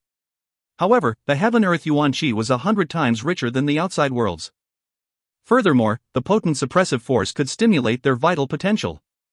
Being able to cultivate in such an environment was a huge opportunity. The young elites were focusing on their cultivation and did not notice Iyun pass by. Along the way, Iyun encountered a few cultivators from time to time. Due to the increasing strength of the suppressive force the nearer one was to the Black Spear, the cultivators would get the furthest they could go according to their own body's limits to cultivate. From the looks of it, all the people in the divine parish hall's inner sanctum are gathered here. Iyun was not surprised by this. The Black Spear was just too eye-catching. Anyone that was not blind would find their way to it. About a few kilometers away from the Black Spear, even Iyun felt the powerful obstruction of the spear's suppressive force. And there were only a handful of warriors cultivating in this area. Oh! It's them. Iyun noticed Nun Annihilation instantly, and not far from her was the young girl in the pale yellow dress. According to the girl's cultivation level, she should not have been able to withstand the suppressive force at such a close distance. However, a closer look revealed that she was using 3 special talisman charms that coruscated around her body, greatly reducing the suppressive force. This allowed the girl to remain in the vicinity at that distance. After seeing non-annihilation, Ian also found Li Fire Divine Lord, Xingyu Divine Lord, and Di Ron, to no surprise. All 3 parties were in a ring equidistant from the Black Spear. A few Divine Lord personal disciples were using all sorts of means to reduce the effects of the suppressive force. Being able to employ whatever means necessary to be beside their master was evidence of a large faction's deep heritage. Oh! Li Fire is actually attempting to pull in the nebulous primordial chaos. Ian saw Li Fire Divine Lord's Yuan Qi burn like a blazing sun as he sat with his eyes closed. His hands were constantly producing hand seals in the direction of the Black Spear, and the nearest wisp of nebulous primordial chaos was being tugged over as though it was being pulled off the Black Spear. This old bastard actually has some skill. Yun stroked his chin. Li Fire Divine Lord apparently understood a little about chaos. As a great Tao of supremacy of the universe, very few people could understand it. Therefore, even the minute amount of insight that Li Fire Divine Lord apparently had was enough to surprise Yun. These Divine Lords that had been in existence for so many years were indeed not to be underestimated. Just as the hair-like strand of nebulous primordial chaos was about to be extracted by Li Fire Divine Lord, he suddenly opened his eyes. Although he was focused on his cultivation, he had branched out a bit of his psyche perception to probe his surroundings in case any possible dangers reared their heads. He sensed Yun when he approached. The moment he saw Yun, Li Fire Divine Lord's eyes widened. Anger gripped his heart and he nearly suffered a chi deviation. Little bastard! You actually dare appear in front of me again! You are courting death! Li Fire Divine Lord's bellow jolted awake all the people cultivating in the region. They all looked at Yun in alarm. They originally thought that Yun would go into hiding after obtaining the Netherworld Tree's fruit, but they never expected him to so boldly appear here. If you find any errors, ads pop up, ads redirect, broken links, non-standard content, etc., please let us know. Report chapter so we can fix it as soon as possible. Chapter 1449, Li Fire Domain. Chapter 1449, Li Fire Domain. Translator, Cetulin. Editor, Cetulin. Of everyone present, the person who hated Yun the most was naturally Li Fire Divine Lord. But even the rest, including those that did not hold a grudge against Yun, had some aspirations of taking the Netherworld Tree fruit that he had plucked. Yun, you must be quite bold to appear here. It is already known to all that you have the Outer Sanctum's numinous treasure. You will likely never leave this place, said Xingyu Divine Lord after he stopped his cultivation and stood up. Oh? Are you also hoping to kill me for my treasure? Yun smiled faintly at Xingyu Divine Lord. Xingyu Divine Lord knitted his brows when he heard Yun's sarcastic comment. He could not help but say, you and I both come from the White Lunar Divine Empire, after all, so I'm just giving some advice. Yet, you show no appreciation towards me. Do you not realize that it's impossible for you to leave safely with what you have on you, much less cross this perilous chasm ahead of you? If you were to hand over the Netherworld Tree's fruit to me now, I can guarantee that you will be heavily rewarded by the White Lunar Divine Empire. Be it cultivation techniques, pills, cultivation lands, or even a Divine Lord Royal Seal, I can get you whatever you need to cultivate quickly and become a Divine Lord. Yun smiled in response. How endearing you sound with your you and I both come from the White Lunar Divine Empire. Back when I first entered the ancient battlefield, before crossing the Psyche vanquishing desert, not a single person was willing to form a team with me, including the people from the White Lunar Divine Empire. I was forced to traverse it alone, but now that I have a numinous treasure, you remember that we're on the same team? That face of yours sure is thick. Perhaps a splash of the river of the Netherworld's waters might not take some of it away. I say, you should have just used the thick skin on your face back then to pluck the Netherworld fruit. Why didn't you try that? The girl in a pale yellow dress beside non-annihilation could not stifle her laughter when she heard Ian said that. His words were just too biting. But at that moment, Xingyu Divine Lord's expression was as cold as ice. Good. Very good. You truly do not know the meaning of death. I want to see how you end up after losing the White Lunar Divine Empire's protection. It would be a blessing if you managed to avoid being skinned alive and having your soul extracted. Ha ha ha. At that moment, Li Fire Divine Lord laughed out loudly. Xingyu. Do you still plan on using the White Lunar Divine Empire to monopolize the Netherworld fruit with all that's happened? Stop saying things you do not even believe in. I, Li Fire, definitely deserve a share of that fruit. Li Fire Divine Lord showed no mercy in exposing Xingyu's machinations. They were competing, after all. As he spoke, Li Fire Divine Lord rose into the sky. He was covered in a faint, grayish flame that looked like incense smoke that lacked any heat. However, everyone knew that it was simply a manifestation of energy that was highly concentrated. The grey flame was extremely terrifying. Li Fire Divine Lord's title as Li Fire naturally meant that he had reached peak expertise in the fire elemental laws. The flames his hands released warped the surrounding space simply by burning. This was the inner sanctum of the Divine Parish Hall, a space 100 times more stable than the sinkhole. Just being able to warp the space a little was an astounding feat. "Little bastard, I'll burn you to ashes, right down to your soul," Li Fire Divine Lord roared. Raging flames started spreading out from within his body. It was his Li Fire domain. Although he was a full realm away from Yun, he did not take his opponent lightly. He used the full power of his domain, surrounding Yun inside his Li Fire domain. Yun resembled a withering leaf in the middle of a sea of fire, doomed to be engulfed by the flames at any moment. What a terrifying fire. That netherworld fruit will not end up destroyed by the fire, right? Upon seeing Li Fire Divine Lord deliver such a horrifying strike, all the juniors present were secretly aghast. If they were placed inside the Li Fire domain, they would not even last a second. A person beside the commenter was Li Fire Divine Lord's personal disciple. He said with contempt, "That netherworld tree is a divine item from the heavens. How could its fruit be so easily destroyed? My master knows this well and so attacks without any qualms. Perhaps Yun has already eaten the fruit, but it's impossible for him to refine the fruit for himself in such a short period of time. Yun will definitely be reduced to ash, while the fruit will naturally." Before the personal disciple finished his sentence, a shrill cry came from the sea of fire. "Woo!" With a sound that was like an ancient face screaming, torrential black flames surged upwards from the middle of the sea of fire with the force of a hurricane sweeping in every direction. The black flames seemed to burn through everything. They even burned a hole through the Li Fire domain. "Oh? What is that?" The personal disciple was secretly alarmed.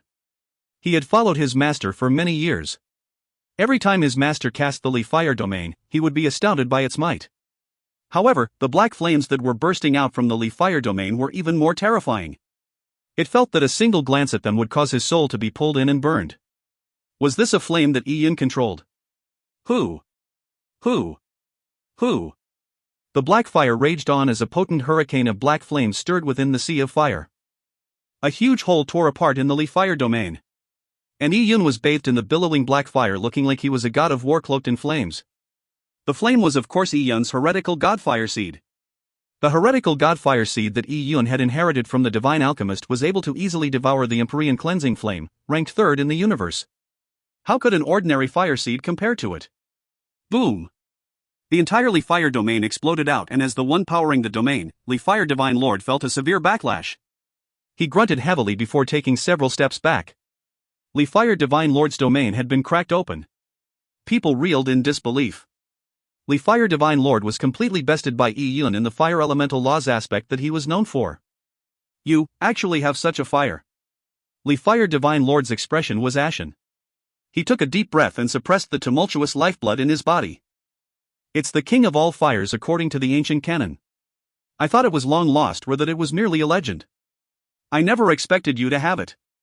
Li Fire Divine Lord's eyes revealed a maniacal look. As a cultivator of fire elemental laws, the allure of the heretical godfire seed affected him most of all. "Xingyu, don't you want that netherworld fruit? Join forces with me against this little bastard. When the time comes, you can take the whole netherworld fruit as long as I get that flame." People were astounded when they heard Li Fire Divine Lord say those words. Two powerful divine lords were joining forces to deal with the supremacy? It would be a mockery for them if this was spread, but when it came to such rare treasures, reputation was worth nothing. This Yun is just too powerful. What Li Fire Divine Lord is doing is equivalent to admitting that he is no match for Yun. Many geniuses looked at Yun with conflicted emotions. Back when they saw Yun escape after obtaining the netherworld fruit, they only believed that he used good perceptivity and a strong psyche to chance upon a way to resolve the river of the netherworld's laws, allowing him to pluck the fruit. Only now were they realizing that not only was Yun's perceptivity high, his strength was equally terrifying. If you find any errors, ads pop up, ads redirect, broken links, non-standard content, etc., please let us know. Report chapter so we can fix it as soon as possible. Chapter 1450, Divine Lord Royal Seal. Chapter 1450, Divine Lord Royal Seal. Translator, Cetulin. Editor, Cetulin. Xingyu Divine Lord was taken aback when he heard Li Fire Divine Lord's words. He never expected Yun's black flame to be so attractive to Li Fire Divine Lord that he was willing to give up the netherworld fruit with such decisiveness. Although his reputation would be sullied if he joined forces with Li Fire Divine Lord to attack Yun, you could bear having his reputation tarnished if it meant having the Netherworld fruit. Yun, you entered the ancient battlefield by taking a spot reserved by my White Lunar Divine Empire. I had planned on ensuring your safety, but now you claim that I'm after your treasures. Therefore, I must deny you being a part of the White Lunar Divine Empire. And in that case, there is no reason for me to show you any further mercy. I will now be banishing you from the White Lunar Divine Empire. Xingyu Divine Lord took a step forward to join Li Fire Divine Lord in blocking Yun from escaping. If you want to rob me of my treasures, just say so. To think that you are afraid others will gossip that you are joining forces with outsiders to kill a junior from your own empire. Saying that stinking pile of nonsense truly disgusts me, said Yun sarcastically. Ha ha. Very good. You are still trying to win a battle of tongues at this moment in time. In a while, we will skin you alive and extract your soul. When that happens, I want to see if you can still make such bold remarks, said Li Fire Divine Lord with a sneer. Realizing that the two Divine Lords were really joining forces to fight Yun, everyone's eyes were glued to the scene. Divine Lords had their strength repressed to the beginning stages of the Supremacy Realm in the ancient battlefield, a realm higher than Yun's. Furthermore, they had great nomological insight and many years of combat experience. There was no way that Yun would be capable of escaping when two Divine Lords were joining forces to fight a supremacy. Little bastard, meet your maker. Xingyu Divine Lord growled deeply as he hurled his arms forward. Immediately, black distorted rifts opened in the void. They issued sharp whistling sounds as they rapidly circled all around Yun. The black rifts alarmed the onlookers. It was a manifestation of spatial dimension laws on a superior level. If Yun touched the rifts, any part of his body that got enveloped would immediately vanish regardless of what it was. If they were in the outside world, it would have been possible to use the rifts to turn a region into a perilous land of murder. People did not expect Xingyu Divine Lord to be so much more ruthless than Li Fire Divine Lord. He immediately started with a mighty killer blow. And after he conjured his spatial dimension laws, Xingyu Divine Lord immediately waved his hand, producing a tiny black bell. He shook it, sending sound waves emanating outwards. The surrounding space warped as a result. A number of warriors with weaker cultivation levels turned dizzy just from seeing the bell. And the bell's ring created an otherworldly tune that kept them spellbound. They felt like their souls were being pulled out from the bodies. These warriors became quickly appalled as they hurriedly circulated their cultivation techniques to withstand the pulling force. If the remnant waves left them feeling like that, what was happening to Yun, who was the focus of the attack? Li Fire Divine Lord glanced at Xingyu Divine Lord and said, Taoist Xingyu, I never expected you to be this skilled. The origins of that bell must be quite extraordinary, correct? You did not possess such a treasure the last time I met you. Xingyu Divine Lord knew that Li Fire Divine Lord had said those words because he was taking precaution. He roared in laughter and said, I use this Sky Fiend bell very rarely but have decided to use it on this little bastard. For him to die by my spatial blades and Sky Fiend bell, the little bastard has been granted quite a worthy death. In fact, Xingyu Divine Lord had taken out the Sky Fiend bell to shock and awe Li Fire Divine Lord, as well as the onlookers such as Nun Annihilation. He was bent on obtaining the Netherworld fruit and did not wish for more complications to arise. And when one died under the Sky Fiend bell, their soul would be imprisoned inside the bell, suffering soul annihilation from its demonic music. Eventually, the soul would be completely vanquished. Such an outcome allowed Xingyu Divine Lord to relieve the hatred he had for Yun. Never had a junior dared to snatch an item he had set his sights on. Furthermore, the junior came from his own White Lunar Divine Empire. It was not something Xingyu Divine Lord could put up with at all. Li Fire Divine Lord did not say another word as he triggered the gray fire surrounding him. Immediately, the Li Fire domain and Xingyu Divine Lord's Sky Fiend bell's tunes and spatial blades swept towards Yun. At that moment in time, everyone viewed Yun as a lone boat in a tempestuous storm. He would soon capsize in the mighty waves and be doomed for all eternity. The girl in a pale yellow dress could not bear to watch further. Although she had put him down previously, she felt great pity for him when she saw him being attacked by two powerful Divine Lords. She secretly cursed the two Divine Lords for their shamelessness. Not only were they bullying the weak, they even had a numbers advantage. However, amid the terrifying yuan qi fluctuations, Yun suddenly tore out from the storms. A black vortex appeared around him and expanded. Finally, it manifested a gigantic wheel with countless demons stirring within. The wheel warped Xingyu Divine Lord's spatial blade as well as his Sky Fiend bell's music. Any energy that entered was ground up and destroyed. Immediately following that, the heretical god fire seed lit up outside the wheel, blocking Li Fire Divine Lord's Li Fire domain. What's that? Xingyu Divine Lord's sneer froze. Just a mere will had blocked two of his greatest killer blows. How was this possible? What was this wheel? Amid his shock, Xingyu Divine Lord's eyes turned covetous. Yi Yun definitely had come upon some huge secret. He was definitely a genius that had countless fortuitous encounters, and was blessed by the light from Providence. But today, Yi Yun would land in his hands. And whatever light that Providence shined on Yi Yun would be redirected onto him. He might even end up becoming a godly monarch. Yi Yun, so what if you are a peerless genius? I will show you the difference between you and a royal sealed Divine Lord, said Xingyu Divine Lord coldly. Xingyu Divine Lord's dantian emitted a bright light as an ancient but unadorned seal flew out. It instantly expanded to the size of a mountain. There were countless nomological runes shimmering on the seal as though it was the heavenly Tao, and it suffused a dense suppressive force.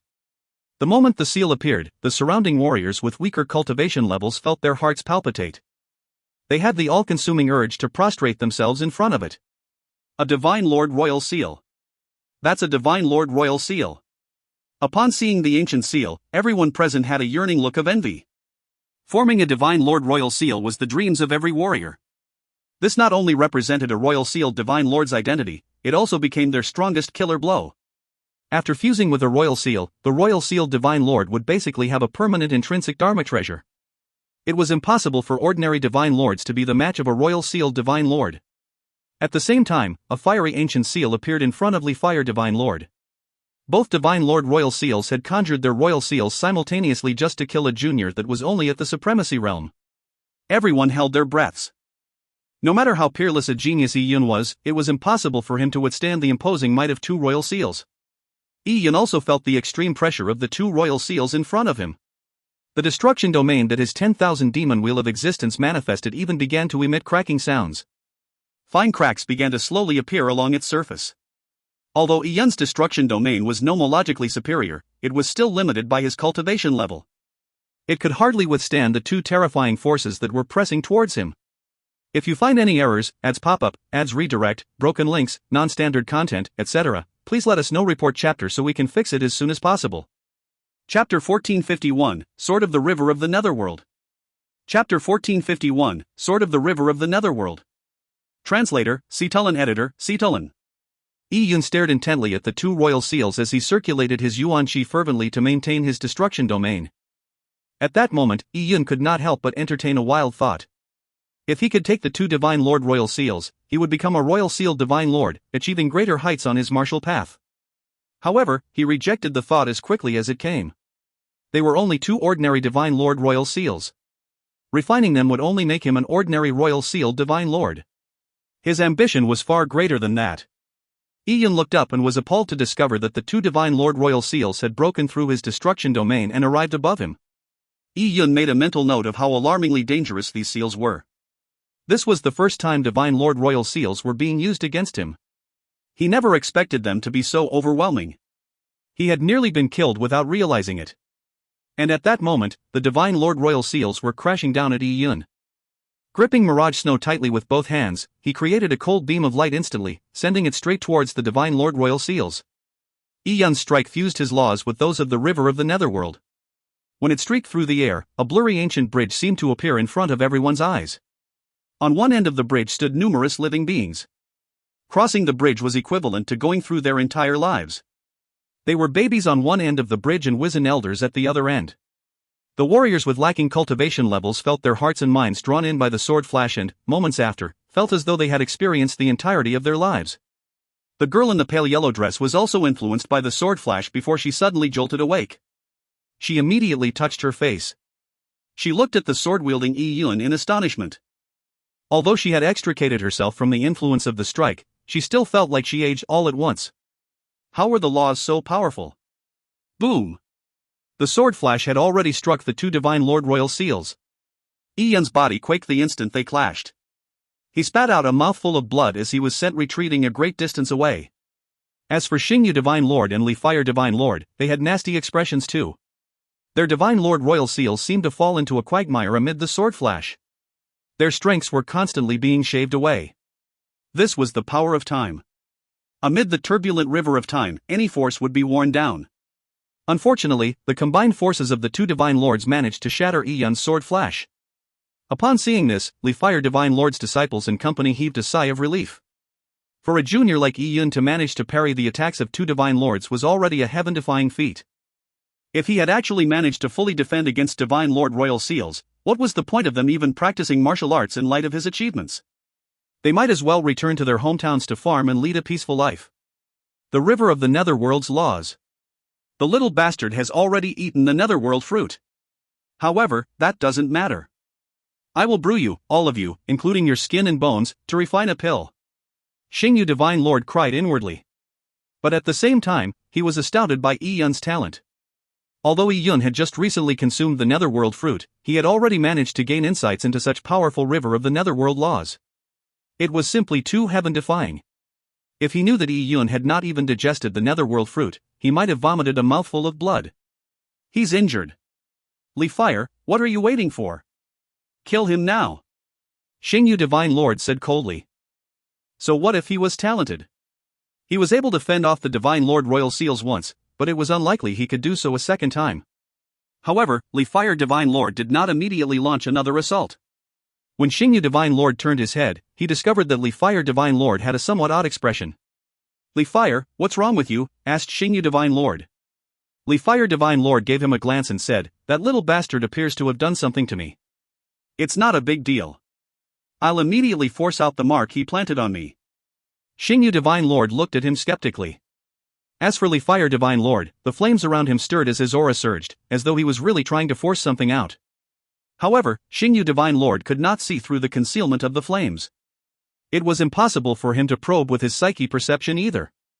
It's only a mark. There's no need for you to force it out now. Quick power your Royal Seal and kill Yi Yun together with me, said Xingyu Divine Lord with a frown. Li Fire Divine Lord was truly compelled to suffer in silence. He did hate Yi Yun to the bone, but he had already determined that Yi Yun would have only been sent retreating if he had defended against their Divine Lord Royal Seals with all his strength. Instead, he ended up injured. The reason for his injury was that Yi Yun had hidden a nomological mark of the River of the Netherworld laws in his sword flash. It then struck straight into his Divine Lord Royal Seal. A Divine Lord Royal Seal was nearly one with the Divine Lord himself.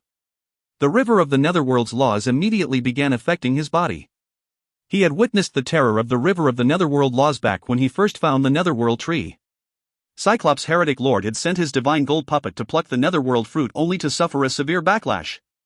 Instantly, he was reduced to a dying old bag of bones. And his present situation was not far from Cyclops' heretic lord's. The River of the Netherworld's nomological mark was impressed onto his Divine Lord Royal Seal. And as the person that had fused with the Royal Seal, his strength was being constantly corroded. When his strength was fully corroded, all that was left was his vitality. Therefore, he did not dare conjure his Royal Seal. Wouldn't that only expedite his own death? The only solution he had now was to protect himself while quickly erasing the River of the Netherworld's nomological mark from his Royal Seal. This should not have been a difficult task. If he was given a quiet and safe environment, he could finish it in about 2 hours. But he was now embroiled in battle.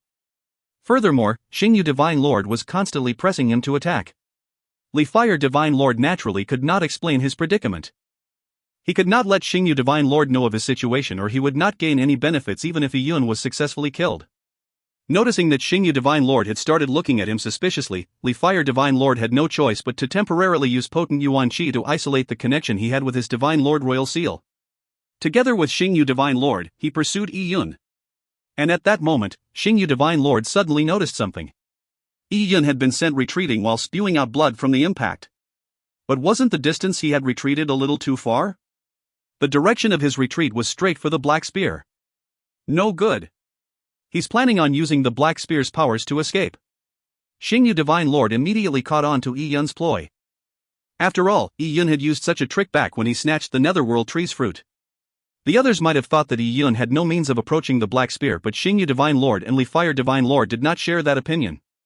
Back then, they believed that it was impossible for anyone to approach the Netherworld tree, but didn't Yi Yun manage to do it all the same? The laws of common sense did not apply to this junior. Little bastard, don't you dare think of it. Spatial dimension laws appeared around Yi Yun, sealing the space he was in. Xingyu Divine Lord's aura expanded vehemently, as he fervently powered his Skyfiend bell. As the bell's shrill tunes assaulted Yi Yun, he powered his Divine Lord Royal Seal as well, smashing it straight at Yi Yun's head. Destruction Domain. Yi Yun remained stoic as blood continued flowing down the corner of his mouth. The 10,000 demon wheel of existence instantly appeared behind him. The power of major destruction constantly stirred as it tore through the spatial lock. Simultaneously, he slashed out dozens of times. Each strike struck one of the bell's sound waves. The final strike collided with the Divine Lord Royal Seal once again. Boom! It resulted in a tempestuous energy blast. Yi Yun felt his lifeblood go into turmoil, but he took advantage of the blast from the impact to approach the black spear without hindrance. Xingyu Divine Lord's face turned as black as a wok when Yi Yun's figure slipped into the nebulous primordial chaos. Although Yi Yun had already suffered quite some damage, he still managed to withstand his final attack. Furthermore, he had already guessed that Yi Yun had a special method to approach the black spear. But even so, he never expected Yi Yun to immerse himself within the nebulous primordial chaos. The blob of nebulous primordial chaos was as dense as the stars. An ordinary person would be pressed to a pulp in there, but Yi Yun had managed to situate himself in it safely. This scene was naturally seen by all. Blue Jade covered her mouth in surprise. Yi Yun actually knows the laws of chaos? If you find any errors, ads pop up, ads redirect, broken links, non-standard content, etc., please let us know. Report chapter so we can fix it as soon as possible.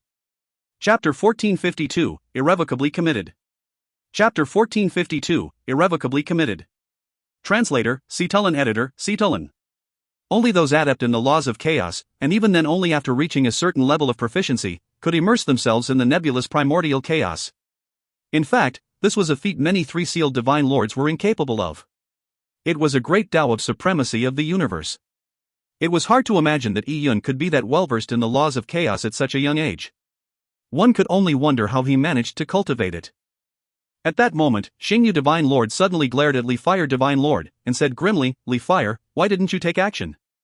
Li Fire snorted and said, "He was able to defend against your attack so easily, so it wouldn't have mattered if I did anything." Xingyu had a look of displeasure after hearing that. It was Li Fire that made the initial offer to join forces. Yet, Li Fire had shrank back in the end. He coldly looked at the nebulous primordial chaos around the black spear. Yi Yun's figure could be faintly seen in the nebulous primordial chaos from time to time. This immediately delighted Xingyu. That little bastard can't handle it after all. He's about to come out.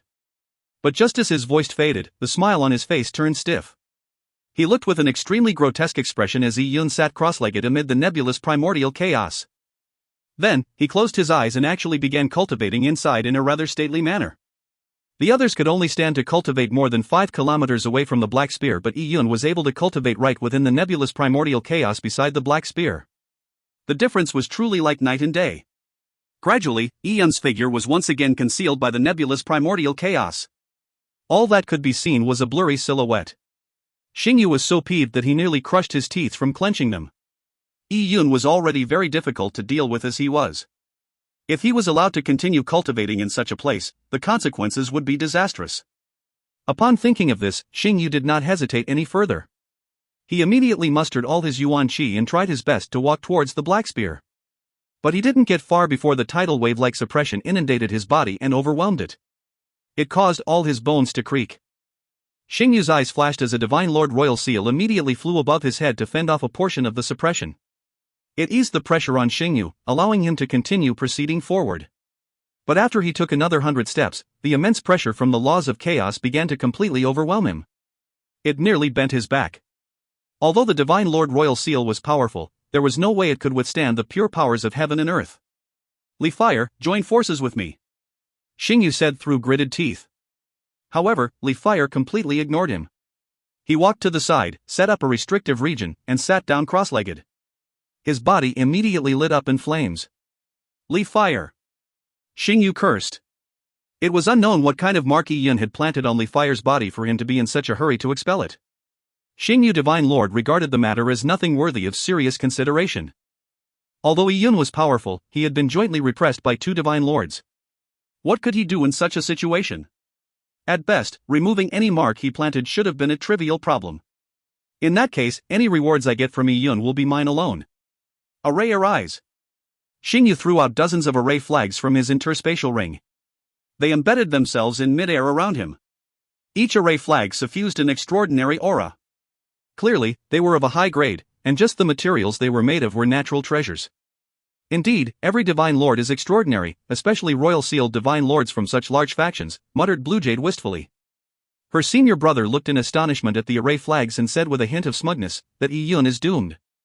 He did not have any grudge with Iyun, but to see a genius like Iyun succeed made him feel extremely envious. After the array flags were in place, Xingyu conjured the Sky Fiend bell once again. Then, he spat a mouthful of blood on it. Immediately, the Sky Fiend bell's tunes were amplified. All the array flags also sounded in unison, immediately forming a powerful array formation. Under the effects of the array formation, the pressure exerted on Xingyu became like flowing water that met a rock. It simply flowed off of him once it hit him.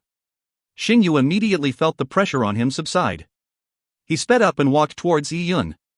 But at that moment, a heavy grunt came from Li Fire's direction. The surrounding people immediately turned to look over. Li Fire appeared to have suffered a backlash as blood seeped from the corner of his mouth. Then, he quickly took out a jade bottle, poured out some pills, and stuffed them into his mouth. The moment he ate the pills, Li Fire continued circulating his Yuan Qi to purge the nomological mark of the river of the Netherworld. He still put out a powerful aura to prevent anyone from realizing that something was amiss. However, the aura he exuded would get chaotic from time to time. Even those without overly high cultivation levels could faintly sense that his situation was turning for the worse. Wasn't it said that Iyun had only planted a tiny mark on him? Why did it appear to be such a problem for a Divine Lord? Li Fire was repressing his anger, and he felt a tinge of horror too. He originally believed that he could purge the nomological mark in about 2 hours, but when he truly set his mind to it, he realized that the mark was like a maggot that was nudged deep into his Divine Lord Royal Seal. It appeared to have fused with the Divine Lord Royal Seal. Li Fire never expected that he would feel a sense of fear towards a junior. The nomological mark had far exceeded his estimates. He might not even be able to purge it given a month, much less 2 hours. Suddenly, one of Li Fire Divine Lord's disciples screamed, "Master, your hair." The disciple looked at Li Fire in disbelief. Li Fire's heart sank as he looked down at his beard to realize that his hair had turned white. Simultaneously, his Yuan Qi was now being devoured at a much faster speed. With his hair turning white, he could no longer hide the terror of his situation from others. Everyone looked at the scene in alarm. What Iyun had done was in no way trivial. A Divine Lord's vitality was actually being drained. Li Fire sat cross-legged there, his Yuan Qi constantly weakening as his hair turned whiter. More wrinkles appeared on his face. His brows were knitted tightly, making it extremely clear that he was barely holding up. As long as he purged the mark, there was still a chance of him recovering. When Xingyu saw Li Fire's situation, he was immediately alarmed. It was completely different from what he imagined. He never expected Iyun to deliver such a lethal strike to Li Fire. Xingyu turned apprehensive. Thankfully, Iyun had chosen to attack Li Fire. If he had been the target. Xingyu secretly cursed Li Fire. He had clearly succumbed to Iyun's blow, but he had claimed that it was a trivial problem. If he knew Iyun was that heaven-defying, he might have reconsidered his attitude towards him. Although Xingyu envied the opportunities Iyun had, he needed to weigh the cost of obtaining them. But by this point, Xingyu was irrevocably committed to his current path. He did not know if he should continue proceeding forward or turn and retreat. If you find any errors, ads pop up, ads redirect, broken links, non-standard content, etc., please let us know. Report chapter so we can fix it as soon as possible. Chapter 1453, Domain Evolution. Chapter 1453, Domain Evolution. Translator, Cetulin. Editor, Cetulin. A light cracking sound came out of nowhere, as one of the array flags used by Xingyu Divine Lord to establish the array formation suddenly shattered. It was instantly ground to dust by the terrifying pressure. Xingyu instantly had a change in expression as he suddenly realized that, for some unknown reason, the space around him had undergone drastic changes. More nebulous primordial chaos had appeared and his array formation could hardly withstand it much longer under the increasing pressure. The flustered Xingyu was just about to retreat in a hurry when he realized that the space he was in turned into a quagmire of sorts, making it almost impossible for him to move. Be it escape techniques or talismans, they would be of no help. It's a domain. Xingyu's heart sank. At that moment, clear but slow footsteps could be heard. Iyun's figure strode out of the nebulous primordial chaos, each step as heavy as a mountain. He left deep imprints in the land that had been compressed by the nebulous primordial chaos till it was as dense as gold. With mirage snow in hand, Iyun wore a cold gaze as murdering intent boiled within him. Major destruction laws and the primordial chaos aura spread out, and it was none other than Iyun's chaos destruction domain. He had added the nebulous primordial chaos to his destruction domain, strengthening it greatly. And this was a place thick with nebulous primordial chaos to begin with. Yi Yun's casting of the chaos destruction domain was like putting a fish in water. But, your injuries. Xingyu looked at Yi Yun in astonishment. At that moment, Yi Yun was burning with killing intent, looking uninjured in any sense of the word. Yet, he never imagined that the nebulous primordial chaos could be used as a power of creation. Since Yi Yun was able to infuse the chaos aura into the destruction domain, he could naturally use the nebulous primordial chaos to repress his injuries.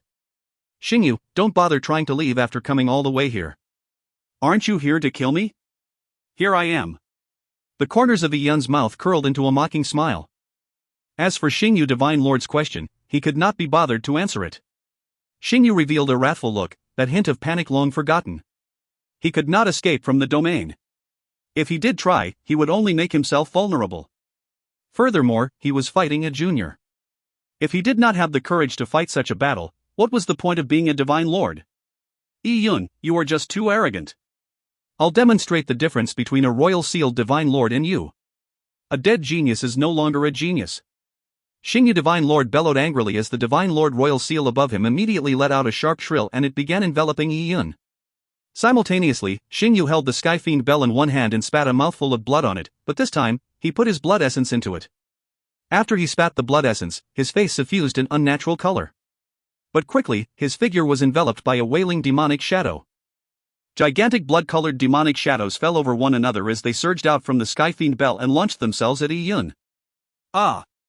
Before some of the weaker warriors were able to react, they were caught up in the demonic tune.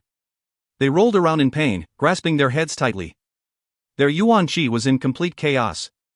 Just like a Qi deviation, if nothing was done it would quickly lead to them exploding. However, the warriors here had come in teams. They had companions with them. But even with the aid of their companions, they still suffered from substantial injuries. They ended up looking at Xingyu Divine Lord in horror. Clearly, Xingyu had produced all his strength in a bid to kill Yi Yun once and for all. Yi Yun also finally moved against the demonic shadows that filled the sky. He originally began with slow and steady footsteps, but immediately following that, he began running. His heavy footsteps sounded like thunder across the land. Boom! Boom! Boom! The footsteps turned louder and finally formed a continuous, formless sound that immediately distorted the demonic tune produced by the Sky Fiend bell, causing it to sound like a scream. Instantly, it was dissipated. Although the Sky Fiend bell's ringing was terrifying, how could it compare to the power of chaos that accompanied the birth of the universe?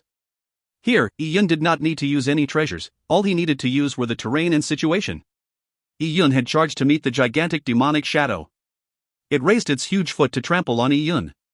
It suffused a rich blood aura and this alone could corrode a warrior's body to bones. But Yi Yun did not decrease his speed, instead brandishing Mirage Snow as it suddenly released a resplendent blue light.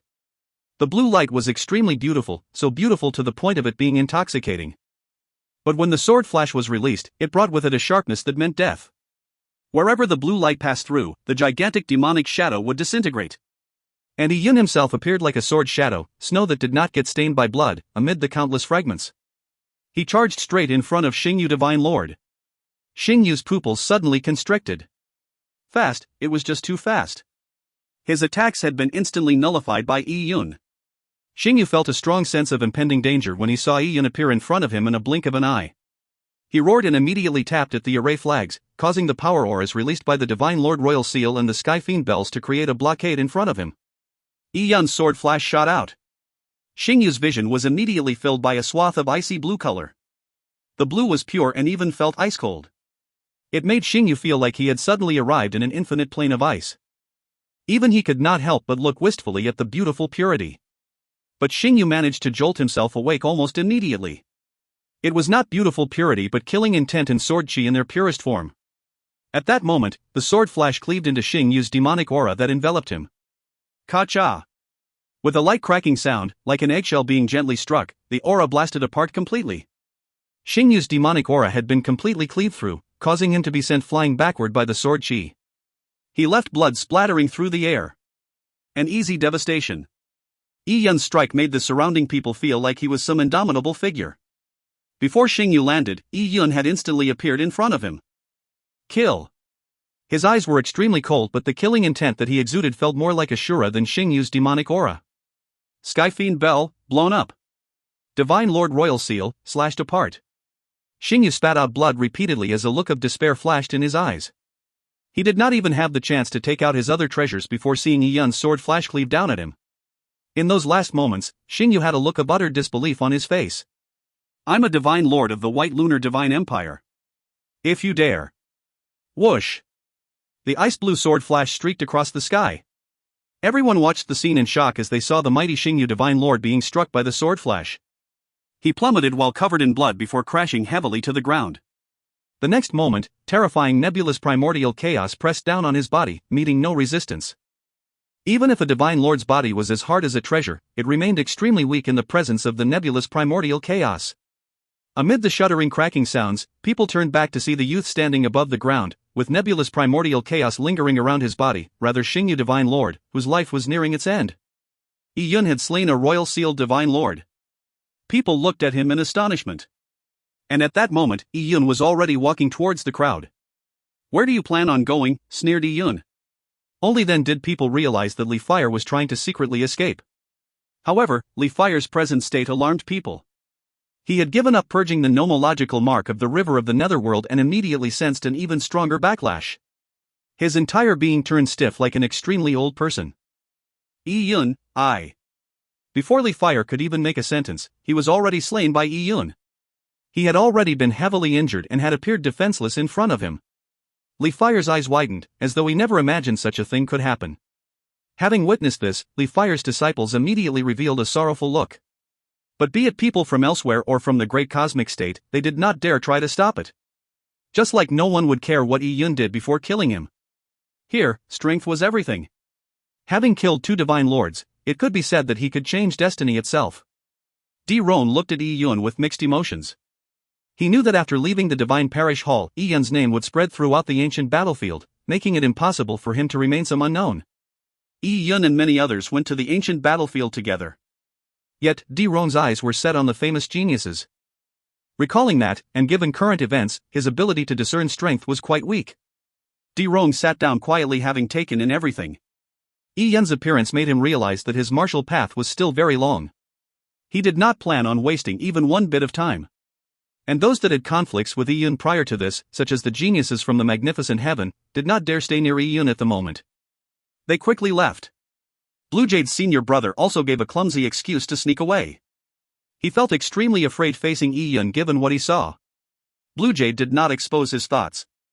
While she despised him, she knew it was because Yi Yun was just too powerful. Even if her senior brother knew that Yi Yun did not care about him either way, of course he would still feel afraid. Yi Yun returned to the area under the Black Spear and began cultivating in the nebulous primordial chaos. As the nebulous primordial chaos enveloped Yi Yun's body once again, the people from the great cosmic state quickly put away Li Fire's corpse. As for the people from the White Lunar Divine Empire, they had planned on collecting Xingyu Divine Lord's corpse, but there were only bones left of him. In addition, they had no way to approach the spot where he had perished. All they could do was watch helplessly as Xingyu Divine Lord's bones were crushed to dust. Xingyu had failed to skin Yi Yun alive and extract his soul. Instead, he left without a proper burial and was completely reduced to dust. As for Yi Yun, who had just returned to the nebulous primordial chaos, his face was pale. His aura had also turned chaotic. He had killed Xingyu Divine Lord in an indomitable fashion, but it was naturally not as easy as it looked on the surface. The injuries that he had repressed previously were relapsing, causing the corners of his mouth to seep a strand of blood. But even so, Yi Yun's eyes were still filled with excitement.